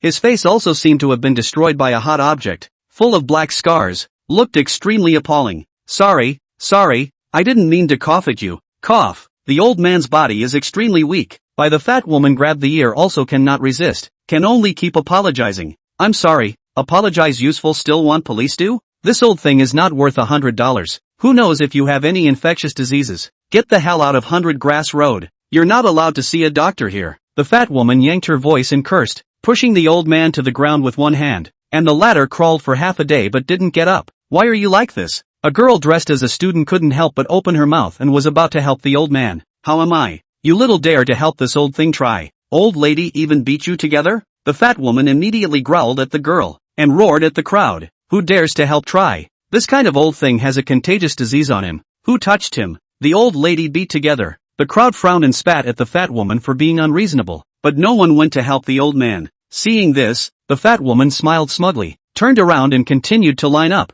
while that old man sat on the ground coughing more and more. The blood vessels on his neck rose. Old gentleman, are you alright? I'm a doctor. Help you look at your body. Chen Yi walked over, one hand gently patting the old man's back to help him smooth out his breath, one hand on his wrist, checking his pulse. Chapter 68, The Dispute Over the Medicinal Prescription. Chen Yi's actions caused the crowd to look sideways. As for the fat woman, her face darkened at the sight and she angrily scolded. Kid, you didn't hear what the old lady just said, did you? Young man, you go without me, so as not to offend anyone. The old man coughed between coughs and said gratefully to Chen Yi. Chen Yi smiled in a cloudy manner, feeling the old man's internal disease. Frowning, old gentleman, you have joined the army before? This lung of yours seems to have been injured by a gunpowder blast. The old man was stunned, seemingly remembering the dismal past. Sighed, young man, good medical skills. I have been a border artillery soldier for 10 years. My ear was blown off in a counterinsurgency battle at that time, and my left lung was also blown off a flap of the lung lobe.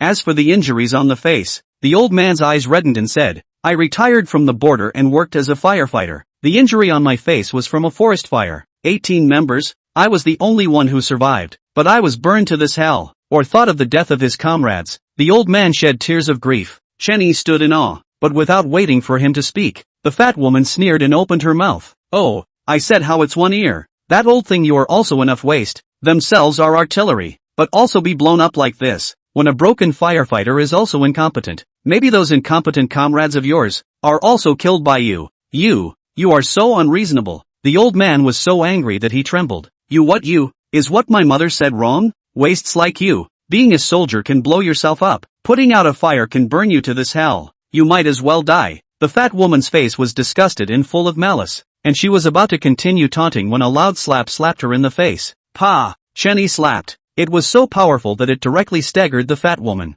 You dare to hit my old lady? The fat woman looked at Chen Yi incredulously. Chen Yi's gaze was like electricity as he spoke in a cold voice. So what if I hit you? A body that stinks of copper and has a lowly outlook. Hitting you is light. Saying this, Chen Yi pointed at the old man and spat out words like a knife. This old gentleman, the old thing in your mouth, was once a warrior who defended his family and country with a passionate heart. Physically disabled. That's merit. A face full of rotting flesh. That's a supreme honor. The man of honor. Being insulted by you like this. Do you think you should fight? Chen Yi's words were impassioned. The crowd also listened with fervor and opened their mouths to dislike the fat lady. That's right. This little brother is right. Although this old gentleman is covered in scars, it's all honor. Right. The old gentleman is not old and undead. Without heroes like them who sacrificed their lives for the country, where is your honor? You should be beaten. You guys. Well. Bully the few with the many, is it? Play cross with the old lady, is it? Give the old lady weight. The old lady man is a social person. Under a gang of little brothers. The old lady this will go to call someone to get you dead. Especially you, kid. You are dead today. The fat woman was burning with rage, put down her words and went to call people. What the hell? That's right. How could there be such a person? The crowd was indignant. The old man looked at Chen Yi worriedly and said, Young man, you'd better leave quickly. This person doesn't look like he can be messed with. Don't you suffer a loss later. It's fine. Chen Yi lightly smiled, said to the old man, Old sir, your tuberculosis has been more serious. Spleen and kidneys are also a bit weak, but don't worry too much. Later I will give you a prescription to get the medicine first. Get the medicine and then teach you the method of boiling. You first rest aside. I will help you line up on the line. Thank you. Then I'll trouble you, young man. The old man's face was full of resentment. Chen Yi smiled and waved his hand, helping the old man to the side and lining up himself. Traditional Chinese medicine emphasizes on looking, hearing, asking and cutting, a set of process down. The speed of seeing a doctor is extremely slow. When Chen Yi rode into the medical center,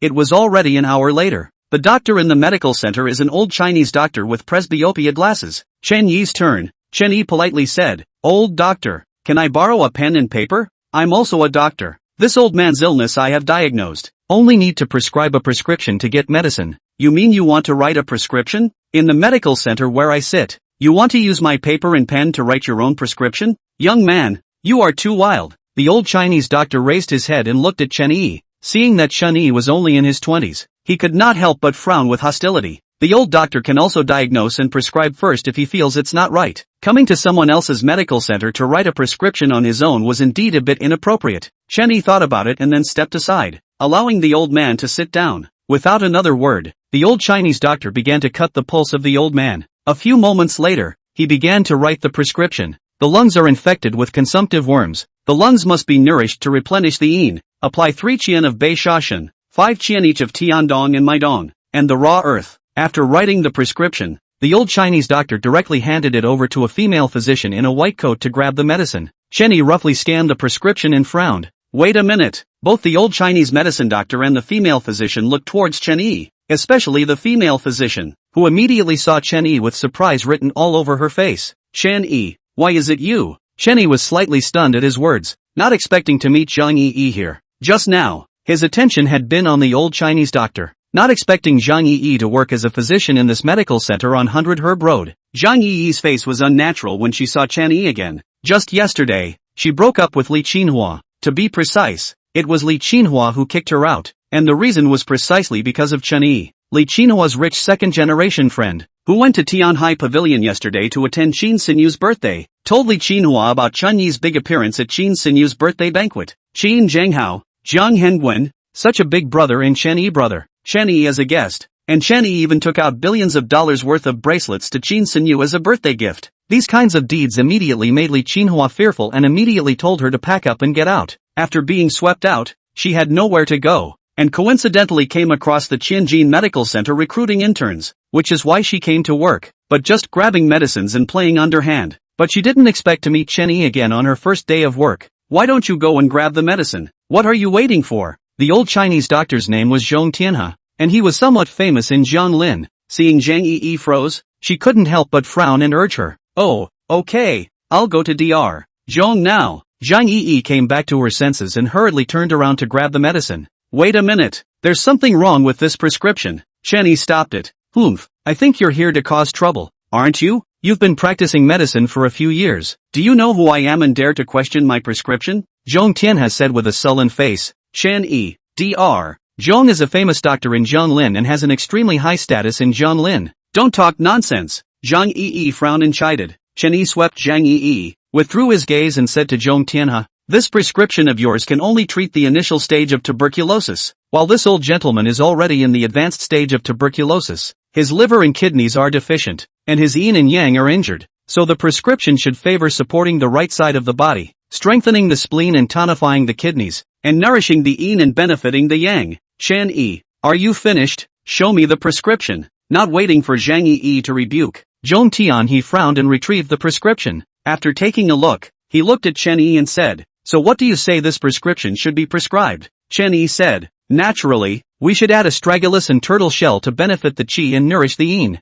and then add dangshan and chuanxian, atractalodes, poria, and so on to strengthen the spleen and tonify the kidneys." "Interesting. I can't imagine that you are young, but your medical skills are not bad." Zhong Tianhe smiled with a sullen face and turned his words around. "However, I won't change this prescription." Chapter 69, A Hero in His Twilight. Not only will the prescription not be changed, the medicine won't be grabbed for you either. Go out and switch to a medical center on the left to buy medicine. Zhong Tianhe opened his mouth coldly and directly gave an expulsion order. "Dr. Zhong, I was just discussing the matter. Your prescription is just faulty. Why be so narrow-minded?" Chen Yi's face sank. The nearby medical centers, almost all of them had long lines. If they were to change one, they would probably have to wait for another hour or two. Narrow-minded?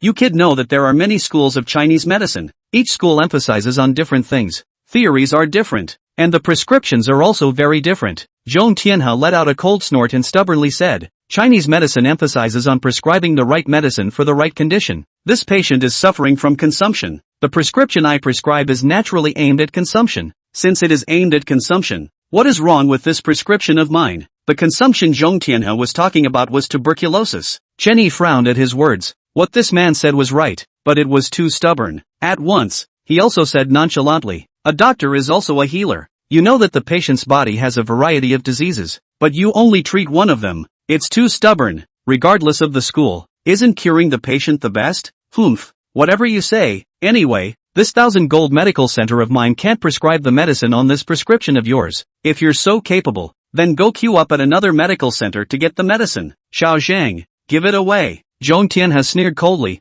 no longer looking at Chen Yi, and continued his consultation. Cough, cough. Young man, then why don't I change to another medical center myself? It's really troublesome. The old man coughed, his face red, and also saw Chen Yi's embarrassing situation and turned around grimly. Zhang Yi came in front of Chen Yi and spoke coldly. Why don't you go and freeze? You are really a plague god. I can run into you anywhere. I didn't come here for you either. Chen Yi swept a glance at Zhang Yi and was not polite. After saying that, he turned around and followed the old man out of the medical center. And right at this moment, two figures walked over. Little friend Chen, why are you here? The person coming was none other than Chang Wenshi, while he was followed by a short-haired young girl with delicate features and a heroic aura between her eyebrows. Without waiting for Chen Yi to open his mouth, Zhong Tianhe ran out and said to Chang Wenshi with a flattering and respectful face, Teacher, why are you here? He, accompanying him as Nangong to the medical center to take a look. Chang Wenshi nodded to Zhong Tianhe, smiled and introduced to Chen Yi. Little friend Chen,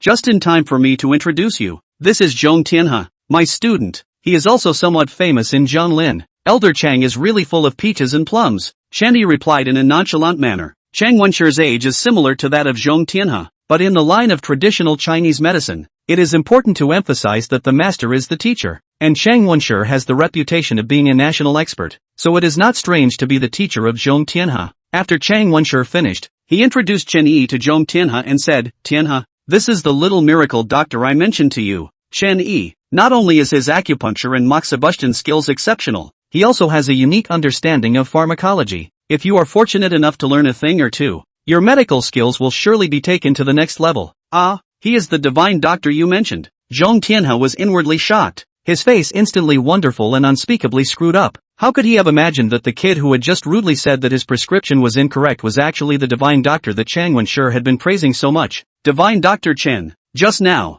much offense, Zhong Tianhe said in a twisted manner. What? Did you have an altercation with little friend Chen? Chang Wenshi's face instantly sank. Chen Yi's medical skills even took his breath away. How could he allow Zhong Tianhe to disrespect Chen Yi? Noticing Chang Wenshi's face, Zhong Tianhe's forehead was sweating. Chen Yi didn't have the time to bother with Zhong Tianhe and said, it's not a problem, but there are some differences in the prescriptions. Dr. Zhong, can I trouble you to give the prescription and grab the medicine now? That's of course. Of course. Zhong Tianhe hurriedly nodded his head and grabbed the medicine according to Chen Yi's prescription, which was rewritten. Chen Yi gave the medicine to the old man, explained the details of boiling it, and wrote down his phone number with a pen and paper to give it to the old man. Old sir, my name is Chen Yi. This is my phone number. If you have any difficulties or troubles in the future, just call me anytime. Chen Yi instructed with a smile. Thank you, young man, but although I'm all old bones, I can live with my hands and feet. I can't trouble you. The old man thanked again, but the phone number Chen Yi gave was not asked for. Paid the money. The old man dragged the body of a dying wood, slowly disappeared into the sea of people.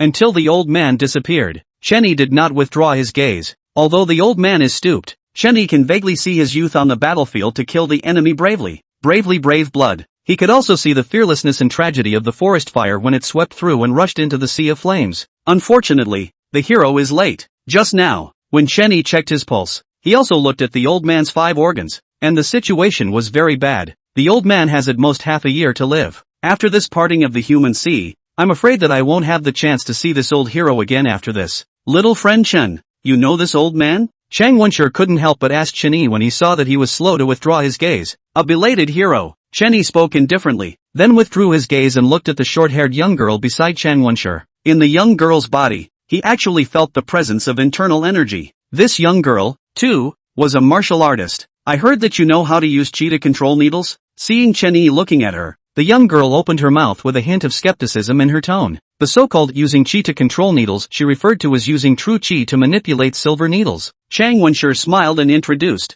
"Little friend Chen. This is the Nangong family's daughter, Nangong Yenran. Don't look at her young age, but her medical talent is extremely high, and she is also quite accomplished in the art of acupuncture. Even some old Chinese doctors can't compare to her." Hearing the young girl's compound surname Nangong, Chen Yi was a little surprised. In recent days, he had had a lot of contact with Jiang Lin's powerful families, and had also heard about the Nangong family from Qin Zhenghao's mouth. The Nangong family was a family of traditional Chinese medicine, and it was also considered a first-class mansion in Jianglin, with a deep heritage, but he just didn't expect that the Nangong family even had a martial artist in existence. "Hey, ask you, you know how to use qi to control needles?" Seeing Chen Yi didn't answer, Nangong Yanyan was a bit upset. Since childhood, no one had dared to ignore her words. "Well, a little bit," Chen Yi said. "A little bit? If you will, you will. If you won't, you won't." "Where does a little bit come from?" Nangong Yenran said nonchalantly. "You are curious about me? Pretending to be a god. You'll know if you will or won't once you try."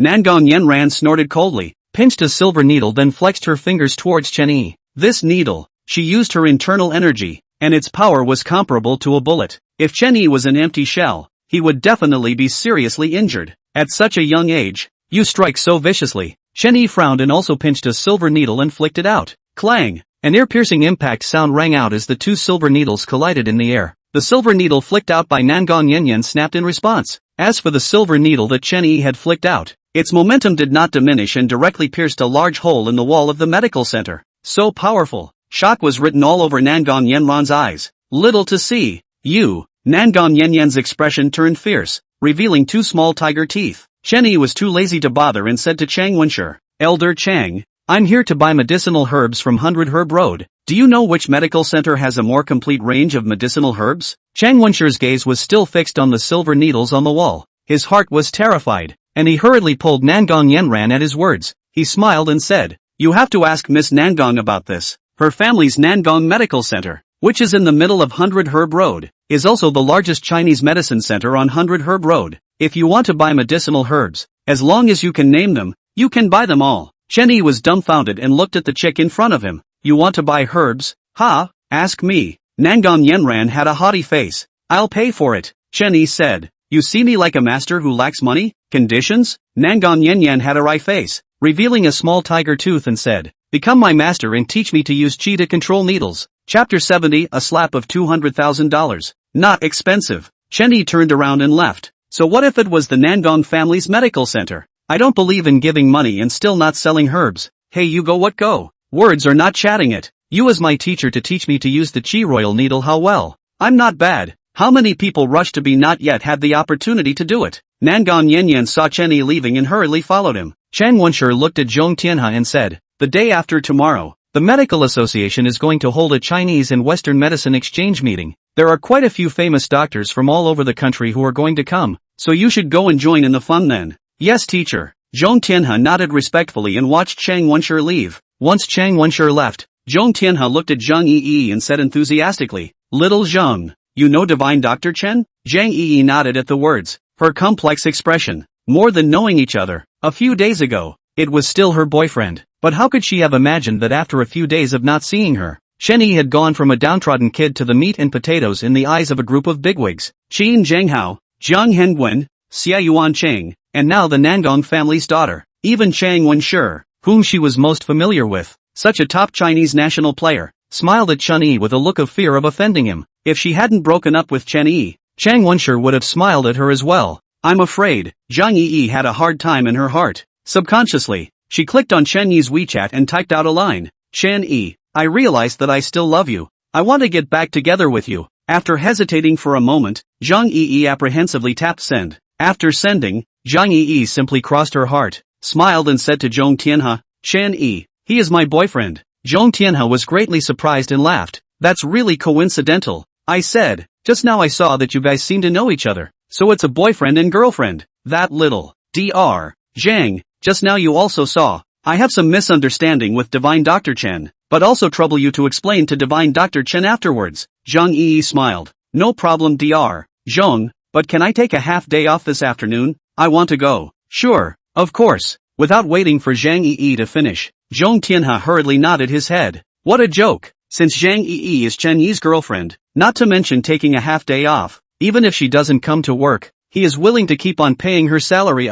Meanwhile, in the middle of Baichao Road, Chen Yi arrived at the Nangong Medical Center. This Nangong Medical Center is really big enough. Just the first floor will occupy no less than 5 storefronts. Up there are 3 floors, and the medical center is also overcrowded. A group of physicians busy. According to that Dragon 2 Clear on the pills chapter said, pills are divided into 1 to 9 products. The first 3 products, also known as the lower grade of the mortal Dan. The middle 3 products for the spirit of the Dan. The latter 3 products for the immortal Dan. First grade pills can cure diseases. Second grade pills can renew life. Third grade pills can restore the soul. And then after that are pills that only martial artists can take. Chen Yi had planned to directly buy expensive herbs to practice mid-grade elixirs, but after thinking about it, he decided to start with the most common, but curable mortal elixirs. Chen Yi found a busy, young physician who was looking at his cell phone and opened the door. Hello, buy some herbs. Don't you see it's busy? Buy herbs have to wait for the afternoon. The morning is the time to see the doctor and catch the medicine. The physician is brushing the short video of a beautiful woman dancing.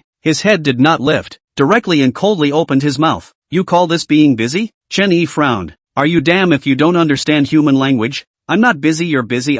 You don't pay me a salary. What do you care what I'm busy with? Idle as hell. The young physician raised his head and arrogantly looked at Chen Yi, looking a bit gangly. Okay, you're good. Chen Yi nestled towards its thumbs up, ready to go to find another physician. But at this time, followed Chen Yi as whisked Nangong Yanyan came. Not yet into the medical center. Domineering voice is coming. He doesn't give you a salary. Did my Nangong family give you one? Taking my Nangong family's money, playing with cell phones and groping fish during work hours. You have big dog guts. Nangong Yanyan let out a stern cry, and countless gazes from the medical center looked on. And as soon as that gangly handsome man saw Nangong Yanyan, he was scared, hurriedly put down his cell phone, and stammered, Miss Nangong, I'm not, I only believe in my eyes. From now on, you're fired. Nangong Yanyan didn't give a chance at all. The words fell, turned her head towards the medical center and drank. Where is the store manager? Come out to see me. A middle-aged physician with glasses hurriedly came down from the second floor. When he saw Nangong Yanyan he immediately squeezed out a smile. MS. Nangong, my name is Ma Chang. I'm in charge of managing the store manager of the 100 Herb Road store. I didn't know that you've come. What are you? Cut the crap. This person went to work and groped the fish. He was fired by me. Take his contract information and pull it into my Nangong family's blacklist. Nangong Yanyan said without mercy. Yes, I'll do it right now. Ma Chang's forehead was sweating as he hurriedly nodded his head. As for the gangly handsome man, his face directly turned white. It didn't matter if he was fired, but if he was pulled into the Nangong family's blacklist, then in the future in Jianglin, he was basically cut off from living. Not only is the well-paid medical center out of the question, even ordinary hospitals won't want him. Thinking of this, the gangly man angrily questioned. Dismissing me is fine. Why do you still want to cut off my life? A punk who waits for death. And you still blame me for cutting off your life? You're a good-looking man. I'll give you 1 minute to disappear. Otherwise, I'll show you what it means to truly cut off your life. Nangong Yanyan's gaze was cold. Her aura 2 meters 8. The gangly man's face went white, dared to be angry, and walked towards the door of the medical center with a gray head. But at this time, the fat woman who had been slapped by Chen Yi before came to the medical center with a group of Hans who were so effusive that they were close to writing on their faces that I am a bad person. The gangly man just happened to collide with the fat lady. Your dog's eyes are blind.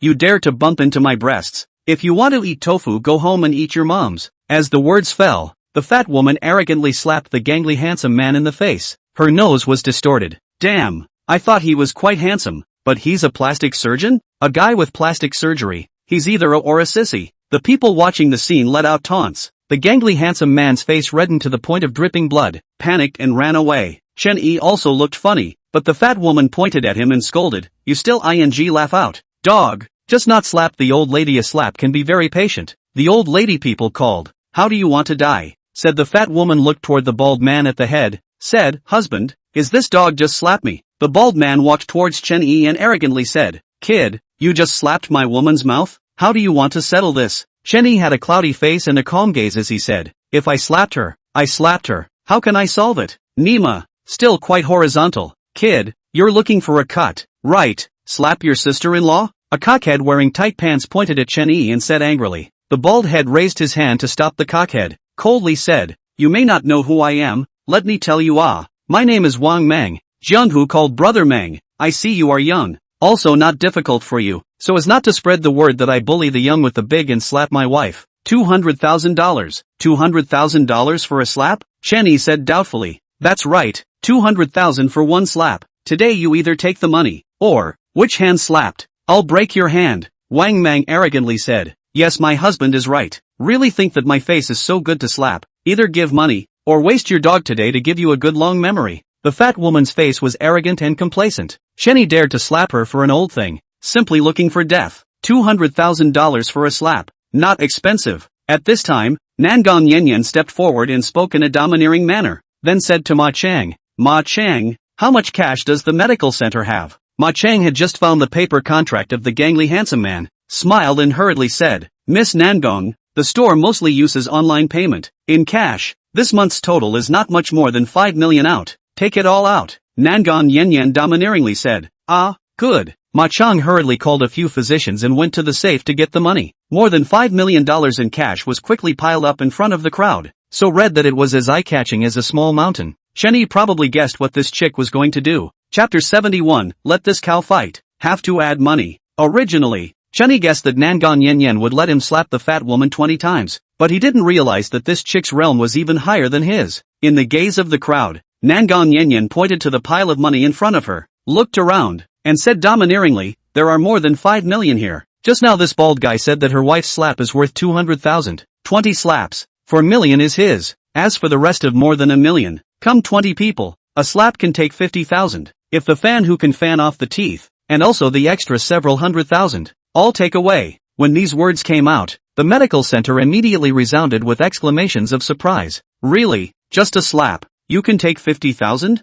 Yeah, do your words count, beauty? A group of people were watching the fun and opened their mouths to coax. On the other hand, Wang Mang and the others' faces sank, especially the fat lady. Her face turned green. You little, how can your heart be so black? 20 slaps. You want to slap my old lady to death? The fat woman scolded. Nangon Yanyan flashed a hint of sternness in her eyes as she sniffed, pointing at the fat woman. Whoever is the first to slap, I'll add an extra million. Wow! The moment these words came out, the crowd instantly set off an uproar, and the crowd jumped at the chance to try. An ox-tall mangy man pushed through the crowd and said, Little sister, I'm short of money for my mother's medical treatment. I'll be the first to come. You have to keep your word. As soon as this mangy man came out, Chen Yi couldn't help but have his eyelids jump. Good guy. This is eating fodder right. Grow like a cow. Dark skin. Bladder than Nangon Yanyan waist is still thick. And Nangon Yanyan to the Hanzi immediately face joy. Excited, make hard fan. To the death. Hit this lady immediately give you transfer.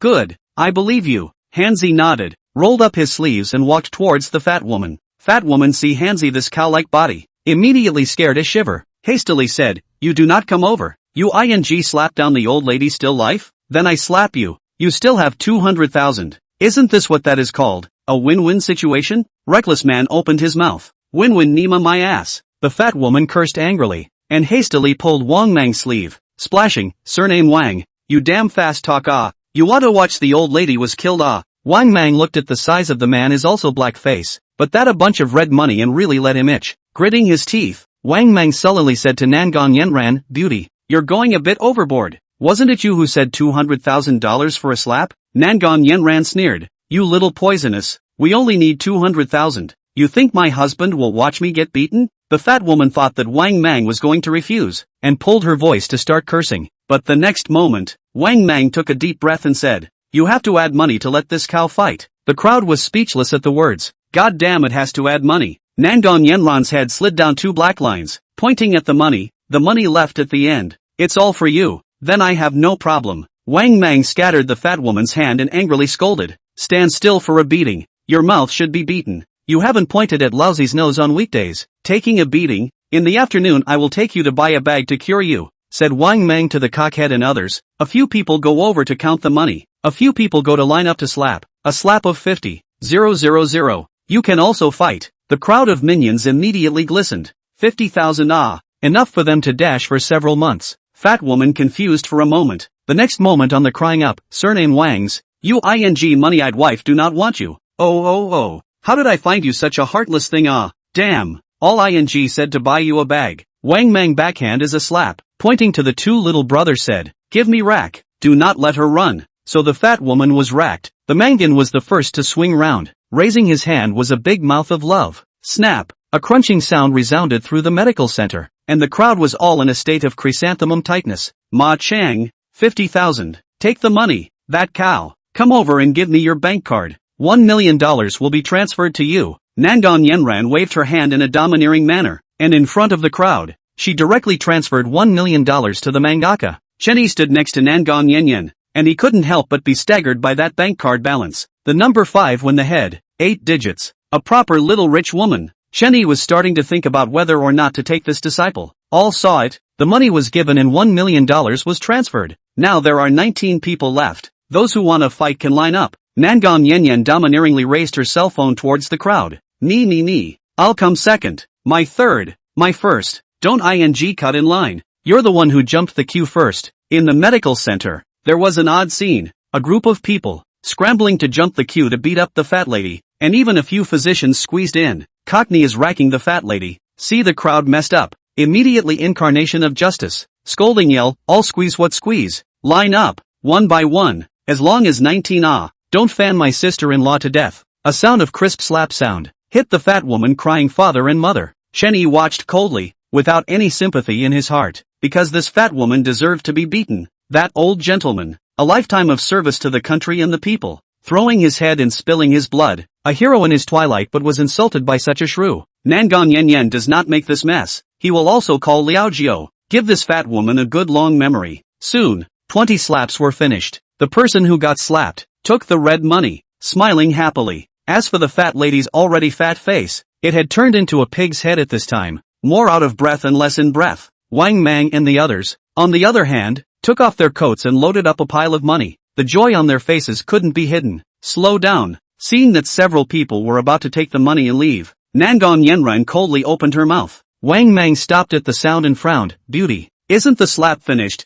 What else do you have to do? Nangon Yenran smiled coldly. The matter of slap is over. But the matter of you breaking into my Nangon family's medical center should be counted. Wang Mang's face changed, looked at each other with cocky head and the others, and said in a deep voice, how do you want to count? Nangon Yenyan said, as you can see, my Nangon family medical center has many patients. Your messing around not only disturbs my Nangon family's business, but also disturbs the patient's medical treatment. Seeing a doctor is a life-saving matter. Fortunately no one died in my medical center. If someone died, then my Nangon family's reputation loss would be huge. Since it's not a big deal, then you guys can compensate me a little bit for lost labor. Ma Chang, you're the store manager. How much do you think is appropriate? Where can Ma Chang not understand Nangon Yenyan's meaning? Immediately said, MS. Nangon, I don't think it's too much or too little. It's just about 4 million or so. Nangon Yenyan nodded her head and said to Wang Mang and the others, did you hear that? My store manager said no more, no less, just about 4 million or so.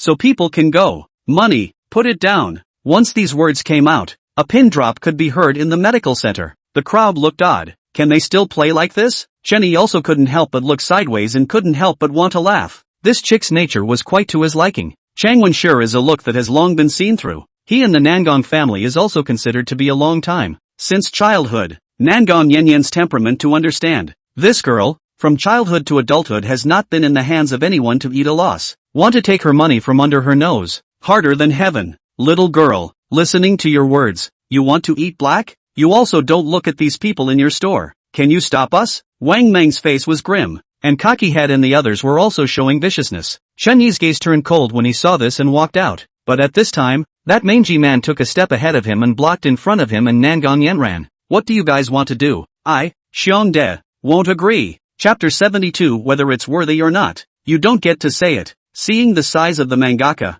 Wang Mang and the others' faces were dark. But the $4 million that only came to his hand after his wife was beaten to this bearish state, to let him give it away with his hands, it was even worse than killing him. Wang Mang put the money on the ground and took out the flinging stick from behind his ass, and Cockney had several people followed suit. Do it! Wang Mang let out a stern shout, and took the lead in rushing towards the mangy man with his flinging stick. But just as he got close, before the stick could be smashed down, he was pinched by Mang Han's wrist and twisted it with force, and the sound of bones breaking came out at once. Not waiting for Wang Mang to emit a miserable scream, the Mangan grabbed Wang Mang's collar, grabbed the waist of his pants with one hand, and directly lifted it up, and smashed it to the rushing Cockney Head and others. I Nima, Cocky Head and others were immediately smashed to the ground, lying on the ground wailing. Just you little chicken asterisk. S. You're nowhere near the blind bears I fought in the mountains. If you don't leave again, I can tear you all into 2 pieces. The mangy man looked at the wailing few, and opened his mouth sullenly. My Nima,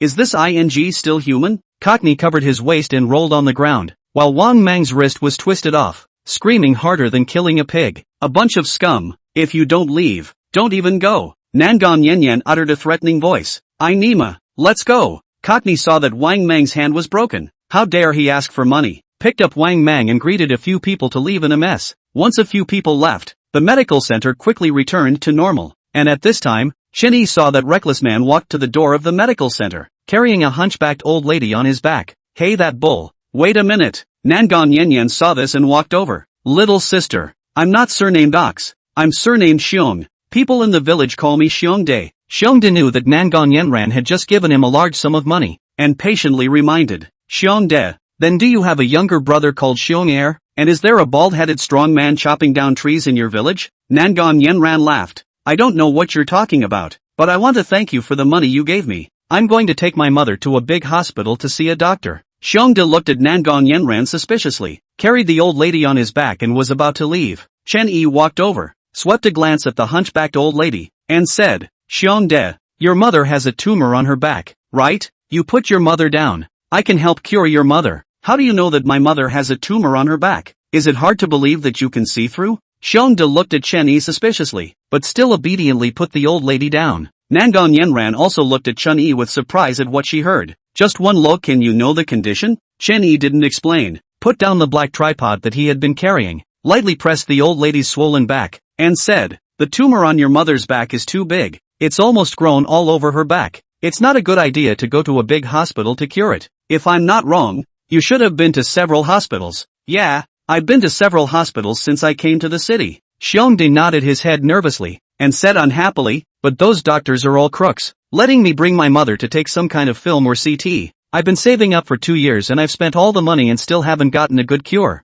If you can cure my mother's disease, my Xiongda's life is yours, and the $1 million in the card will all be given to you. I don't want your money. Can you lift up your mother's clothes? Chen Yi laughed. Good. Xiongde thought about it and nodded his head to lift up the old lady's clothes. A large, pus-like tumor was instantly exposed. What a disgusting large tumor. Nangon Yanran couldn't help but frown. Chang Wenshur squatted down and lightly pressed a few times, and asked with a grave expression, Xiongde, how long has your mother had this tumor? I can't remember, but my mother hasn't worked on the ground for several years, and the medicine has been taken for several years. Xiongde Dao said. Chang Wenshur sniffed and looked at Chen Yi. A tumor that has been growing for several years. That should be benign, but this tumor is soft when pressed, and there should be a lot of pus inside. Pus is good to put, but I'm afraid that this tumor has eroded the meridians in the back and there is compression on the spinal cord. The best way is still to go to the hospital for surgery. Although Chang Wenshur was a national expert in Chinese medicine, he couldn't help but be difficult in the face of such a large tumor. The spinal cord is not only compressed, but it's so severe that the patient can't be moved anymore.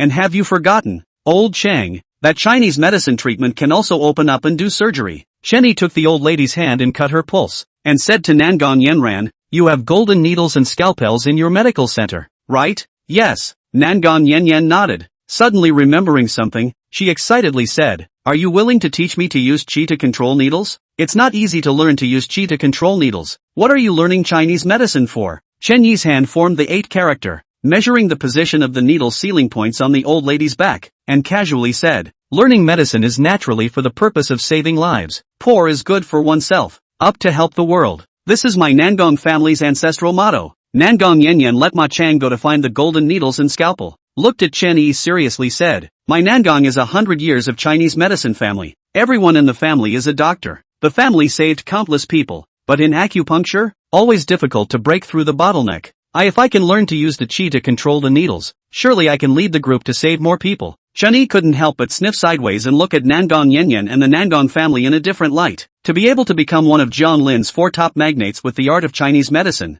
it seemed that it was not without reason. I can teach you to use qi to control needles, but I hope you remember today's words. Chen Yi said with a straight face, you're willing to teach me. Nangong Yanyan was beaming with joy as she climbed up the pole, excitedly saying, don't worry master, I won't let you down. At this time, Ma Chang brought a scalpel and a set of sheepskin gold needles, but hesitantly looked at Chen Yi and said to Nangang Yanyan, "Miss, the scalpel and gold needles have been found. This gold needle is the medical center's treasure of the town, worth $1 million. Are you sure you want to give it to this person?" Nangang Yanran frowned, coldly said, "Less nagging, don't you see my master waiting to be saved?" Still not quick to give the golden needle to my master. Ma Chang wanted to say something, and somewhat reluctantly handed the golden needle to Chen Yi. In Ma Chang's opinion, Chen Yi was so young, how good could his medical skills be? This golden needle was a famous weapon that was used by the Nangang family head to cure the sick and save lives when he was sitting in the clinic, and he didn't know how many patients had their lives renewed because of this set of golden needles. It was fine to give it to a national expert like Chang Wenshur, but for a youngster like Chen Yi to use it, it really dishonored this set of golden needles. "You don't deserve to use this set of golden needles. If it wasn't for the lady's insistence, I wouldn't have given it to you." Handing Chen Yi the golden needles, Ma Chang did not hide his disdain for Chen Yi. "Whether it's worthy or not, you don't get to say." Chen Yi glanced at Ma Chang, and after receiving the golden needle, all his attention fell on the old lady's back. The entire back of the old lady was swollen, which was full of pus,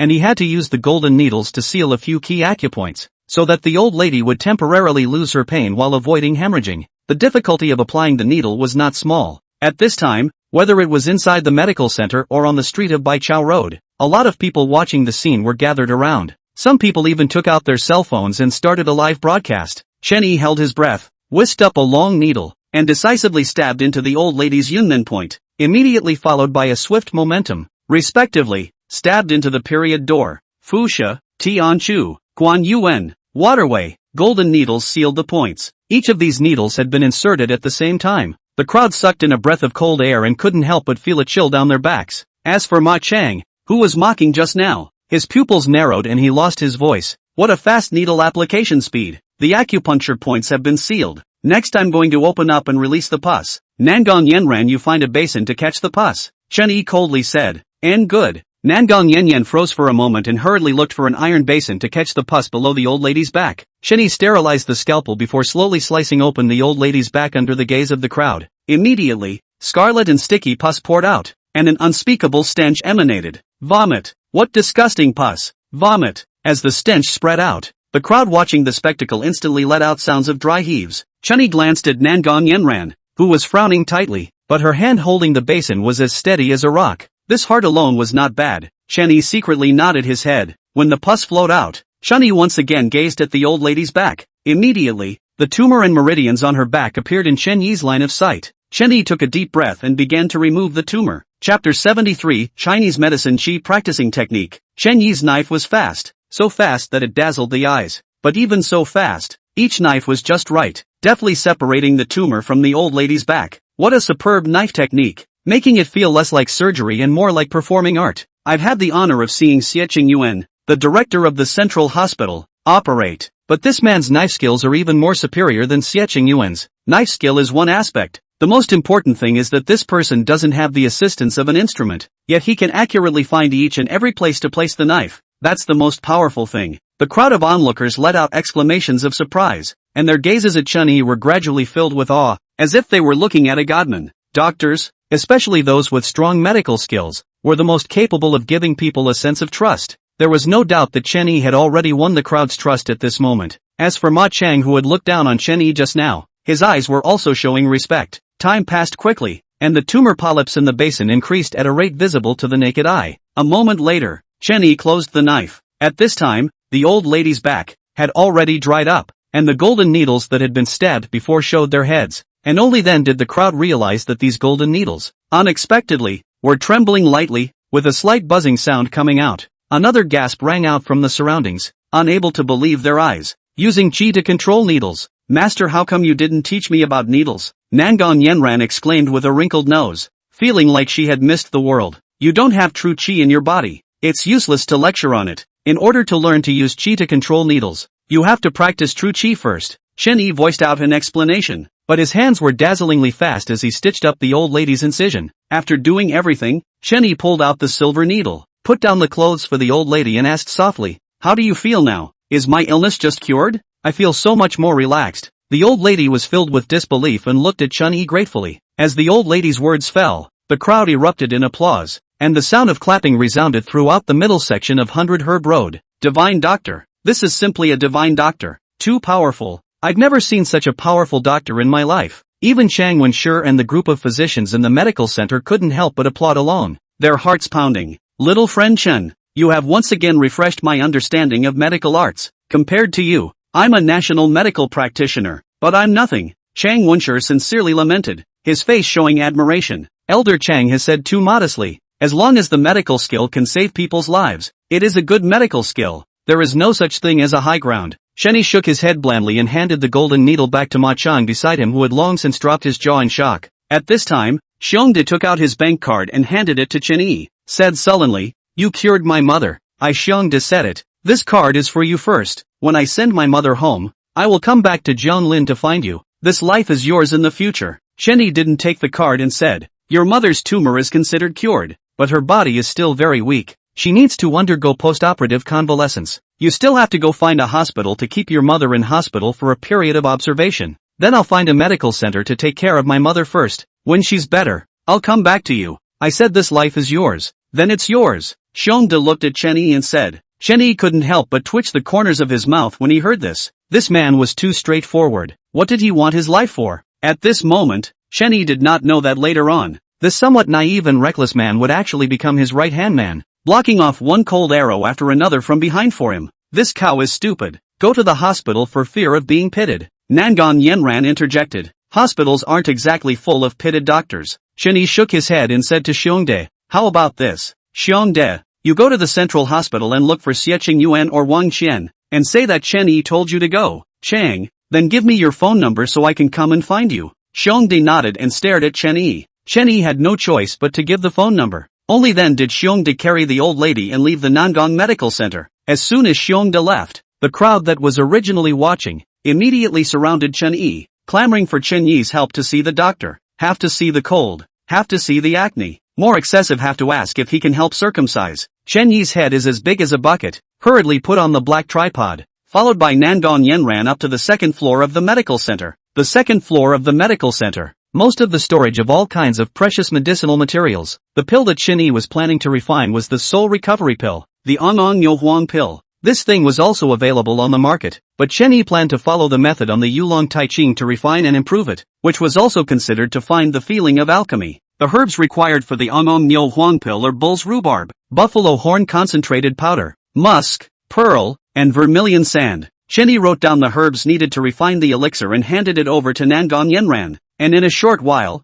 a group of physicians grabbed as many herbs as they could. "Master, the herbs have all been grabbed, and this pack of golden needles, for you as a gift." Nangon Yenran took out the golden needles that Chen Yi had used just now and smiled with a wide-eyed smile. "Isn't this golden needle the treasure of your medical center? I'm afraid it's not appropriate to give it to me." Chen Yi was surprised. "Make the best use of it, instead of putting it in the medical center. It's better to give it to you, master, to save people and cure them, so don't be polite." Nangon Yenran stuffed the golden needle into Chen Yi's hand and smiled wryly. "Master, when are you going to teach me to use my qi to control the needle?" Chen Yi pondered for a moment and said, "The most difficult thing to refine with qi to control needles is qi. I see that you also have internal energy present in your body. What kind of cultivation technique does your Nangong family practice?" "It's called traditional Chinese medicine qi practicing technique, but it's our family's ancestry, and it's only the upper chapter," Nangon Yenran said. "Traditional Chinese medicine qi practicing technique." Chen Yi frowned slightly. The chapter of medical Dao in Yulong Tai Ching had mentioned this thing, but it was the most basic cultivation method. This technique, not only was it slow to cultivate, but because of the defects of the technique itself, there would be many diseases that would appear if one cultivated it for a long time. Chen Yi said to Nangon Yen, "How about this? You go back and make an appointment for your family. Just tell them that I can help the Nangong family perfect the Gong method, and if they are trustworthy, I can make it possible for your entire Nangong family to learn how to use qi to control needles." At these words, Chang Wenshi was greatly surprised, and said heartily, "Little friend Chen, I wonder if you could also teach me this method of using qi to control needles?" Elder Chang is a national medical practitioner who has saved countless people, so if he is willing to learn, of course I will teach him. However, Elder Chang has never come into contact with ancient martial arts qi practicing, so it would be a bit troublesome to learn it. Chen Yi said bluntly, "Trouble is not to be feared, at least we have to try." Chang Wenshi was filled with excitement. "Then do as you say, master. I'll go home later and tell my grandfather and the others." Nangon Yen nodded excitedly, revealing two small tiger teeth. By the way, little friend Chen, the day after tomorrow there will be a Chinese and Western medicine exchange meeting in Jianlin. Many famous doctors from all over the country will come, and many experts from abroad will also come. Do you want to go and take a look? Chang Wenshi voiced out. Exchange meeting? Yes, on the surface it's an exchange meeting. In fact, it's also a competition between Chinese and Western medicine. It will choose a lot of patients with difficult and complicated diseases to be treated. Competing in medical skills. Your medical skills are so good. If you go, you can definitely shine, Chang Wenshi said. Chen Yi wasn't interested in this kind of publicity, but he didn't put words in his mouth either, saying, not very interested, but when the time comes, if Elder Chang has a need, he can call me. Alright, Chang Wenshi nodded regretfully. Chen Yi also nodded, and after leaving Nangong Yanyan's phone number, he carried the herbs and the black tripod out of the Nangong Medical Center, and at this time, Chen Yi did not know that a live video of him rescuing someone had already created a furor on the internet. Chapter 74, on TV. In that video, there was the long-lost traditional Chinese medicine practice of using qi to control needles, and there was a divine knife technique, which made the crowd gasp in amazement. Even Jianlin Satellite TV also carried a midday news broadcast. Central Hospital. Xie Qingyuan had just finished an operation when Wang Qian ran over with his cell phone, full of excitement, and showed him the video. What a superb knife technique! What an outstanding eye! It seems like we still underestimated Chen Yi's medical skills. Xie Qingyuan watched the video and sighed with excitement. Yes, such divine medical skills. Simply divine. Wang Qian said excitedly. The main thing is that Chen Yi, he's only in his 20s. He hasn't even graduated from university yet. What he'll accomplish in the future, I dare not imagine. Luckily we convinced him to be the honorary dean. Our hospital has really picked up a treasure. There's no time to lose. Like this, you gather all the doctors in the hospital for an emergency meeting to prepare Chen Yi's inauguration ceremony. It's set for today, Xie Qingyuan said with a straight face. Previously, Chen Yi was forced out by some of the hospital's bull **** doctors. This time, we absolutely cannot afford to make any mistakes, especially those interns from the medical university. Give them a good wake-up call. Good, I'll go and do it now. Whoever dares to mess with Chen Yi this time, directly tell them to get lost. Wang Qian nodded excitedly. Medical university. Inside the principal's office, Chen Yi's mentor, Wang Wenshu, was holding his cell phone and was showing the video to the principal. Wu Minsheng, this is Chen Yi, the student you took? Wu Minsheng, who had a head full of silver hair and a big belly, exclaimed in shock after watching the video. Chen Yi is the man of the hour in the school. Wu Minsheng has awarded him a few national scholarship awards. Some impression. Wang Wenshu subconsciously straightened his back, could not hide his excitement. It is Chen Yi. Not only this video of saving people, I heard that the Central Hospital is already prepared to hire him as an honorary dean, with an annual salary of 5 million. President Wu, my medical university has really come up with a talent this time. I suggest to publicize it properly. Such a talent is a rare one in 100 years. Publicize it properly. The benefits to the school can be more than just a star. Wu Minsheng nodded his head in agreement. As the principal, he knew more about this than Wang Wenshu. Isn't the school getting the next enrollment video? Focus on Chen Yi, as well as next week's graduation party. Let Chen Yi go on stage to give a speech on outstanding graduates. Also later on, I'll send out a notice for the entire school serving teachers to hold a seminar focusing on Chen Yi's matter. Good. Then I'll call Chen Yi this afternoon to talk about the enrollment video and speech. Just have him come to the school directly. I'll meet him in person, in the office of Rosie KTV. With a cup of red wine in her hand, Rosebud leaned back lazily on the sofa. While not far away, the old housekeeper was painstakingly persuading her to return to Kyoto. At this time, the video of Chen Yi's rescue was broadcast on the TV. Rosa's beautiful eyes flashed with a hint of surprise, and she said to the old man, "Didn't you ask me why I didn't go back to Kyoto?" "No, because of that person on the TV." The old housekeeper looked at the TV with a puzzled face, but after seeing Chen Yi's face, his pupils suddenly shrunk. This is the Chen family. Rose seemed to have guessed the old housekeeper's reaction and lazily sipped her red wine, saying, "That's right, it's him. The one who saved me last night was also him. Do you think this is fate?" The old housekeeper was surprised, and said in a deep voice, "That Chen family brat is actually still alive." Rosa's long legs were folded, indescribably sexy. She shook her red wine glass and said to herself, "But it seems that he has a girlfriend." The old butler's face sank at the words, and he said in a domineering manner, "The marriage contract between the Xiao and Chen families was set 20 years ago, and even though the Chen family has been extinguished, the words put out by the Xiao family have never been broken. This Chen family boy must be the son-in-law of the Xiao family. Dare to look for a girlfriend. See the master come to Jianlin the day after tomorrow, not castrate him." Saying that, the old butler sensed that something was wrong and got up. No, this kind of small matter can't be left to the master's hands. I'll go castrate this Chen family boy now. Chantry glared at the old housekeeper and said in a bad mood. You've got a short-circuited brain. Do you want me to be widowed for the rest of my life if you castrate him? Saying that, Chang Wei looked down at the palace guard sand on her hand. She had been a widow for 20 years, and when she thought of healing her with Chen Yi last night, her heart was hot and angry at the same time. She was quite confident in her charm, but in that situation, Chen Yi hardly didn't touch a single hair on her head. Can't it be that Chen Yi had problems in that area? Or was Chen Yi drained by his girlfriend? So angry. Her man. Why should he be drained by another woman? Chang Wei was so angry that her teeth itched. Seeing the old housekeeper was on fire, angrily said, Can you not be an eyesore in front of me for nothing? Stay wherever it is cool, wait for Xiao Tianzi to come to Jianglin and then come to find me. Get lost. The old housekeeper immediately put on a mask of pain. Auntie, who is he inviting and pissing off?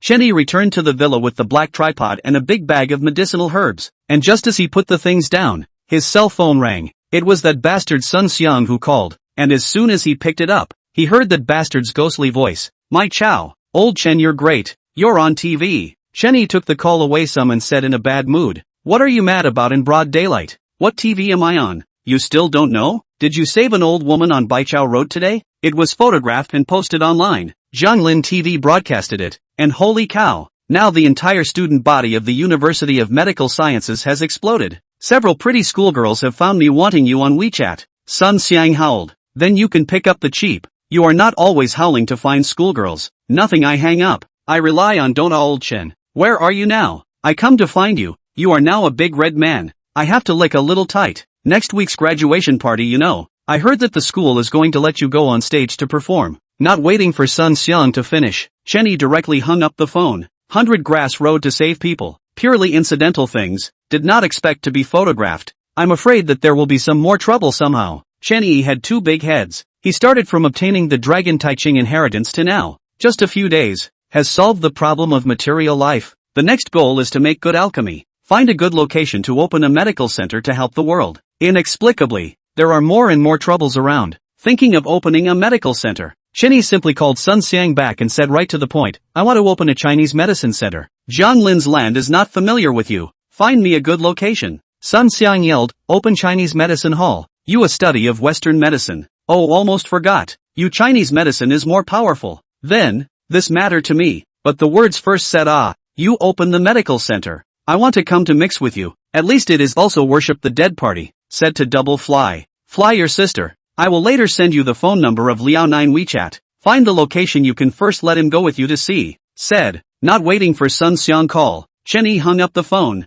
clicked on WeChat to send Liao Zhou's phone over, and it was only then that Chen Yi saw the WeChat message sent by Zhang Yi. Unexpectedly want to get back together with him? Chen Yi frowned. Inner no waves directly clicked on the Zhang Yi's information. Click to delete. This Yi drink too much green tea. Ran to him here and went and stand. Chen Yi deleted WeChat. Is ready to bring up the black tripod and herbs upstairs to study alchemy. The phone rang again. Chapter 75 Weakness Zhang Cheng phone. Still not letting people make pills anymore. Chen Yi spat out a sentence and looked at the phone. It was Wang Qian calling. This old brat. Chen Yi's teeth itched. He hadn't forgotten about Wang Qian putting him on the spot in front of Su Chang. Old Wang. What is it? Good guy. A few days ago, he was still old Wang. This time he directly changed to old Wang. In the central hospital office, Wang Qian muttered in his heart. But when he thought of his big mouth pit Chen Yi last night, he suddenly did not dwell on it and squeezed out a smile. Oh, Chen Yi the hospital inauguration ceremony has been arranged. Just waiting for you to come over.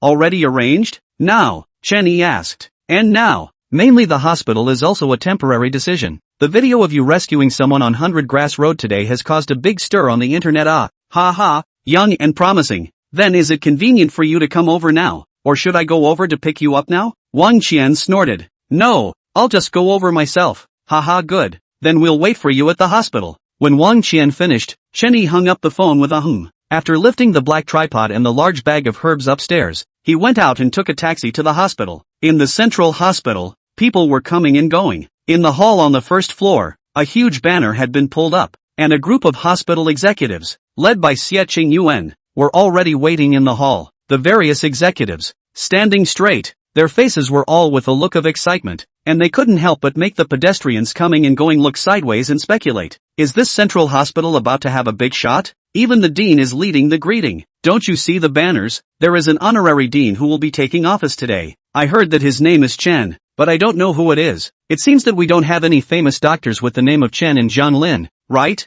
I heard he's not very old, and he's still a student at the medical university. A student can be an honorary dean? How good must his medical skills be? While the crowd was speculating, in the corner of the hall, a patient looked towards Sun Jing, who was holding a stack of labs, and curiously said, Dr. Sun, aren't you an intern from the medical university? Do you know who the newly appointed honorary dean of your hospital is?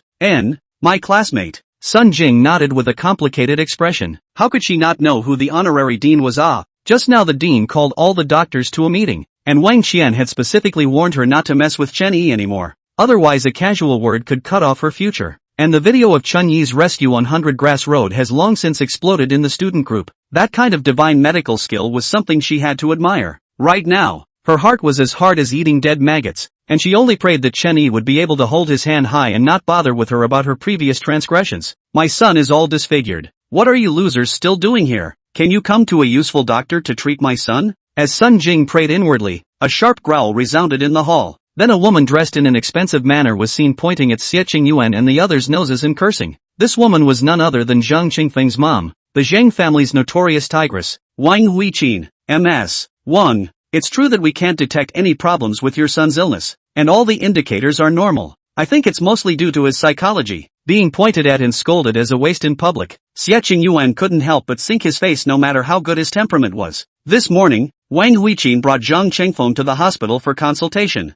Not yet how it, the first hospital threatened all over again, said not good to see her son, till hospital doctors are buried with. If not Wang Huiqin from Jianlin Zhang family, he would have let the security guards drive out. Put Nima fart. I see you have problems in your heart. I'm warning you, surname Xie, you'd better have someone cure my son right away, or else I'll tear down this Thai hospital of yours. Wang Huiqin chest violently rise and fall. See the banner on the welcome what bull **** honorary dean to assume office. Without saying a word is going to rush up to tear the banner. Take office, take office. Seeing the banner to be torn, Wang Qian hurriedly stopped Wang Huiqin, squeezed out a smile and said, MS. Wang, don't curse first. Your son's disease. We really can't see the problem, but the honorary dean is coming soon. Maybe he can look after your son's disease. Just as Wang Qian's words fell, Chen Yi walked into the hospital hall. Dean Chen, you finally come. Wang Qian hurriedly greeted him, squeezing out a smile that was worse than crying. Chen Yi swept his eyes at Xie Qingyuan and the others. His face was not looking too good either,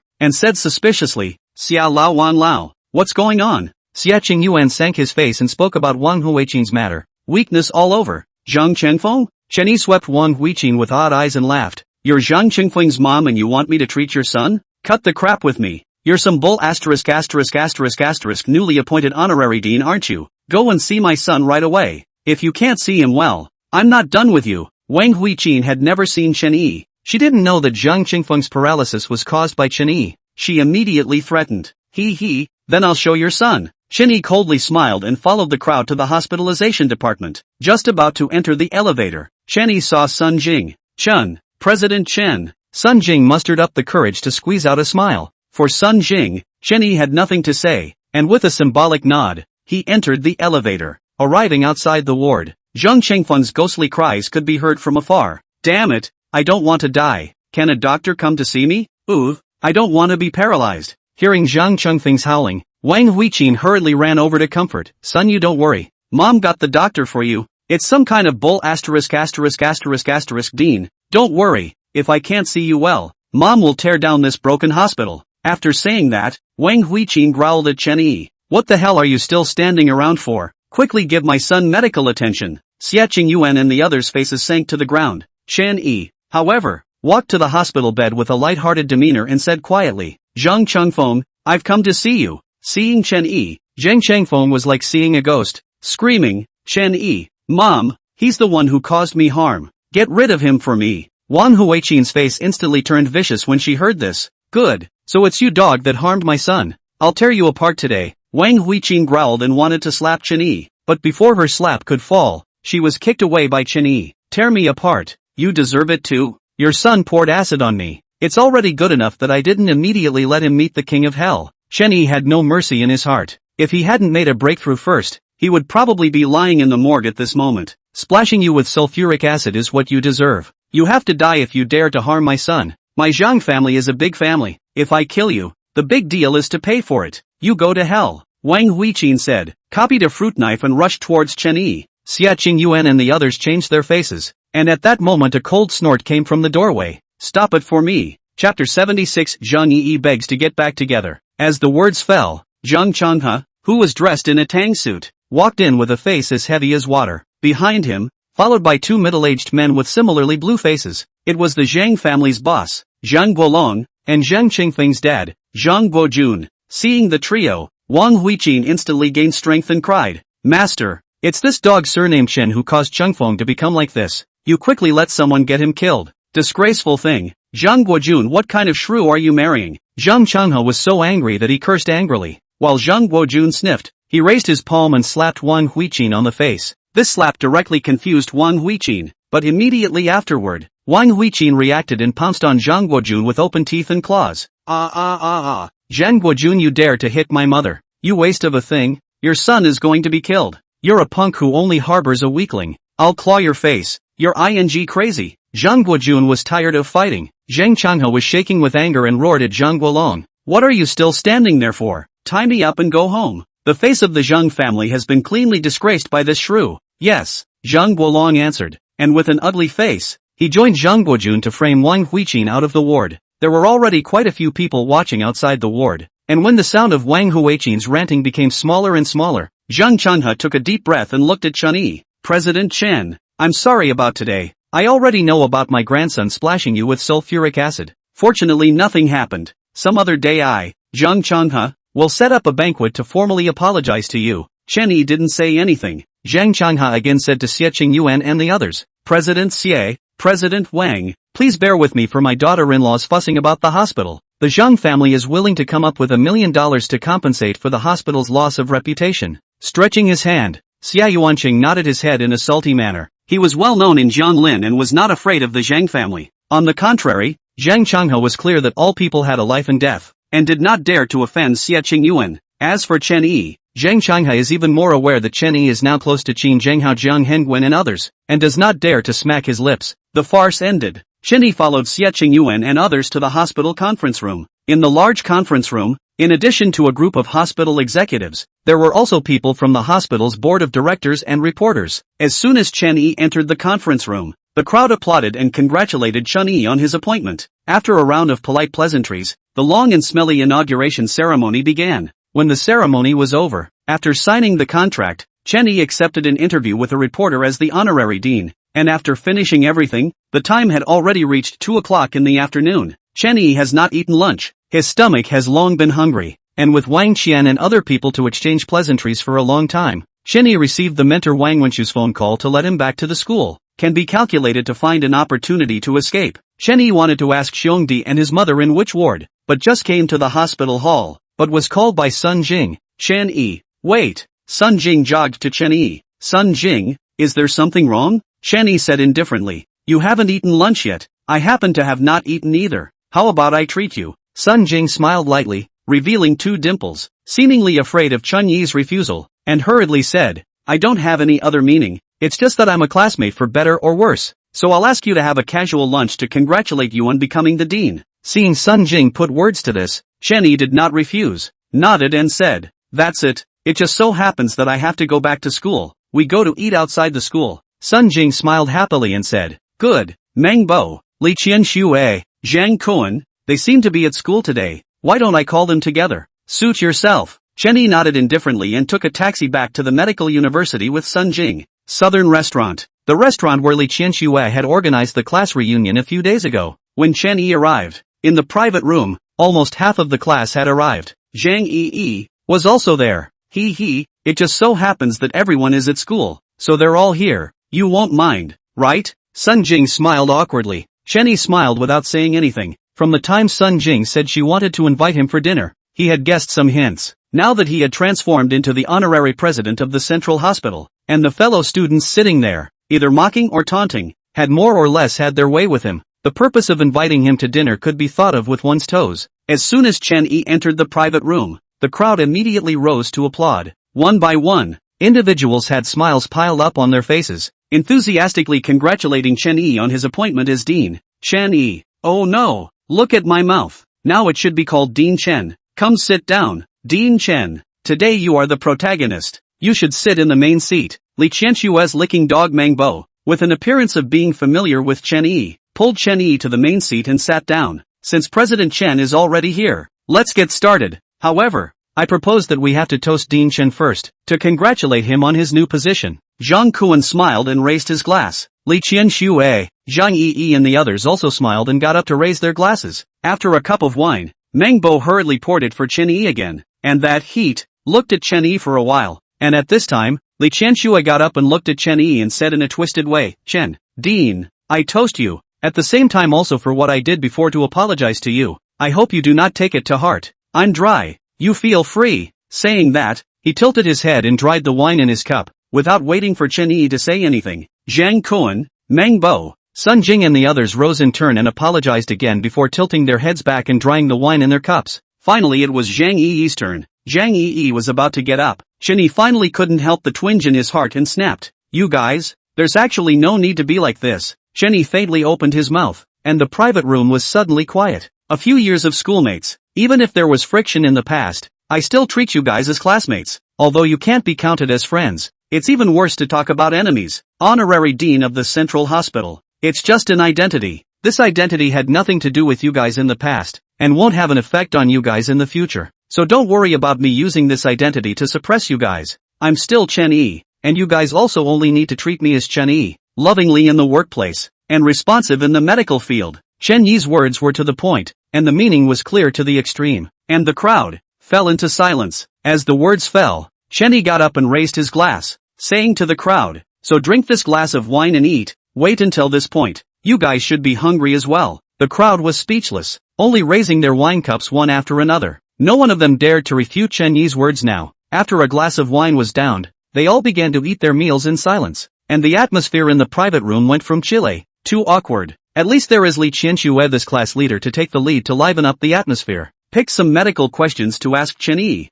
A meal is also considered to be barely eaten down. After eating, Chen Yi a group of people out of the restaurant. After a little pleasantries, each left. Chen Yi was heading towards the school when Zhang Yi followed him. Chen Yi, can we talk? Zhang Yi jogged to follow Chen Yi. She had a head of long, slightly curly hair hanging down, wearing a white short sleeve printed with a Tinkerbell cat, and her lower body tight jeans lined with a pair of long legs that were long and straight. A very pure image of a campus goddess. Just being at the entrance of the school, she attracted the attention of many schoolmates. Do the two of us have anything to talk about? Chen Yi frowned at her. Why did you delete my WeChat? Zhang Yi looked at Chen Yi with a burning gaze. Deleting it is deleting it. There is no reason. Chen Yi coldly said. Zhang Yi, with your understanding of me, you should know that I'm not an indecisive person. No matter what reason you came back to me for, I have to tell you that there's absolutely no halfway possible for us to be together before. Moreover, I already have a girlfriend. Is it that female president? Apart from being richer than me, which bit of her is better than me? I've known you for 5 years. How long have you known her? Zhang Yi reddened her eyes and let out her voice. You just think that I followed Li Qinhua for money and think that I am vain. But Chen Yi, do you know how I grew up poor? My parents are divorced. I followed my dad, that alcoholic. Since junior high school I went to school while earning money to support him. Since I was a child, I haven't worn a single new piece of clothing. I haven't bought a single toy. Chen Yi, you also grew up poor. You know how hard it is to be poor. Why can't you sympathize with me? I just want to be rich. Is that wrong? Chen Yi was slightly stunned inside. You're right, but we're not people along the way. Zhang Yi, in fact, no one can decide where they come from, but what kind of life they want to live is something they can choose. Chapter 77, Mr. Su's coffin board can't hold it down. Zhang Yi, don't think how miserable you are. People who are more miserable than you abound. I've said my piece. You take care of yourself. Chen Yi coldly looked at Zhang Yi and turned away without looking back. Zhang Yi froze in place, tears slipping down her face, but her fist slowly clenched. At this time, a Ferrari stopped beside Zhang Yi, and a tall, clean-cut inch-haired, somewhat gangly-looking youth came down from the car. Beauty, what are you crying for? Who made you angry? Tell me. I'll help you clean him up. The youth came to Zhang Yi's side with a hint of an evil smile at the corner of his mouth, softly comforting him. If Chen Yi turned around, he would be able to recognize this youth. It was the same Junjie Tan that he had trouble with at Chen Sinyu's birthday banquet yesterday. Tan Junjie swept his eyes in the direction that Chen Yi had left, and a trace of coldness flashed in his eyes. He was originally bored and wanted to come to the university to find a girl to play with, but he didn't expect to run into Chen Yi, who made him lose face yesterday. And this woman in front of him looks like she has some relationship with Chen Yi, and her looks are also pure and moving, so she instantly became his target. Who are you? Zhang Yi was at least one of the 4 school flowers of the medical university, and she had not encountered many hitchhikers in the school on weekdays, but it was the first time that she drove a Ferrari. My humble self, Junjie Tan. You know about Zhang Lin Tan's jewelry. My family owns it. Tan Junjie smiled and handed a tissue to Zhang Yi. Extremely genteel, of course I do not want to show off the meaning. Only to see the beautiful girl you seem to have just quarreled with someone in a bad mood. This person is more cannot see the girls cry. Especially good-looking girls. Young women. All like to be complimented. Especially by young and rich male. And Zhang Yi was no exception. With such flattery from Tan Junjie, she was in a much better mood and revealed a smile. Thank you. My name is Zhang Yi. Then I'll call you Yi. I happen to be fine. Do you need me to accompany you for a cup of coffee? The corners of Tan Junjie's mouth lightly raised, and after saying so,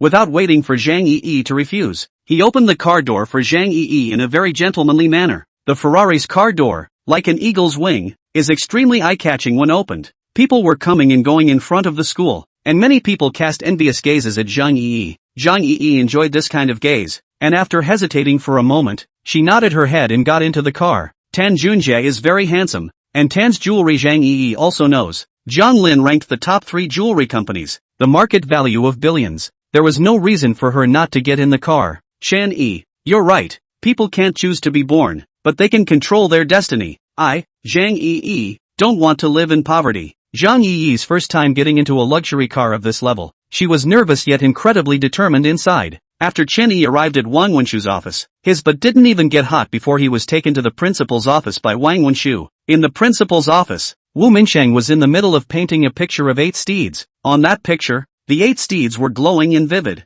with the ink and wash mood of Chinese paintings, as well as the rigorous structural relationships of foreign paintings. However, Chen Yi swept a glance and withdrew his gaze. This Principal Wu's painting skill was not weak, but he did not come to watch his painting. Principal Wu, Chen Yi is here. Seeing Wu Minsheng immersed in painting, Wang Wenshu softly called out, Chen Yi is here. Come sit quickly. Wu Minsheng put down his brush and warmly greeted Chen Yi. Chen Yi sat down in front of the desk and asked with a smile, Principal Wu, what are you looking for me for? Wu Minsheng sized up Chen Yi for a moment and laughed. Young talent, Chen Yi. The video of you rescuing people on 100 Grass Road today, when Shu has shown me. It should be the old saying that the waves of the Yangtze River push forward the waves of the past. It is fortunate for the University of Medical Sciences to have a student like you. This Wu Minsheng speaks some take accent. Chen Yi smiled with its polite turn. Wu Minsheng only smilingly poured a cup of tea to Chen Yi in front of him, opened his mouth. Today called you to no other meaning, is to want to meet you this young talent. Next week's graduation you know, the school decided to let you go on stage to give a speech, as an excellent example to inspire the medical university of the younger siblings. Wang Wenshu smiled and picked up. In addition there is also the medical university's next enrollment promotional video.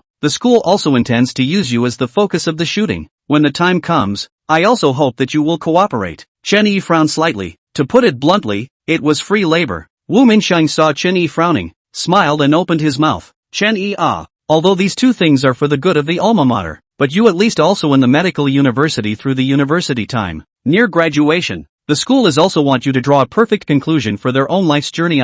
Chen Yi's face remained unchanged, but in his heart, he cursed an old fox. His speech was really dripping with water. Since you, Professor Wang and Principal Wu, have said so, then I'll give it a try, Chen Yi said with a leathery smile. Ha ha, not bad, there is awareness. Wu Minsheng snorted and took it upon himself to pick up the brush again and start painting. Wang Wenshu gave Chen Yi a wink, signaling that he could leave. But Chen Yi had just been set up by Wu Minsheng as a free laborer, so how could he leave just like that? Principal Wu likes to paint? This 8 June's picture has some flavor. Chen Yi laughed. Oh, you also know how to paint? Wu Minsheng did not raise his head. Slightly. In my spare time, I've seen some famous paintings, Chen Yi said. Wu Minsheng smiled and shook his head, continuing to paint. Having seen some masterpieces, how many levels could there be? Wang Wenshu laughed. Oh, Chen Yi, you do not know. Principal Wu is the vice president of the Jianglin Calligraphy and Painting Association. his painting of the horse. Many collectors in Jianlin are rushing to collect the collection. There is a contemporary Su Beihong called, Then Mr. Su Beihong's coffin board may not be able to hold down. The moment Chen Yi's somewhat frivolous words came out, Wang Wenshu's heart thumped. With his understanding of Chen Yi, how could he not understand that Chen Yi was venting his dissatisfaction of being a free drudge? You brat, you can say that I'm not good at medicine, but you definitely can't say that I'm not good at painting. Wu Minsheng blew his beard and eyes. His chubby elderly appearance, at the moment, looked a bit festive, pointing at the 8-steed picture. You kid, since you mocked me for not being able to do this painting, then tell me which point is not working? Chen Yi is not the slightest bit afraid, confidently said. This 8-steeds picture, the spirit of the flying, vivid, there are ink and ink mood and the structure is distinct. There are a few Mr. Su Beihong's flavor is good, but the problem is precisely also out here. Chen Yi, let him say, since there is God in rhyme, I'd like to see where the problem lies. Wang Wenshu was about to open his mouth when Wu Minsheng interrupted unconvincingly, signaling Chen Yi to continue.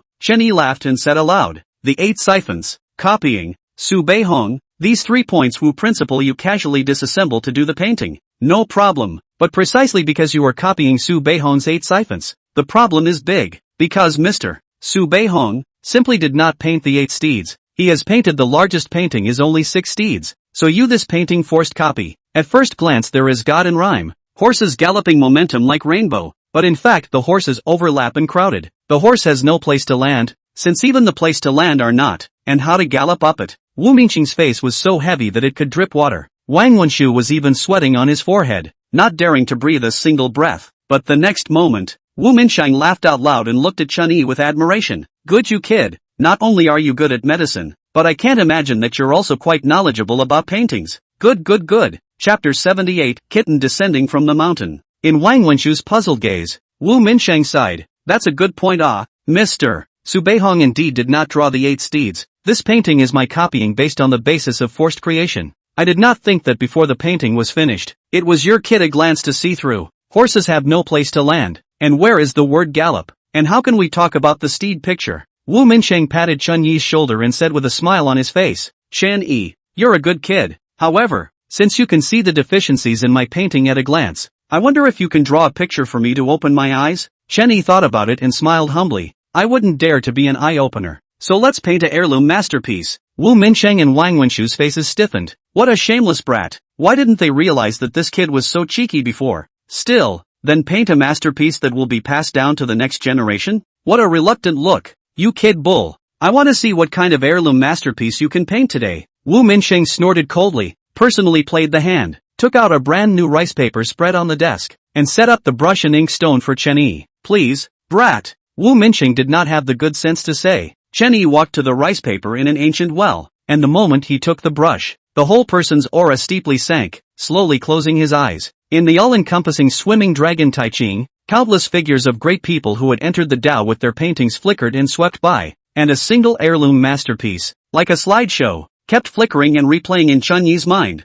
Seeing those paintings, Chen Yi's heart was filled with a million feelings, feeling as if he had been painting for several lifetimes, painting into the Tao, vaguely having a generation of painting Taoist masters. For a moment, Chen Yi opened his eyes and lifted the brush to shoot. The brush in his hand was like a part of his arm. Chen Yi is at ease, between the arm turning and flipping, the brush and the rice paper wide open traces of the fall, have a pointing, waving the momentum of Thursday. Peaks, rocks, sun, tigers, a strange craggy pan fell, swallowed the mountains and rivers of the tiger out of the mountain map. Slowly appeared in Wu Minsheng 2 people in the line of sight. In the painting, the tiger's body is majestic, standing on top of the mountains, as if the mountains and the earth will be trampled underfoot. It stretches the robust back, tiger mouth wide open, facing the blazing sun issued a shocking roar, the distant forest leaves rustling down. It seems that the earth are afraid of this king standing on top of the mountain. As Chen Yi brushes continue to fall, the tiger is more lifelike, as if there is a heart-stopping charm of the mighty out of the painting,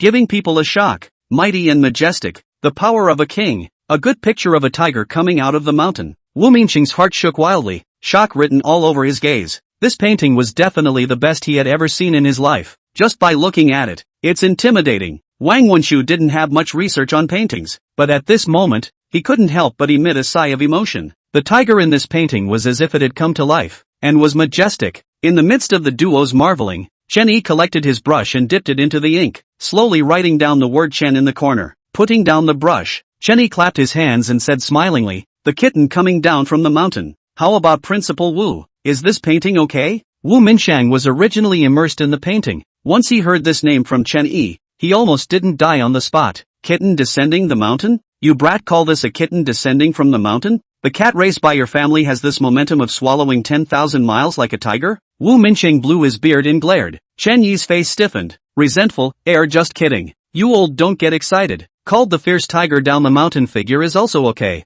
This can only be called mighty tiger downhill figure. Wu Minsheng, lazy with Chen Yi, ran to the desk, want to reach out and touch the painting, but afraid of ruining the painting. Mouth exclamation has not been broken. Masterpiece of the world. Masterpiece of the world. I'm afraid that even Master Yi Suifeng, who is known as the first saint of painting in China, can't draw it. Chen Yi was very satisfied with Wu Minsheng's reaction. This painting he had incorporated the Tao of painting in order to paint it, so there was no way Wu Minsheng wouldn't be amazed. Have you seen enough, Principal Wu? If you've seen enough, I'm going to take it away, Chen Yi leisurely said. Wu Minsheng's face instantly stiffened when he heard this, squeezing out a smile that was worse than crying and said, Chen Yi, do you think this painting can be lent to me for a few days to observe? Yes. Really? Wu Minsheng was delighted. There is a condition. Wu Minsheng instantly blackened his face and grunted coldly. I'm your principal, and you're talking to me about conditions? Chen Yi didn't wimp out in the slightest. So I take the painting away? What conditions you say? Wu Minsheng hurriedly said. I'm going to open a Chinese medicine center. I want to find a few good seedlings to go and give me a hand. The idea of opening a medical center had been around for a long time, and the matter of recruiting people was something that Chen Yi had considered for a long time. In the morning, when Sun Xiang said that he wanted to come to the medical center to hang out with him, Chen Yi had the idea of recruiting students to work as understudies. It was true that he wanted to open a medical center to help the world, but it was not possible to be confined to a medical center forever in the future. Moreover, a person's ability is always limited. Chen Yi intends to first bring a few young people of good character, slowly promote Chinese medicine. In this way, only then could Chinese medicine be carried forward in the true sense of the word, so that more people could be seen. Most of the medical universities are Western medicine students, and all of them are running for the future. I'm afraid it's a bit difficult for you to open a Chinese medicine center and let people go to work as understudies. Wu Minsheng frowned. Chen Yi waved his hand and said, you don't have to worry about this, Principal Wu. I will also only look for people with a destiny. 2 or 3 is enough. Medical university is close to 40,000 enrolled students, and there are 6,000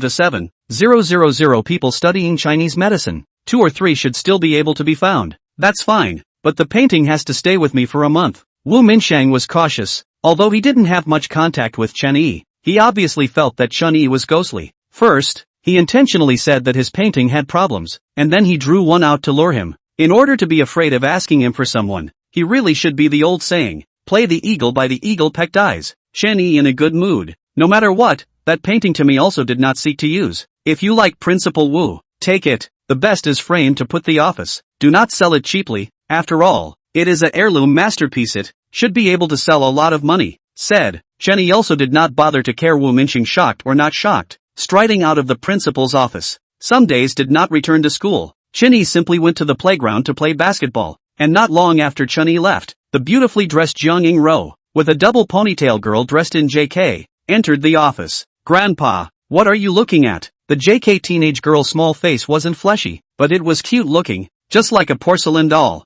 Her willow eyebrows were long and slender, and underneath her bushy eyelashes, a pair of big watery dark eyes looked like they could talk. She had a small red mole on the left side of her face, which was like a finishing touch, adding a touch of point-to-point beauty to her cuteness. The young girl's name was Wu Xiaoxiao, precisely the granddaughter of Wu Minsheng, and one of the 4 school flowers of the medical university. Xiaoxiao, you came at the right time. Come and take a look at this painting. Yingro girl, you come and take a look too. Wu Minsheng excitedly waved towards the 2 girls. Painting? Did you paint it, Grandpa? I won't look at it if you painted it. I can paint it with my hands. Wu Xiaoxiao's mouth said no, but her body was honest enough to walk over. When she saw the picture of a tiger descending from the mountain on the table, her big black eyes lit up. What a powerful painting. Wu Xiaoxiao was not very old, but was the honorary president of Jianglin Calligraphy and Painting Association. Seeing her let out a gasp of surprise, Jiang Yingro also curiously walked over, and was instantly attracted by the words on the table as well. Hey, awesome, right? Seeing the surprised expression of the 2 girls, Wu Minsheng sort of found a sense of superiority. Such an awesome painting, but Chen Yi drew it under his eyes. An awesome. Wu Xiaoxiao even forgot to talk to her grandfather, staring at the painting without taking her eyes off, murmuring, "This painting is majestic and heavenly, with the momentum of swallowing mountains and rivers. The person who painted it has a tiger in his chest, and has the ambition to look down on the world. Grandpa, who painted this? The person who can paint like this is a dragon among men." Wu Minsheng didn't expect his genius granddaughter to give such a high appraisal and spoke. "It's Chen Yi." "Chen Yi?" Wu Xiaoxiao and Jiang Yingro both exclaimed in shock.